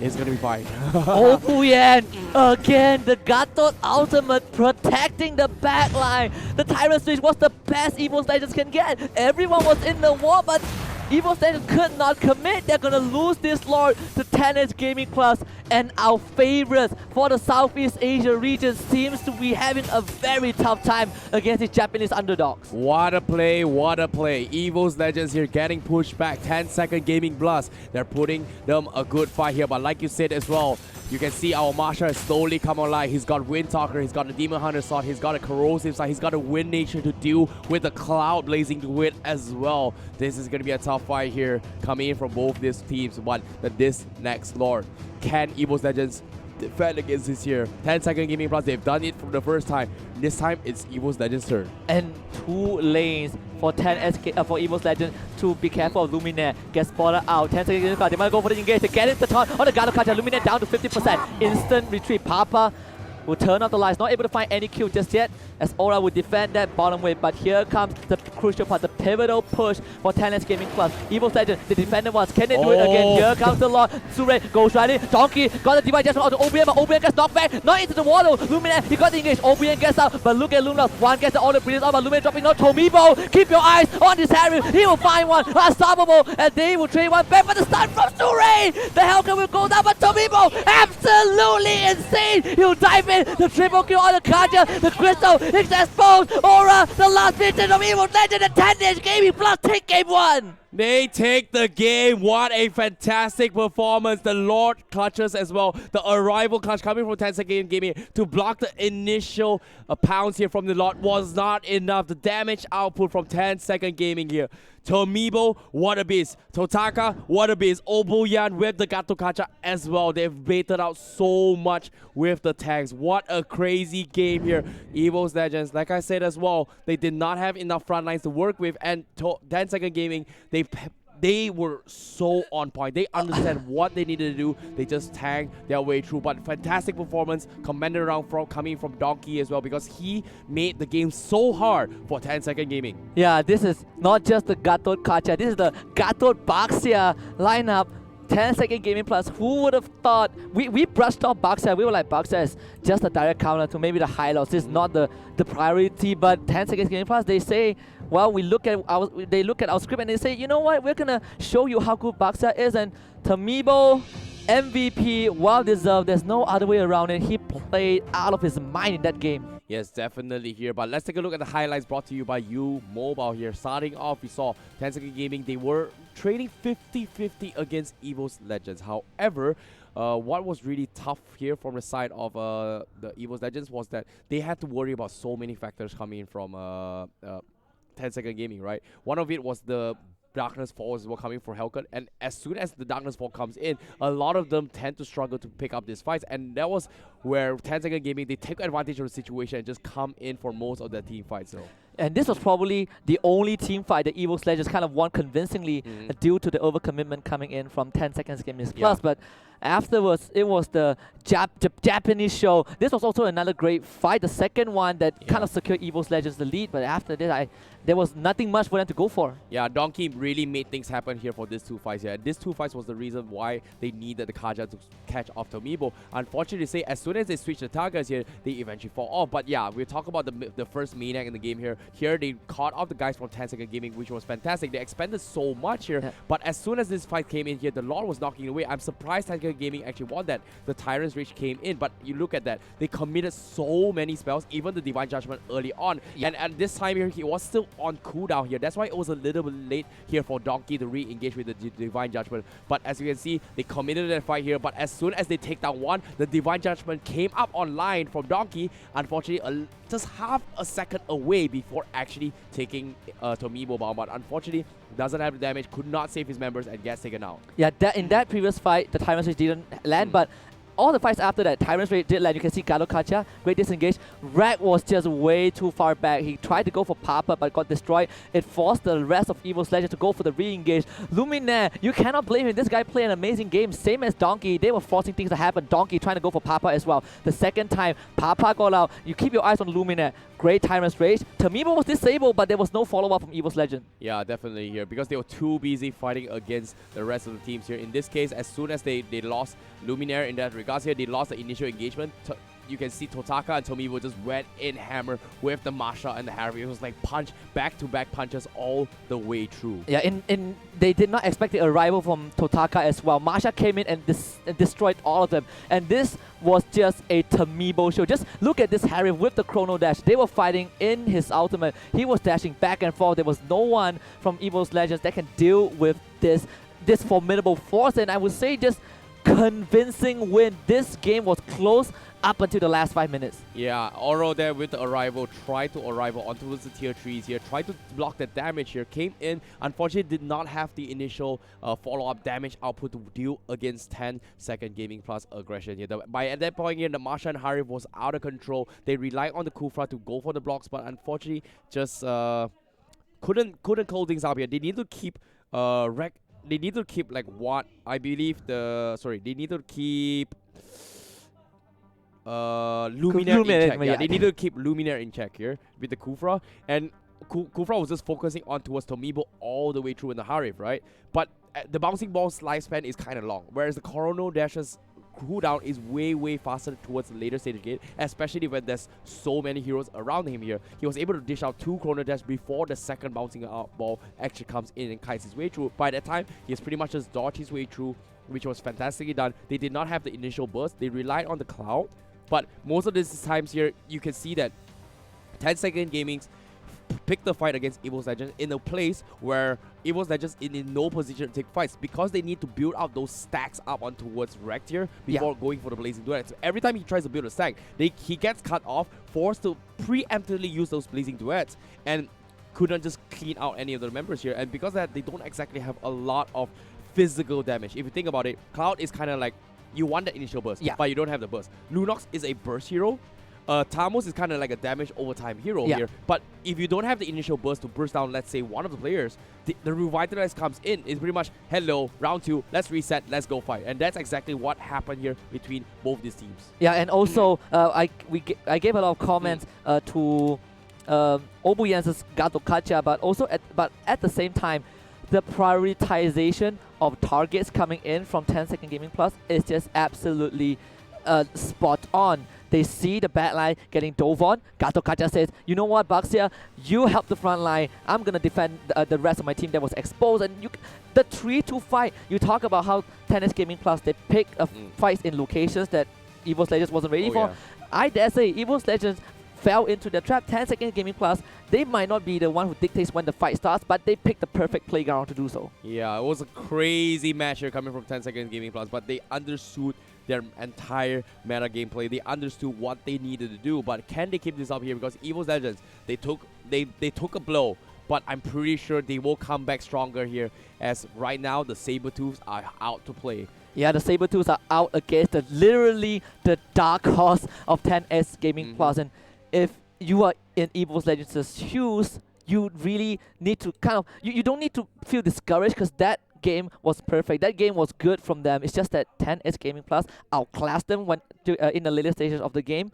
But what do you think Evos Legends need to kind of adjust to re-collaborate going into this second game? Well, it feels to me they need to find out their playstyles once again here. I honestly feel like the drafts with the Kufra and Kaja initiated on a lot of team fights, right? Whereas Tencent Gaming Plus, if you pay attention, the entire playstyles here was solely based on split push compositions here. And I've talked about it in the pre-drafts as well. They don't exactly have a lot of quick rotation heroes here. Like, they rely on the arrival from Tamus, but compared to Masha, who's able to rotate to lanes way faster as compared towards the Tamus. And not to mention as well, you have kind of like a super annoying tank who's like super quick clear in the name of Baxia. And here we go, the draft for game number 2 of this best of 3. 10 seconds Gaming Plus, still undefeated throughout the entire career. Yeah, will they able to hold their title? That's going to be the question here. They're looking for 2 zeros all the way through here, and I'm not expecting this kind of Baxia plays coming from 10-second Gaming, but I wouldn't be surprised if they actually priority ban the Baxia. And I think throughout the course of these 4 days here and towards the group stages here, we did see a lot of comfort niche strategies being played by all these teams here. Every team has their signature hero, and I feel like the Baxia is the signature hero coming from 10-second Gaming. Yeah, and we saw the Harif ban as well. So Tomibo not not able to use the Harry, but we have seen him use the X-Borg as well. So you cannot count this out.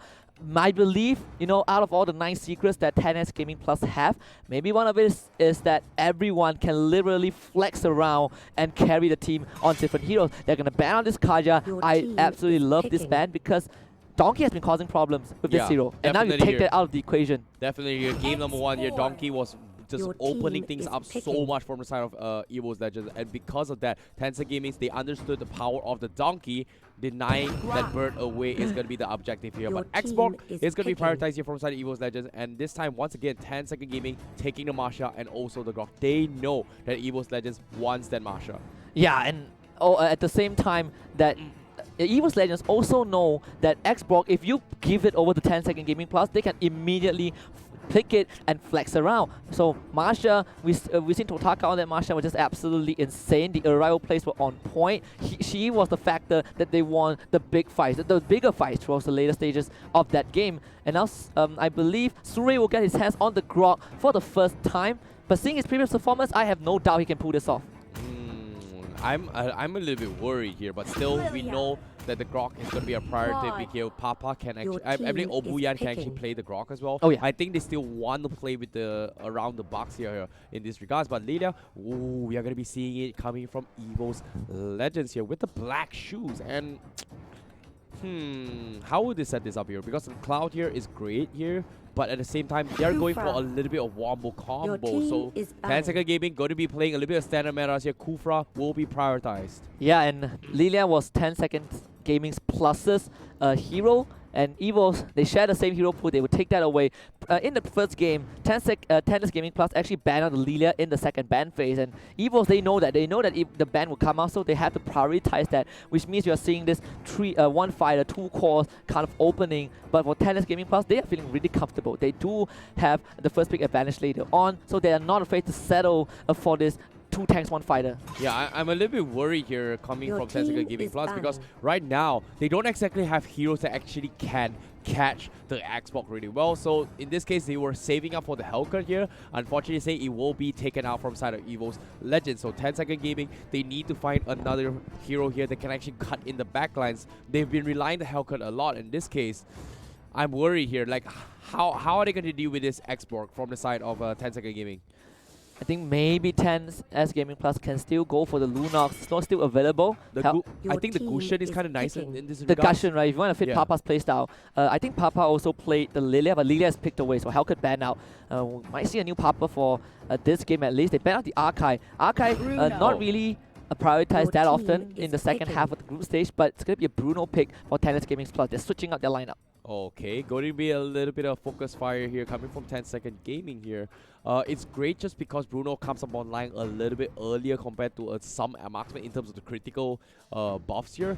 But at the same time, it's super risky. I'm not a big fan of it, but in terms of joining team fights, he does have a little bit of escape mechanism, which scales well with the Grok as well as the Kufra, but not a big fan of it, honestly speaking. Not a big fan of it. I want to see if 10's Gaming Plus will still fall back to the Cho that was played by, I believe, Totaka previously, or they might go for the Esmeralda or the Lunos. I still think all these picks are pretty decent against what Evos Legends have in mind, but Evos Legends going to bring in the Minotaur, first Minotaur of the tournament, and they supplement that with the Lolita.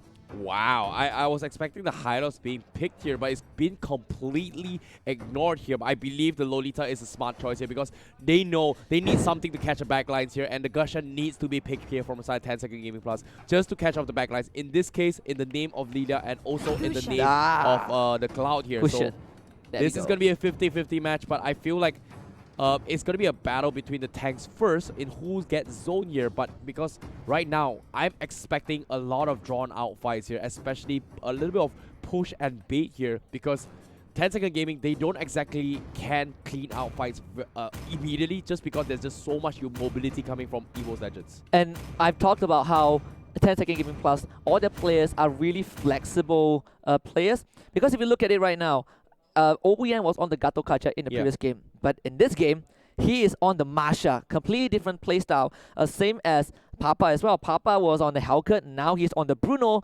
Gushen was played by Totaka, who was previously, I believe, the Masha. So you are looking at this very versatile team that is taking on, that took down Evos Legends once, and they might do it again. Yeah, we have to see in towards the game first whether if they have did a couple of player swaps in between the games here. But ladies and gentlemen, here game number 2 is definitely on its way here. One more game for 10-second Gaming Plus, and they will be in the upper brackets in towards the playoffs. Ladies and gentlemen, this is game number 2. I am on my feet right now because of how this whole day has panned out. And like we did mention, you are correct. They are finally switching back to their more comfortable role. So OBN back on that Kufra, Sure on the Grog, Totaka playing the Masha again, but I want to see how Papa's Gushing is going to work out for this one. Well, I think this is the first time I see Papa playing on the mid lane here. So this is going to be a little bit of switch up here coming from 10-second Gaming Plus. However, all things considered, Donkey is going to be playing the Minotaur in this regards. Immediate revival from Aura to go to the top lane. You need to kind of defend against this Bruno who can take down structures very early, very fast early on. So Evos Legends already have their arrival forced out by Tennis Gaming Plus, and just look at the area control from this Japanese squad. They're doing it perfectly. At the same time here, redemption code for those of you watching on live here, this redeem it now, because I believe there's going to be like about 1,000 players who will be able to get the code here, so better make it fast here before the game begins. However, Evos Legends, they have to drag this out to level 4 here. Aura, Firaka armor already gets faded out, but it's nothing too shabby yet though. You just look at what Totaka is doing. He's doing the same thing as game 1, going for the steal, going for the buff. The most important camp in Evos Legends is jungle, the jump in, and OBN. He is here with the arrival, so he gets the engage. Sure, actually, he engaged OBN, but Sure now need to get out as the Grog. They were not able to kill him off, but Evos Legends not expecting Tyrant's revenge. Yeah, definitely here. But speaking of which, they can't just kill off the Sure without the Minotaur's Rage Fury here. At the same time, Donkey, they need the 4 up on towards Donkey first before actually making those engagements. Evos Legends now, if they've shown a lot of respect in game 1, it's even more. Their playing is really so. Going for that first turtle is 4 members of Evos Legends on that objective. Tennis Gaming Plus, they are a bit late to the party, so they won't be able to take that away, but we'll see if they can change it right now. The turtle secured by Evos Legends, and Tennis Gaming Plus immediately retreat. There is Donkey, big ultimate into the last Insanity, and Evos Legends, they will claim 2. What a play with the Minion Fury, set up with the Nominon Blast as well to follow up instantly. 10-second Gaming Plus wasn't expecting that. What a beautiful combo. You look at this. Pre-Nominon Blast goes in for the flicker, slams both guys. Immediate last Insanity as well. 10-second Gaming, there's just so much damage out there. But they lost Luminaire to Tennis Gaming Plus. It was a bit called out. Totaka will get that kill, so still okay for Tennis Gaming Plus. Evos Legends, they do find Sure. Sure trying to get away, will be able to do so. Yep, in this case here, 10-second Gaming Plus, they've tasted a little bit of what Evos Legends wombo combo is going to be coming in here. Like I said, they have so much to worry about here. Papa needs to kill so many people in the back lines here. How will they do it with this wombo combo front lines? And Evos Legends, great communication skills being come in, but here comes the arrival as well coming from Obuyan. They want to take this fight here, but going for the jump, doesn't connect it, and Evos Legends, they're stuck in the tier 1, but that should be all. Kufra with the arrival, definitely not definitely not something you see every day, but 10-second Gaming Plus, this opens up even more avenues for them to rotate around the map. They were not able to get the engage, a bit of slight misdirection from the Tyrant's Revenge, but it's fine if you are Tennis Gaming Plus because you're not that far behind. We've seen it in this exact position. They are totally okay with this. Another arrival, this time was Sure, the wild charge. Luminaire, not expecting that, will be chopped down by Totaka. Yeah, nicely done here. Luminaire did not expect the Grog to be having arrivals or double arrivals coming from 10-second Gaming Plus. The true damage was from the wall charge is just fantastic here. Here comes the Tyrant's Rage. Aura doesn't seem to stand the wall, but Bruno is thinking about killing him off. Can he get? Yes, he will. Here goes the flicker as well, but where's the punish? And Evos Legends, they will lose Aura for free here. Yeah, you want to play the fighting game. Guess what? 10 seconds Gaming Plus will play the arrival game. Go around the map, rotate, just catch Evos Legends off guard. This is the 3rd time that the arrival from the tanks surprised Evos Legends. And you can see Donkey wants to defend this tower. He will take down the siege minion and keep it alive for a bit longer. Oh no, the tier 3 is already sending. However, on the bottom side here, the turtle contestment is there. Rack with the blazing direct. They will take out the guys from Tencent Gaming Plus. Totaka is all by himself, but the turtle has been secured from one. He's got the turtle buff, but here comes the Expo. They will take out Papa as well from the sides. One, oh no, it's a disaster. 10 seconds. They lost so many members. They had one by one, and they weren't expecting this. And the Tyrant's Raid, what are you doing? Oh no, oh no, oh no. No, 10 Second Gaming Plus, they funnel into that fight, so slight mistake, slight bad judgment to take it. It will be okay if everyone was there, but funneling in one by one was definitely not the best thing they can do. And Sure immediately controlled for an eternity. He just respawned and he died again. Evos Legends here immediately punishes that 10-second Gaming Plus. They were not ready for this here, but I definitely agree. They have nothing to catch the backlines, and they're struggling to pose these games here as well. The split push potential is great, but will they be able to buy enough time for Totaka? In this case, Evos Legends, they're focusing the entire focus onto Totaka right now. And Totaka is still pretty okay. I think this Marsha won't have any problem, but the problem right now for Evos Legends at least will be the aura. You can see Papa is coming to the top lane, immediate engage with Tyrant's Revenge. They want to kill off aura. Papa gonna go the gold crab for now. The rest of Evos Legends coming in. Donkey will be fine, but the assassination for Papa will kill off aura. 1-for-1 trade across the map, but one is here as well. Papa needs to get out. He won't be able to land that dagger, and it's a monster kill streak for one. But here comes Donkey protecting this Lilia. The rest of 10 seconds Gaming Plus, they want to go for the collapse, and Donkey will not stand for long. Slain by the Kufra, but one now dealing damage. He is the one who needs to carry this team. Sure trying to get out with the power of nature. He will give his life for this. God life for the Lilia. Nicely done here. They have the turtle buff still available on towards the Lilia as well. The black shoe dodge as well to stop the Tyrant's Rage in the track here before catching the stun. So that was what they needed here to bait this out. And 10 Second Gaming Plus, this time they will fight back. However, Evos Legends are not going to let them off for free here. But let's look at the replay as well. They caught off aura, but a little bit overextended because they could not back off in time. And this tier 1, surprised enough, they just needed one hit, and that will pretty much save the Gushen's life here in that regards. Yeah, and definitely Evos Legends held onto the tower longer than they should have. But one is the Tomibo for Evos Legends in this game so far. 7-0-1. Blazing Duet comes in. Tomibo able to flicker out to safety, and he will give out the Kufra's life for this. Still okay, but Papa trying to go in. Sure a bit isolated. Wild charges away, trying to get out, but the rest of Evos Legends is there, and they will take down this Grok as well. Yep, nicely done here coming from Evos Legends as well. 10 Second Gaming Plus.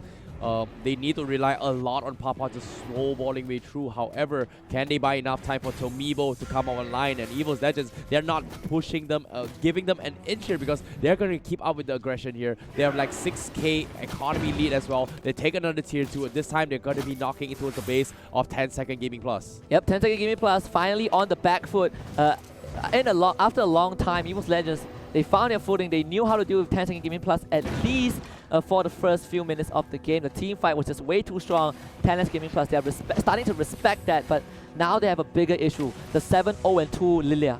Yep, at the same time, Totaka, he's going to try to cut the back lines here. You can see he's trying to buy time for the rest of the team. Is here Evos, they're committing this fight here. Will they be involved? Last Insanity, Classic, the Blazing Duet has expanded as well. Totaka is pretty much going to go down here for sure, but that buys a little breathing space here from 10 Second Gaming Plus, but what can they do with this space?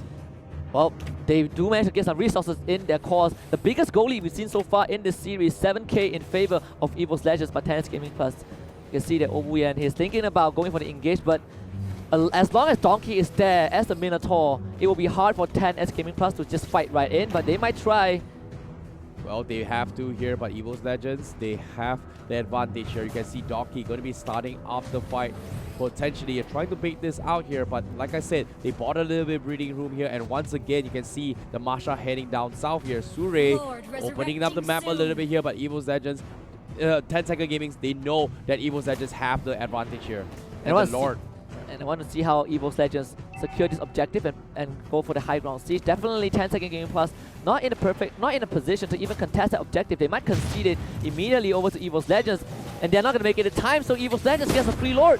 Yeah, definitely here. Evos Legends gets a free 10 second. They understood they cannot fight this here, but after taking the Lord, you can see the Dominance Ice and also the Divine Glaze getting picked up as well. So a little bit of tankiness and damage output for one here. He's going to pierce right through the armors of Sure as well as Obuyan.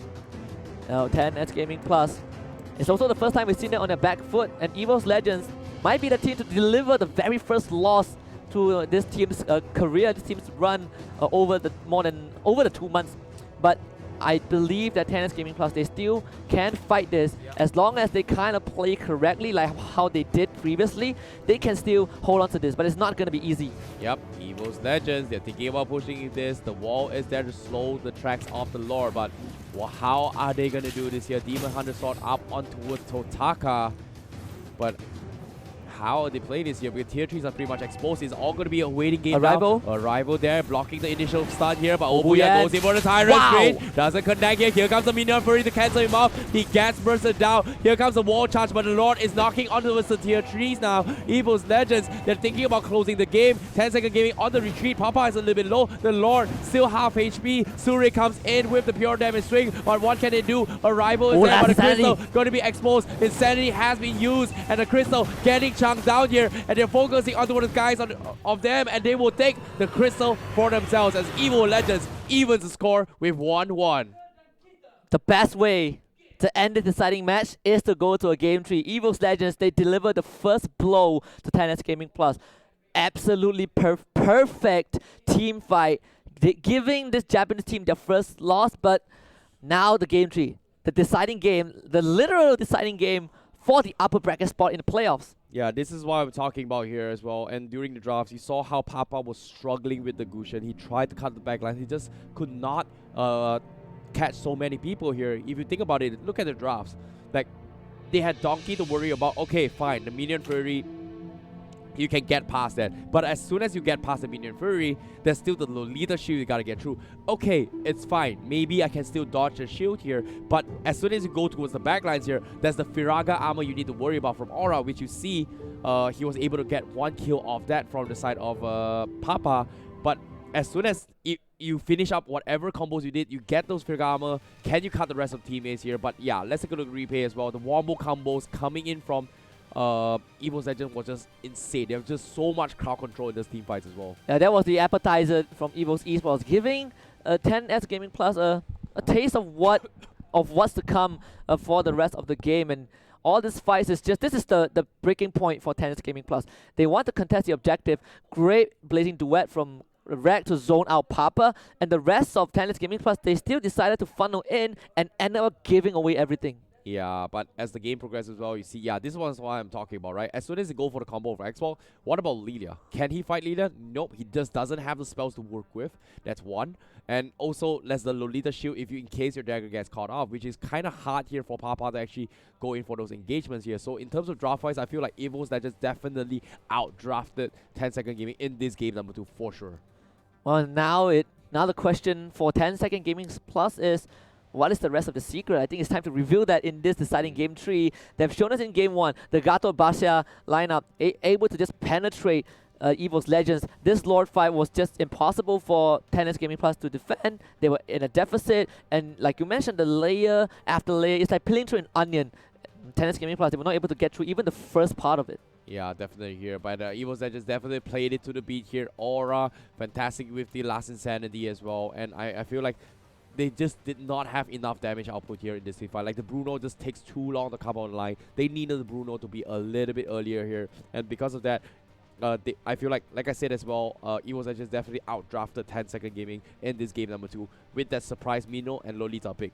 Yeah, and this also shows why 10 seconds gaming plus focus on the Lilia ban in that first game. 1 was absolutely amazing. I was actually expecting maybe the Esmeralda or Lunox for 10 seconds gaming plus, but you called the Gushen was picked. The Bruno was definitely a standout for me, a weird one for me, the unorthodox one for 10 seconds gaming plus. It does not feel like them, maybe because it's the first time, but the first time it didn't really work out well. Yeah, the Cloud, Xbox, and Lilia, these 3 are the type of heroes that just has so much mobility and so hard to catch, right? You need heroes with a lot of utilities and low cooldowns to actually re-engage fights here. Gushen is amazing for bursting on 1, but if you're like heroes like 1, 2, 3, and 4 heroes to work around here, you're talking about drawn out fights. And to do that, to be able to draw out fights here, you need a lot of sustainabilities and a lot of damage potential, which we usually see coming from 10-second gaming with the Baxia, with the Rafaela in this regards here. But they just couldn't. Like, if you think about it, Evos Legends, they had all the advantage. They had all the playing cards right here. The Minion Fury to set things up, the new Minion Blast to just keep them at bay, and also follow up with the last incentive. How do you get out of that? And that was something I felt like the Rafaela could have helped, but it was pretty much bad here. So they needed something, like maybe a high loss would have helped. But I think it comes down to this draft, the first two-phase draft, right? Oh, yeah. I had this conversation with Gideon in the previous set as well.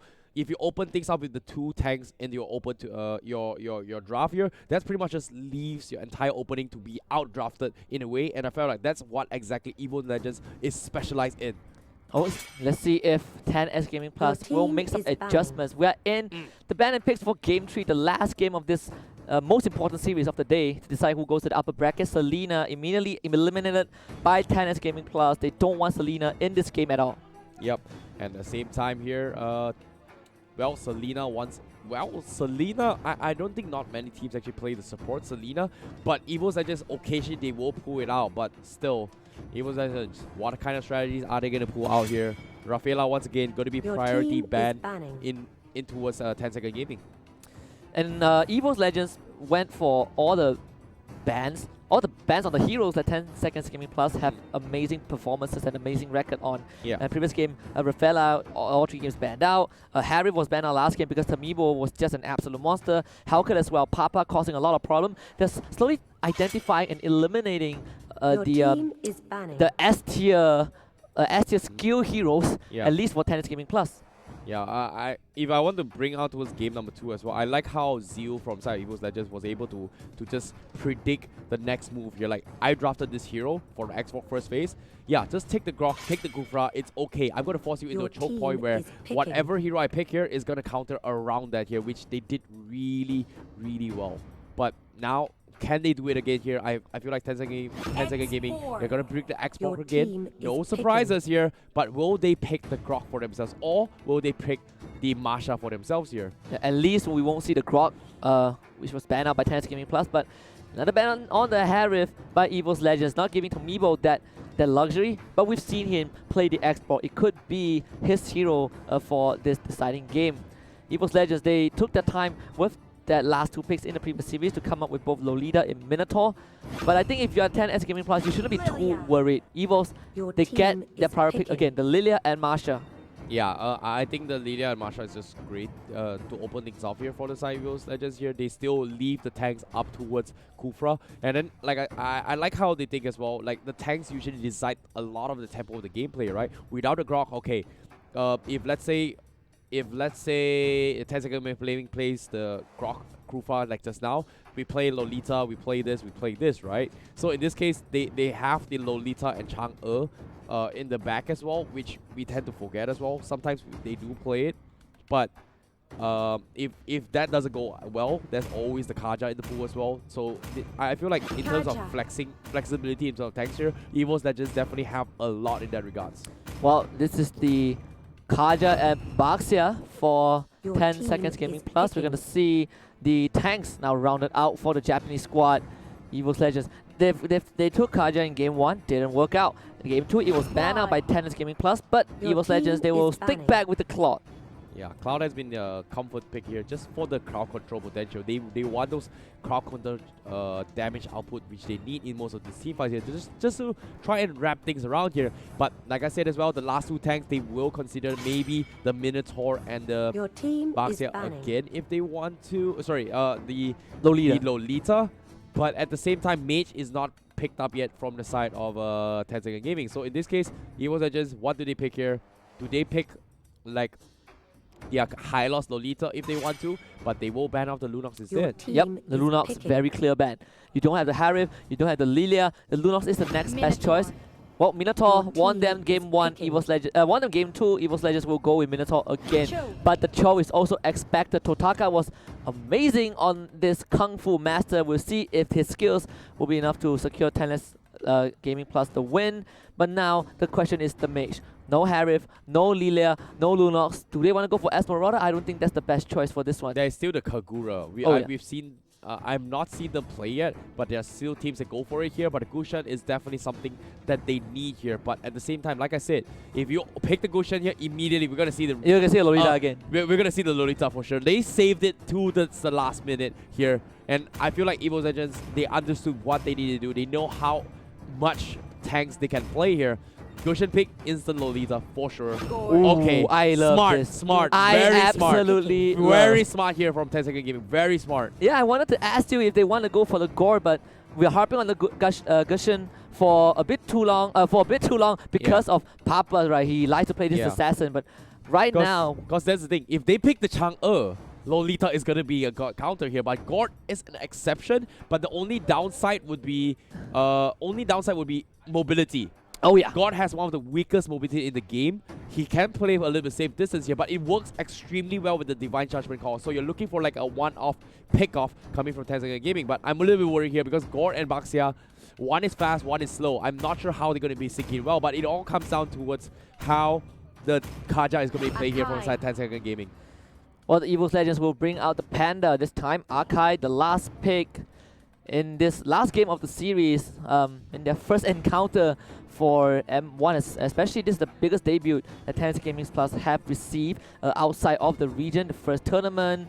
I believe I mentioned it in the previous broadcast when they were taking out against Deuce Vote. Sith did talk to them from the Malay broadcast, did talk to the manager of this team.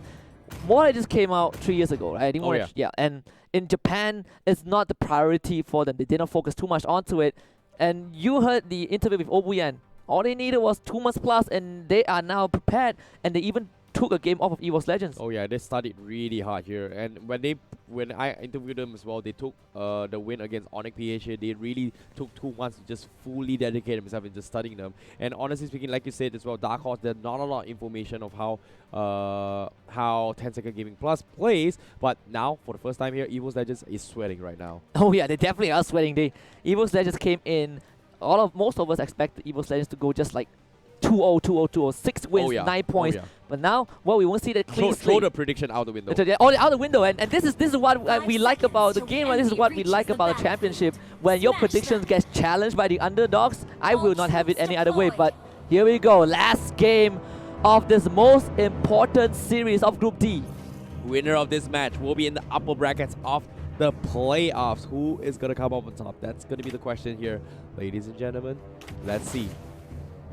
And there we go, Tomibo on the Xbox again. I just like how 10S Gaming Plus are playing this kind of unorthodox playstyle laning that not much can go for. And Evos Legends, props to them for adapting and matching with what 10S Gaming Plus wants to do. But all eyes will be on this Totakacho. He has not failed on this Iori just yet. We'll see if Evos Legends can deliver that first failure. Hold that thought for now. Evos Legends, they're going to be stealing the buff here. Pretty standard stuff coming from Musai here. They've been doing this for the past 3 games here, but this time on the top side, it's going to be a little bit of a small contestment coming in from Evos Legends, but they can't because Xbox is just so strong right now. Yeah, Xbox is basically the man of the hour. And what Evos Legends is doing right now, super smart. Zone on this God, you mentioned he has one of the worst mobility. So by zoning him out, you are guaranteeing that tier 1 tower in the bot lane. There's nothing this God can do. They need this boxer to come in as soon as possible, but it will be too late. Yeah, but I like how he's playing this towards the maximum range of that ball here coming in from the Papa himself here, because that is how you pretty much can collapse.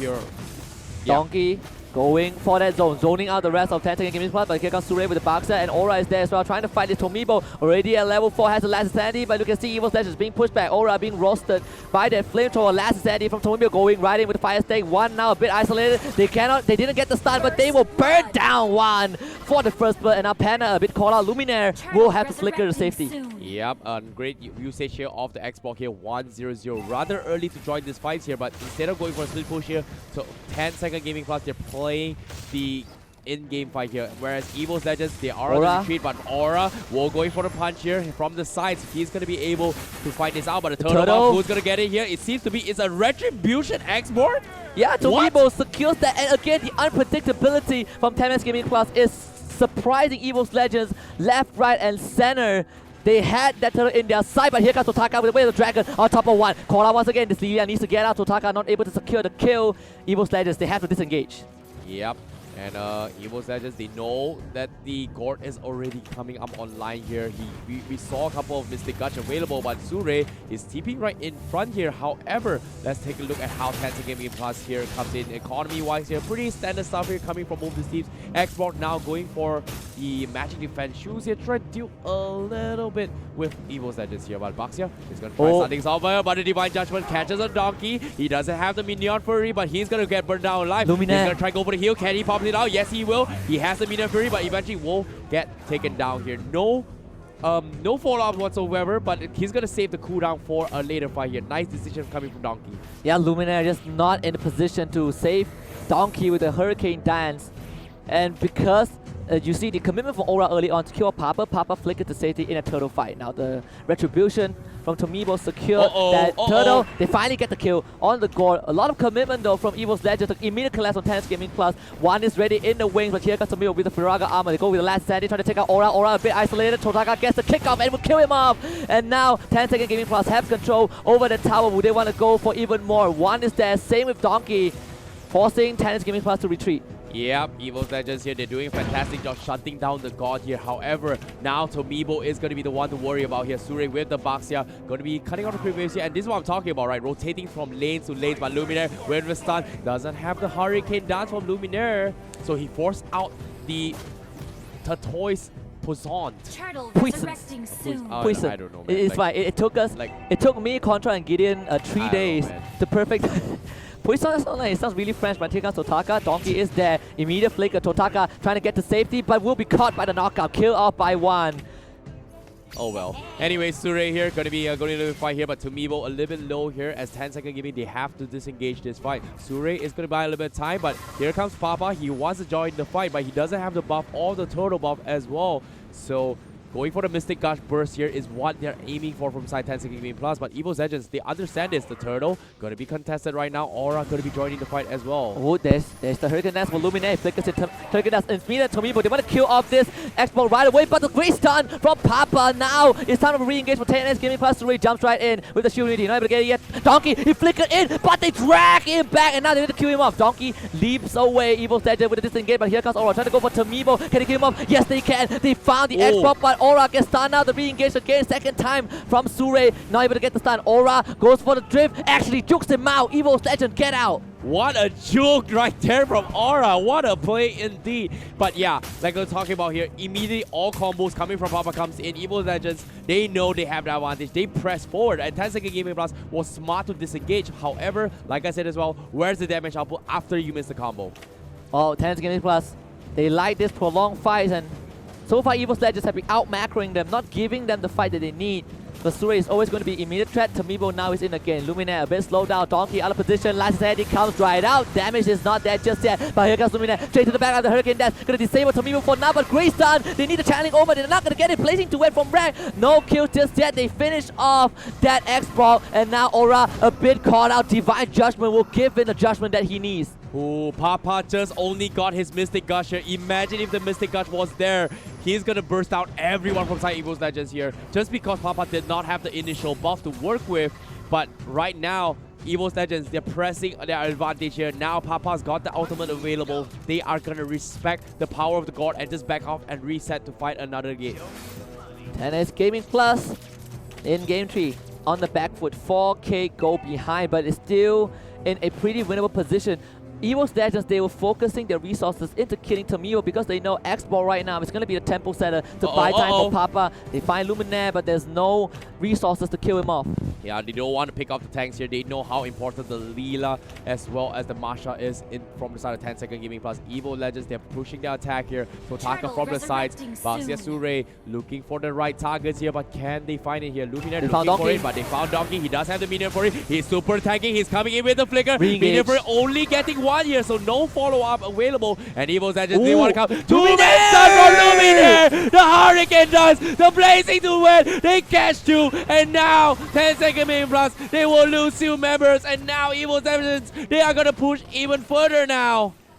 Good thing for Tennis Gaming Plus, they only lost the tanks. You still have the cores with the damage output to protect this base, to defend against the push of Evos Legends, but Luminary, perfect Hurricane Dance. Evos Legends, they want to collapse onto Totaka. They actually found him. Totaka needs to get out. Donkey is there, but Luminary is ready. The Flicker does come in, but to get in with the Blender. What a kick for Totaka! But the Flicker now will bring Luminary to safety. Totaka, he gets out. Very quick reaction with the Way of the Dragon here from the side of 10 Second Gaming Plus, but Evos Legends, they're making them sweat a little bit here, but not too shabby. They still have the advantage here from side Evos Legends. They're like a little bit 6K difference here ahead of 10 Second Gaming Plus. So 10 Second Gaming Plus, they have to draw this in towards the next Lord fight here. This is where they need a huge wombo combo, and it seems to me they're relying all their hopes on towards Papa right now. And you have to remember as Evos Legends that this Tamibo, this Xbox has retribution. He is not your classic Xbox. He is there to steal your camps and take everything away. Evos Legends, second time that they've demonstrated the teamfight capabilities. The Tennis Gaming Plus is starting to respect that aura, trying to fight Sure off. Donkey in the vicinity. Evos Legends though, they need to go for a retreat right now.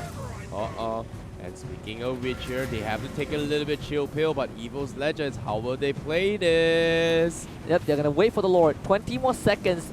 They are setting up for their objective to make sure that if Tennis Gaming Plus comes even a bit early, they will pick them off and secure that Lord. You see all 5 members of Evos Legends are around that Lord pit. Tennis Gaming Plus, they have to play this really, really carefully. Yep, the glowing one is available on one here as well, so no pun intended of course, but Lilia, he is gonna hit like a truck very soon here. 10 Second Gaming Plus. There is some trouble. They found the X-More. The Amiibo pops the last Insanity. Can he make a run for it? Here comes one. He's going to burst him down here. One, he does have the Black Shoe available, but he kills him, goes for the Black Shoe, regains himself, resets. Now they want to take this Lord now. Yeah, Lord is wide open for Evos Legend. There's no way Tennis Gaming Plus can contest. They don't have the Channeling Omen. They don't have this X-Ball. So Tennis Gaming Plus, they're going to concede this Lord and kind of push out the minion waves to give themselves a bit more space. The Luminaire, what a flicker onto Papa, but OBS drags him back. Buys some time for Papa, but Rack is there with the placing to it. Finishes off the gourd. And the God will get taken down once again here. 10 Second Gaming Plus, they're getting pushed back. Evos Legends making full use of it here. Let's take a little replay as well. The Divine Judgment clutch here coming from Obuyan saves his day a little bit, but unfortunately, like I said, mobility-wise, God doesn't have it. Because of that right now, the gold deficit extending to 9,000. Evos Legends, they are in a commanding position with the Lord. The last game, the Lord was the one who ended it off for 10 Seconds Gaming Plus. It might be the same this game. God, amazing late game, but we're not even halfway there. And Evos Legends are knocking on the front doors. This is going to be a tough battle here from 10 Second Gaming Plus, but if they pull it off, this will be the biggest upset ever. However, it's not going to happen here because Evos Legends, they will remain dominant here as the Lord will knock on towards tier 3. They want to keep on the aggression here. Donkey looking for the minion Fury can get on the tree. Here comes the wombo combo. Akai, no Hurricane Dance is available. So 10 Second Gaming Plus, they are going to back off. Sure will be popping ultimate here, trying to clear the Lord. The Lord is going to be the objective here. Xbox going for it. A Divine Judgment is there. The Domo Man son. Evos Legends, they won't get picked off here. The Way of the Dragon is fantastic, but Evos Legends, they don't care. They're focusing on the Evo Inhibitor, the Blazing Duet as well. The shutdown 10 Second Gamers, but the Crystal won't get taken down. Evos Legends will take the entire series for themselves, and they will be in the upper brackets of the playoffs. You can leave a scar on the Legends, but they will stand strong. Indonesia will not bow to Japan in Group C. They lock in upper brackets, but an amazing display from 10 Second Gaming Plus. We wrote them off as a team that didn't really matter too much in this group of death, but they were the Deathbringer. They were the Grim Reaper. They lock in playoffs, they lock in lower brackets, and that was enough of a statement. Why, my, oh my. Evos Legends, they are going to be in upper brackets here. I'm looking forward to see how they perform here, but 10 Second Gaming Plus here, after today's performance, I feel like a lot of teams have to be a little bit worried now because they might pull some crazy stuff out the bat. Today, they have already made that statement. Yeah, today was the debut for the Japanese scene. Today was the day that 10S Gaming Plus get delivered their first 2 losses in the entire career, but we can look at those 2 losses and say, hey, Evos Legends, they just played better, but 10S Gaming Plus, they might be that underdog finalist, that Cinderella that we see in the playoffs. Yeah, definitely here. But let's take a look at the recaps of all starting the fights here. And early engagements here, we saw 10 seconds, they had an advantage just because they know how strong the Xbox is. But as the game progressed, that was really tough here because they don't exactly have a lot of follow-up to work with because Evos Legends, they had the advantage in a sense where, hey, we have wombo combos. Yes, you have the Xbox who's going to win the pre-force. Why not wait for our right moment here where our mage comes online and they just punish their way through here. You see, Papa tried to go in for here, but in this fight, he already used his Mystic Gush in the previous fight. And coming to this here is a relatively long cooldown. And because that, if that one perfect line here, if he had the Mystic Gush and the buff beforehand, that thing would have been pretty devastating for the side of Evos Legends. Yeah, and it's just big props to Donkey and Luminaire. We talk about how these two were the trendsetter for team fights in game 1. Even though they lost out, you can see the amount of work that they put in, the amount of slacks that they cut the rest of the team was just absolutely amazing. Especially for this game, Luminaire on that Archive, he was a monster. Yeah, they're definitely here. That the bait as well. Donkey, you know, I think they're still 10 Second Gaming is kind of still traumatized from game number 2 with the Minotaur Rage. And Minion Fury set up from the side of Evos Legends on game number 2. Game 3 here, they completely focused on it and they just completely forgotten about Hurricane Dance. Yeah, and this is just a really tough nut to crack. Oh yeah. So this one, the last ditch, the last defense, Obuyan, a great drag onto one, but at the cost of all 3 inhibitors. You can see, if you keep your eyes on Rek right now, he waited long enough. Blazing Duet melt through the cores of 10 Second Gaming Plus, and Aura, all he had to do, go for the crystal. Yeah, definitely here. And kudos towards, props towards Evos Legends here because they are going to be making it towards the playoffs. Whereas 10 Second Game Plus here, not to worry, we are still going to see more of them in towards the playoffs very soon here. But tomorrow, I don't know, what match do we have next day on? I mean, tomorrow is going to be... I mean, if you talk about the last series, it's going to be Onic Philippine against Deus Vault. Unfortunately, these two teams, sad to say, have already been eliminated because no Evos Legend, upper bracket, Tennis Gaming Plus, lower bracket. But still, I'm looking forward to a great showing from these two teams. Onic PH was definitely the biggest upset. Tennis Gaming just beat them to the ground cleanly in that second series. And the host of the Philippines now rests on Sun Sparks, who was the champion of MPLPH.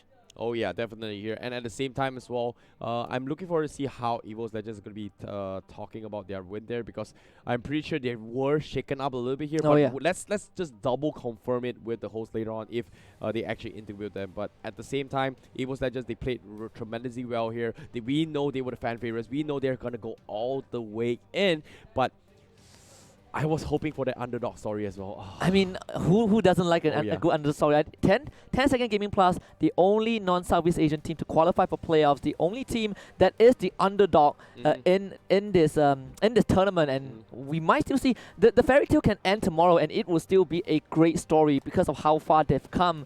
And I wouldn't, give them too much pressure. I wouldn't say that, they need to do anything more because they've already proven us wrong. Yeah, they've done a lot of things that they needed to do it here. It's just that now it comes down towards the experience and the mental pressure that comes into the game here. That is something that a lot of teams tend to actually have struggle with here. Sometimes it's not just the stuff, sometimes it's not just the skill, sometimes it's just a little bit luckier. Things happen, accidents happen. It's just how do you cope and recover from it and just bounce back. Yeah, and again, I think you can look at Evos SG from day one, and of course Onic Philippine just now regarding the mental warfare, right? As a case study of how they collapse under the pressure and not able to deal with what the enemy have to bring to the table, and it's completely fine. You're playing on a live environment. This is where the jitters does get to. It's not like the online. You sit at home. This is where if you don't have the mental fortitude, things will collapse. Technically, we're still kind of online. Yeah, I mean, but they're beside each other. I'm just saying.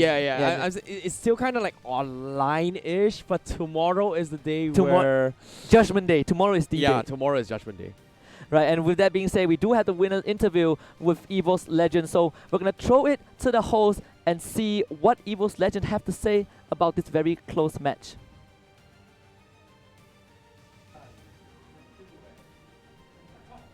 Good afternoon, guys. My name is Manjin Faldas, and I am with Juan from Evos for our post interview. Quite a series we had, of course.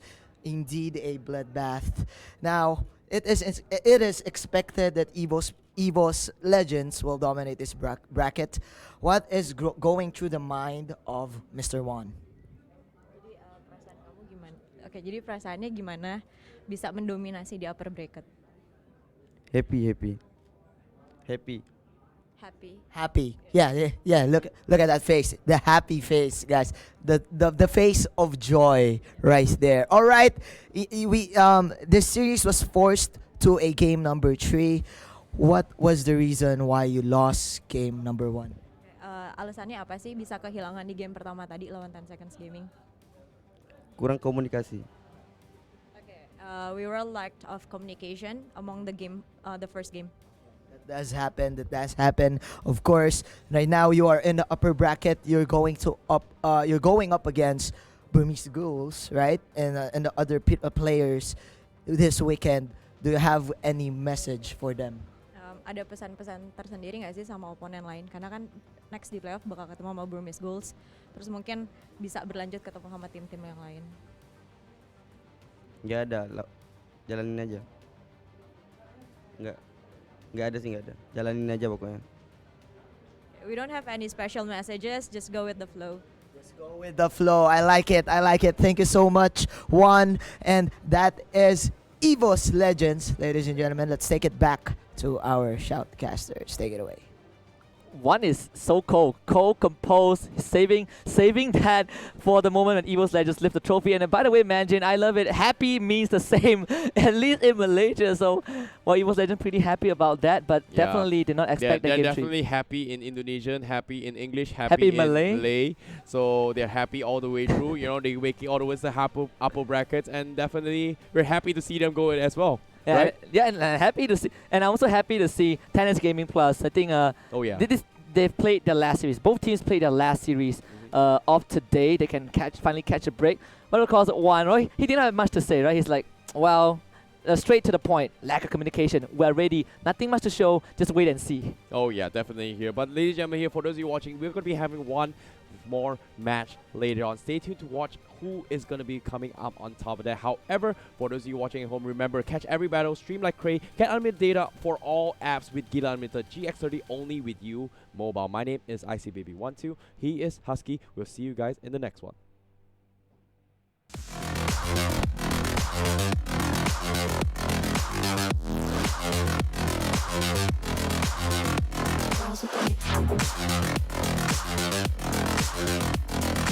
Nails done.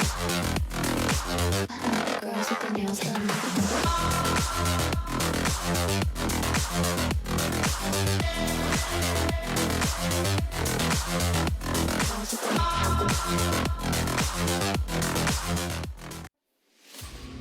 They told us that it's just a game. That nothing will ever come out of it. That it won't bring us fame or glory. That it won't make our country proud. They told us to stop wasting our time. Well, let them say all they want. We'll prove it to them. We'll be the champions.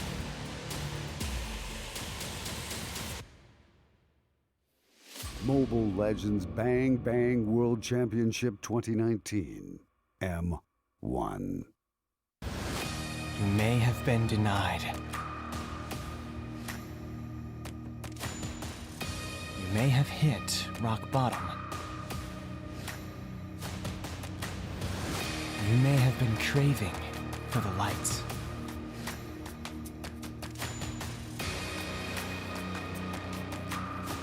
Now, all strive for one goal.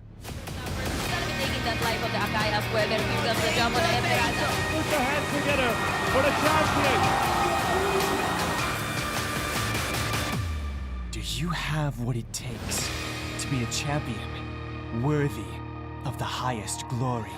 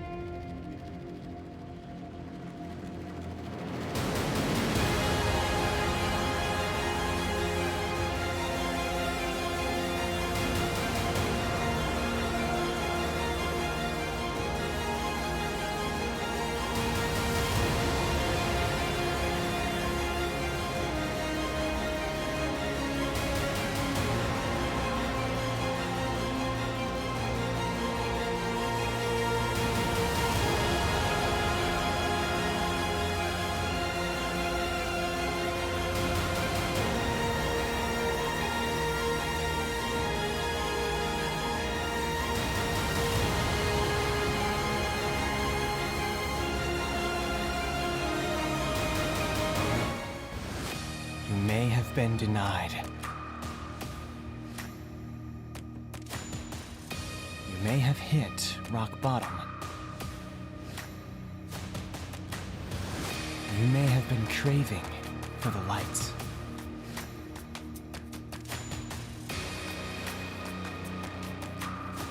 Now, all strive for one goal. Taking that life of the Akai as well. There comes the jump on the Emerald. Put your hands together for the champion. Do you have what it takes to be a champion worthy of the highest glory? Welcome back to the group stages of the Mobile Legends Bang Bang World Championship 2019. M1 getting killed alongside with Contra right here, bringing you the very final game in the group stage of Group D, and it will be Onic PH versus DeVu. Yeah, I mean, it's just been overall just a crazy day so far. Long day indeed, but a lot of the unexpected. And honestly, we were talking in the back. A lot of the talents do feel like, you know, if Group D was broken up, I think they would be dominating their, or at least making it very, very close to getting into playoffs. So it's sad to see that we have to eliminate two of these teams in Group D moving forward. That's right. They look to me as one of the strongest around, and it's really sad to see some of them go. And now Onic PH alongside with DeVu here, who is currently fighting for third as well as fourth position respectively in that sort of sense, because the point system does not allow them to climb any further than that, unfortunately. But they definitely put up such a great front against Evos Esports as sorry, it was Legends in that sort of sense, almost sliding into Singaporean territory. I did the same thing. I did the same thing. And of course, the most pleasant surprise to many of all these viewers is, of course, 10-Second Gaming, who was so dominant. And in the first matchup there, we finally see Evos Legends dropping them down one set of the series, which will mean that Evos Legends will be topping out the groups. And now we're going into Game 1 between Onic PH as well as DeVu. Let's see how they kind of want to play this out. And again, these guys just want to show a strong showing before they continue on with their days. Let's see how they want to start this off with. I feel like Dio's fault no matter what. I think that in their previous matchups, forcing out the Natalia was a little bit much. I kind of want to see whether they're going to, you know, try another showing again of the Natalia this time round. Yeah, and of course, back to the draft we go. I think the Natalia pickup, of course, great pocket pick coming in, but it was too much to handle when they brought in the Hellcrit as well. Laning phase was already a difficult struggle for the Natalia, but once we hit that level 4, we see both of them actually roaming in for kills. So now that they're facing off against Onic PH, one of the favorites of the Philippines here, of course, going to be playing out this final series of theirs. So, you know, earlier today, we saw DeVu here, who dominates that early game, and they only failed to actually hold on towards that lead and slowly having teams after teams trample upon them in that sort of sense. And it was really tough to watch for some of the Russians fans right there. And to me, I just really love all these teams, and I don't really know. Sometimes when you pit them up with each other, it's really down to that 50-50, and whoever gets the slightest lead could actually get themselves ahead towards that sort of mid-game. And now, we're of course seeing Kufra. We've seen Kufra actually sliding off of that ban for a couple of games for today, and finally for the side of DeVu, they are taking it out. Yeah, and Kufra has just been a great utility tool overall, making sure that, you know, a lot of heroes don't get to play the game as much as they want to here. And Onic already back into the game. They're, you know, they know they're not going to be able to make it into playoffs, but they still have a positive attitude coming into this. Russia as well, they're going to be looking to, you know, at least play seriously to show that good showing at the very end of the day. I'm expecting the last ban to be, you know, either, you know, probably an Esmeralda or probably a linchpin tank.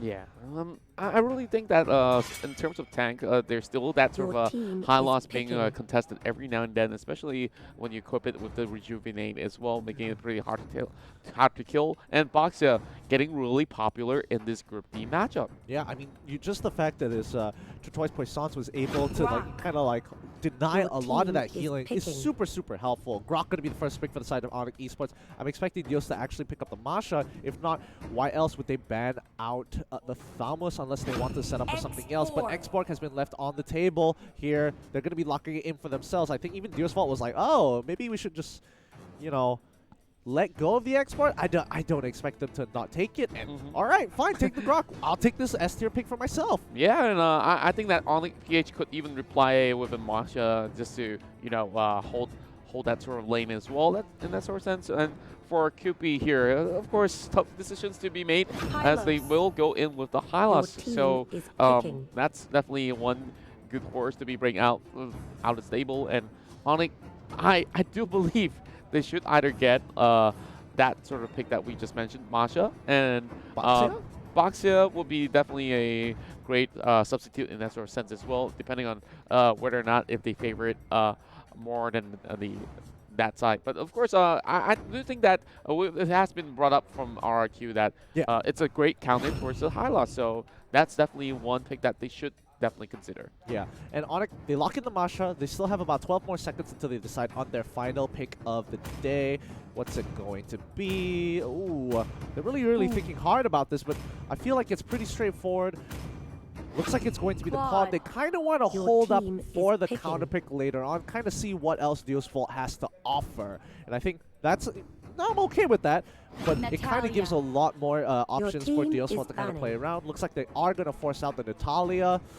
I personally feel like there's no reason to force it out just yet, because this gives Onic Esports an opportunity to look for counter picks, or at least build a composition around the Natalia, being like, hey, here are things that, you know, Natalia can't really deal with overall, or just don't matter. Well, I do believe that there were a couple of games that we saw a lot of all these teams actually respecting the Natalia and banning it away. So they are avoiding that sort of conflict and immediately locking it in on towards that pick, where they could have actually matched up with the marksman pick as well. Yes. So perhaps they could even negate options like the carry or even the Granger to come into play.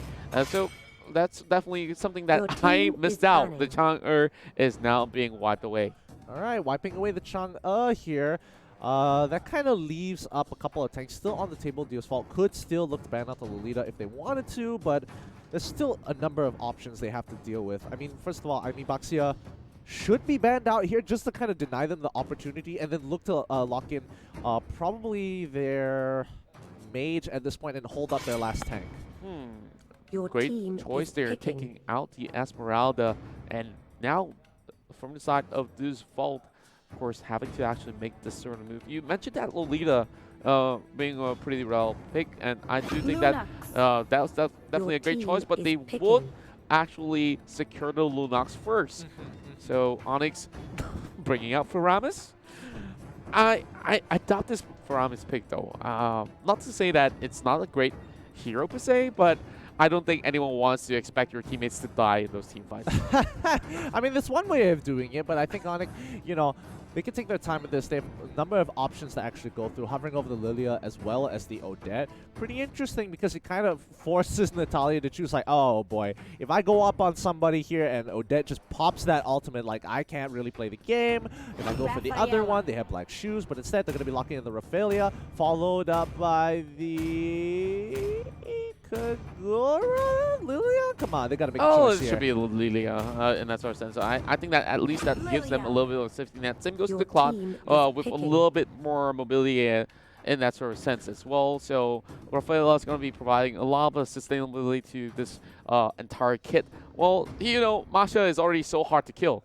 Imagine you just keep killing the Masha in the team fight, which makes it even worse. So even if you go for that split push, it's possible as well for the side of Onic PH. Now, for the side of Deosvolt, one final pick here. We mentioned about another tank going in, so maybe they might just get that Lolita in that sense. I mean, it's just even more reason, but they're going to be locking in the Selena here. This is going to be a very bloody game indeed. Deosvolt wants to play for a lot of kills. They're going to hit that level 2, roam around the map, and maybe look for potential picks, hopefully punishing the Masha, because we know that Lilia and Grok level 1 are basically unstoppable for the most part. Yeah, and double mage setup coming in for the side of Deosvolt is definitely really interesting to watch, and 2 assassins in that sort of sense as well. Yeah. So I'm really looking forward to see whether or not can Lil Happy land those clutch abyssal arrows, and Well, back in the day, so we see Selena being a heavy favorite for most of these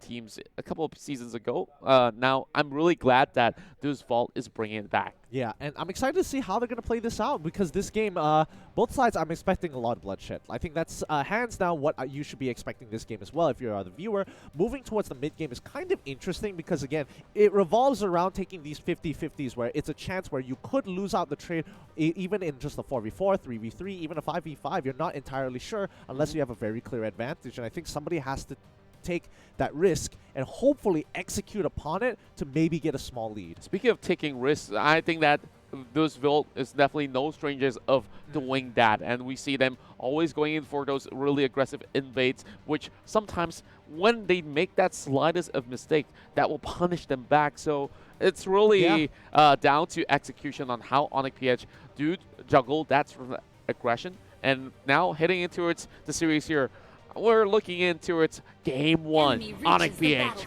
versus DeVu esports team. Now that you mention it, you do bring up a very good point about how both compositions are pretty mechanical because, again, it's not easy to land the abilities coming in from Lilia. You kind of usually have, like, you know, a Kaja or a Chill, something with some hard lockdown, so you don't really have to aim it too much because there is a good possibility you could miss it. Ooh, Sunset nearly losing his Viraga armor, and it's only been level 1. They're not going to go with traditional lanes here. Let's see how they play this out. Well, for starters, DeVu is going to be making sure that they secure those buffs in hand. So that's going to be Natalia diving all the way back. Zika is getting caught out 2 versus 1, and Greed, well, what can I say? Greed is definitely good as the Lar gets first blood for Onic PH. I mean, she did get to steal the buff, but instead dies in response, and now QP is just stuck by himself in lane. Greedy play coming in from Natalia and was very close to actually profiting off of it. However, she's just too low. And again, level 1, you don't mess. You just don't mess with the Grok as well as the Lilia. You will get chunked out. Well, I'm not too sure whether if the buff is anything worth that sort of depth, that sort of sense. But looking into this early game, that's going to be Abyssal out landing, and oh, that almost was a steal, but Dilar is going to run off and eventually taken off by Sawa. And what did I tell you? Bloodbath already, both sides just going back and forth, making sure they know who's boss. Oh, yes. And look at Sunset, though. Of course, 2v1 feeling way better than the top side, where, you know, they're struggling there. I just don't feel like some of all these sort of tension in the early game is well worth it. But speaking of that, Zika once again on into Natalia is just having not so much of that sort of exit point, and now that's a free kill. She's stuck. She thought she could go through the top side. It looked like there was a little bit of a gap there, but again, that Guardian's Barrier can be deceiving. Well, Guardian's Barrier is definitely that one spell that usually will be pulled out in that jungle to actually get so much of that passage being covered up. And now, from the side of DeVu, they're up to something here to actually catch out Greed. Yeah, Law and Order being popped already by Lil Happy, but again, Power Nature doesn't allow him to get stunned. He walks through, sees all 3 members, and the rest of the team back off, trying to contest for mid-priority here. Lil Happy taking quite a bit of damage. Ooh, he's getting chunked out. Whoa. He's forced to pop the Revitalize. Oh, there we go. Kobe immediately forces out all these skills, and wow, Lilia did not expect the damage output. And now 2-2 each, still pretty much drawn out. But Zika on a 1v1 against Dilar. I don't really think that's going to be great here. Greed is already dropping low, and here goes. First turtle being attempted by DeVu. Yeah, Wise wasn't expecting to get stunned for so long from Lil Happy. That Law and Order was important, but the backline is in trouble now as Zika is trying to look for a catch onto Greed. He could try and turn this, but he can't. Actually, he has been disarmed. He is just hiding in that smoke screen, trying to stay immune. He dashes right on out of there, and the rest of Duels fall. Pick up the kill onto Masha. DeVu's steps were a little bit more clear-cut and concise, and I'm not too sure. Onic PH, they were already low, and they still want to actually give it a go. And now, of course, advantage given over the side of DeVu. Of course, items are slowly stacking up here. Looking at the Lunox, possibly going for concentrated energy in a little bit more. Listening to Wed, not really hitting all too much. 3 members down over bottom side for Onic PH here, securing the River Crab. Yeah, they're going to peel back here, take away the River Crab, build their economy ever so slowly. But again, DeVu's even though they have 1 kill ahead of Onic PH, they still need to farm. They're not like super far ahead. They're just only slightly. But It's 3 minutes into the game. That 1K isn't going to matter too much. The levels are about even. Oh, getting chucked out here. The crit is a little too much. He pops the smoke screen later, so he protects himself from the disarm. Nicely played. Whoa, great backup coming in from Delar as well. If he was there, of course, like the rest of the members that were there a little bit earlier, then it might just be a turnaround of events where Zika could have just got caught out.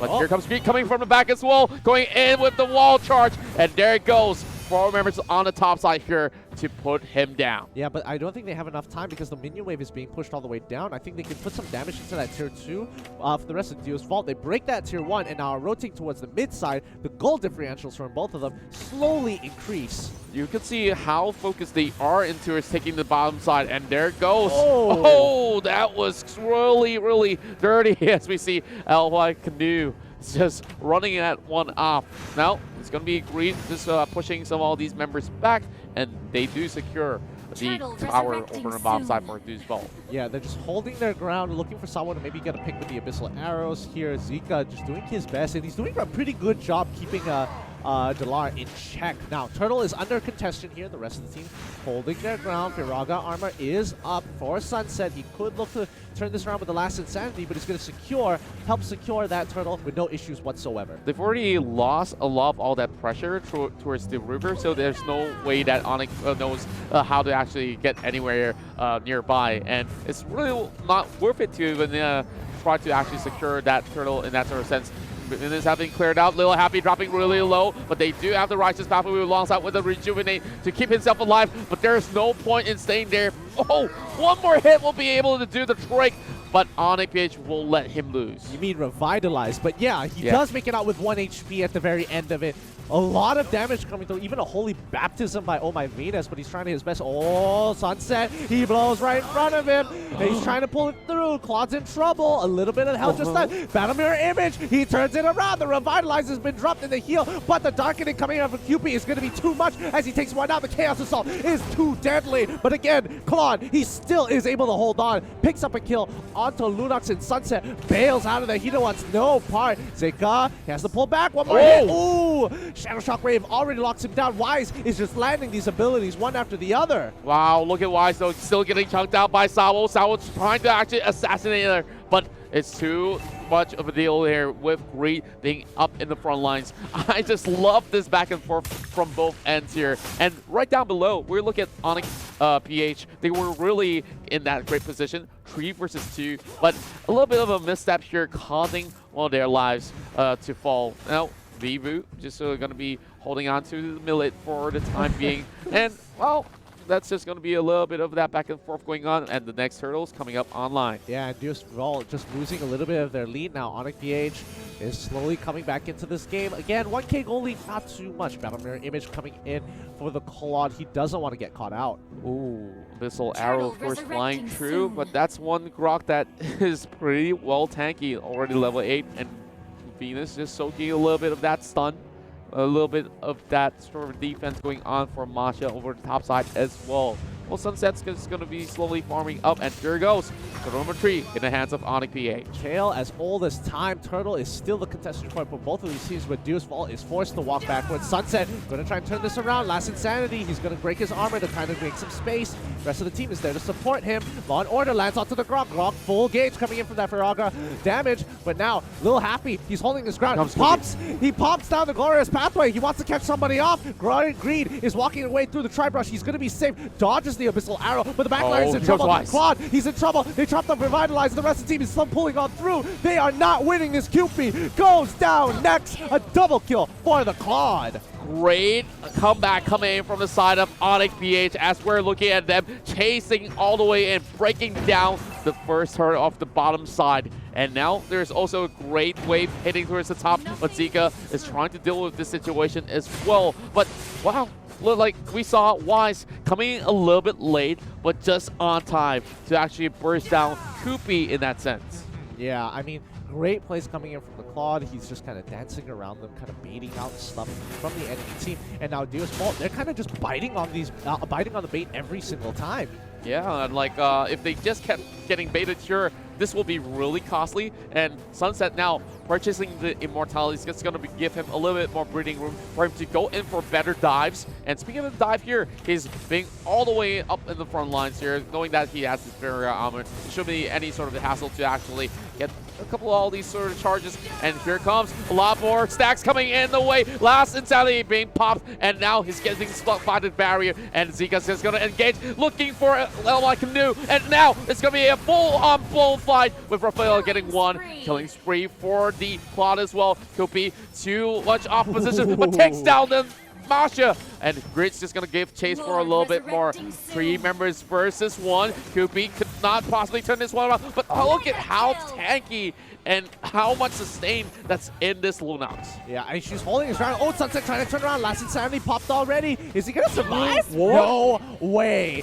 No way. Wise says, nah. You're going down, my friend. Oh my, Wise with the loads of damage. But this is what I really love about Lilia. Like, sometimes you just do not know how much she can deal. And the later the game goes, the stronger she gets. Yep. Oh boy, this is becoming a more and more difficult game for DeVu now, giving up a 5k gold deficit against Onic, and we can see that their team composition kind of thrives off of this lead. Like Delar, he's got so much damage. He's already got the Demon Hunter sword, very close to getting hit golden staff, and I think he might already have it by now. Yeah, he should be able to actually have it, and then goes Lord #1 in the hands of Onic PH as well. And none of these members from the side of DeVu could even find the likes of the Claude, and he's already 4-0 and up, but with Sunset now already trying to start something up just to clear off the wave, and Greed is just trying to block the exit points for the time being. Damage, my God! They pulled back. I mean, Wise nearly got caught out there with the black shoes. Now Greed is taking a little bit too much here. He gets stunned by the Abyssal Arrow, but he's going to be A-OK.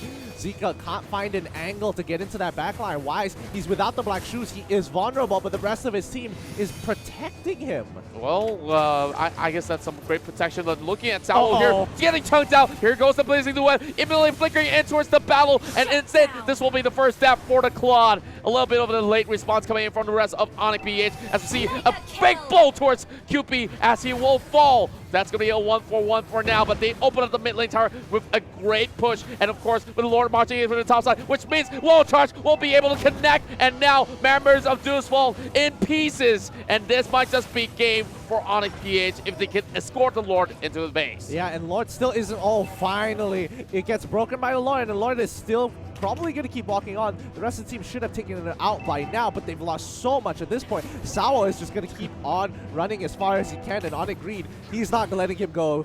Well, that's definitely a really tricky situation. But look at Wise, freely roaming around, and there, finally, we get that kill over onto one of these members here. But, oh, there we go. Oh, that was nasty. Trade kill.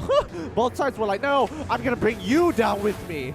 Look at them. They're just fighting all the way to the end. Sunset's going to be the next one on the chopping block with the wall charge being landed. There goes the mega kill for the Rock, and Greed still has the immortality, so he can play as he please. Yeah, and Claude already responding. He's making his way, using the battle mirror image to kind of shorten the time he takes to get to the base here. But DeVu, 1 more second until Sunil comes back out. Glorious Pathway already popped out. They're just holding their ground. 4v3. Let's see how this moves around. Unstoppable. Zika is gone down, and the Crystal is trying to be broken in as they beef up their KDA. Now we're looking at Onic PH 1 point up. This is the signature plays that we're looking at from the Philippines. And of course, Onic definitely struck their stuff against DeVu, which looked pretty messy in a lot of these fights because they were just going blow for blow. It just reminds me of all these sort of players as if they were in some sort of boxing ring, just trading knuckles for knuckles. Yeah, it was a bit of a slugfest towards the end there, especially when it's just like all bets are off. We need to get him out of our base. Let's take him down with us. Oh yeah, and now of course a little bit of that sort of re-strategizing for DeVu, but then again, let's have a look in towards post-match statistics here. And of course, the victors here will be Onic PH, and Greed is having that perfect 10 KDA for that Grok. So good. So good. And Wise, I think he played a really good Lilia here. He hasn't been missing his abilities too often, and when he chunks somebody out, it's really hard to recover from it. They're forced to peel back, and I think, you know, if you can land Lilia's ability, you know, trade the Shadow Balls all the way and chain it up all together to get some big damage, I think, yeah, she is viable, but she still needs setup. Yeah, and I really want to talk about another point here, which we saw Zika prioritizing on that Natalia, and this Natalia here went 0-7, rendered ineffective at all because there's always Rafaela killing all of them. Now, let's have a look into it. Some of all these replays brought to you by U Mobile, of course. Now, there's a little bit of that sort of a tension over the top side for the longest of time, and they still focus their eyes onto its Zika, knowing that it's easy to actually bully off the Natalia early. Yeah, and I think Natalia was playing the matchup against the Masha really well, because he would specifically hold up the smoke screen until, you know, the disarm lands, drops the smoke screen. It's like, what you gonna do? And yeah, you can't really do much. Walk back, pick it up, and then continue the fight. And he knew the matchup really well, so you have to give him props for that. The only problem is that he couldn't get into the backline at this point because the Holy Baptism was always such an annoying spell. Oh, drop down the smoke screen. I can just throw the Holy Baptism in kind of blindly, and still the radius is big enough to stun you up, which allows my team to kind of walk away. So he just couldn't find the angle to get in onto Onic here. Yeah, I feel really bad for him in that sort of sense, but Onic definitely played a really good team fighting style, especially for Greed always being in the front line, and Rafaela always guarding all these carries at the back as well. So that's definitely a few layers that they have to peel through to actually drop some of these lines. But we saw they didn't really care. They just really want to run in for those kills. Like, I just want to improve my KDA. They want to just literally drop hot fire, just like slam it down right there. But yeah, they are trying to beef up their KDA, because who doesn't want to at this point in time? But I think both teams are playing semi-well. I don't think they're playing, you know, at 120%. I do think they kind of toned down, kind of relaxed. They're still having a lot of fun with it. Well, definitely great to see them actually being a little bit more relaxed in this sort of approach where, you know, so much tension, you might just crack under pressure. And now heading towards possibly the final game of the series if Onic PH could be able to clinch yet another victory. And DeVu here hoping to actually bring it to game 3. Yeah, and they immediately ban out the Masha. The Masha has been just the bane of their existence for the longest time, even in the previous matches, especially against Evos, where it's just like, we have to deal with you every single time, and every match they have to deal with it, so might as well just ban it out now that you're on blue side. Happy days. Well, definitely happy days. They don't really need to worry about focusing so much resources on one Masha, or even, you know, Kufa is definitely one more sort of pick that's really pesky to deal with as well. Now, one more lockdown over onto support tanks, which, of course, feels a whole lot of crowd control. Well, I'm thinking that with this blue side pick here, they definitely could get the Grok in hand. Yeah. I mean, they're thinking about it. Like, do they want to ban out the Grok for the side of Onic? I think that it's about the X-Borg and the Harith. Yeah, both of them have been really just dominating the game for the most part. If you leave them be, as we saw 10-second gaming, like, with a single Harith, you can do quite a lot of work. Grok going to be locked in by Duo's Vault. Onic Esports probably going to be picking up the X-Borg themselves. Yeah, that's pretty much for sure. Maybe the Halos to actually pair with it as well. That's a good shout, yeah. Definitely one good way to actually start things off. Or even the Lunox could be picked up right here if they want to. It's not really the highest priority on the list for the time being. But, you know, Onic usually will be able to actually force that sort of pick upon the side of DeVu's Vault in that sort of sense, so that if they were not to go in for something that's pretty much solid, then, well, too bad. Yeah, they could also arguably lock in their marksman if they wanted to, because now they've been given the X-Boy, so it kind of changes up your opening. Last 2 seconds here, they lock in the Esmeralda. Wow. Well, we've of course seen it banned a couple of times now. They finally get that being freed up. It's going to be the Rafaela as well as Claude being snatched away instead. So this time, Onic PH won't be able to actually play the exact one, but this Vault is mirroring the exact same composition that Onic PH had in round 1. Yeah, agreed. And so far, I mean, it's not too bad, especially against the Esmeralda. Though the Blazing Duet shield will be completely absorbed, I think they have a lot of disengagement potential, you know, with the Battle Mirror image, with the Holy Baptism, in case, you know, Esmeralda kind of gets ahead, wants to get onto that back line. They have options to kind of disperse. Yeah, I would say that that's definitely one way to actually play around that. And now, Onic here, I'm thinking that they could definitely try something different since they do have a little bit of leeway in that sort of sense. But Valor, yep, definitely Your that's sort team of is a difference to be brought in. So they could possibly burn down any sort of the targets that's right in the front line. And even better yet, if you could actually burst down Rafaela in time, then that would be great. Yeah, and it's what's really nice about it is that, like, oh, hey, look, you want to get away from Esmeralda. We get it, but I think honestly, if you switched out the Rafaela to pick up something like a Valir, that's just like such a big plus, and it really deters your opponent from playing the Rafaela because he gets on top of him. I'm gonna Falling Star Moon right on top of your Valir. Valir is just like, yeah, you know what? You can just walk it off. Yeah, sit back, girl. Sit back down, queen.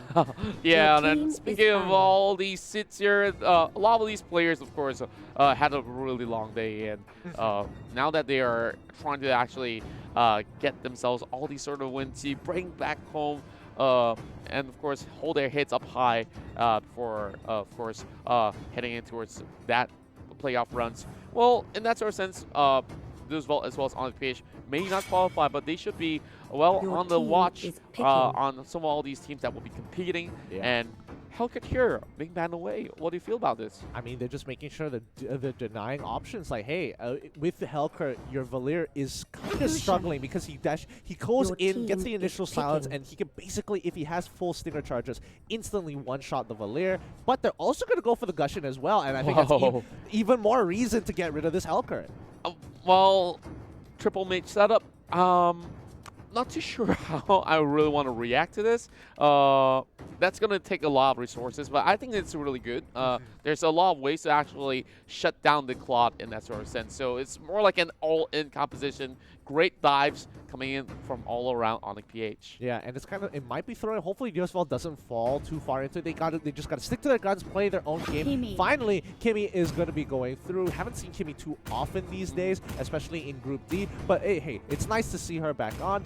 3 more seconds. What's it going to be? Is it going to be their final pick here? Badang. They've got a great scaling composition. That's right. And with that Badang coming in, they will be able to shed some of all the shields that is coming out of that Esmeralda. Now, Dyrov is one pick that definitely is off the radar.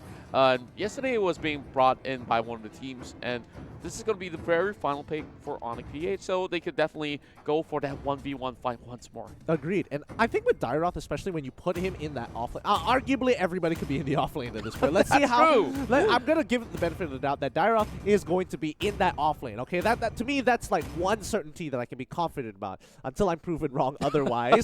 Just going to, put that there, disclaimer. But yeah, I think Dyroth, when he comes against Badang can't really do too much. He still has to play the lane relatively safe, and even if he does get locked up by the fist break into fist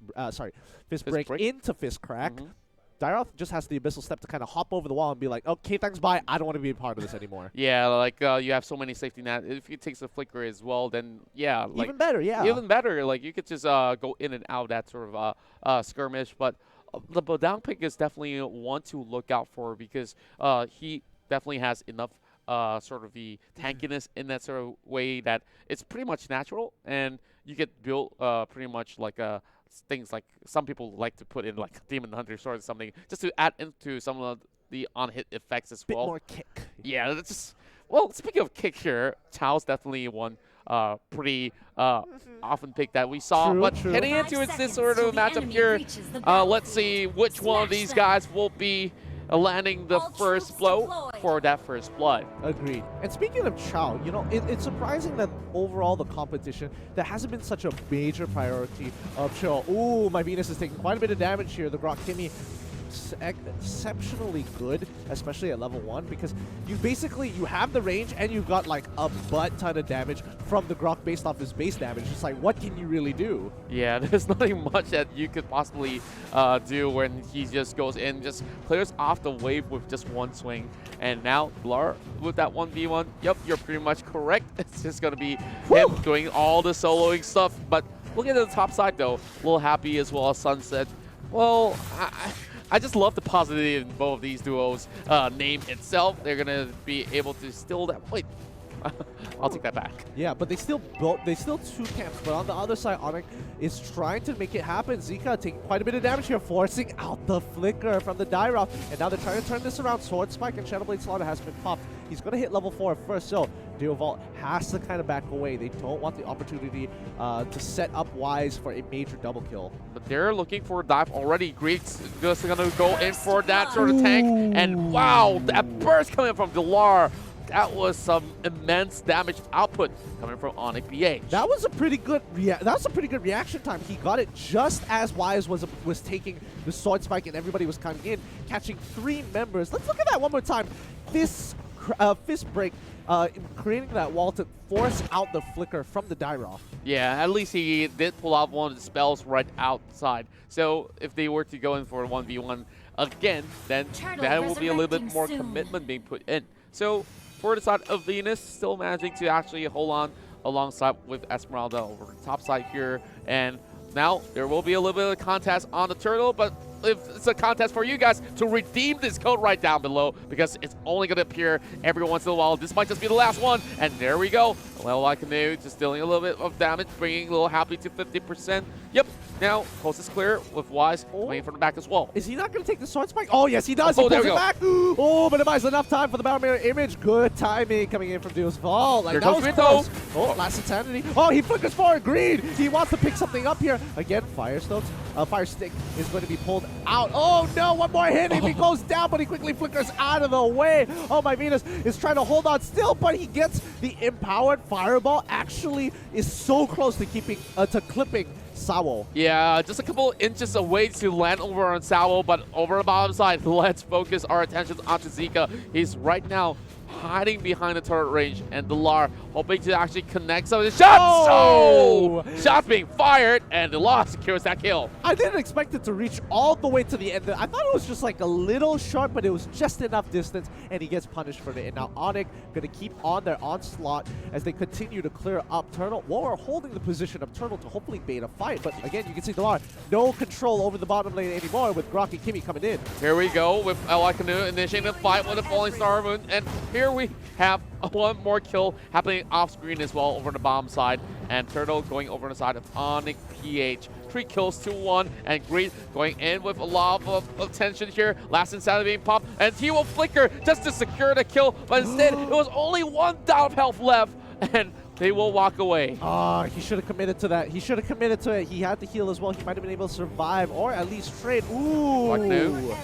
Well, I mean, he hops over the wall. I'm surprised he actually made it. Like, I thought he was going to get clipped at the end, but the very end here, Fist Crack doesn't get to kill Wise just yet. He doesn't have enough damage, but Wise happily just throws the Shadowblade Slaughter into Sword Spike and just takes a full combo into the face. I just love how he's playing Discussion with so much flair. He could easily just move in and out as he please. Now, it's of course going to be LY4 here, just slowly holding onto his top side, and I would say this vault here is losing that sort of early game pressure that they are very well known for. Yeah, and again, like, what can they do at this point? They have to kind of play from backwards. Oh, is he going to steal the buff? No, he does not. Zika holds still, but he's going to take a full combination. So, with the last Insanity as well. He dashes right on out of there to hopefully catch it off. Green with the last Insanity, but instead, he dies instead.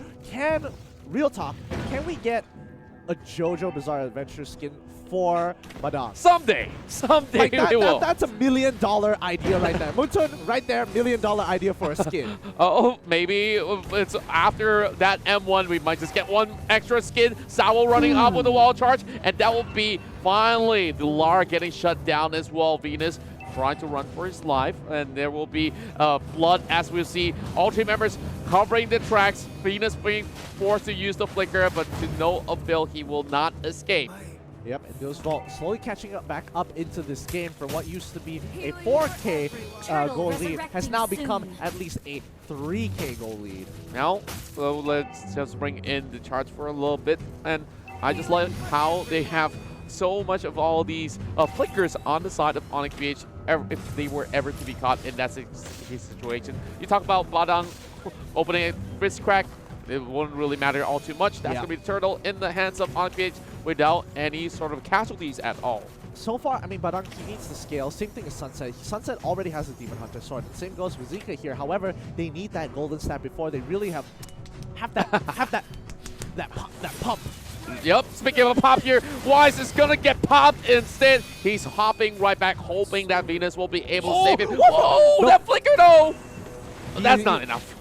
Oh man, at least the passive from Rafael would have secured the kill anyway, but you know, this fault they trade 1 for 2 here. It's still pretty in their favor, I'm not gonna lie, but the rest of the team is slowly pulling back. Reed playing with fire, I like his character. Oh, the Firaga armor does break off very quickly, giving him a lot of distance. However, Zika, he's not done just yet. He wants him. Pigong Fist already in, but the gauge is full, and the slow is a little too much. Where are you running, my boy? Still dance around them. Another kill being handed over to Sunset. Here you go. Well, I think by that point, Green was just trolling around. Like, he could have just run up towards that Lord Pit in that sort of sense, but instead he goes in for a wraparound in between the towers. What was he thinking? But look at the top side, though. I like the new, also drawing in a lot of tension, but this is well worth it because they are opening up the mid lane tower.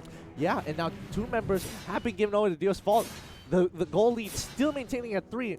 The only problem is that Dio's Fault hasn't been able to find a way to really punish Onyx. Like, yes, you are getting these picks. Yes, certain members are slowly getting ahead. But in the end of the day, you need to get those objectives. They finally break that top tier 1, and the pause has been called. Well, I'm not too sure what exactly was going on. Perhaps a little bit of the spikes. And, of course, playing around with fire right there. Greed. I was complimenting him a whole lot in Game 1 because he played an exceptional Grok. Yeah. And now it's as if he was playing like a Grok this time on an export. Like, he forgot that he was export. He was just running around. It's like, oh wait, no, I'm not Grok this time. Yeah, like he popped the Firaga armor and then like he still rotated around. Maybe he just wanted to actually cut across towards the other side of the jungle. But every one of these members from the side of Dewsville was still well and alive. So it's easy to actually walk across, catch him out. And even the players, yeah, maybe they just heard what I just said and they just laugh upon it. Yeah, they're just having the time of their life. I think for the most part, teams need, both teams have come to realize, like, this is going to be a fun game. Let's actually have as much fun as we can possibly get.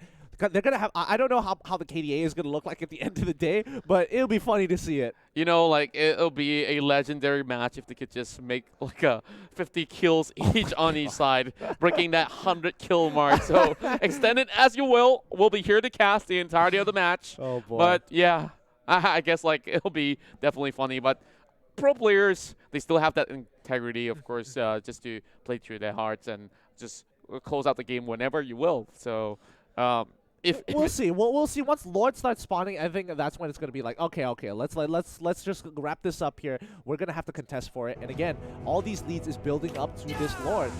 Well, speaking of the Lord here, of course, we're not going to be seeing it all too soon. It's only 7 minutes into play. Well, Turtle, though, will be coming up online in less than 10 seconds, with Delar still going on for that sort of solo lane over in the bottom lane. And looking at Onic here, they don't really have much camps being left, so perhaps they need to play a little bit more proactively. Maximum charge, not landing onto anything at all.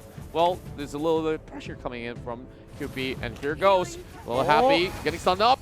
He's going to get hit by that last Insanity. Game popped instantaneously. The passive coming in, but Sunset already with the Golden Snap coming in with a Blazing Duet, forcing out my Venus to back away. Pretty good chunk out, but still no profit. Well, speaking of profit there, they almost get a little bit more profit over onto Greed. And for Zika as well as QP here, they're pretty much very far over the back line here to even deal chunks of damage towards the side on Onic PH. And although the graph here tells you that 7 kills are on the side of Dewsfall as well as Onic PH with 8, but the goal is definitely favoring the side of Onic for now because they did manage to secure a whole lot more of that sort of objective.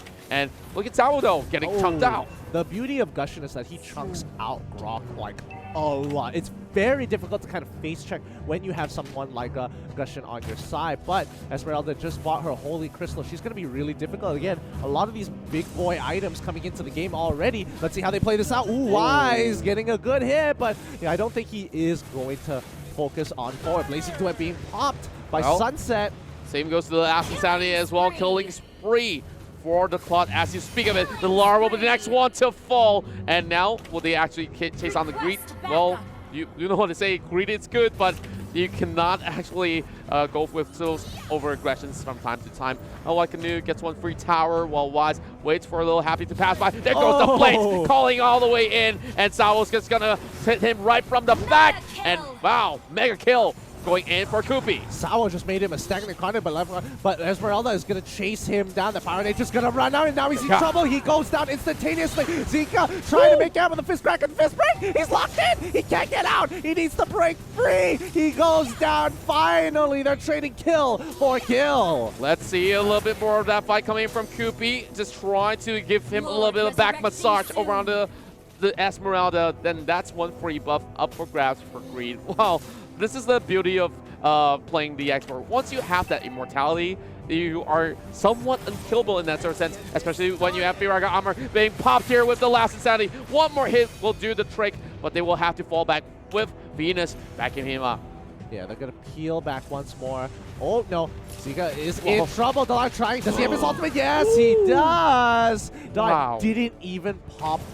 He didn't even pop his ultimate to ensure the kill. It's like, nah, I got this. Don't worry. He's low enough. Yeah, and Zika trying again, and again. It was pretty close to actually take down the Diroff, but Dalar just by the edge of that fist cracked right there. Won't be able to actually do all too much now. Wise, as well as Venus, slowly camping out for a little bit more movements. They're trying to bait members of DeVu as we see them all inside the brush. They back away, and now they're going to give up.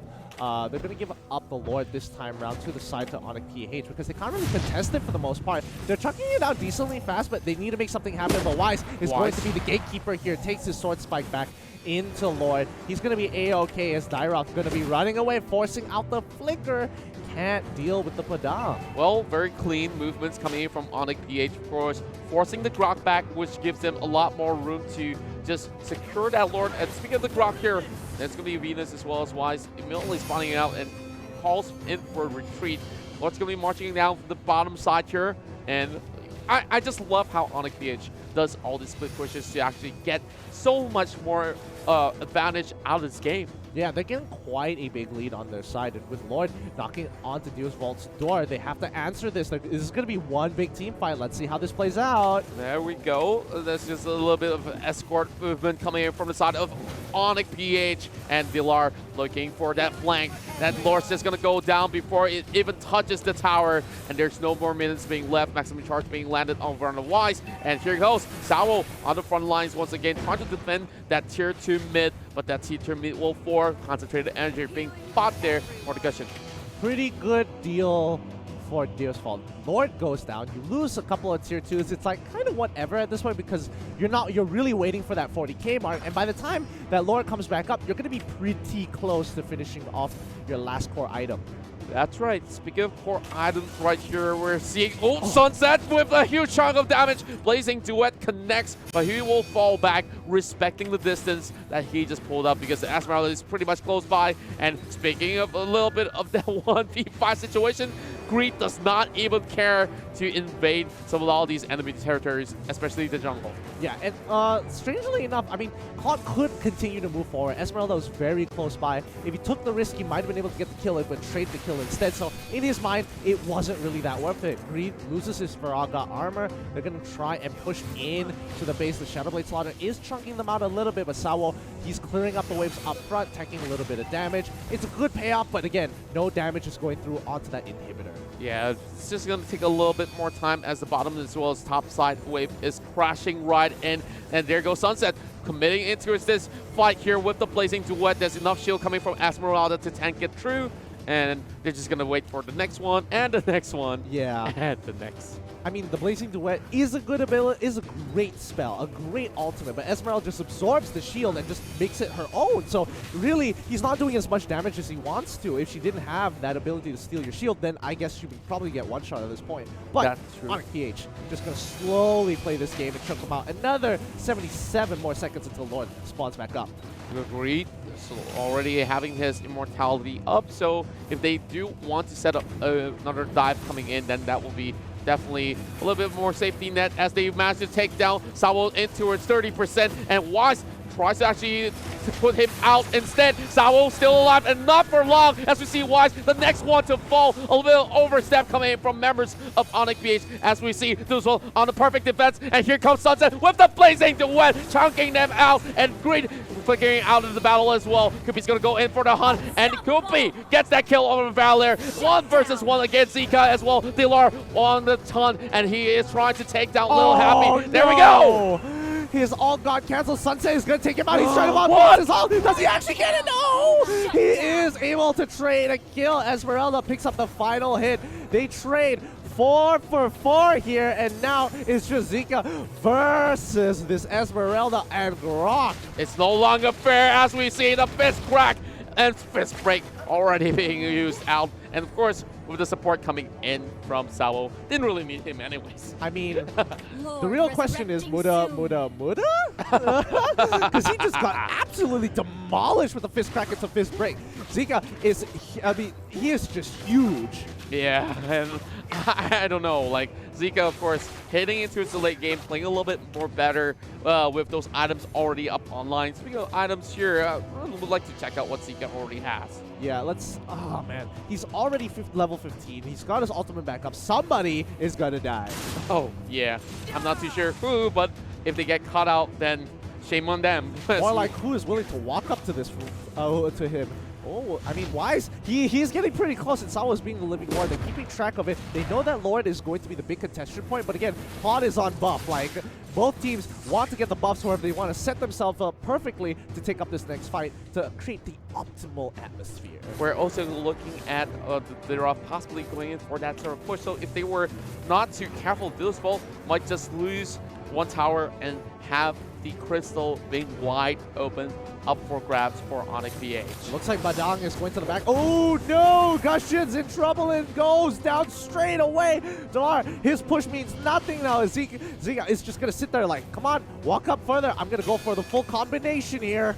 Well, speaking of combination here, a lot of commitment in towards the mid lane, and they still broke. get the tower. They're going in for the dive as well. 1v1, Zika versus Dilar. Look at the burst. He does not care. He is an immortal, and now it will be Koopy taking out the Valor, farming the fight. But look at the back though. Dirov's going in for a flank as well. Now, is he able to actually fend off all 4 members? Flicker being popped away as well, as they are still eyeing on that Lord. Here comes Sawo, looking for Greed. Greed still has the armor. It will be popped away, and he cannot run at all. Koopy, my oh my. This is not looking good. Even though they broke an inhibitor, they're kind of struggling. Oh wait, no, Dyroth, he's coming back in. While they're doing well, he's going to go back in one more time. Somebody has to offer their life off to Dyroth here one more time, as Onic PH is using the Esmeralda to deter them. He's buying a lot of time here. Oh my, the rat coming in from the bottom side does not mean anything at all as they commit to this fight, looking for Wise, as there will be the wall charge stopping him, which means there's only one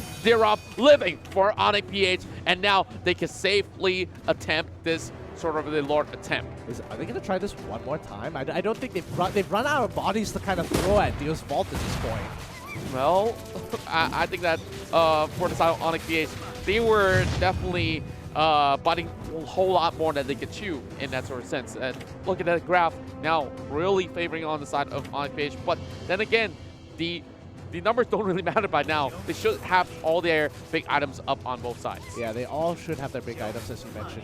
But I don't know. I think it's pretty even for both sides. Like, it's anybody's game, but Sunset has the better scaling, and he's doing a phenomenal job locking out Onic PH, because their scaling isn't as hard as a marksman. Like, no matter what mage you're using, it's still pretty difficult. Now, I'm not too sure if Onic PH could still find a way to actually close out some of all these sort of areas, because this Lord's going to bring them a little bit more of that hassle into its defending the top side as well as the bottom side of the tower. They're already giving one tower away over the bot lane to Koopy, so now all eyes are fixed over the mid lane here as Green tries to pull this wave aside. Same goes to Lord, getting distracted here as the side of the Blues Vault could not possibly commit to that push anymore. Yeah, but on bottom side, they have a wave. They might be able to break into an inhibitor at the very least, because Claude has so much damage. They just need a couple of times. Green coming in with the last insanity, pops it straight away. He's in trouble now. He's locked out. The immortality is going to keep him back alive. Maximum impact. Sawo turns back with a wild charge. Green is still in trouble. The Firaga armor isn't going to break just yet, but they're already in the back right. Tyrell, he's coming in for the big hit. Blazing Duet already being popped. Kimmy is still back alive. Kill me! He's still alive. They're pushing up forward. 3v3. Sawo's in trouble. 1 HP, but he's still alive. And again, Sunset finally back. He has the life steal. He life steals off of a minion and now pushes forward with the battle mirror image. The rest of the team kills them off. I think they might have opened up a huge hole. They got him. Look at Venus still trying to hang it on for Onic PH, and by the edge of it all is still alive, but there's not longer any sort of base longer for the side of Onic PH as we are bringing this all the way to Game 3. Yep, and finally, Deuce Vault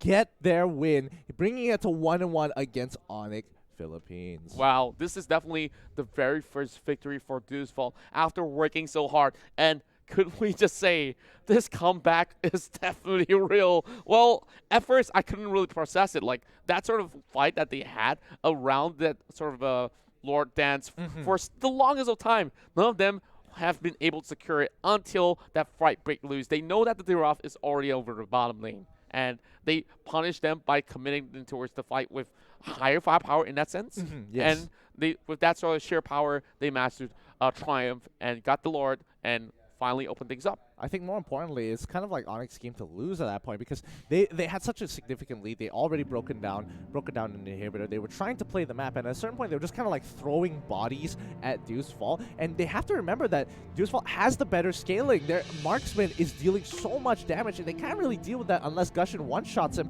And in most cases, he can't even get the sword spike to the right target, with Sawo as well as Zika just kind of running on in, being like, "I'll take the damage, don't worry." Oh yeah, and there was no members who could actually touch Koopy as well. Yeah. And the damage output was so much that he is dealing more than 100,000. Well, I don't know. My eyes are a little bit blurred out with so much of that insane action going on the bomb side, especially that really huge blazing duet that was put out from that Claude, and they could not clip out Sunset before he even falls back for the battle mirror image. Yeah, he was kind of struggling at that point. Like, the battle mirror image is such a great spell, and looking at the highlights, you can just tell that, you know, Deuce Vault was just biding their time. They're like, all right, fine, you can just walk over us for now. We'll take the trades, we'll take the 50-50s. We're not too far behind, just 3K, and the moment you give us enough time to scale into this game, it's going to be over for y'all. Oh yeah, and this is definitely that sort of the early skirmishes that we see inside the jungle, all contesting for all these camps, but there's still that sort of immortality being brought in pretty well early for the side of the export, and this is where they actually committed one big mistake by diving all the way in, where Deuce was so ready to take up this fight. Yeah, I think this was definitely a little too greedy. They wanted the inhibitor a little too badly, and that kind of costed them the game. And this final fight was just absolutely insane for both teams, because you could see, like, Wise is coming into the side. He's looking to catch somebody off.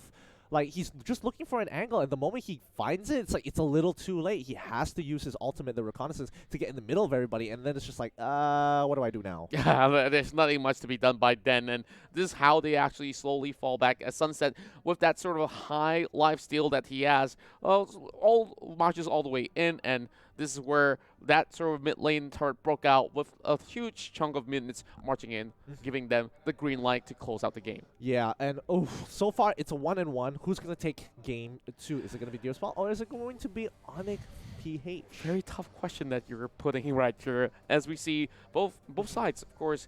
We've already seen their strength, and even for Deuce, they were losing out that early lead that they usually would get, and they still managed to come back towards the late game. So this is a different sort of draft that they do have heading in towards this matchup. And at first, we look at the first phase, they were like, hey, that's copy pasta coming from game number 1, and yet they made it out with that sort of win. So Yeah. that's really effective. It is. It is. It's just like, give me your draft. All right, sure. I'll just rip it right off. Just can't copyright claim that one. But yeah, overall, I think they did do a good job trying to hold on here. I definitely think that Onic kind of threw it towards the later stages of the game. They probably needed to end it sooner. But again, we're just going to have to see how they're going to draft out. Maybe again, they might just come up with the same exact composition for the side of Onic because it looks like it's the composition that works. Perhaps so. And maybe they might switch it up again. I'm not sure if they're going to go in with another Natalia for the side of DeVu Vault. And of course, for Onic PH, I think what they're doing is great. Yeah. It's just that they just need some cleaner decisions that would give them maybe a few picks. Okay, be happy with that and go for the next objective. Be objective driven instead of like, hey, I'm out for blood. I know this is the very last game. Let's go out with a bang. And yep, that happened. I'll show you that I'm the better nerd this time. Puts off his eyebrow. But yeah, no, I'm the better gamer. But overall, I do think that, you know, Onic, they overall haven't been exactly performing as well as we'd like to see them compared to when they were playing in their own region. I think they were more comfortable there. They had a lot more preparation coming into this. It's kind of sad to see that, you know, they weren't at, you know, 110% like they were during their MPL, and you know, we're missing out on that. Well, I would say that I cut them some slack in that sort of sense because this is possibly the toughest group that we've ever seen so far. That's fair. Compared to Group A, B, as well as C. Well, to me, Group B was a group of life. Yeah. Group B was anybody's game, really. Yeah, it was like, okay, as long as you actually put up a great fight against all of that, then yeah, you have your chance to win. But if you're facing off like a team like RRQ or Evos Legends, you know. It's going to be a struggle, yeah. It's even tough to actually take games off of them. And one team that has been able to do so, which deservingly gets their right to the playoffs, is 10 Seconds Gaming, sharing the same group right here. And why? They have definitely skyrocketed in terms of support because everyone we talk to right here in the studio is like, where did they came from? Like, how did the Japanese got so strong in this game? Hey, it's all about it's mental. It's a mental game. You need to think about the game correctly and understand the fundamentals of it. That's and right. I think they've got that laid out very nicely here. But they're going to need an X factor to take on Evos Legends if they ever get paired up in the playoffs again. Coming back into this game, though, Onic going to get rid of Masha? Like, no, not going to deal with that one. Oh, yeah. So I would say that Masha, one of the most annoying picks that we've ever seen being released as a hero anyways. Like, it's terrorizing, yeah. Yeah, like, to me, it's traumatic sometimes when you're going into your ranked games and it's like, fighting against Masha, might as well just farm my games. Yeah. Or you just head to another lane, It's hit like, in the jungle. oh, we won the team fight, but I just lost like my little whole top side. It's like, oh, we got the Lord. Oh, there's the Masha taking the back door. So, yep, not going to be happening anytime soon. Now, Grak being banned away after a very long bout of events for today, as well as the Kufra being removed. So this means a whole lot. Means Kaja is the next potential one to be banned away or being left out in the open for Onic PH. I mean, so far they've kind of been banning the Harith as well, so I think they've got a decision to make here. They're changing up the draft a little bit more, so it's not going to be the same opener like we saw in the beginning of Game 1 and as well as Game 2. So I want to see how Deus Vault wants to kind of set this up. Because, again, that's the entire reason why you're drafting. You want to set up to get particular picks. I'm not too sure. Well, you know what would be more interesting? You just brand something random like a Nana and like, let's leave more options on the table.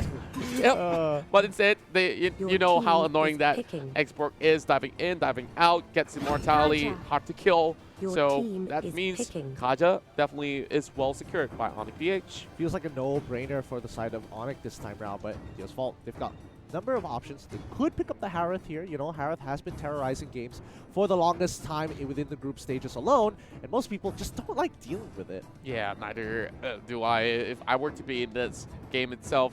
Now, we're looking at a potential heavy hitter, or even, you know, the classic tanks going into play. Hylos is not too bad.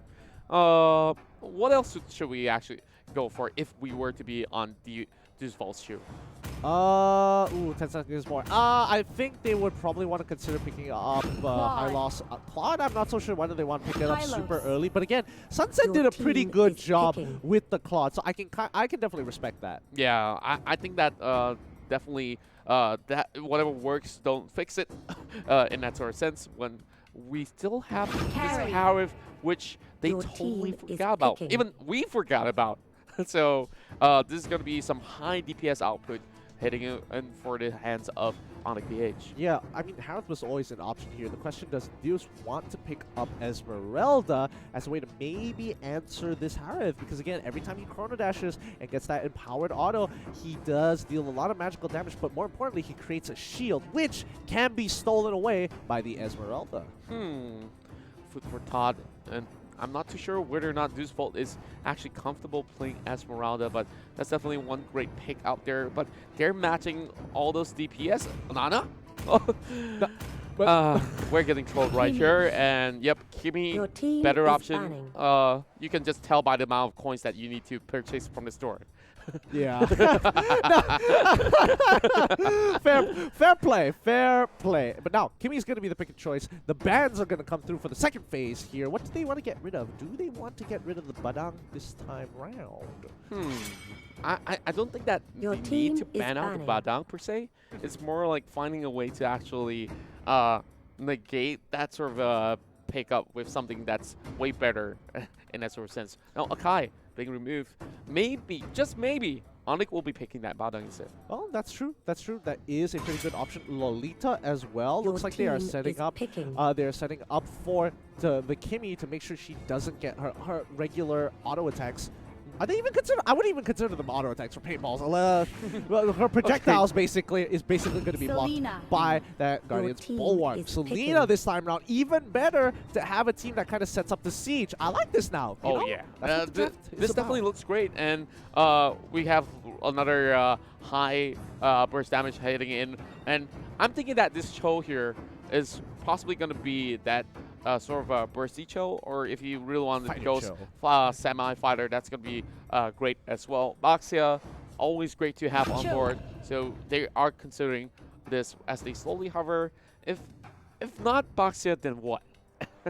I mean, usual answer is Franco, but it's going to be tough. I think Baxia does a really good job considering their composition mainly wants the team fight, and they do a really good job at it. So I think Baxia is a great pick, deals with the high loss. Anybody who has a heal, once you pop the Tortoise Puissance and kind of walk around, you just get so much value out of it. Yeah, and for Baxia, it's so hard to kill. Like, if you just put the Revitalize on top, like, you know, like, he's just going to stand there for days. Just leave him be and aim for some other sort of picks. But, of course, it's been pretty hard to actually see how this Baxia could possibly be countered up, and it will be that Guinevere heading for the final pick.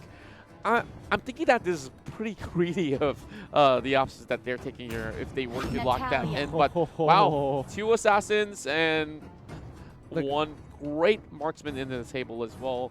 Same with that sort of a Kimi pickup. Well, I'm not too sure. I'm thinking that this is like double or nothing coming from the side of Deucevolt. They really just want to chunk out damage output all across. Well, I suppose, but I think they just needed a way to kind of like tell Harith to like just chill for a second, just like calm down, sit in the smoke screen, be silent, don't use your abilities. Then we can try and maybe lock you down and hopefully catch him off. Well, speaking of a catch off right there for Baxia, he could do the same as well. Just chase all the way in and just knock somebody out in the air and slowly. Or just sit in the smoke screen with the Tortoise Puissance. Tortoise Puissance. Tortoise Puissance. We just wish it's easier to pronounce in this sort of way. Like, I just love pronouncing it that way. It just sounds so. It sounds so obnoxious. It's obnoxious, but it has a touch of class as well. just a little bit. But yeah, this is coming into the final game here. We're gonna be getting into the game. This is going to be Onic PH against Deucevolt Esports in their final bout of the day. You know, I'm actually favoring the style of Onic for only one reason. Like, when Baxia actually goes on the roll, it looks like as if he's a hedgehog. So that's what Onic is actually having for their logo. They're gonna rebrand Onic to just be Baxia in that form. Well, oh my goodness. Might happen someday, not anytime soon though. Little Happy getting a little bit of a tickle over the mid side here as they slowly go in for that raid in the jungle. Lar on the Cho here already facing off against Sunset, but it's going to be pretty easy for him to actually hop back with Battle Mirror Image coming up online later on. So here we go. A little bit of that raid in the jungle as we speak of it, as Dilar has no business to do right here. And well, what is going on? Okay, so here's my thoughts. DeVu's fault. They're like, all right, you know what? We're going to go as a 5-man, sacrifice one wave down the bot side because we don't want Zika to get damaged, get too hurt. But he needs to sit around to get the EXP. They're gonna give up this tier 2 here. Greed. Greed, he's looking for him. He's spinning around. He's like, where are you? I'm going to find you this time around. And now the rest of the team, they lose their turret at 1 minute into the game. There's only one other game I know that the exact same thing happened. But again, I don't think this is the right call. Well, I think that Onic definitely did something that's really great. Though they do lose a little bit of those levels, but they open up the map, which means that they will not be caught out all too much by all these assassins of DeVu's vault. Yeah, again, Greed is just going to hop around for the most part. It's kind of leash for the rest of the team. I just kind of want to see how this Natalia is trying to come back into this game. He is level 3. He's lacking a lot of farm. Yeah, like eventually we're going to see members of DeVu's vault here, of course, hitting that early level 4. Like 4 Canoe has already got himself the ult, but of course Sunset is so slowly taking their time. Just having a little bit of 1v1. Yep. I don't think that in any sort of a given opportunity would Sunset even dive head first to actually try to fight against the Cho. Yeah, and now they're kind of contesting down on bot side here. Cho should be able to have first rotation, but he gets locked down. Zika is going to be locked. He can't get out. Again, a smoke screen. Great way of trying to get out, but the moment it times out or he walks away, he gets chunked out. Well played. A great catch for Oh My Venus. Now, for the side of this, well, they're also trying to actually fight for this turtle, but instead they look upon Wise. They might just be the wall charge coming in. Well, sorry, it's not. Yep, maximum impact instead. Slip of the tongue here, but it's going to be a little Happy, of course. Open up the righteous pathway with Dilar coming from the back, and he's trying to set up the Way of the Dragon, but does not being able to do so. Yeah, agreed. Again, coming in, making sure he's just controlling the space all the time. DeVu's fault isn't able to re-engage this time round, and Turtle has, again, under the contention from both sides. Now Sunset getting caked, and that will be the Way of Dragon. Yep, pretty much a done deal for him, and great calculations coming from the Cho. Yeah, great calculations overall. This time, I'm surprised when Chos don't take high and dry in most situations. Like previously, we did see Onzika himself playing the Cho with the killing spree, which to me was an extremely interesting way to play the emblem, because you're not gonna have that extra damage in the 1v1. But you know, when you get multiple kills with the Jukundo, or so happen to auto someone with a Blade of Despair, it's pretty tough. It stacks a whole lot in that sort of sense, and of course, you gotta think like a kung fu fighter, and you can just beat down any opponents in your hands. And, well, Wise almost getting taken down by Sunset, but there is Dilar to actually help him up. Not for Zika, though. Time after time, we're seeing the Natalia getting taken down. Same goes to Cho. Great rotations from DeVu's vault to punish the moving target right there. And now we're looking at a little bit of that 50-50 sort of traits, and Greed already getting spotted by a little Happy. Yeah, and he's peeling backwards. Lil Happy, he already has the Ring of Punishment. He's like, nah, you're not going to get anywhere this way. Stay all the way back. They break mid-tier 1, and the rest of Onic DeVu's vault is going to be moving on. Yeah, the only item that we see that's pretty huge for now will be Onic with LI for getting the Ogre Tomahawk. And, well, of course, no major items have been actually being brought out yet.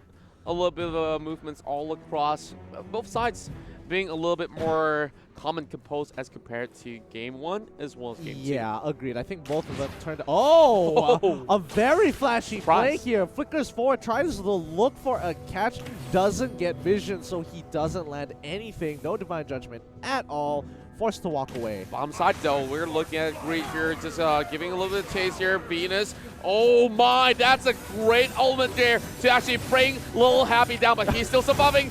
Not for long. Sawo, the next one on the list, as we see the Abyssal Arrow does not connect, and now it's going to be LY for Canoe, taking down QP with one last auto attack. Auto attack and auto attack. Oh, that was so brutal. He waited there just like, oh, Blazing Duet, no problem. Keep going. No worries. No worries. And then, as he thinks he's safe, walks out. Oh no, out of the brush comes Carry. Ah, nasty. Like, look at Onic PH. That was so clean. Like, they just, all they have to do is just crash right in. Baxia knows what's up, and the rest of the team just fall up. It's as simple as that. I'm not looking at any sort of members from Deuce Bolt to be able to provide any cover for Lil Happy. Yep, and now they're pulling backwards again. Onic is just trying to starve them out of the jungle. Tier 1, they're pushed out of Tier 1. They can't really do much. And Diamond Force being popped, Sunset forcing, for having to use that Battle Mirror image to get out of there, because if he stays any longer, he's just dead. Oh, yeah. He could have been caught out right there. Live Despair being purchased by Kupi. So that's going to be one great charge heading towards the side of Greed, as we see Sawo falling a little bit backwards. Greed now slowly regrouping with the rest from the back. There's no more to be done over on the top side, except for the Chow, as we see the Lara slowly just farming up.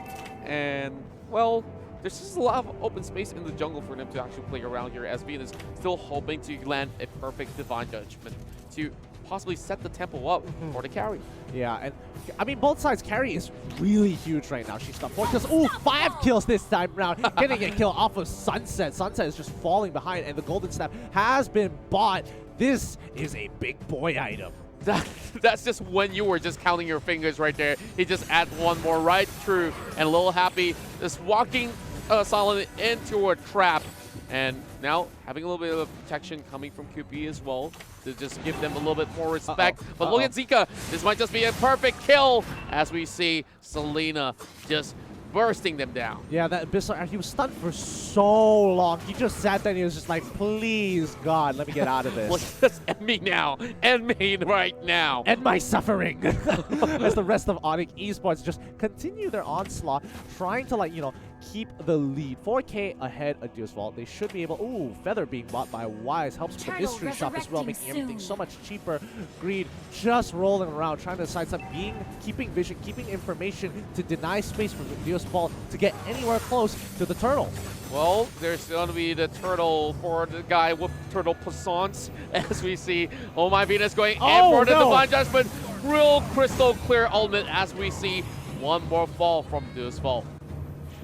Oh boy, I know. Oh, he dodges out of the way. He doesn't get clipped this time. Sunset just finally purchasing his big boy item of the Golden Staff. He's going to have a lot more damage than before. Hopefully that's going to be enough to turn the tides of the fight. Oh, over the top side though, Wise is walking in towards the wrong direction, as we see Zika going with the burst. And that will be that kill in the hands of Zika, as we see Greed being a little bit late to the party. All you have to do is just keep rolling, baby.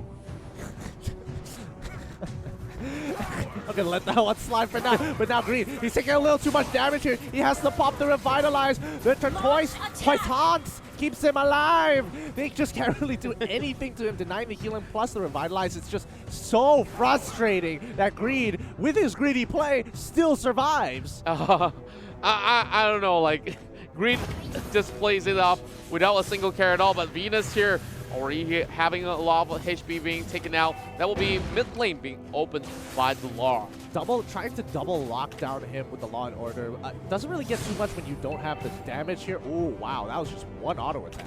Well, imagine if there's going to be more connecting, as we have the top lane also being taken out by the rest of members of Onic Philippines. And we are already seeing a little bit more of those cleaner plays coming into play. And for Onic Esports here, they're just waiting for the right opportunity to crash right in. Yeah, and we can already see that. I mean, Harith it just bought his concentrated energy, and he's willing to fight. He can sustain through all the damage, forcing the pop out, with the Xamon Force to get another reset of that Chrono Dash to get out of the way. But again, he's got to be super, super careful. Yeah, and for Venus, if he ever gets a catch, there's not going to be any follow-up. So he's treading on team lines. There's going to be a Lord up online. Oh, do they bite the bait here? Maybe they might just actually go for it. Like, as we can see, over on the bottom side, Kimi alongside with Clark already trying to take down some of all these minions marching towards the bottom side. And now maybe they just need a tank to come in, but it's a little too late. Onic Philippines will be able to snatch the Lord. I think Jusol was willing to give it up. It's like, all right, it's fine, it's fine. You can take it away. We're not going to risk the potential of sticking our noses out and getting caught by Oh My Venus again. Yeah, and after all, it's just the first Lord. And my perfect catch onto the Harriet as Wise goes down for the third time. That was just a great snipe coming in from Dio's Vault. Like, man, Harith was just stuck there. I don't even know if he even had time to respond. If he just blinked an eye right there, he's dead. And yep, right now, Onic playing with 4 members without Wise. It's going to be a Divine Judgment taking it 4 versus 4. Zika already on position to actually flank. That Lord's just going to be hitting it like a truck as Righteous Pathway has been opened up. There goes the flank coming from Zika as well, trying to take down Green. And Green will fall for the first time in a long while. They were standing under that turret for so long. They trade 1 for 2 there in favor of Onic PH, but let's see how they kind of play this out. Like, all right, sure, you got those 2 kills, but you can't really net anything, and they're dragging the game like they did previously, where they just needed to close it out. Yeah, their wings being purchased here, and I felt like the only way that they could close this one cleanly is that the Chow sets things up instead of Greed starting off the fight first, because Boxia is really easy to predict some of all these movements coming out. But if you were to have that flicker with the Dragon to actually start things off and Venus to come in much later, then maybe it'll be a better catch from there. Yeah, it's honestly fishing for both sides here. Can Oh My Venus get a catch, or is it possible for Sawo to land a great Abyssal Arrow? So yeah, he looks for these angles and flanks, but can he actually get them? Oh, good damage here. He pops down the smoke screen as well, just to kind of not allow himself to get hit by that divine judgment. Yeah, that's definitely a great distance being created right there. While looking at Venus here, haven't really dropped a single time at all.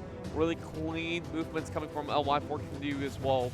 Well, for Lil Happy, he's already got that immortality, so he can also slowly tank up the front lines. Lark can spot it out, and here comes Boxia.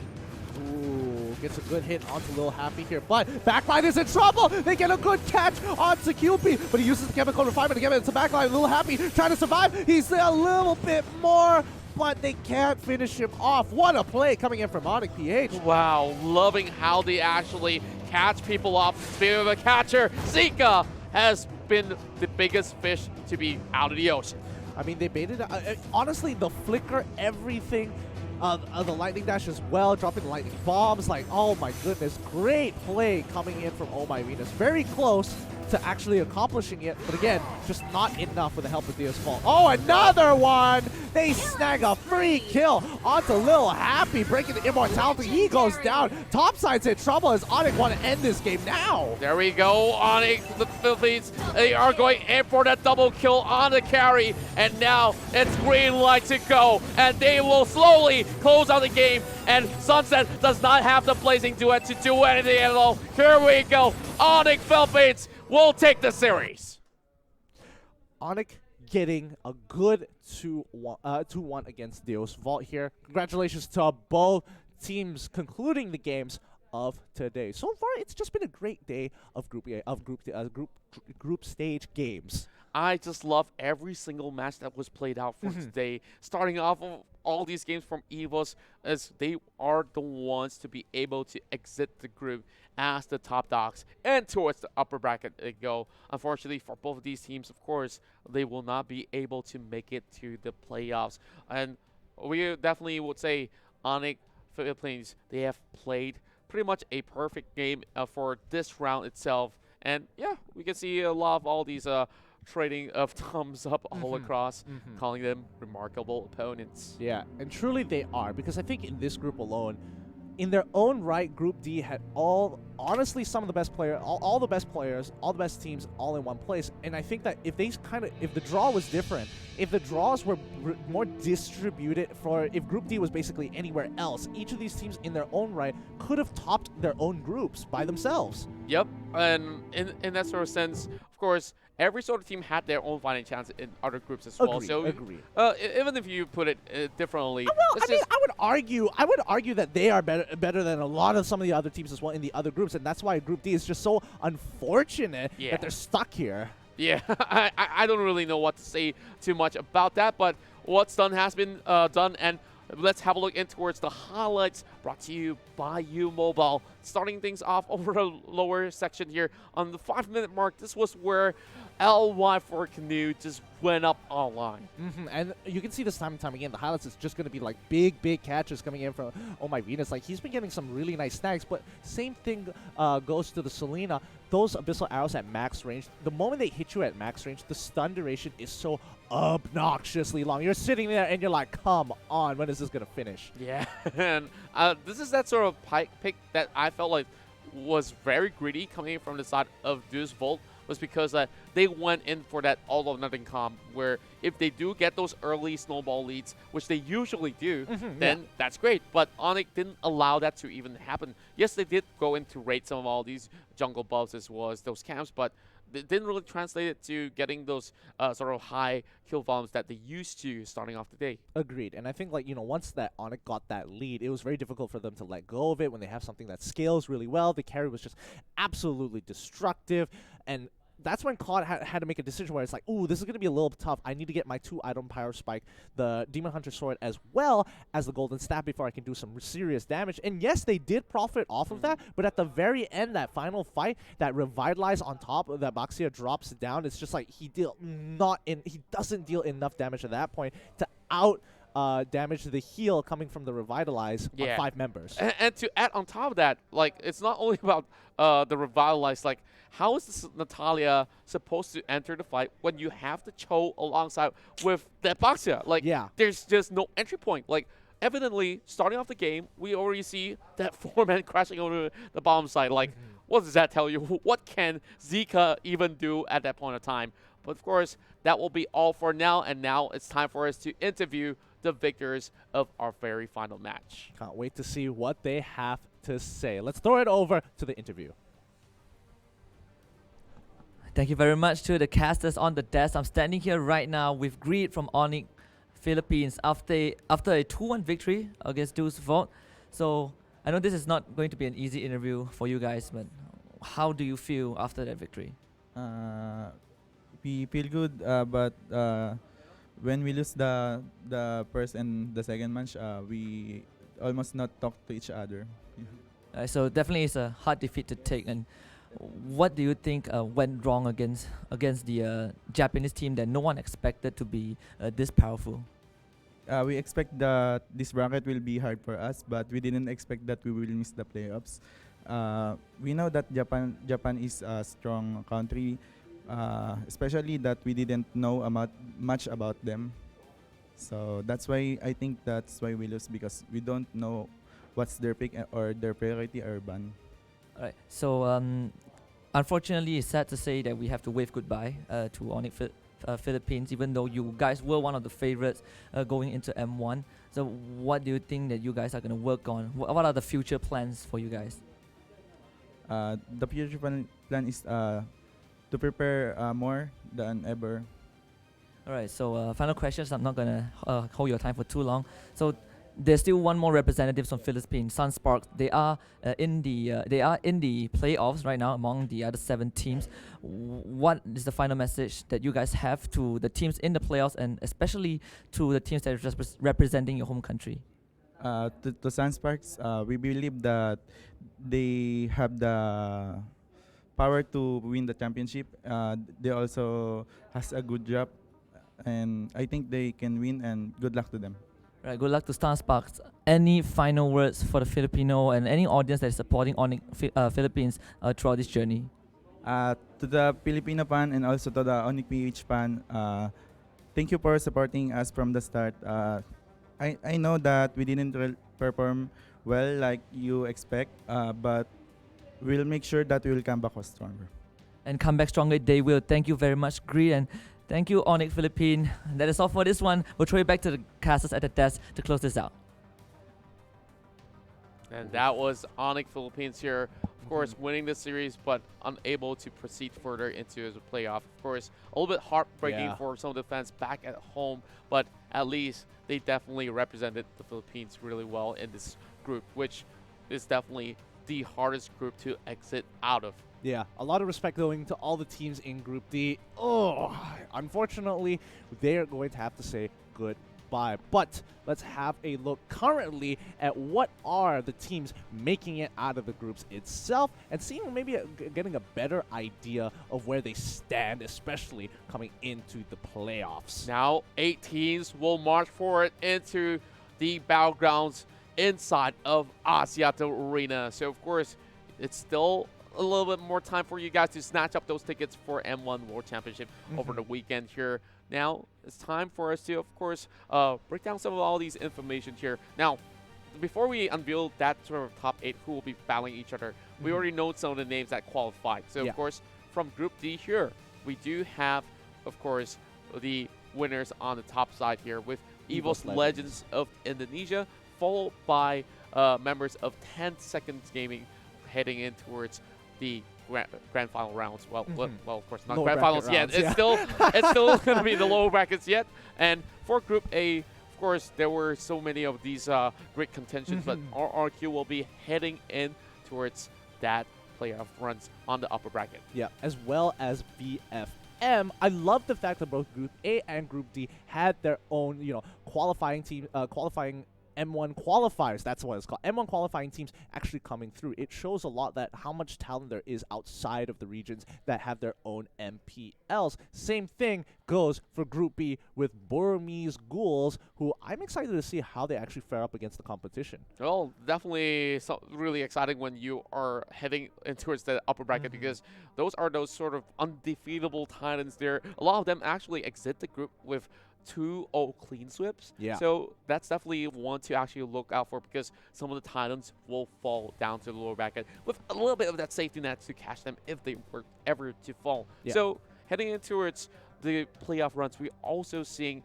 a whole lot of Southeast Asian teams as well. So what does that really say about all these teams here who are playing in the tournament? I think they've got some competition to deal with. I think they have a lot of heart coming into this, and more importantly, they have to get really prepared. Like in Group E, Axis Esports as well, also making it into the playoffs themselves.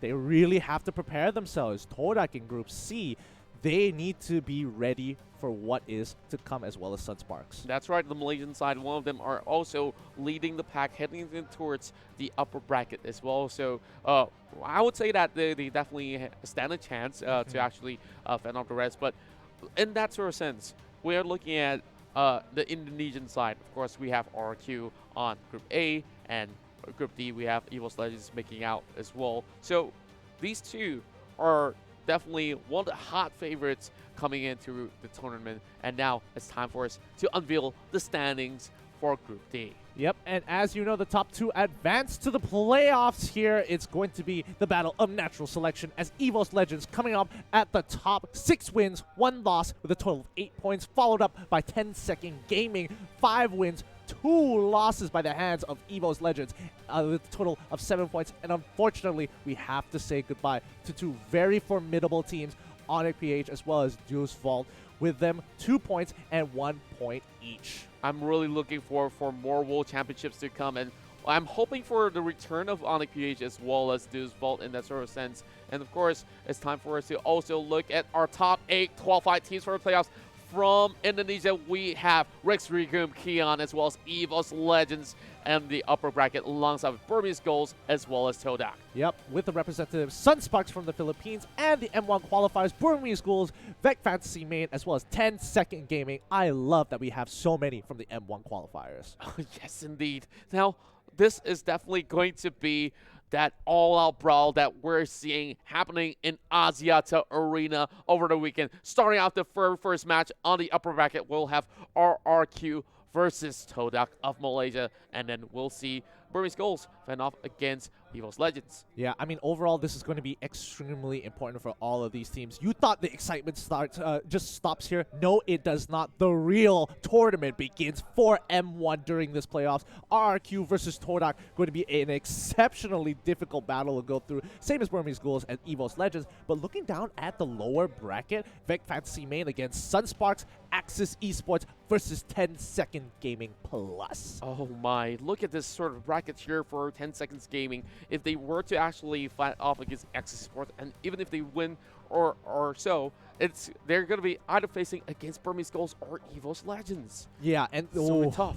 This is, yeah, it honestly is going to be super, super tough. We're just going to have to wait and see how this plays off, because at the very end, you know, in the lower brackets, you have only one chance to survive. You lose that best of 3, it's over for your journey in M1. Playoff bracket, you want to be in that upper bracket, man. You technically get a second life. Yes, and with that being said, there's no more chance for them to climb anymore because group stages are all over. It's all about this best of 3s. Heading in towards the semifinals, we'll start to see those best of 5s being played out. And in the grand finals, we're seeing the first ever best of 7. Yeah. Ooh. That is something that's really different. Yes, extremely. It takes a lot of stamina to finish off a best of 7. Yeah. And again, we've seen a lot of best of 5s. Like, that's already exhausting when you're playing, you know, all the way from both sides. But best of 7, it's a whole new ballgame, like you mentioned. And now that will definitely conclude the rest of the day. Now it's time for us to bring out the match highlights of today, and we'll bid you good night.